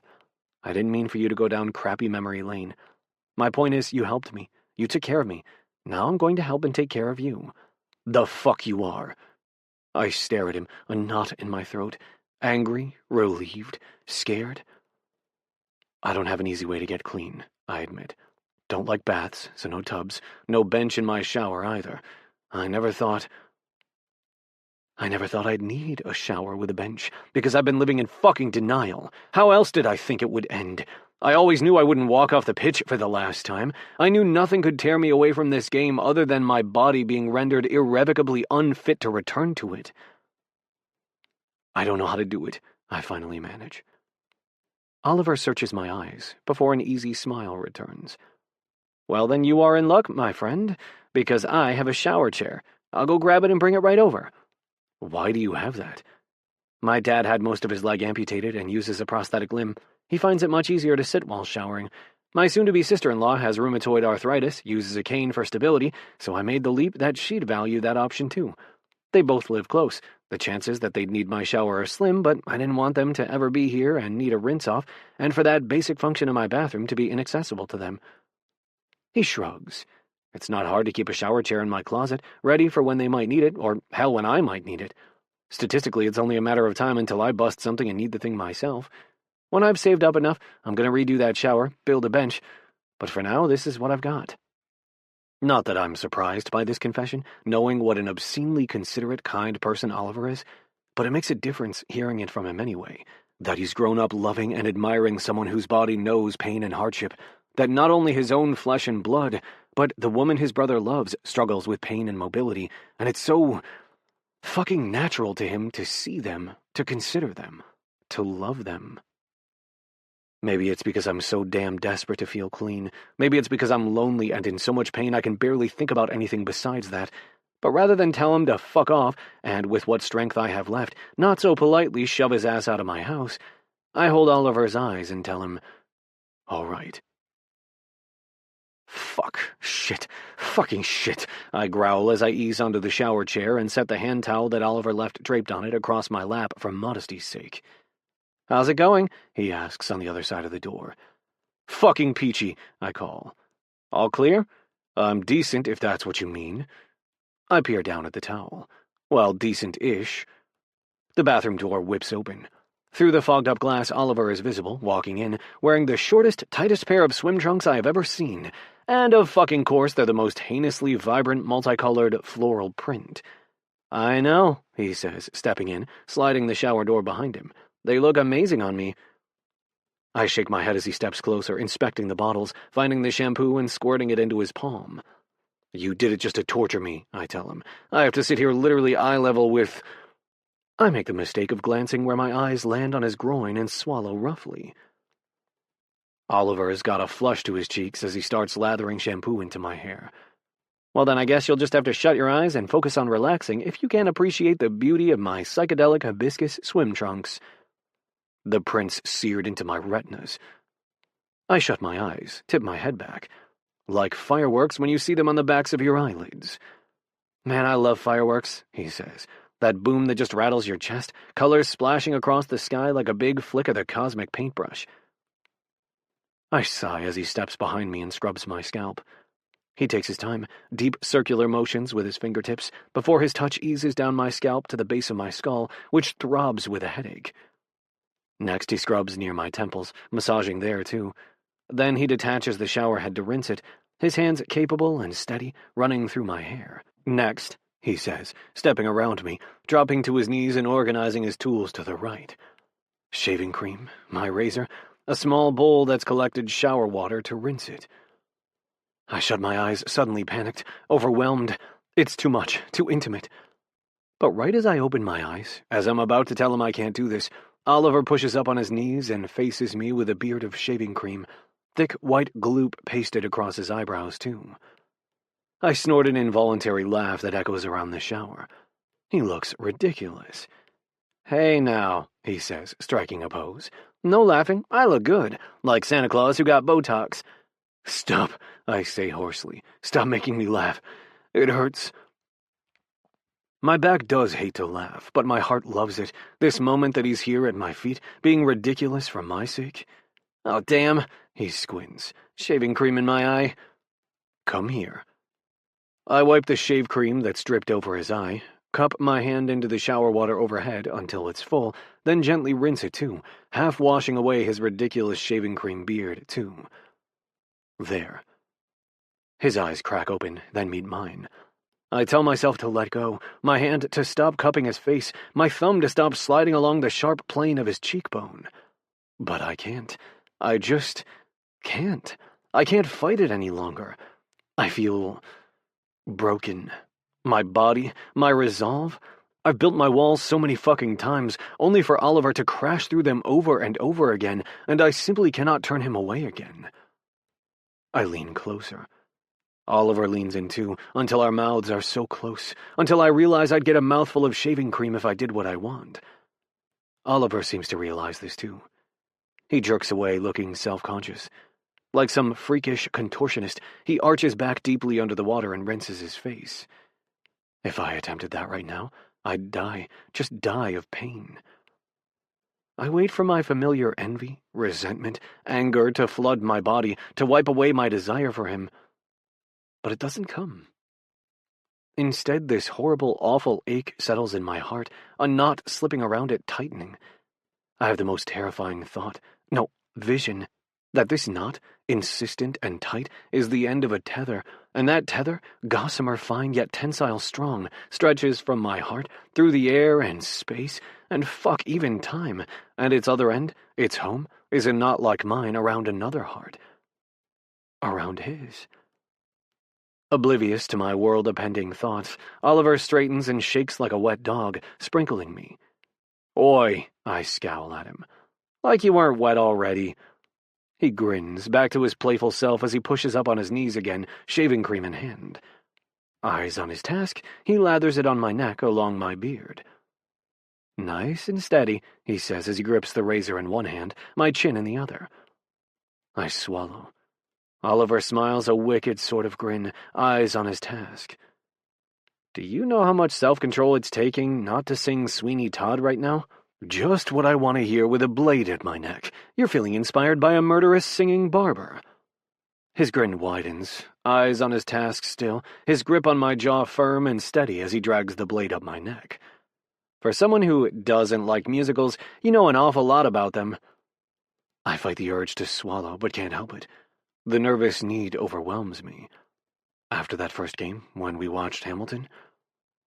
Oliver pauses shaving me, meeting my eyes. After Hamilton, Another nervous swallow. You said Lin-Manuel Miranda was Sondheim and Shakespeare. High praise. I love poetry, love Shakespeare's sonnets, so I started poking around Sondheim musicals, found a few I liked. His hand falters. Now it's his turn to swallow thickly. Which ones? Sweeney Todd. Such a bizarre story, but Joanna? That first stanza, the lyricism, then Into the Woods. Weird, but rather deliciously dark and catchy. Company, delightfully irreverent. A funny thing happened on the way to the Forum, fucking hilarious. And of course West Side Story, which definitely did not, as the youths say, get me in my feels. Oliver bites his lip. You cried like a baby when Tony sang Maria, didn't you? I did no such thing. He rolls his eyes, returning back to shaving my neck. I may have shed a few brief, manly tears. He snorts. Manly tears, as if our masculinity's threatened when we weep freely and feel feelings, or worse, learn how to articulate them. The horror! I laugh quietly. It's horseshit. That it is, he says, gently tipping my chin down, starting on the edge of my beard along my cheek. Your dad didn't raise you that way? I ask. He shakes his head. Nope, my dad hugs me just as much as he hugs my sisters, just as hard and long as my mom does. Actually, often longer. He laughs quietly, kisses my head still every time he says goodbye. Wouldn't change it for the world. I stare at him, recognizing another yawning gap, another world of difference between us. You're very lucky. Oliver nods, eyes on his task. Don't I know it? I mean, don't get me wrong, he's scary as hell when he's mad. But that has lots more to do with him being my height, broad as a house, than with him getting particularly loud, and never rough physically. He's a giant teddy bear, really, who I've always been desperately afraid to disappoint. I roll my eyes. Like you ever disappointed him. Oliver glances up, his face guarded. Hayes, the pranks I played on you, that's nothing compared to what I was capable of when I was younger. I mean, I was a mischief-making pain in the ass. That halo over my head? He points to the head in question. A recent turn of events, just since I signed with the Galaxy. Figured I better clean up the act. I peer down at him. Well, for what it's worth, I've liked it when your halo slipped a little. It's good, you know, to not care quite so much, to not please everyone all the time. He shrugs, dipping the razor in the water, rinsing it. Yeah, I'm starting to figure that out. It just feels safer to be what people need, to keep things positive rather than sharing the messy stuff. I hide behind that upbeat front. It's not all purely good intentions.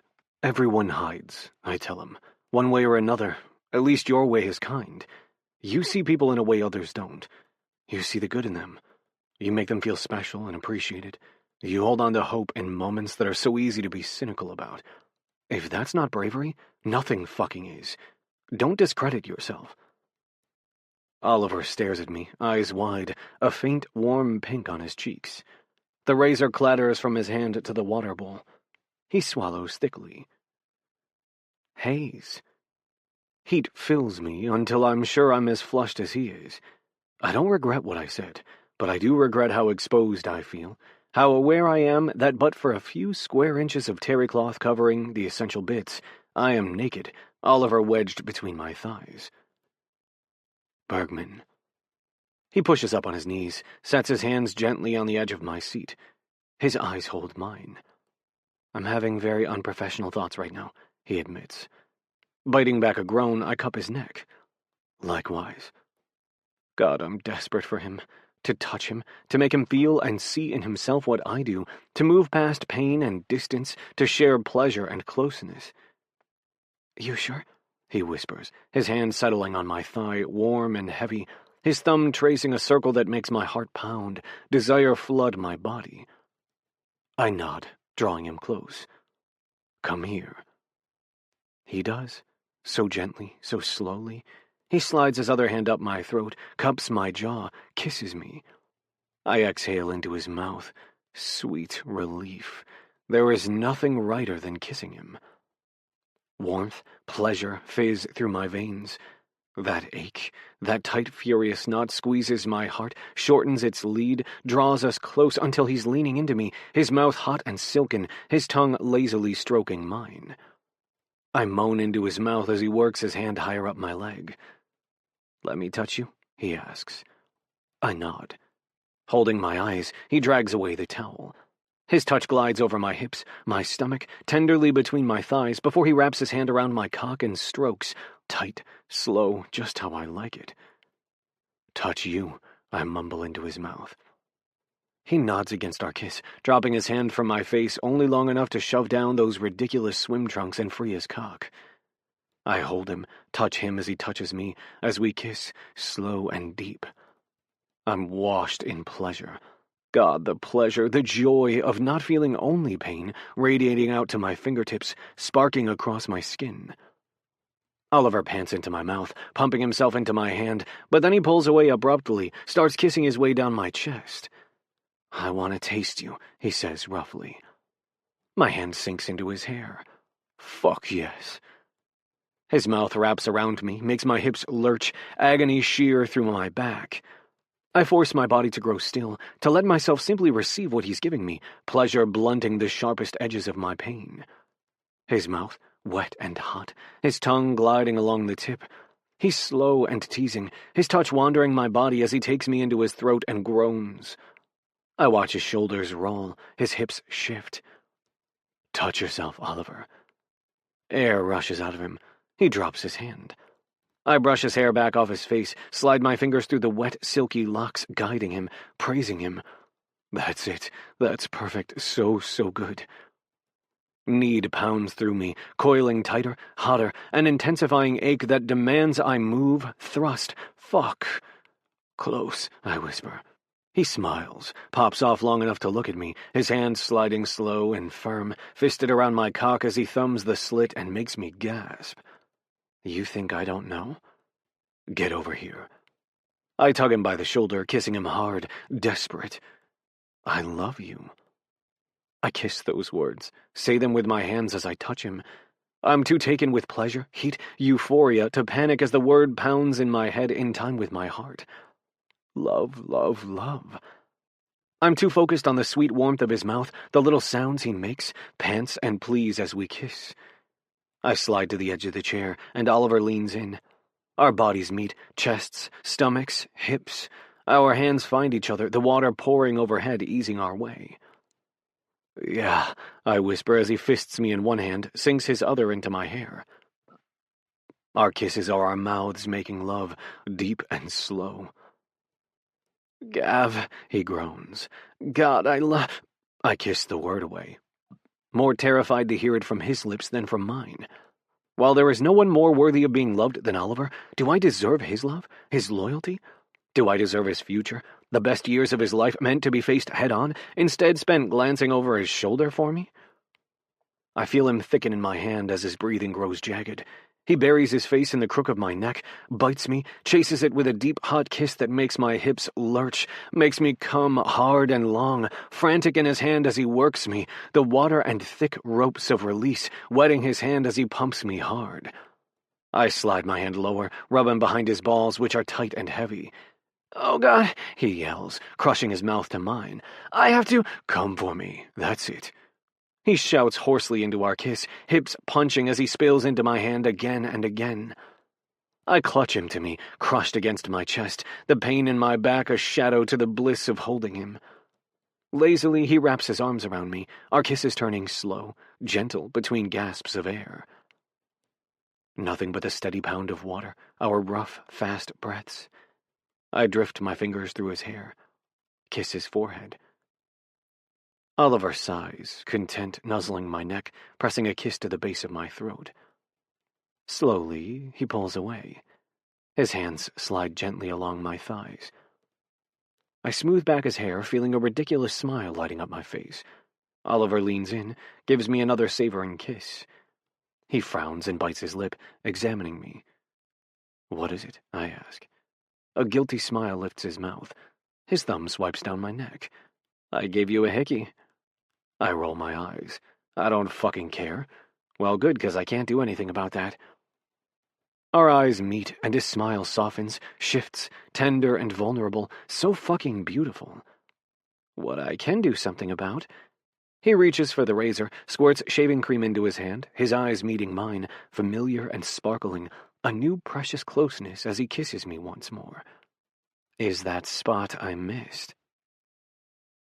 The smell of breakfast fare greets me when I finally emerge from my room, the pop and snap of food cooking over high heat.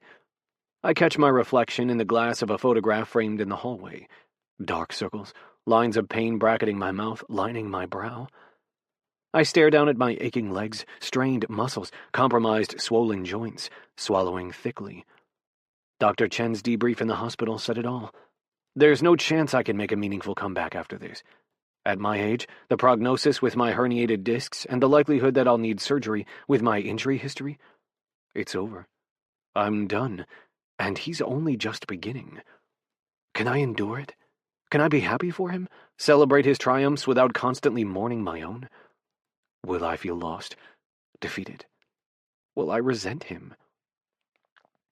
Until I know that, what business do I have asking Oliver for more? What do I risk saddling him with? A sore, sour fucker with a handful of grandpas for friends who have better social lives than me, an ornery cat who pisses in my shoes, and barring some unforeseen early death, another 40-some years of me twiddling my fucking thumbs. I watch him, standing in my kitchen, tall, shoulders back, whistling quietly to himself as he slides bacon and eggs onto a platter which already holds a massive stack of thin pancakes that smell like heaven. "Gotta tell you, Hayes," he says, sliding one last over-easy egg onto the platter. "I feel your eyes on me like an X-ray, so if you're trying to be subtle about staring at my ass, I have news for you. You're not." Heat fills my cheeks. I clear my throat. "You should go home and get some sleep. And you should be resting in bed," he says, flashing me one of those dizzying smiles that make me want to crush my mouth to his. "But you can't always get what you want." Do not start singing. The smile deepens. "Who, me?" I glare at him as he finds the loophole and starts humming the Rolling Stones song, trying very hard to resolve myself to find some way to get him to go without scaring him off for good. What do I say? "Hey, Oliver, mind just waiting in the wings while I figure out if I can be with you without feeling like my heart's being ripped out of my chest? If I could love you the way you deserve? If I'm worthy of even asking you for everything I want?" But Oliver is holding my gaze with that same quiet, sure confidence he had the first time he ripped off my clothes and made me come undone, when he strolled in tonight with his arms full of food and looked into my eyes, and told me with his body and his touch that he is not always the easygoing man he often seems to be.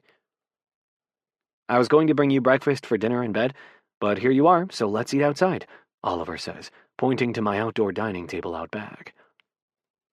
I peer out the glass panes of my back door, seeing a bright, starry sky, a mellow spring breeze swaying the first blossoms in Oliver's colorful garden. Sighing, resigned, I tell him, "Fine." Chapter 25. Oliver. Playlist. Yellow. Frankie Orella. Gavin's grumbling under his breath as I slip a pillow behind him when he eases down to his chair and leans back. There's something wrong with me, wires crossed in my brain, because his foul mood muttering just makes me smile. I'm not happy he's in pain or struggling with me seeing him like this. I am relieved that he's okay enough to get clean and shave, to grumble and gruff, that he's hungry and willing to indulge me as I set our places, light a few votives, then sit across from him. I know he wants me gone. I know he only thinks he's safe to hurt and heal on his own. But I can't leave. I can't stop replaying that moment when I realized he was on the ground, writhing in pain. I can't stop the panic that tightens my throat again, that makes my heart fly in my chest all over as I remember how scared I was. How it felt like the world was collapsing, and all that mattered was reaching Gavin, holding his hand, feeling how hard he squeezed back, his eyes screwed shut against the agony making him writhe on the field. I stare at him, lit by candlelight as he peers down at his food, his frown tinged with confusion and vulnerability. I look at his dark hair flopping into his face, his beard that's neat and sharp once more, because he let me in, let me close enough to do that for him. I look at this man who I held on a pedestal for so many years, idolizing, the man who became a reality rather than a myth and shattered the illusion I'd created, who I vilified for disappointing me so deeply. Now I don't see my idol or my enemy. I see him. Scared, hurting, angry, lost, a man who clings to those jagged edges and wields his sharp tongue, who's so practiced at pushing away anyone who wants to be close. And I see someone who's shown me, in so many ways, that isn't the heart of who he is. It's his protection, his survival, his armor shielding his heart. I stare at him so damn scared, yet oddly relieved to admit it, how much Gavin matters to me. Not the soccer legend or the sullen captain of my team, but the man who makes my niece guacamole and colors with her, the man who holds me when I'm panicking, who believes in me when I have belief enough for everyone but too little for myself, who sees through every happy-go-lucky layer of my bullshit straight to the heart of my own aching fears and wants. I promised myself I wouldn't end up here again, falling for someone whose life is tangled with mine, whose world and career I share, and yet here I am, worse off than I ever was back in college. I stare at Gavin, begging him with my mind. Show me. Show me how you're different from him. Show me how this can work. I don't know what to do. Does Gavin want me the way I want him? Is he just as scared of this as I am? Or maybe all he's ever wanted was to bang my lights out, then send me on my way. In which case, Bergman. I blink, forcing myself to give him an easy smile. He examines me, brow furrowed. What's the matter? Nothing. I sit back, picking up a strip of turkey bacon and biting into it. His eyes narrow. You had an awfully funny look on your face for it being nothing. I throw him a glance, pointing his way with the turkey bacon. I was remembering your caveman beard. May it rest in peace. Piss off, he growls, stabbing another neatly cut bite of pancake, which he drags through egg yolk. If it still looks like shit, you've got no one to blame but yourself. Excuse me, I am an expert barber. And cook. I reach for his plate, pinching a piece of turkey bacon and pancake together, then popping them in my mouth. Oi! He looks at me, wide-eyed, deeply offended. Eat your own. Yours looks better. That bite. I point to my mouth and roll my eyes with pleasure. Too perfect to pass up. My sentiments exactly, he growls, considering I'd assembled it and was planning on enjoying it. Oh, cool your gym shorts. I'll get you more if you run out. For being excited about that bite, you left it there an awfully long time. He throws me a glare, which softens as I smile at him, until he's looking at me like he wants to kiss me instead of throw me off his porch. My heart sprints inside my chest. Finally, he refocuses on his plate. Oliver. Oh boy, I'm being Olivered. His jaw clenches. He doesn't look up. Thank you for this, for everything. Now my heart's decelerating, stuttering. Anxiety spins its web, tangles my thoughts with familiar worries. But, I ask quietly, there's a but coming, isn't there? And not the fun kind. Gavin sighs, dropping his fork and rubbing his temple. You need to focus on your captaincy, the team, the season. I've got a lot to tackle myself. My heart collapses and in rushes sadness, chased by bitter disappointment. See how quickly he's ready to move on? How little being together meant? Is it that simple, though? Or is Gavin waging the same war that I am? Is pulling back protection rather than dismissal? Does his caution signal not that he sees me or us as something easily thrown away, but rather as something precious and fragile that deserves going slow, the gentlest handling? Or am I just hopelessly falling for this man and trying to convince myself he could possibly fall for me too? Oh God, I have fallen for him. So hard, and I have to figure out what to do with that. I have to discern if my heart's got the best of me all over again, or if it's made the best choice despite my best efforts to deny it. I don't know how to figure that out, except to wait. To see if he'll let me in. If this distance he's already creating has a purpose that I simply don't understand yet. Swallowing against the lump in my throat, I tell him, okay. His head snaps up, eyes locking on mine. He looks suspicious. You're not going to bicker with me about this? Give me hell? Throw a bizarre anecdote in my face and try to talk me out of it? Nope. His hand wraps tight around his fork. He realizes what he's doing, stares down at his hand, and seems to have to will it to loosen, then let go. Right, he says, frowning at his food. Well, that's refreshing. I force a smile, even though inside it feels like my heart's blistered and breaking. See? I can be agreeable. Sure you can. He eyes me sharply, takes a bite of bacon. I'll just be waiting for a water balloon to explode over my head, another glitter bomb in my car. He's so quick to fall back on who we were, on what we've been. A part of me wants to grip his shirt and shake him and make him tell me what this means. But the bigger part of me knows that I'm scared to hear his answer, that he's hurting and vulnerable, and pushing him right now is unwise. My heart hurts. I peer up at the stars, swallowing around that lump in my throat again, hiding my face so I don't risk giving myself away. I take a deep breath and do what I've done for years, wrap my sadness in the blanket of cheerfulness, force the topic toward an easier, happier place. I've always loved stargazing. Being reminded how vast the world is, how small I am in its grand scheme, yet how inextricably linked I am to those stars, being made of the very thing burning in the sky, bright, beautiful stardust. Ursa Major, I point. Ursa Minor, the Big and Little Dippers. I'm familiar, he says dryly without looking up, having another bite of food. Do you know their story, those constellations? He watches me warily, chewing coming to a stop. No, I don't. I nod, looking back at the sky.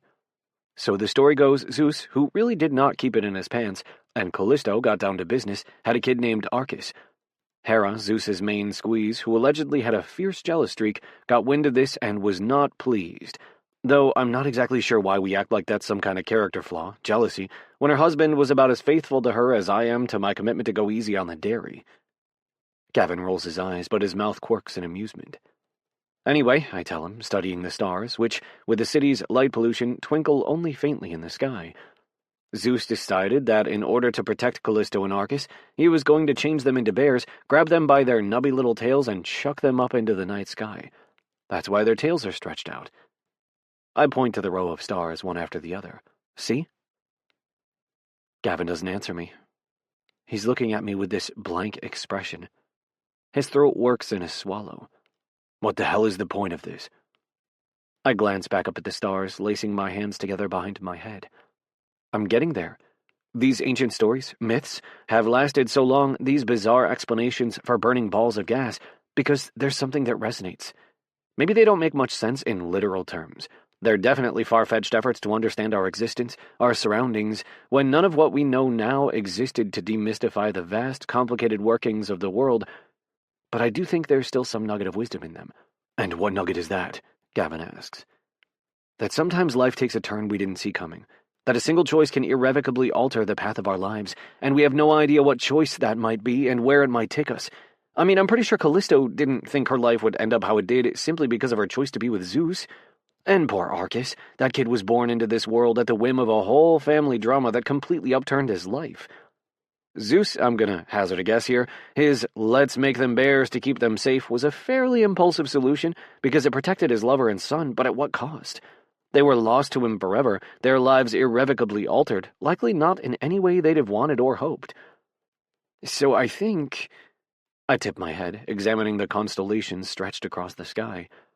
I think it's a reminder that there's a lot we can't control in life, that sometimes we get dealt a real shit kicker, but in ending up where we never meant to, even in bodies we don't recognize, situations we didn't ask for, there's still a little beauty to be found.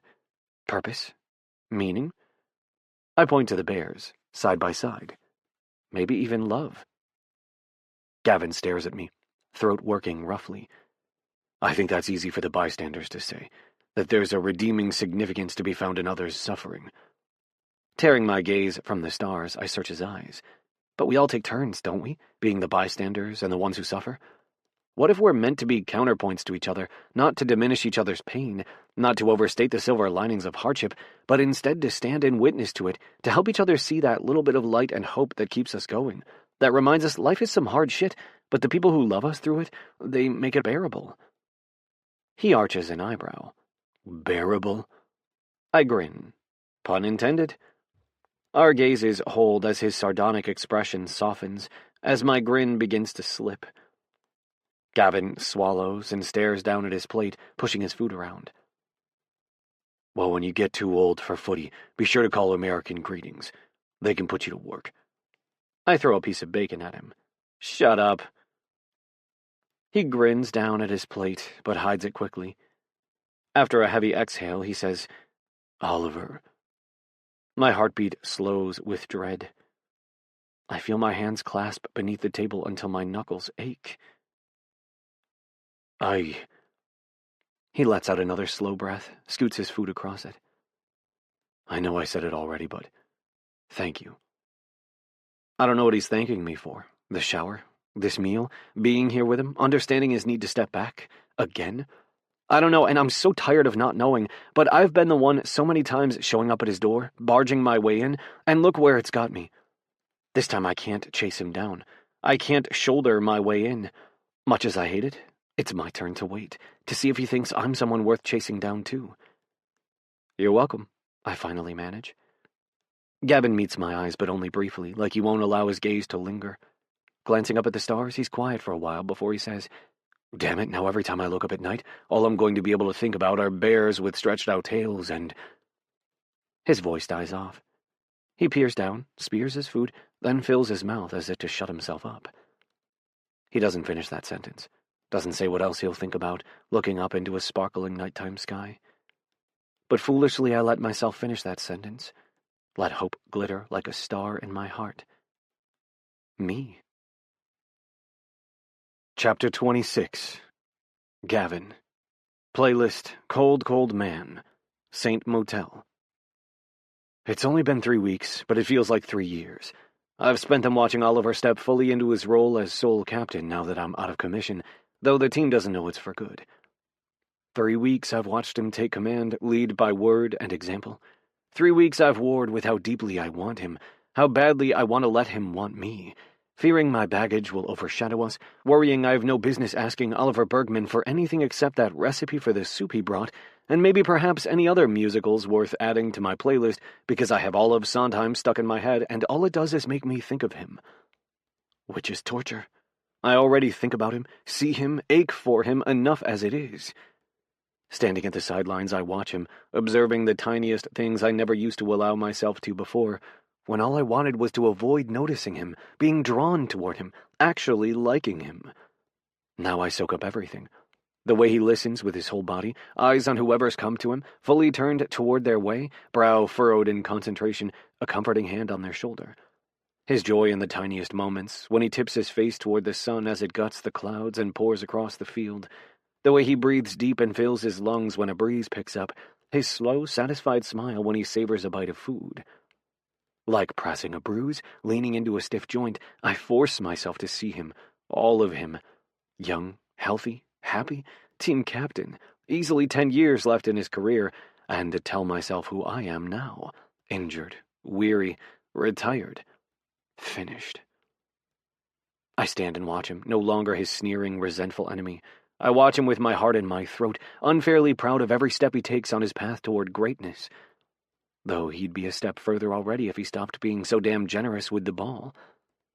I scowl as he dumps it off to Santi, even though with a simple step over, he'd have Stefan's ass on the grass, the ball in the back of the net. It's the pregame warm-up, so nothing's exactly on the line, but it's the principle that's the problem. "Bergman!" I bellow. He glances my way, pale eyes narrowed against the glaring spring sun. My misbehaving heart drums against my ribs. "What?" he yells back. I jerk my head, signaling I want him to come my way. He arches an eyebrow, then, on a sigh, turns and jogs toward me. "Hayes," assistant coach Jazz turns their head my way. "What happened to convene with the coaching staff first? He needs to be more selfish." Jazz nods. "Agreed, but Coach Lexi said protocol is you run it by Rico and me first." I roll my shoulders, chafing at the restriction. "Apologies, Coach Jazz." Rico glances our way from where he stands at the edge of the box, talking with our goalie coach in Amobi, knowing something's up. "Coaching comes naturally to you," Jazz says diplomatically, their eyes hidden behind the usual polarized lenses. "Lexi said it would." And of course, she was right. She knew when she visited me in the hospital after my injury exactly what to say, how to nudge me toward this role, because she knows me better than I'd like. She knew I'd use this opportunity to fill the gap left in her absence while on maternity leave, to exposure shock myself to the full disparity between Oliver's and my lives, to see if I can prove to myself and him that I can do this. Because I have a sneaking suspicion Coach Lexi Carrington is a giant matchmaking meddler, and she's rooting for us. She has been since the first moment she dragged us into her office after naming us co-captains and told us to play nice or else. I've waited for the moment she'd be proven wrong, that my hopes would be proven false too, for some revelation to come that the hurt will be too great, the juxtaposition of our situations too painful. Well, I've hurt, and I've ached, and I've wanted. And yes, some of it's been for soccer, but more than anything, it's been for him, Oliver. I watch him jog my way, draw closer, eyes on his cleats, brow furrowed in thought. The sun glints off his golden hair, kisses his jaw the way I have. My heart pounds in tempo with his feet as they strike the grass. Love, love, love. God, it's horrible. It's like an infection, a sickness, a fist around my guts.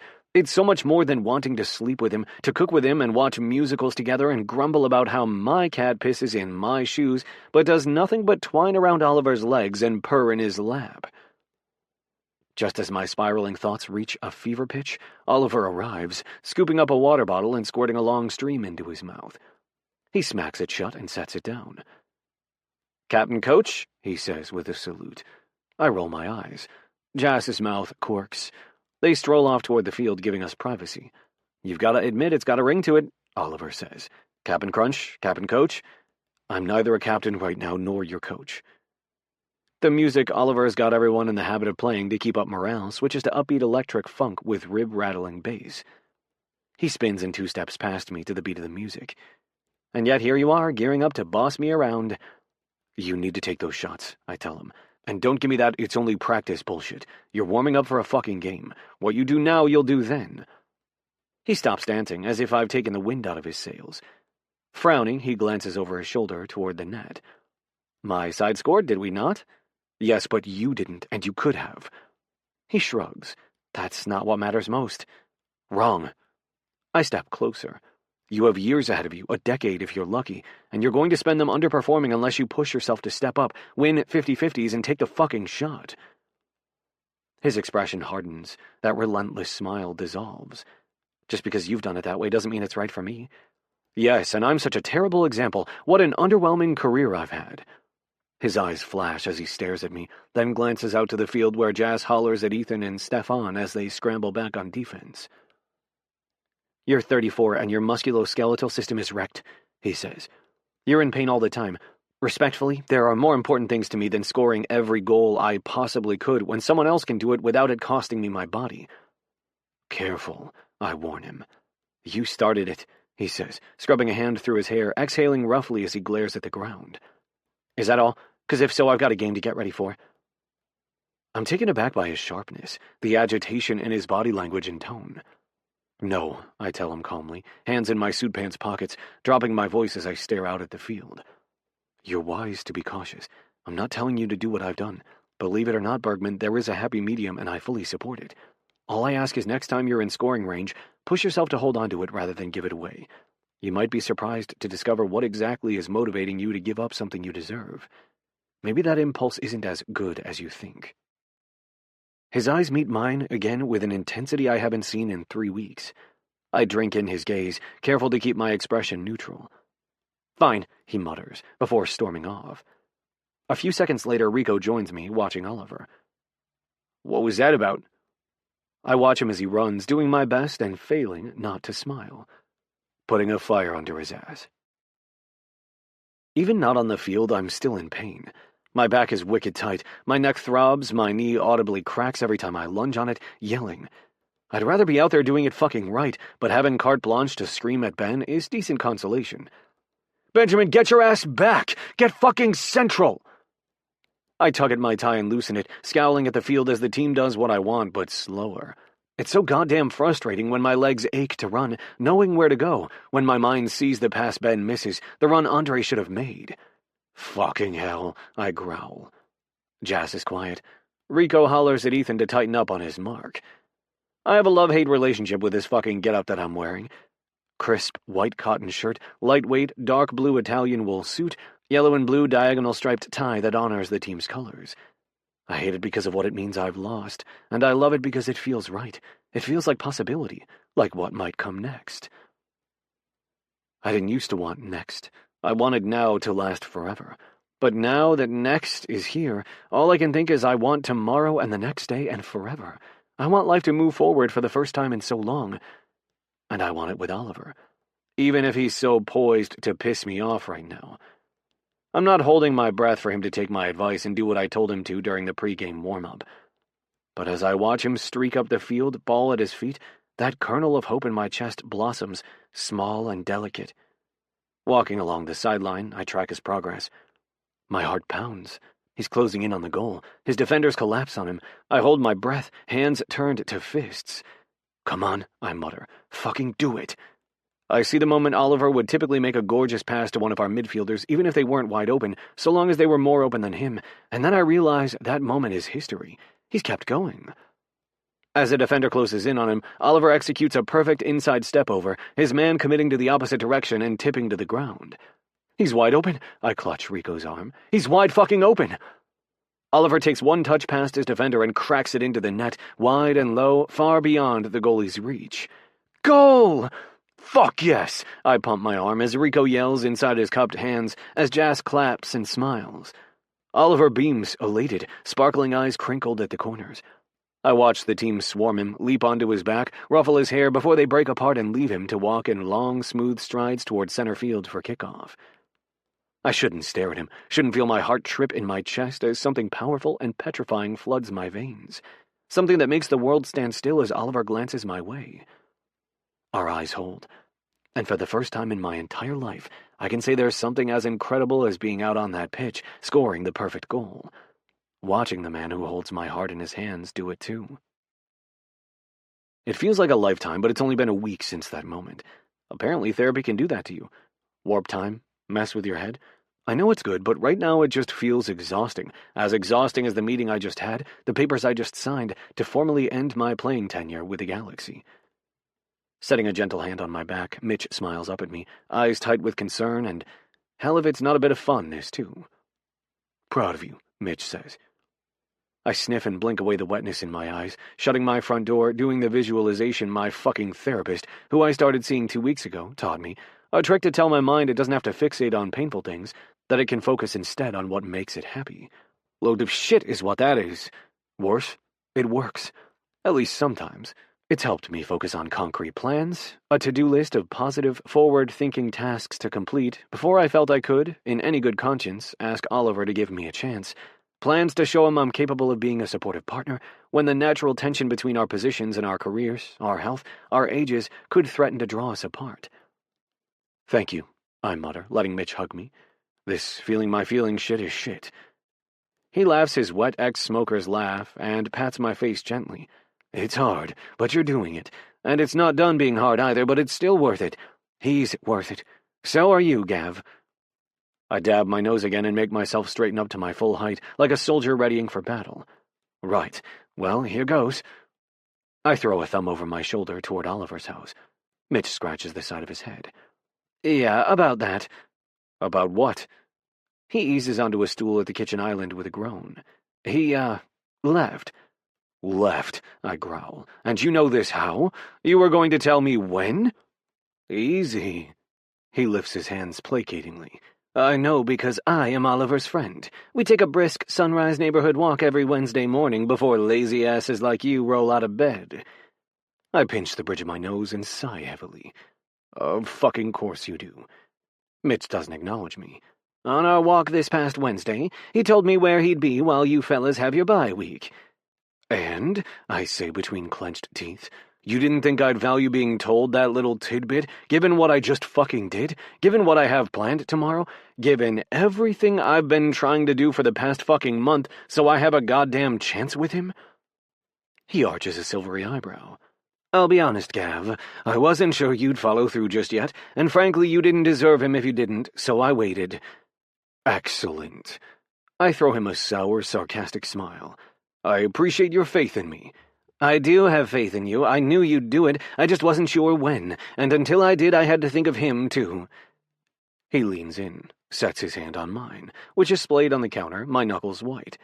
I meant it, what I said. I am proud of you.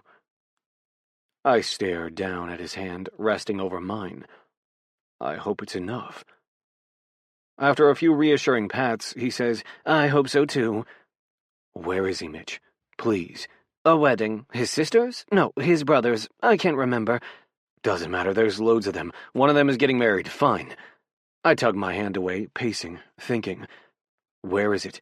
When is it? The when, I'm not sure, but the where I can tell you.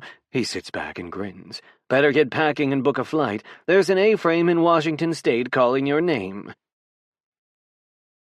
Chapter 27. Oliver. Playlist, Elephant Gun, Beirut. I watch the sunrise crest over the horizon, spilling faint pearly light across lush spring green grass. Leaning on the railing of the A-frame's back deck, coffee cup in hand, I shift on my feet, breathe in the fragrance of the crushed rose petals and straggling evergreen boughs strewn across the deck's wide varnished planks. A beautiful wood arch still stands where it framed Willa and Ryder 2 days ago, home to those roses and evergreen boughs before the wind whipped them away. I smile remembering it.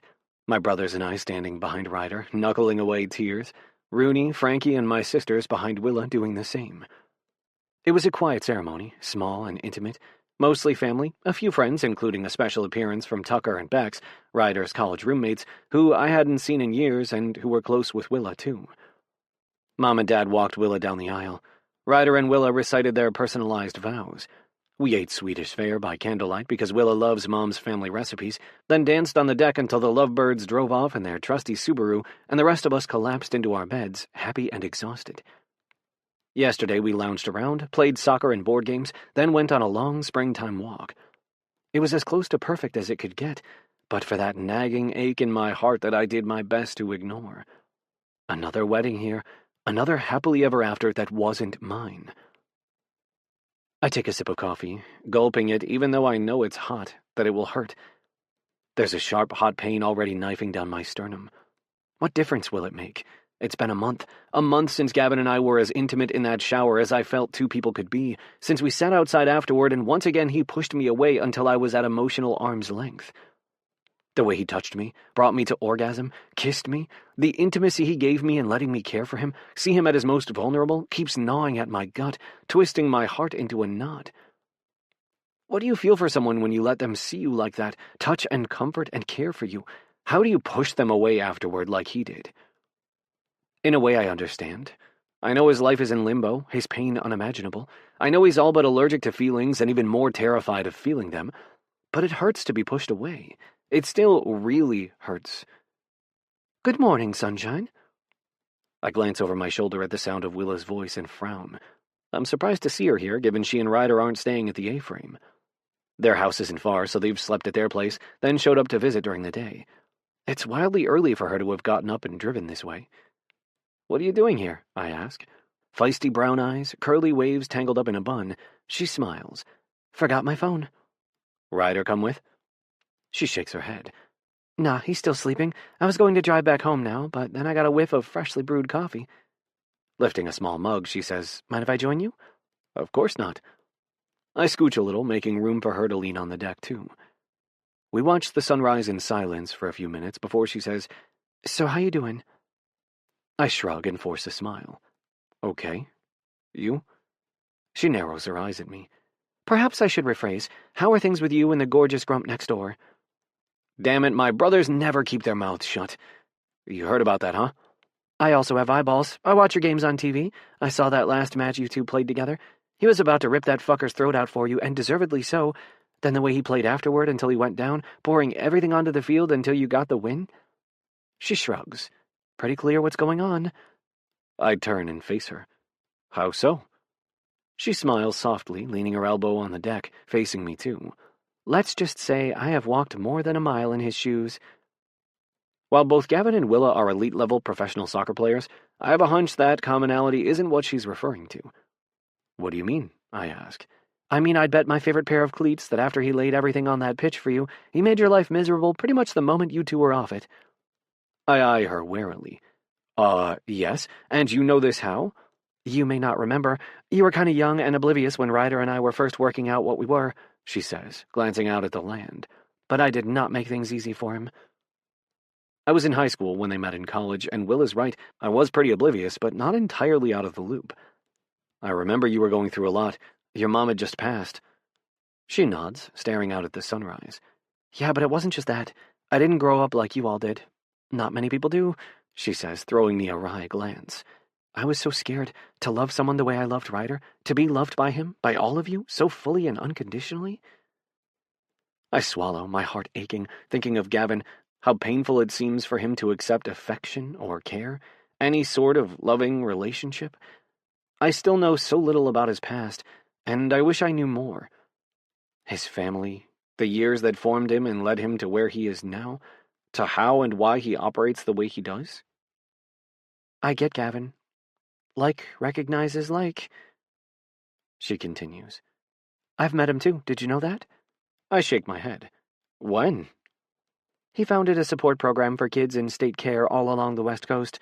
Volunteer athletes receive training and go through a crapload of vetting. Come in at the same time, same days each week, and play sports. Give the kids encouragement, quality time, a sense of community and belonging while they're dealing with so much uncertainty." I blink at her, stunned. What? "Technically, I'm not supposed to tell. Professional athletes who are recruited to participate in advertisements, volunteer time for special events and fundraising, meet directly with Gavin. They asked me to film a commercial for it." I've seen the commercials. I shake my head, struggling to process this. That's his organization? She nods. "Anyway, when I agreed, I was made to sign an NDA that I wouldn't disclose his relationship to it." And so you're telling me because life's boring, so why not get yourself sued? She smiles wide, dimples popping in her cheeks. "Because I'm not scared of him, because I know you'll protect his privacy, because we emotionally constipated loners have to help each other out, and I have a hunch that next time Gavin Hayes comes knocking on your door, you're going to be understandably wary that this cycle of him letting you close, then pushing you away is never going to end, and I want you to know there's more to him than what you've seen. That if he works hard in therapy, if he has a partner who knows his struggles and his past, who understands he's making his way, but maybe progress won't always be as fast or straightforward as either of you would like, he can choose you and stay with you and let you get close." She lifts her left hand, which bears a sparkling diamond ring and matching wedding band on her fourth finger. "I'm proof." I stare at her, at a loss for words. "You know," she says, leaning against the deck again, sipping her coffee, "this was supposed to happen years ago." What was? She gestures around us, the half-stripped wooden arch, rose petals and remnants of evergreens carpeting the deck. "This, the wedding." "Oh." I scrub my neck. "That, yeah." She rolls her eyes. "Ollie, you don't have to act like you don't know, like we weren't engaged for 3 years and it took me that long to work up the courage to go through with the wedding, not because I had a single doubt about the man I love more than my own life, but because I couldn't figure out how to face that day without my mom." Her smile fades as she glances out at the woods around us, eyes darting up to the treetops. "Even though she's been gone for years, it felt like a new grief when I realized I'd walk down that aisle without being on her arm, without her teasing me to make me laugh when I got nervous beforehand, without her nagging me to put curl cream in my hair so it wasn't a frizzball on my wedding day." She sighs heavily, tapping her ring against her coffee cup. "It was just This raw, terrible loss all over again. Then, once I felt like I'd gotten my bearings, wrapped my head around it enough to be able to set a date, I started worrying that my sadness, missing her, would ruin the happiness of the day, that I'd disappoint Ryder, the family. I kept waiting to finally feel okay enough to do it. Did you? I ask quietly. She shakes her head. No, the okayness never came. I just realized I'd been missing the whole fucking point. What point was that? Her gaze slides my way. Her eyes hold mine. I was waiting for it to get easier, thinking I should be able to handle my grief better at Christmas, at New Year's, on her birthday, on mine, on my wedding day, but grief doesn't get easier, it just gets familiar. You learn to live with it, and if you're lucky, you find people who will love you while you do. Ryder has loved me every step of the way for exactly who and where I am. Delaying our wedding day, fearing my sadness would somehow diminish the joy of our wedding, did a disservice to the depth of his love and mine. Our whole relationship, our love for each other, has grown and deepened through the hard moments, not because we haven't faced any. You and Gavin have both been hurt in the past. You have wounds and fears, and there's no getting around them. If you choose each other, you'll choose to see those parts of each other and treat them gently and try to understand them. Maybe you feel ready to do that, but if I had to guess, Gavin's still figuring out how it works, whether he thinks he's capable of entrusting that to you. I know it took me a while to wrap my stubborn head around it. I swallow roughly. I do think I understand how it works, but the readiness part, understanding it, doesn't make the thought of doing it any less scary. It's okay to be scared, she says. If you feel ready, if he comes to you, tell him what you're afraid of. That's intimacy, being brave and trusting him with your truth. Gently, she wraps an arm around me and sets her head on my shoulder. You got this, Ollie. And remember, you are enough just as you are. If Gavin does it right, he won't leave you in a bit of doubt about that. She taps the space over my heart. And you need to do your part, too. Believe in yourself, in your worth, that you're enough. Because you are. I nod, dabbing my eyes on my shirt sleeve. Smiling, Willa pushes away from the deck and drains the last of her coffee. Well, I'd say my work is done. Off I go. You don't want to stay for goodbye brunch? She shakes her head. Nah, I've got a husband I plan to go home to. Wake up the fun way. Hey! I scrunch my eyes shut. None of those details. Get out of here. She's still laughing when she shuts the door behind her. Cleaning up from goodbye brunch is the usual chaos. All of us in an assembly line of interweaving duties to clean up the remnants of coffee cups and juice glasses, platters and plates and leftover food. Theo cries as Freya tries to nurse him to sleep. Linnea continues to tantrum from the middle of the great room floor because she wasn't allowed to eat wedding cake for breakfast. Vigo's hungover, scrolling moodily through his phone with the volume on too loud while scraping dishes clean, then handing them to me to rinse. Rooney scrubs dishes alongside Aiden, who rinses them clean while Ziggy dries them, her noise-canceling headphones blocking out the world. Ren puts away clean dishes while Frankie wipes down the table and kitchen surfaces. Mom and Dad smile at each other tiredly as they tidy up the living room. "Vigo!" Axel snaps, strolling in from his garbage-hauling trek outside and setting a fresh bag in the bin. "Turn that down!" Vigo glares at Axel. "Would it kill you to ask nicely?" "Yes," Ax says. "Now turn it down." Vigo grumbles, picking up his phone from the counter, just as the clear voice of a news announcer says, "And now, highlights from the press conference given early this morning announcing soccer legend Gavin Hayes' retirement." I nearly drop the plate I'm rinsing, before setting it hastily in the sink, madly drying my hands on my shirt. Don't turn it down." Lunging for Vigo's phone, I grab it and have grand plans to run somewhere private to watch, but the moment I see Gavin, my legs stop working. I sink to the nearest chair at the table with a clumsy flop. My heart splinters as I look at him, drinking him in. Blue suit, blue and gold tie, his beard neat, hair neater. He stands tall, stoic, clutching a piece of paper. "Playing this game has been the greatest privilege, the richest joy. Saying goodbye to it, for years, has been my deepest fear and sadness." He swallows thickly, sets the paper down and runs his hand flat across it. "But I cannot sustain this level of play. My body has reached its limit, and as much as I wish it were not the case, I have had to listen to it, to respect it after it brought me this incredible opportunity." He swallows thickly again, bites his cheek. "And so, it is with gratitude for the journey that I have been fortunate enough to know, the players I've called teammates, the coaches who have shaped and directed me, that I announce my retirement from professional soccer." I wipe away tears, my chest aching. A hanky appears in my peripheral vision. I don't question it, just accept it and loudly blow my nose. How long has he known? Why haven't I known? I could have been there for him, comforted him. He didn't want you there, did he? That despairing voice whispers. He hasn't wanted you for weeks, since he knew he was done here. You were just an insignificant pit stop, and now he's moving on. I shake my head, willing away those hopeless thoughts, reminding myself what Willa said. You need to do your part too. Believe in yourself, in your worth, that you're enough. I watch Gavin on the screen as he folds up his paper, dabs the corner of his eye. So composed and calm, even though I know his heart is breaking. I want so badly to be right there beside him, to be the arms he turns to when the lights go out and he clears out his cubby and he comes home. When he falls apart. I want to be what he's been for me. Safe, strong, comforting. I love him. The words drift through me, natural and gentle as a breeze whispering over my skin, the sun warming my face. I love him. I love Gavin whether or not he'll love me back. I love him if he comes out of retirement or walks away from the game forever. I love him, and I don't know when it happened. When annoyance gave way to affection, when bickering became foreplay, and lust's grip became love's fist wrapped around my heart until its every beat was just for him.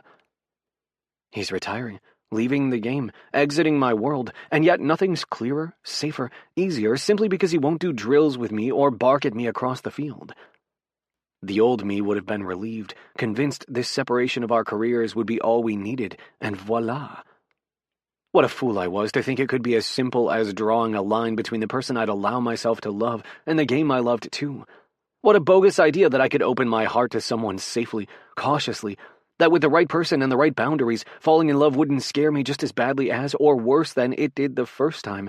That it wouldn't make me feel like I was hovering on the edge of a cliff, no guarantee that the person I was falling for would be there to catch me.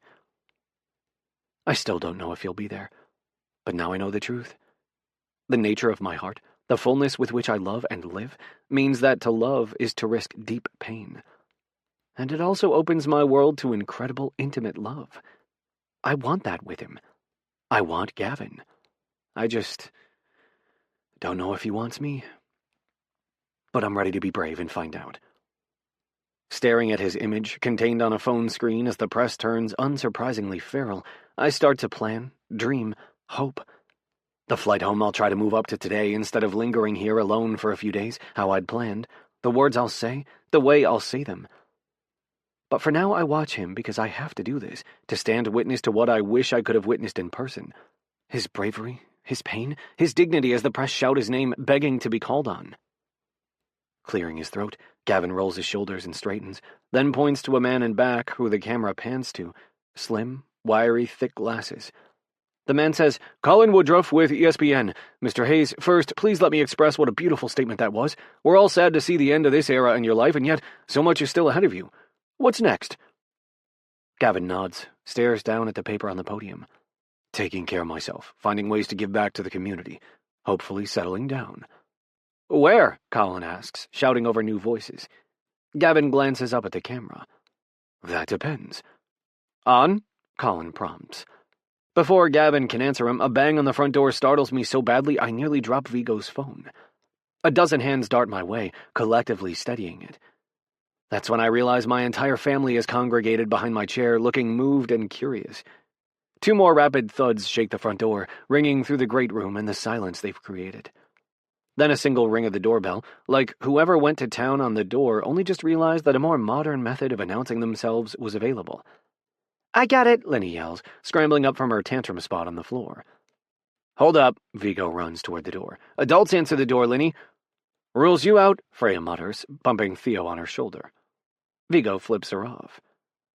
"I saw that," Lenny yells. Aiden, ever the strategic one, simply leans back and glances out through the window with a clear view to whoever stands outside. Shit. Shoot, I mean. He runs toward the door, body checks Vigo out of the way, then scoops up Lenny. "Oliver." He jerks his head. "You should get that." Vigo's just righted himself and is reaching for the door again when I get there and shove him away. I peer through the peephole. My knees nearly give out. "Who is it?" Vigo asks, shoving me aside, trying to see through the peephole. "Ah!" Ren's got him by the shirt collar, dragging Vigo away as he tells him, "Chill out, V. Ollie can handle himself." Okay, let's go, Mom says, clapping her hands at everyone, shooing them to move. Come on, hurry.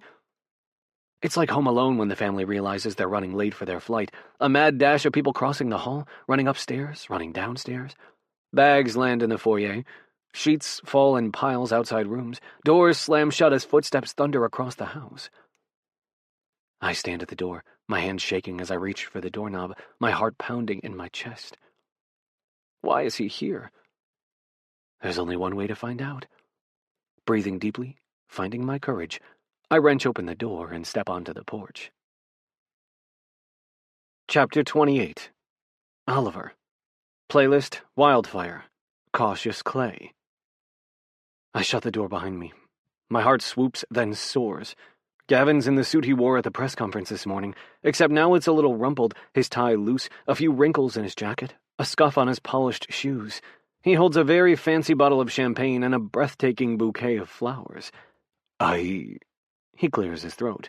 I was told it was a wedding, and on the off chance it was happening when I showed up, I wanted to be prepared. The wedding was 2 days ago. I swallow around the lump in my throat. You're a little late. He searches my eyes. But I hope not too late entirely? I bite my cheek, scared to hear a double meaning in that, scared to hope, and yet I can't stop myself from saying, no, not too late. Slowly, Gavin crouches, knees popping as he sets down the champagne and flowers. He straightens, walks toward me. Oliver. I watched the press conference, I tell him, backing up instinctively. He stops, holding my eyes, searching them. You saw it already? I nod. My throat feels thick with the threat of tears. I'm sorry. He stares at me, looking suddenly very wary. For what? Your retirement? I know this game is everything to you. Saying goodbye to it, the finality of announcing to the world that it's over? My words trail off as something like relief smooths his expression. He takes another step closer, and this time I hold my ground, too confused by his response to give in to fear and step away. His knuckles brush mine. That's just it, though, he says. It isn't over. This part of my career is, yes, but my life isn't. This is just the beginning. He wraps his hand around mine, warm and dry, strong and steady. That is, if you... The door flies open, startling us apart. Hello, my mother says brightly. Wrapping Gavin in a sudden hug, she says, Welcome, go on inside, get comfortable, we were just leaving. Mom, I say, voice strangled. Gavin hugs her back, giving me a perplexed look over her shoulder. Thank you. Mom lets him go and then hugs me next. Be brave, Askling, she whispers. I love you. When she slips away, I see Dad's filled her place, gently clasping Gavin's shoulder. Beautiful speech, son. Gavin looks stricken, then moved. Thank you, sir. Don't be a stranger, Dad says as he tugs me in for a hug and a kiss to my hair before throwing us a wink and following Mom toward their car. My siblings spill out of the house. First Axe, who nods politely, then Rooney, who flashes us a wide, sunny smile before slipping her arm inside Axel's while they start toward their house, settled deeper in the woods. Aiden exits next, hustling the rest of my siblings out like the house is on fire. Freya blows us a kiss, baby Theo tucked in her arm. Linnea throws herself at Gavin's legs and earns his hug before Freya scoops her up too, and she dissolves into overtired, too-much-party tears. Then comes Wren, smiling wide, Frankie wiggling her eyebrows as she smirks. Ziggy throws me a coy smile, takes one look at Gavin, and turns bright red, then hustles down the stairs. Vigo's last, of course. Gavin doesn't recognize him at first without the mangy beard that he shaved for the wedding, but when he does, his eyes narrow. Vigo sizes him up, then offers a hand which Gavin takes. A very intense stare-down ensues. Their knuckles both turn white as they try to squeeze the life out of each other's palms. Just remember I know where you live, Vigo tells him. Good grief, I mutter. Okay, that's enough Godfather antics from you, Aiden says, taking him by the shoulder and giving us a knowing grin as he drags Vigo down the steps with him. Gavin glances over his shoulder, watching the mass exodus of cars happily honking as they pull out. That was embarrassing? Intense, he mutters, frowning thoughtfully. Sweet, funny, weird. He turns back and sets his gaze on me. Sort of like you. That's it, I tell him, shoving the door open behind me. You've crossed a line, and now we're going to take this inside. Gavin smirks and follows me in, drinking in the space as he shuts the door. A wave of nervousness crests through me. Were you... I clear my throat. Did you want to stay? Gavin turns and looks at me curiously. I thought... Yeah, do you want me to stay? My heart pounds. Yes, I do, if you want to. Stay, that is.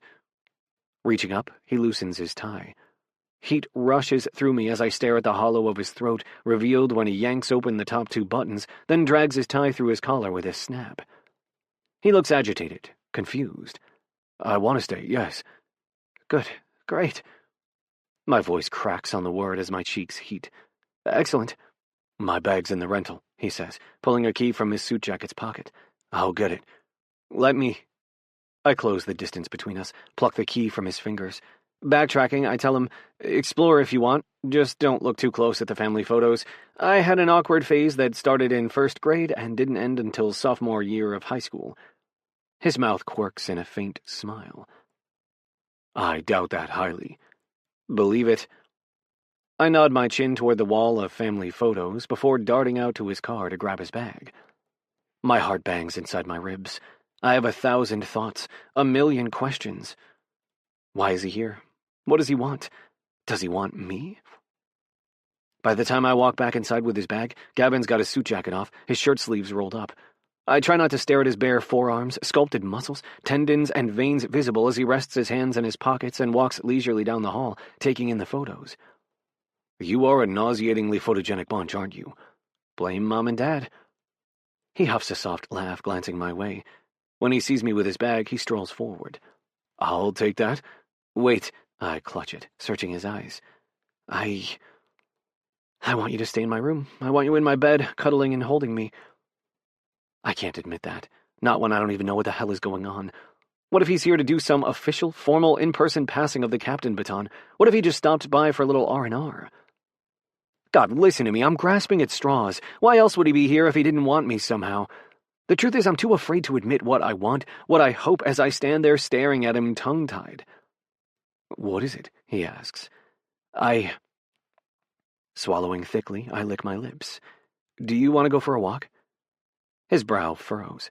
He answers slowly, Sure, yeah, that'd be good. Just nothing too technical. No hills. He throws a thumb over his shoulder. My back's still shit. I'm only moving like this because Dr. Chen gave me an injection, but if I push too hard, I'll pay for it. I try to keep my expression neutral, to not betray how surprised and touched I am that he's confided in me about his pain, his needs, his limits. Of course. I should change then, he says, nodding at his bag, which I still hold. Right, sure, I deliberate. There's the 1st floor suite, which my parents use when they're here. Then there's my room upstairs. Maybe for now, as much as I don't want to, I should take him to my parents' room. Easier on his body, accessible bathroom, including a shower bench. This way, I tell him. Gavin follows me to the room, a faint frown tugging at his mouth as he inspects the space. I glance around too. The curtains are open, letting daylight spill in, revealing nature's springtime masterpiece outside. Balmy wind whipping the trees, carrying blossoms with it in a colorful dance through the air. Tall evergreens, tufts of lime green grass dappling dark earth. I notice the bed's been stripped, the sheets changed, a different color than they were when we got here, and I helped Mom make beds throughout the house. I try not to think too hard about what my parents were intending when they made a point of preparing this room for someone else. Something wrong? I ask. No. He shakes his head, taking his bag from me. I'll just change. Okay, sure, right. I back away, turn, and walk right into the wall. Mortified, I don't even look over my shoulder to see if Gavin caught that. I just scramble to escape the room. As soon as I've shut his door behind me, I sprint down the hall, take the stairs 3 at a time. Frantically, I brush my teeth, brush my hair, yank off the shirt and sweats I slept in, swipe on deodorant, tug on fresh clothes, stomp into my sneakers, then run downstairs.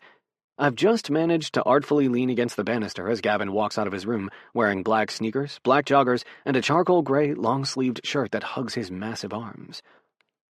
His mouth tips as he drinks me in, a soft smile that makes my heart beat double time. Can I help you? I ask. The smile deepens. He tugs on his Ray-Bans. You look like a fucking funfetti cake. I glance down at my outfit. My favorite yellow sneaks, watermelon pink joggers, a pale blue t-shirt that brings out my eyes. Lifting my chin, I stroll toward the front door and throw it open. I'll have you know I like funfetti cake. I feel Gavin's eyes on me from behind. So do I. After yanking the door shut behind us, I lock it, then pocket the key. He's still watching me behind the Ray-Bans, his stare intense.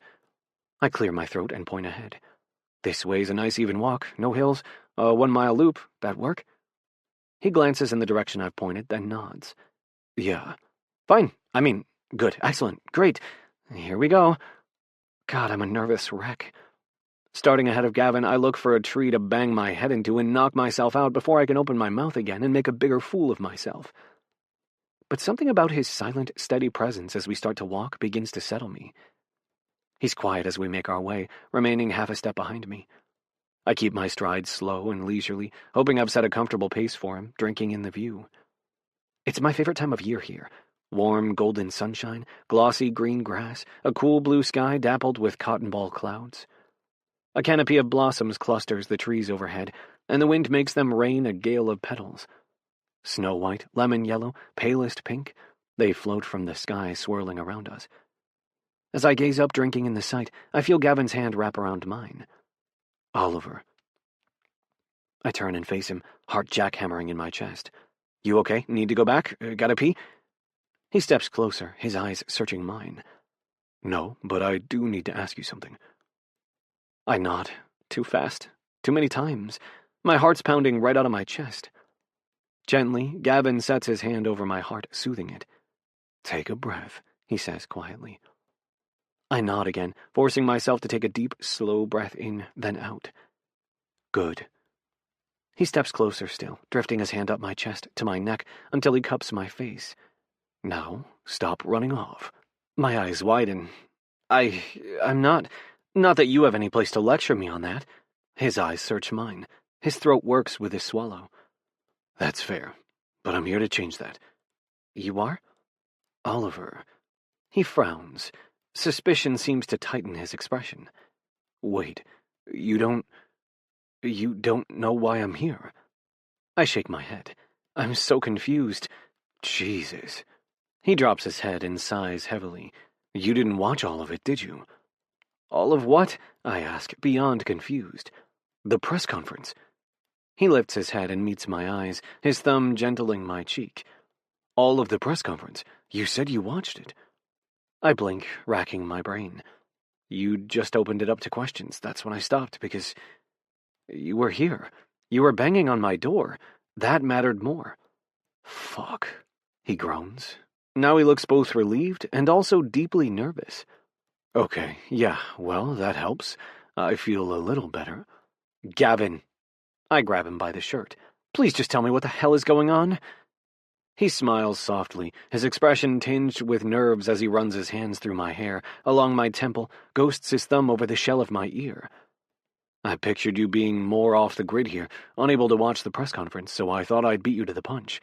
I'd planned to say it myself, but then I got here and you said that you'd seen it, and then I was relieved because I'm a fucking coward. And now you're saying you haven't seen it? For the love of God, Gavin Hayes, tell me what the hell you're talking about.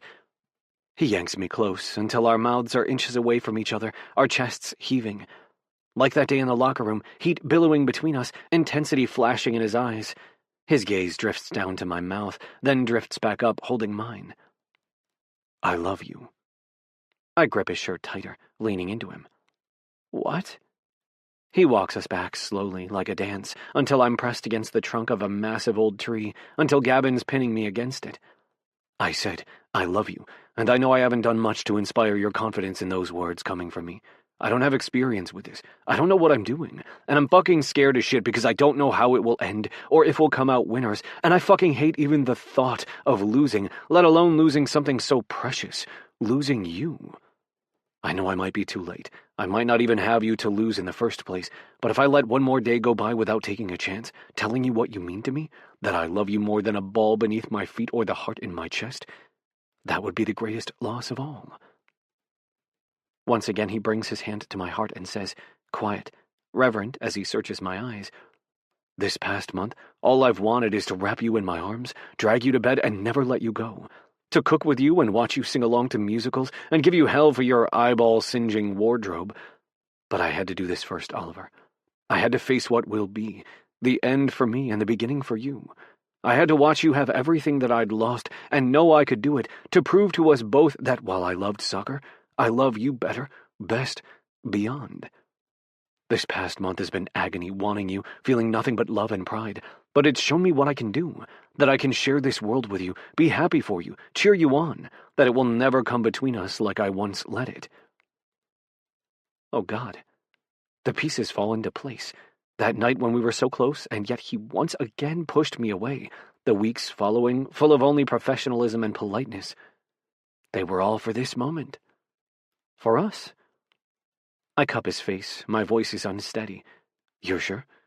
I don't want to hurt you. I never want my life, my world, to hurt you. I couldn't take it. He leans into my touch. You won't. I told you how I spent the past month, and I've spent the past 2 years confronting it then, too. 2 years facing what you are and will be, what I have been and never will be again. But you didn't love me all that time, I point out. His mouth tips in a wry smile as he drifts his knuckles along my cheek. Didn't I? Thank God I'm leaning against a tree. I'd fall on my ass otherwise. What? Oliver, it was distance myself or drop to my knees and fall at your feet, he says roughly as he leans into me as our bodies touch and ache. I saw you and felt like you'd blasted a hole in my chest. I couldn't let myself feel how much I wanted you, admired you, longed for you. Not when you had everything in your clutches that was slipping through my fingers. Tears blur my vision. I stare at him, stunned, thrilled, disbelieving. I didn't know, I whisper. I didn't either, he admits. Not at first. Not for a good while. I knew you made me feel like my blood was on fire and my heart was incinerating my chest, like I was battling this consuming, feverish something that I felt only for you. It was so easy to call it hatred for your gain while I lost, to fixate on my resentment and envy of you, to never look too close or too long. When I finally had to, when Coach shoved us together and forced me to face you head-on, and I realized, God help me, what I was up against, I buried those feelings like I've always buried uncomfortable, unclear shit. I remember what he said that night in my house, when both of us admitted how badly we wanted each other, when I was almost as stunned and surprised by his admission as I am now. I am very, very good at hiding what I want and feel and need. I wanted you to, I tell him quietly, twirling a soft, dark lock of his hair around my finger, spinning it, savoring how close he is, not just his body, but his heart, all of him. I have. For so long. His eyes search mine, cautious, hopeful. Yeah? Yeah, I say through the knot in my throat. I know I've given you reason to doubt me, Oliver, but I promise that's behind us. I'm here. I'm yours. He brings my hand to his chest. I promise it all. My body, my soul, my life for you. Everything for you, to care for you and love you if you'll let me. You're the fucking sunrise of my heart, love. All I need is to wake up beside you, to hold your hand and keep you steady when you need me, to watch you with pride and admiration, to give you hell for not being more selfish on the field and too generous off of it. I love you. Do you believe me? Nodding, frantic, I tell him yes. I pull him close, kiss him soft and slow, and he kisses me too, his mouth firm, smooth, so gentle, remembering mine. I love you, I tell him. I love you so much. Air rushes from his lungs as he wraps me in his arms. God, Oliver, I want you. I want to make you happy, and I want to be happy too, or at least not completely miserable. I smile against our kiss, running my hands through his hair. A groan tears out of his throat as he presses me against the tree. I've missed you, I whisper. I've missed you too, he growls. After that awful press conference nonsense, I couldn't get here fast enough. A contented sigh falls out of me as he kisses me again, the corner of my mouth, my cheek. You're really here. I'm really here. Dragging his hands down my waist, he clutches my hips. I bury my hands in his hair, kiss him, feverish, hungry. I love you, I tell him, and I'm terrified. He pulls back only enough to meet my eyes and search them. Of what, love? I swallow roughly. Of how much? His eyes soften. He nods. Me too. I'm rubbish at this. But I'm learning. I'll be better. You'll be able to count on me, Oliver. I'm not going anywhere. Do you trust me? I trust you. And I do. I trust him. I believe in him. Because when Gavin Hayes sets his mind and heart to something, he does it without reservation, pouring out everything he has. Somehow I became what he set his mind and heart to. Somehow I'm the one he loves. Gavin smiles, tender, adoring, a rare spark of light in those dark eyes only for me. Now what do you say we go back, he says, and this time you show me your bed. Chapter 29. Oliver. Playlist, Young and Beautiful, Glass Animals. Standing at the threshold of my room, Gavin frowns at the twin bed. I laugh, biting my lip. Yeah, never mind. Taking my hand, he drags me out of the room down the hall. He's slow down the stairs, careful. It makes my heart pinch, worry collapsing my chest. Stop fretting, he says. I'm fine. Well, I will be. You're hurting. He glances over his shoulder, still holding my hand as he walks us down the hall to the first-floor bedroom. I'm always hurting. I probably always will be. Slowing to a stop, he turns and looks at me, guarded, concerned. Don't finish that sentence, I tell him, bringing his hand to my mouth, kissing it, holding it to my cheek. That's not coming between us, not going to scare me off. It hasn't before, and it's not going to now or ever. Gavin swallows roughly. Okay. I search his eyes. Do you believe me? His mouth tips faintly with a new, tender smile. Strangely, yes. Seems I do. Good. Clasping his hand tight, I take the lead and guide him through the bedroom to the bathroom. I tear off my shirt, lean into the shower, and yank on the water. Before I can turn, I feel him behind me, the firm, warm skin of his chest pressed to my back.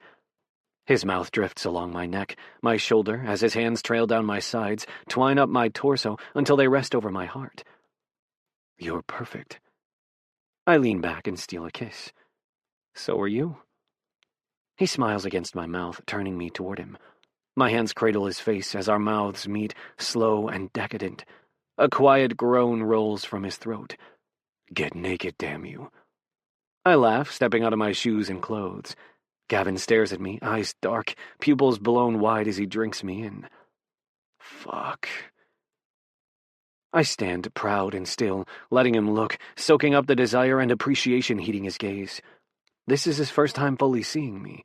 I had a full, glorious view of him that morning at his house in his bed, but I stripped underneath the blankets, depriving him of the same pleasure. Staring at me still, Gavin yanks off his clothes, then walks us right into the shower. His mouth parts mine, his tongue glides slick and hot. Our breaths are rough, loud enough to be heard over the rush of water as I run my hands over his broad chest, the fine dark hairs dusting hard muscles. I kiss the scar on his collarbone, the birthmark on his neck, the freckle at his temple. He wrenches me close, hand on my jaw, crushing our mouths together, wet, warm, hungry. I wrap my arms around his neck, press our chests together, our bodies where we're hard, throbbing, pinned together. Our mouths fall open as he moves against me, the water smoothing our way. Come here, he gruffs. I'm here, I laugh. He walks us further back until we hit the shower wall, his hand tight around my waist. I want you, I whisper as he runs his hand over my ass, rubbing it appreciatively. He groans against my neck, kissing the hollow of my throat. I'm yours. I take his hand that's still massaging my butt affectionately and guide it lower until he feels me, a grunt punching out of him. You want me here? He says. So bad. I don't always, but that night in the kitchen when your hand went wandering, I almost died, almost came so close to begging you for it. I've gotten myself off so many times since then, imagining that. Shit, he mutters, pressing himself into me, kissing me deep and slow. I haven't in so long. I'll come the moment I'm inside you. That's okay, I tell him gently. He shakes his head. No, it's not. I'm going to take my time and make it good, and you're going to be patient. I stare after him as he steps out of the shower and quickly dries his feet on the mat before prowling into the bedroom. I'm too distracted by the sight of him, warm, suntanned skin rippling with the flex of his muscles as he moves, to process what he has until he's stepping back into the shower, tossing a bottle of lube on the bench, then kissing me.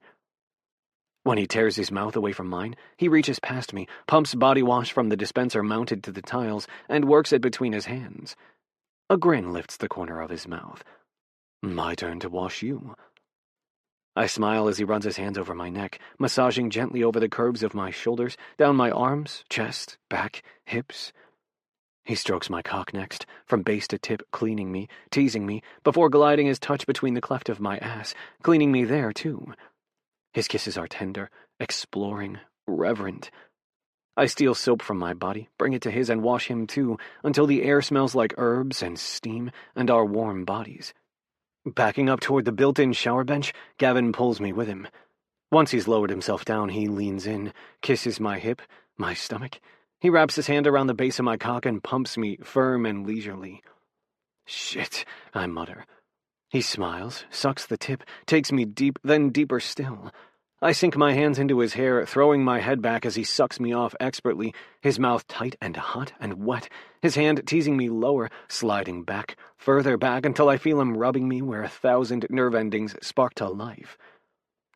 I gasp as time becomes as hazy as the air around us, as he swirls and strokes with his fingers, as his mouth's grip grows hotter, tighter. I feel my knees about to buckle, orgasm tingling low at the base of my spine, tightening my balls, swelling my cock. Gonna come, I whisper. He pops off his mouth, making me moan helplessly. Grinning, he spins me around so I face away from him. Hands on the wall, he commands, pressing my lower back until I bend forward, showing me what he wants. Yeah, I beg, realizing what's coming, splaying my hands on the tile walls, looking at him over my shoulder. Please, now. Easy. He kisses my hip, one ass cheek, then the other, before he splays me wide, blows a soft, warm breath over where I'm so sensitive, exposed fully for him. It makes a shiver run up my spine, threatens to make my legs buckle again. Fuck, he groans. Look at you. What a lucky man I am. Sitting on the bench, he can easily set his mouth exactly where I need him, and he does. A shout bursts out of me as I feel his tongue, 1,000 times better than his finger, stroking, flicking, making my hips roll, need tighten my body. I hear the snap of a cap being opened before his finger breaches my body's resistance, his tongue coaxing me still. Then another finger. It burns, but only faintly in the wake of all this pleasure.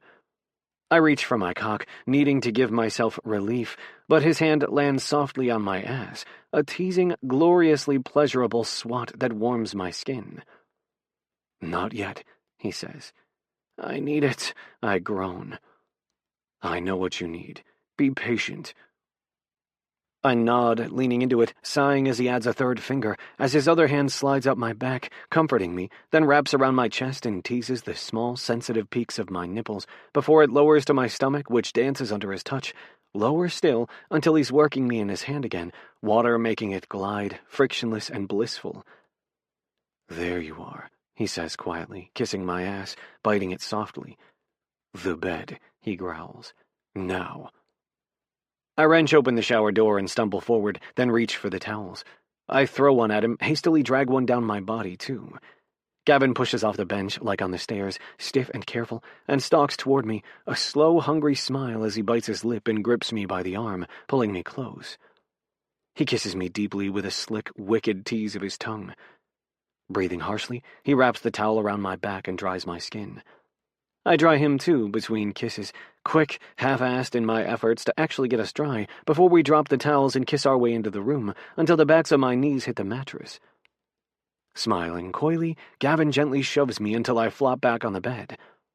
I stare up at him, breathing unsteadily, and feel a smile that matches his warm my face. You. Shaking his head, he rakes a hand through his hair. You are going to be the death of me. I better not be. Then who would I torture with my incredible dance moves and Technicolor wardrobe? I watch him as he strolls toward his bag, which sits on the dresser. He unzips it, slaps it wide open from the inside. I stare at his gorgeous, powerful body. Big round shoulders, sculpted arms, broad chest, that round hard ass and deep divots at his hips, thick chiseled thighs and sturdy calves. Enjoying the view? He throws over his shoulder. I set my hands behind my head, propping myself on a pillow. Immensely. Your ass needs its own zip code. Why, it's proportional to the rest of me. He tosses the bottle of lube my way. I catch it and blush. Someone was confident he'd get a warm reception. I'll be getting a warm reception, all right, he says, condoms landing in a gold foil heap on my lap next. Slowly he eases onto the bed beside me. I turn and face him as he tugs me close. Our eyes search each other as he runs his hand down my arm, my ass, and pulls me tighter against him. We kiss, his hand wandering me, touching me there, coaxing me, making me ache until I'm begging nonsensical things. Suddenly he winces.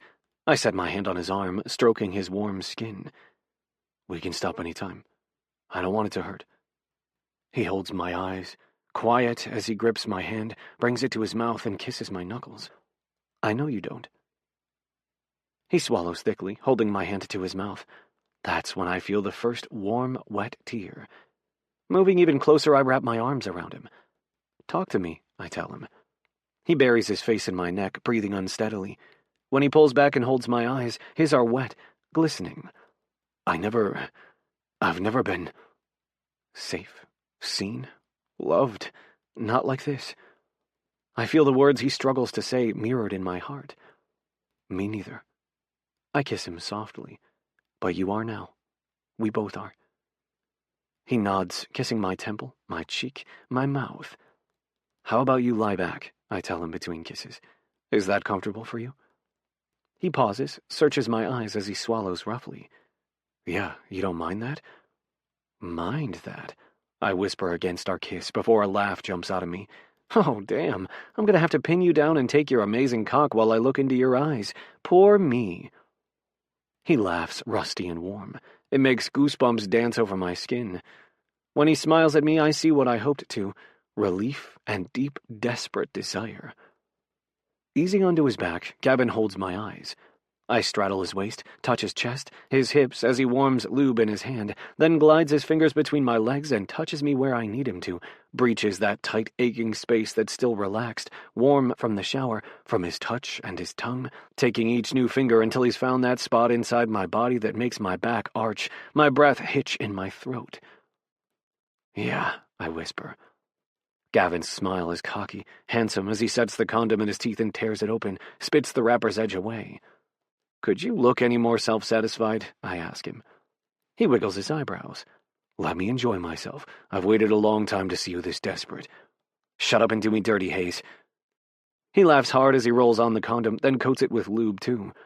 Lifting up, I position him beneath me, my breathing shaky as I guide him inside me, the blunt, thick tip of him easing in just a little before I stop and let my body adjust. My eyes roll back as he glides his hand along my thigh, my stomach as he mutters naughty, toe-curling praise when I sink down on him, and each patient nudge of his hips seats him deeper inside me.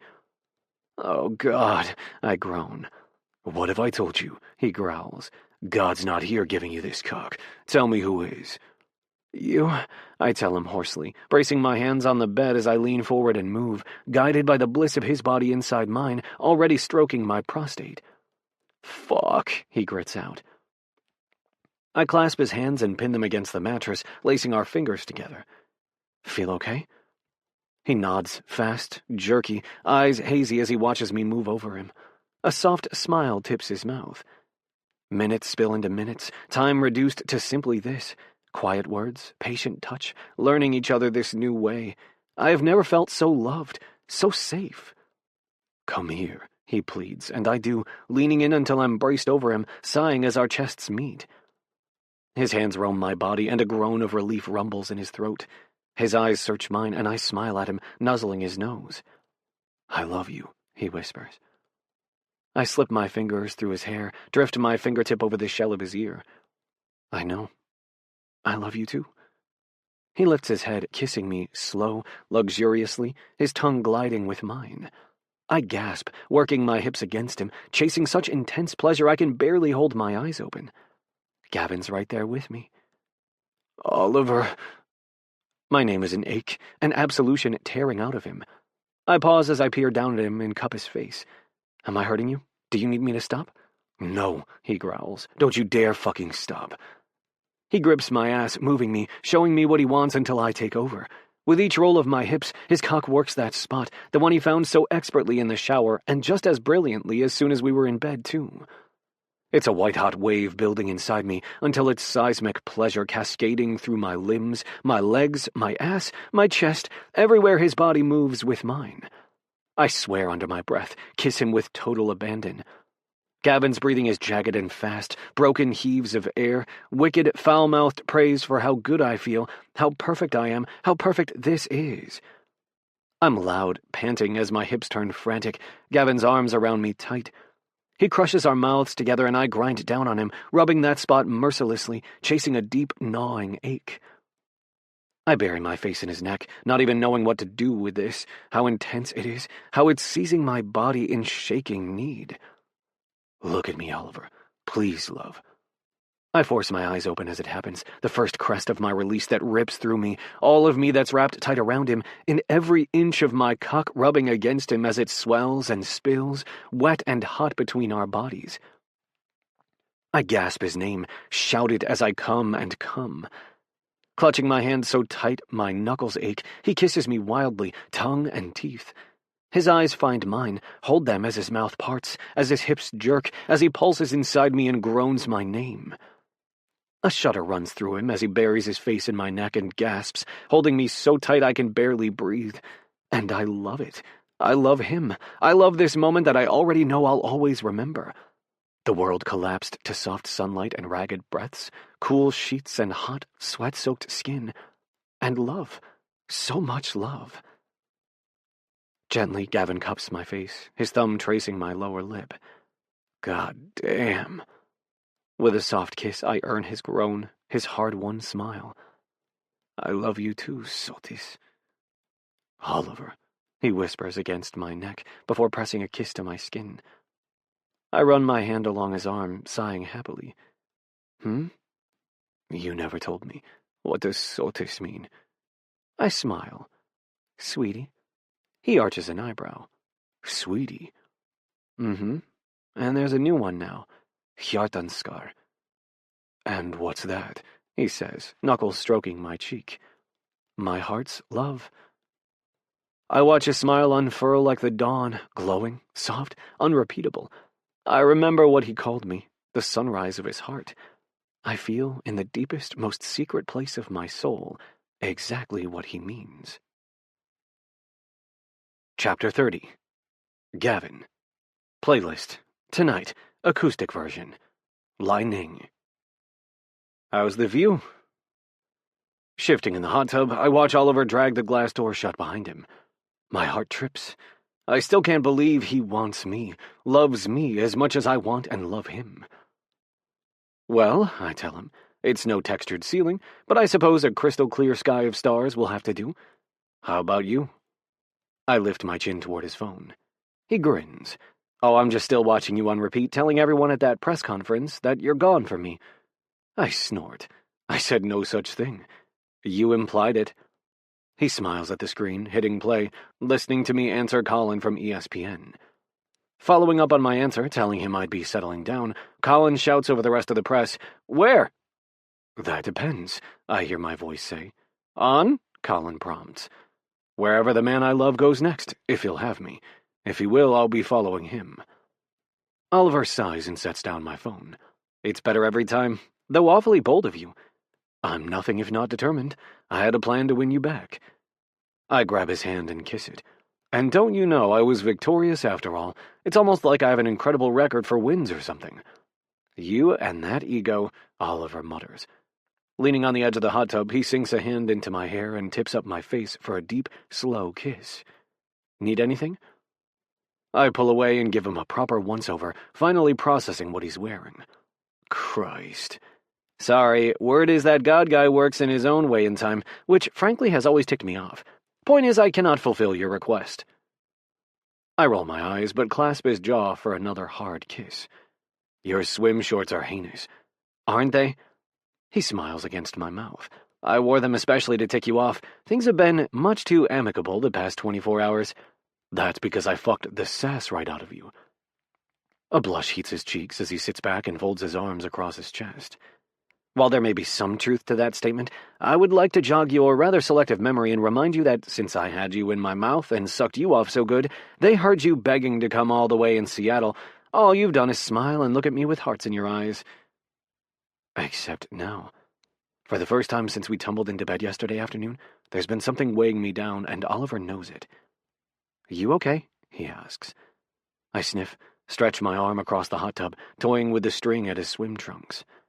Deviously tight and short, they're an obnoxious highlighter yellow, covered in silkscreen print bananas. I squint. It's like looking into the sun. Oliver barks a laugh as he brings his hands to his waistband. Well, I guess I'll just have to take them off. My hand lands on top of his, stopping him. Not yet. I have something I want to say first. Okay. He turns his hand, lacing our fingers together. What's up? I jerk my head, beckoning him into the tub, which has felt incredible on my back. Oliver swings his legs around and sinks down beside me, sliding one hand along my thigh under the water, threading his fingers through my hair with the other. All ears, he tells me. I stare up at the sky, those stars shining infinitely brighter since we're miles from the nearest city. I smile, remembering that night in L.A., the last time I studied the stars with Oliver by my side. The shower, our meal outside, his weird, lovely story about the Big and Little Dippers, telling me in his anecdotal way that I wasn't alone, that there was something salvageable in what felt like the absolute wreckage of my life. I wrap my arm around his neck and tug him close, pressing a kiss to his temple, breathing him in. I love you, I tell him. Gently, he rubs my thigh. I know. I want to watch Rodgers and Hammerstein musicals made into movies, and fold your garishly bright clothes, and kiss you everywhere, and do dishes with you, and tell you when I'm hurt, and trust you not to think I'm a worthless piece of shit without a ball at my feet. His hand freezes. Gavin, I would never think that. Tearing my gaze from the stars, I meet his eyes and turn my hand until it's clutching his beneath the water, our fingers interlaced. I know, but it's hard for me to really know it deep inside myself. Why? He searches my eyes. Why do you think of yourself like that? I don't understand. I know you don't, because you grew up learning that you were lovable whether or not you were worth millions of dollars, or if you'd scored the most goals. I didn't. Thank God you don't understand that. Oliver slides his fingertips along my palm, head bent as he studies our hands touching. You're right. I grew up being affirmed and protected, but I want you to know I still have insecurities. I'm the youngest boy of 5, the 6th kid of 7. I've battled feelings of inadequacy plenty. My anxiety, it messes with my head, makes me worry about things I shouldn't, beat myself up, overanalyze moments in the past that I can't change, but that my brain insists on obsessing over anyway. You're perfect, I tell him fiercely. I'll crush anything that makes you feel otherwise. Peering up, he meets my eyes and smiles wryly. I'm not perfect, and I didn't say this to make it about me or diminish what you went through. I just want you to know I might understand a little what it's like to know something up here. He points to his head, but not down here. He sets his hand on my chest, over my heart. I clasp his hand in mine and press a kiss to his palm, then hold it tight, tracing its lines. He presses a kiss to my shoulder, then sets his head there. You have more you need to tell me, don't you? Yes, and I hate talking about it, thinking about it, remembering it, but my fucking therapist said it's an important exercise in vulnerability to trust you with my past, or some shit like that. He smiles up at me, and it sets my heart afire, glowing. You're in therapy, he says. I'm proud of you. It's fucking horseshit is what it is. It's hard.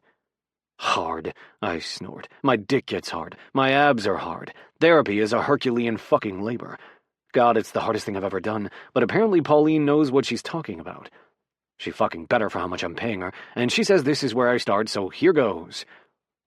Clearing my throat, I clutch his hand, feel him, remind myself he's here holding me, still wanting me. There's no one from my past that I miss, no one I ever let close, I tell him, except one person. Fred. Oliver smiles.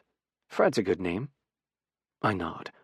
When I met Fred, I was not in a great place. In fact, I was beating the shit out of someone who'd thought that being older than me was a good reason to try to beat the shit out of me.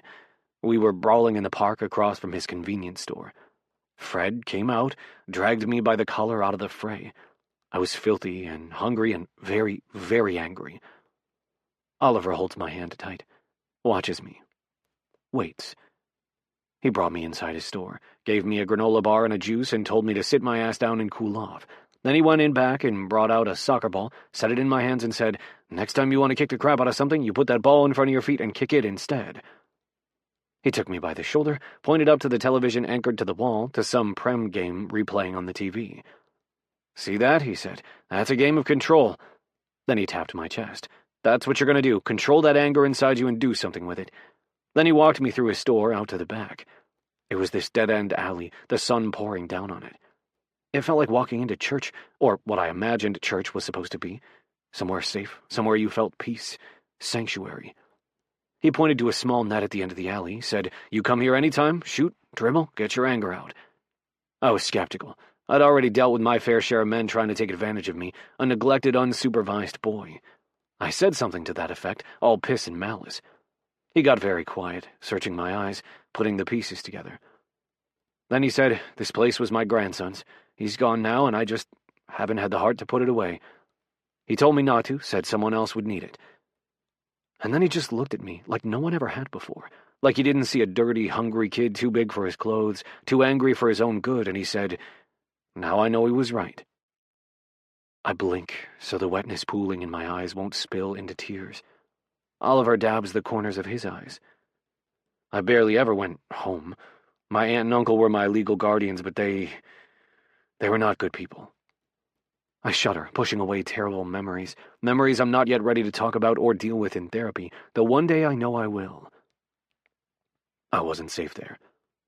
"Your parents?" he asks quietly. "Never knew them. My dad was never in the picture, far as I know. My mom passed when I was a baby. I don't even know what of. My aunt just reminded me she resented it."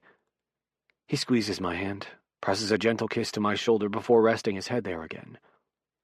"I'm sorry." "Me too, but I can't change the past. That's what Fred taught me. All I could change was my future, and so I did, thanks to him." We sit in silence for a long time as I stare up at the stars, unburdened, relieved to have told Oliver everything Pauline said I needed to.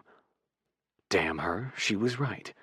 His voice soft and gentle, Oliver breaks the silence as he says, "I know you already have the world's admiration.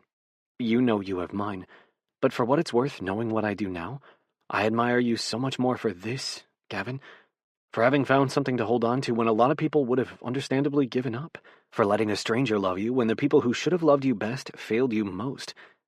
That's a greater courage, a deeper strength than anything you have or will ever show on a field." My heart aches, love stretching it at the seams as I press my forehead to his. "Thank you." Tipping his head, Oliver brushes noses with me, then presses a kiss to my lips. When he sits back, fingers threading through my hair, he says, "Fred inspired your support program for kids, didn't he?" "How do you know about that?" He shrugs, smiling coyly. "I have my resources." Scooting closer, he says, "Fred gave you more than soccer. He gave you hope, and you were brave enough to take it and run. That's what you want to give kids?" I grumble something non-committal, feigning deep interest in retying my swim trunk's drawstring. Oliver kisses my cheek. "I'm sure he's so proud of you, Gavin." He was. What do you mean by that? The words rush out of me, angry, unstoppable. That fucker didn't tell me he was dying. He didn't tell me. He kept it from me until he was on death's doorstep. "Oh, Gavin." Oliver sits up straight in the water and faces me fully. "God, I'm sorry. He said he was protecting me, that I had no business sitting around, pissing away a season, watching him die," I growl, roughly wiping my eyes. "It's been 15 fucking years and I'm still so angry with him." Oliver pulls me into his arms until my head hits his shoulder, buried in the crook of his neck. "Of course you are. He was the one person who was supposed to love me and not fuck it up, and he did it anyway. He kept his sickness from me, because my career was what mattered more to him. My career was what made me matter. All anyone's ever seen or cared about me is my brilliance in fucking soccer. My career ending, it's so much more than just losing something I poured my heart into for decades. It's taking away the one thing I've ever been able to count on, except..." I pull away just enough to meet his eyes, to clasp his face as I tell him, "Except you. I need you to know this. I will fuck up. I will get growly and freaked out, and I will panic as I adjust to this next part of my life. But I love you. I choose you. I choose us. I will fight with everything I have for us. And maybe knowing this shit that is my past will make it a little easier when I'm a fuck-up. That's what I wanted you to know. Gently, Oliver eases through the water, straddles my waist, legs bent on either side of my hips. Now it's his turn to cup my face. I don't scare so easily. I'm not going to dip the first time you bite my head off. Newsflash, you already have plenty the past 2 years, and here I am. I grumble miserably and drop my forehead to his shoulder. Oliver presses a kiss to the crown of my head and says, I love you, Gavin Hayes, soccer or not, $50 million to your name or a $5 bill. And Fred loved you too. Some way of showing it. Oliver nods. He messed up. Sometimes people do very foolish things when they love someone. It doesn't mean he loved you less. It means he loved you imperfectly. I'm going to mess up sometimes and love you imperfectly too. I don't want to, but hard as it is to believe, I am a mere mortal. I lift my head, eyebrow arched. I've seen your set-piece execution. I remember. A smile lifts his mouth. We're both going to mess up, and that's scary. But I think it's okay to be a little scared. Maybe it's even good. It means we know what's in our hands, how precious it is. He sets his hand over my chest, his palm warm and heavy. Our hearts. I swallow roughly, jaw clenched, eyes wet. I'll keep you safe, I tell him. I'll love you with everything I can. I know, and I'll keep you safe too, and I'll make sure you never doubt what you mean to me. I'll tell you loud and often, as free as the wind on my skin, the sun and the stars lighting up the sky. I'll tell you that I love you, your tired legs and your aching back, that I love you when you walk off that field for good and when you step onto it in a new way because you simply can't walk away from it. Not yet, maybe not ever. I'll tell you that I love you when I'm old and you're older, that I love how you hate color but you love it on me, that I love how you love the ones most people overlook. The incontinent cats, the lonely grandpas, the curious chatty kids. I'll tell you that I love how deeply you love others even when you were afraid to. That I love you for bravely showing me love when you didn't know what it was, but you knew I needed it, and you needed it too. I will never let you doubt, Gavin Hayes, that no matter what life brings, I love that you exist in all the slim chances of time and space, that you are here now with me. I will spend as long as we have, so unbelievably thankful I found you. My eyes well. Slowly I pull Oliver close. Our mouths brush soft, warm. I breathe him in, hold him close, breathing out slow and unsteady. Brushing back my hair from my eyes, he traces my beard along my neck, my cheekbones. Then he wraps his arms around my neck and kisses me, hard and promising. I groan as my body hardens and burns awake for him.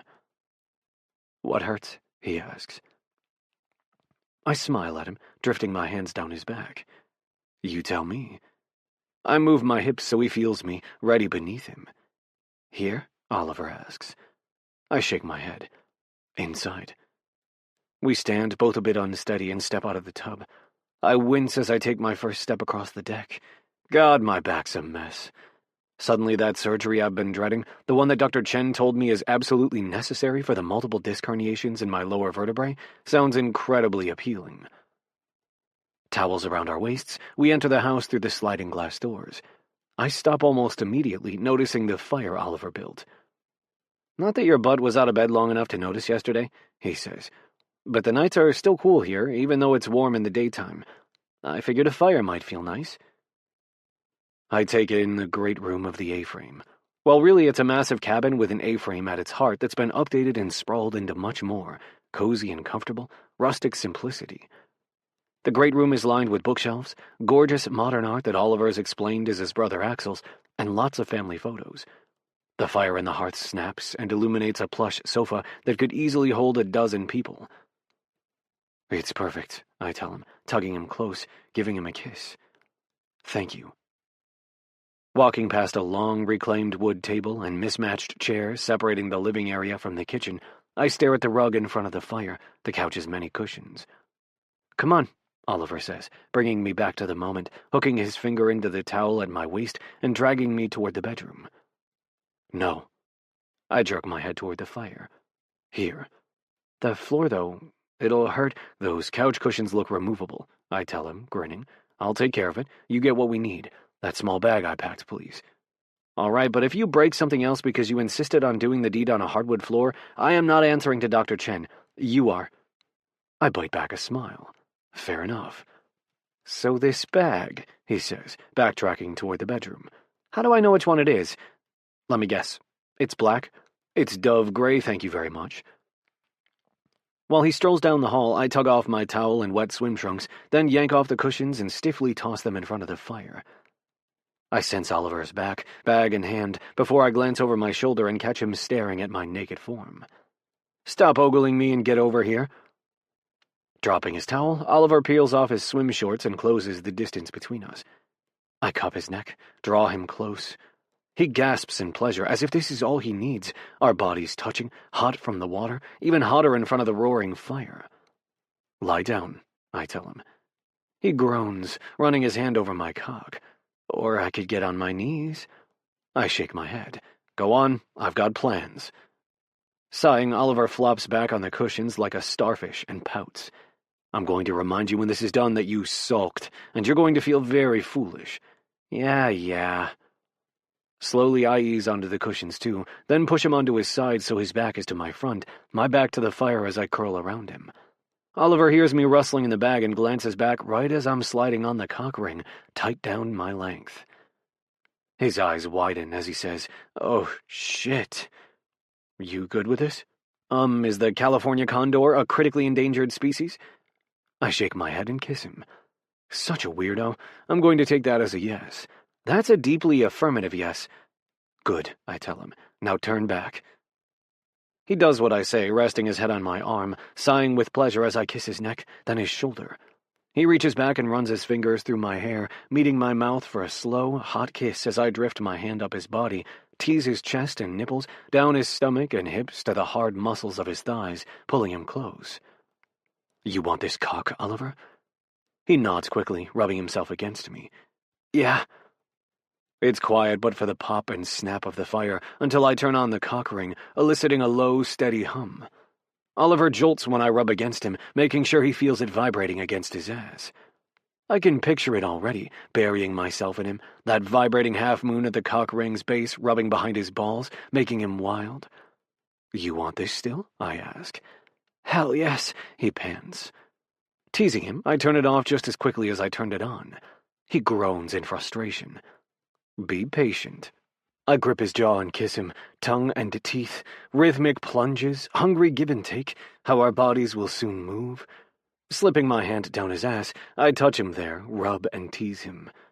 Oliver kisses me back just as hard, gliding his hand over my body, the simplest yet satisfying touches that make me sigh. Panting, the ache inside me at a fever pitch, I roll on the condom, warm him up more with lube and my fingers. I press soft kisses along his shoulder as I lube up the condom too, and stare down at his gorgeous body, golden skin, long, strong muscles, that sweet, tight ass. Please, he whispers. I need it. I know you do, love. Gently, I ease in, groaning as I breach that tight place and feel him so incredibly snug around me. Fuck, you feel good. Oliver moans in pleasure as I rock my hips and feel him, slow and steady. So good, he mutters, reaching back, kissing me. And it's about to get better. As I turn on the cock ring, a gasp tears out of him. Shit, I hiss, easing back, then pumping into him, my hand teasing his cock, holding it tight at the base like the cock ring holds mine. Oliver writhes, arches his back. More, please. Easy, I whisper. Don't chase it, just let it come. Let me give it to you. He groans and reaches back, clutches my neck, kisses me hot and slick, his tongue gliding with mine. It feels so good. I nod, breathless, the sensation building in my body so powerful I can barely form words. As we move, the fire warms us, hands wandering, breaths ragged, pleas and praises filling the air. Time fades to the nighttime darkness, the glow of the fire, the sounds of our bodies together. Moving so little, it's gentle on my back, that heat from the fire soothing the insistent ache. I draw Oliver tighter against me, kiss his throat as he throws his head back, and I breathe him in, his sweat, the scent of his skin. I pump his cock, then lower, cupping his balls as they're teased by the vibration, down his thighs, up his stomach. He reaches back and rubs my ass, my hip, holding me against him as I stroke into that spot that makes him shout my name, makes him start to shake and gulp air. That's it, I growl, feeling his body tense, his release build. Sliding my hand up his chest, I hold his throat softly, guiding his head back. Look at me. Look at me when you come. Oliver stares into my eyes as I lose myself in his eyes too. I feel the strength of his body, the strength of mine, power and need and heat as I pump into him, as he holds me tight. Clasping his jaw, I take his mouth, hold his eyes as he comes and calls my name against my mouth. He clings to my body as another wave of his orgasm hits him, so intense it wrenches my release from me, makes me shout his name too. My hips jerk as I grip his cock and pump him hard, earning hot, thick ropes that paint his stomach and my hand as he gasps my name. Dazed, limbs heavy, I paw at the button for the vibrating cock ring, ending its overwhelming sensation. Holy shit, I groan. Oliver laughs faintly, making a hoarse laugh rumble out of me, too. You, he pants, were right. I feel very foolish for pouting. Then again, if that's what pouting gets me every time, I may need to starfish on the floor and sulk more often. I smile against his kiss, soak up his slow, contented sigh. I'm glad you liked it. Liked it? I loved it. Reaching up, he slips his fingers through my hair and kisses me again. Got anything else fun in that little dove-gray bag that you want to share, Hayes? Oh, Bergman, I whisper, grinning wickedly. Just you wait. Chapter 31. Gavin. Playlist. You're the one I want. Chris and Thomas. I have an unobstructed view of the Pacific Ocean at dusk, but my gaze is fastened on a far better sight. Oliver stands in line beside his brothers, suntanned and striking in a black tux, laughing as he palms away a tear. In my peripheral vision, I see Wren cup Frankie's face as they kiss to an eruption of applause. But my eyes don't leave Oliver. They hardly ever manage to. As the bride and groom walk out to more applause, I stare at Oliver and feel peace crest like a wave in my soul. There are plenty of big names here, but there are no frantic camera flashes, no probing questions or enthusiastic fans. By some feat of money or connections, or some combination of both, the beach is protected this evening, away from prying eyes and press. Here we're simply family and friends, celebrating two people promising each other forever. I'm starting to get used to that, being simply Gavin. Little by little, I'm learning to embrace the relief that comes with not waking up having to prove my worth to myself or to the world, the serenity of accepting myself as I am, believing that's enough. I have someone reminding me of that every day, too, which certainly helps. The man who comes bounding toward me and slips his hand around my waist. You owe me $50. Piss off, I tell him. I didn't cry, Oliver yells. You bet I would, I bet I wouldn't. $50 now, hand it over. I kiss him, even though he's full of shit, and earn his satisfied smile as he pulls away. I watched you, you mendacious pain in my ass. You cried. I swiped away a bit of moisture at the corner of my eyes when the wind picked up, he says loftily, hand out. Let's go. Cough it up. I slap his open palm. Fuck no. Besides, I'm not the one raking in the dough now. You're the breadwinner. He rolls his eyes. This again. I've got a long retirement to plan for, a budget to respect. Cled caca! Linnea runs into my legs and smiles up at me, cheeks flushed, her fluttery yellow dress already smudged with something that looks suspiciously like chocolate cake. At least that's what I hope it is. Hello, Rugrat. Crouching, I smile and meet her eyes. You look very lovely, Linnea, and you did an excellent job throwing your flower petals. Thank you, she says, plopping herself on one of my thighs. Pain pulses in my knee, but it's not unbearable, more tiring and familiar than excruciating. I'll ice it tonight, then Oliver will massage it for me. Then his hand will wander higher, higher, and...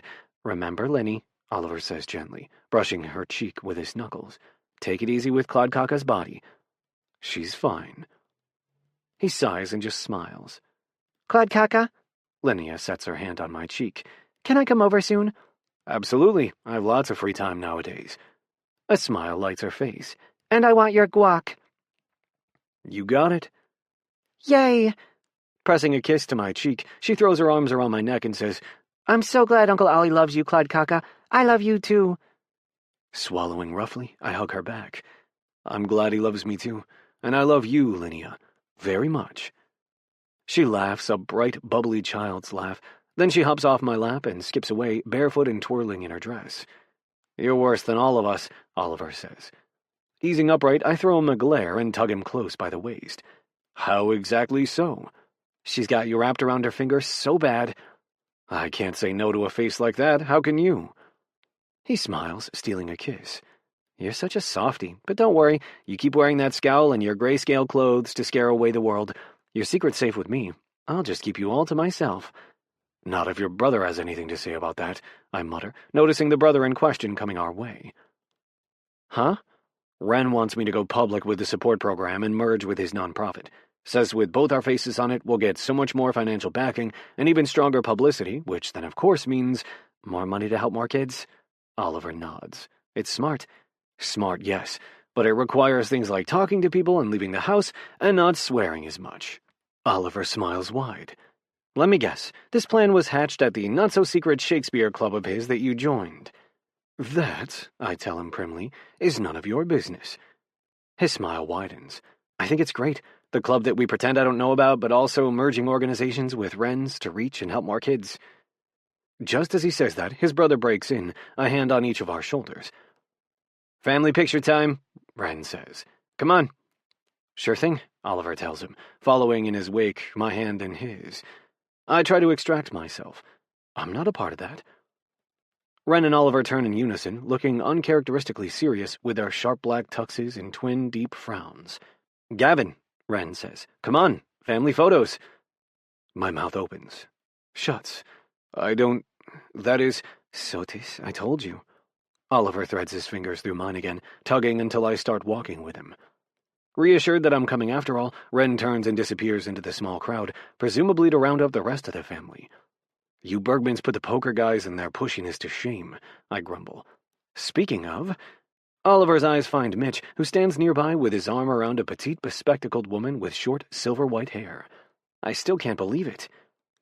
Millie, a former administrator for Wren's team, turned out to be Mitch's pen pal, and they're now dating. When I mentioned her name and we realized the connection over a recent Sunday family dinner, Wren nearly fell out of his chair. "Our lives were destined to entwine," Oliver says dreamily. "And you're stuck with me forever, so you're in the family pictures. Don't be a grump about it." It's a moment I'm learning to work through, to loosen the grip of fear and accept an outstretched hand like the one firmly clasping mine, its thumb sweeping soothingly over my skin. "You're just as stuck with me, I'll have you know," I growl against his neck, before pressing a kiss above his shirt collar, breathing him in. Oliver smiles as a blush warms his cheeks. "I do know, you're just not used to being manhandled by a dozen oversized half-Swedes and their equally assertive partners and offspring, let alone being reminded you're now one of theirs." "Precisely." Oliver's smile deepens.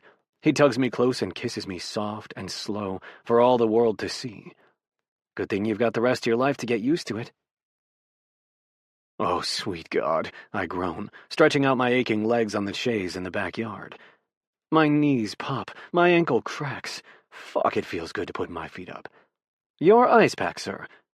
Oliver sets it on my aggravated knee. "And your heating pad." He wedges that between my lower back and the chaise. "And my favorite spot." He eases onto the chaise, then shimmies my way until he's leaning his back against my chest, wrapping my arms around him. Then and only then do I feel his body relax, a long, contented sigh leave him. I press a kiss to his temple and stare up at the stars, my heart so impossibly full. I love the fuck out of you, Oliver Bergman. I feel his smile as he nuzzles his temple against my jaw. I love the fuck out of you too, Gavin Hayes. Peering up at me, he slips his hand along my neck, into my hair, scratching affectionately along my scalp. That was a good wedding. I grunt in agreement, running my hand over his chest, kissing his temple again. Great food, great music and dancing, didn't run too late, the trifecta of party perfection. Mm-hmm. He presses a kiss to my jaw, then settles in against me. You're a good dancer. Damn right I am. He snorts a laugh. And humble as always. You are too, and if you think I missed those rainbow argyle socks you snuck on, I didn't. Damn, he says. How'd you spot them? Your electric slide moves. A sartorial technicolor eyesore is what those were. You couldn't for once do what you were told and wear a tux and appropriate dress socks. He grins. You like my sartorial technicolor eyesores? I grin too. I do. I love them, actually. I could find you in the blink of an eye all the way across the dance floor. Sighing happily, Oliver glides his hand down the nape of my neck, rubbing those tight, sore muscles. Your place or mine tonight? He asks. Mine. Wild is going to start pissing in more than my shoes if I don't show my face soon. Oliver grimaces. Sorry, I've been hogging you at my place. I swallow the thread of nerves threading our hands together, sliding our fingers along each other's. We could have one place together, someday. Oliver's head snaps up, his eyes meeting mine. A new precious smile that I've never seen before warms his face. Seriously? I feel a ridiculous smile lighting up my face, too. Seriously, I know it's fast, and it's not like hugely pressing if you didn't want, but if you did want, I may have hired an architect to scope out various options for merging our bungalows into one home. For us. Oliver sits up, then spins and faces me. You did? They're just rough plans.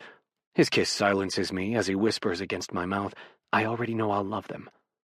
I pull back, searching his eyes. Really? Yes. His smile is soft and tender, his eyes holding mine. Really? I kiss him under the glittering night sky, brimming with possibility. For the first time in so long, hope fills me, bright as the stars above. Holding the man I love, heart of my heart, I tell him the truth. I can't wait for what comes next.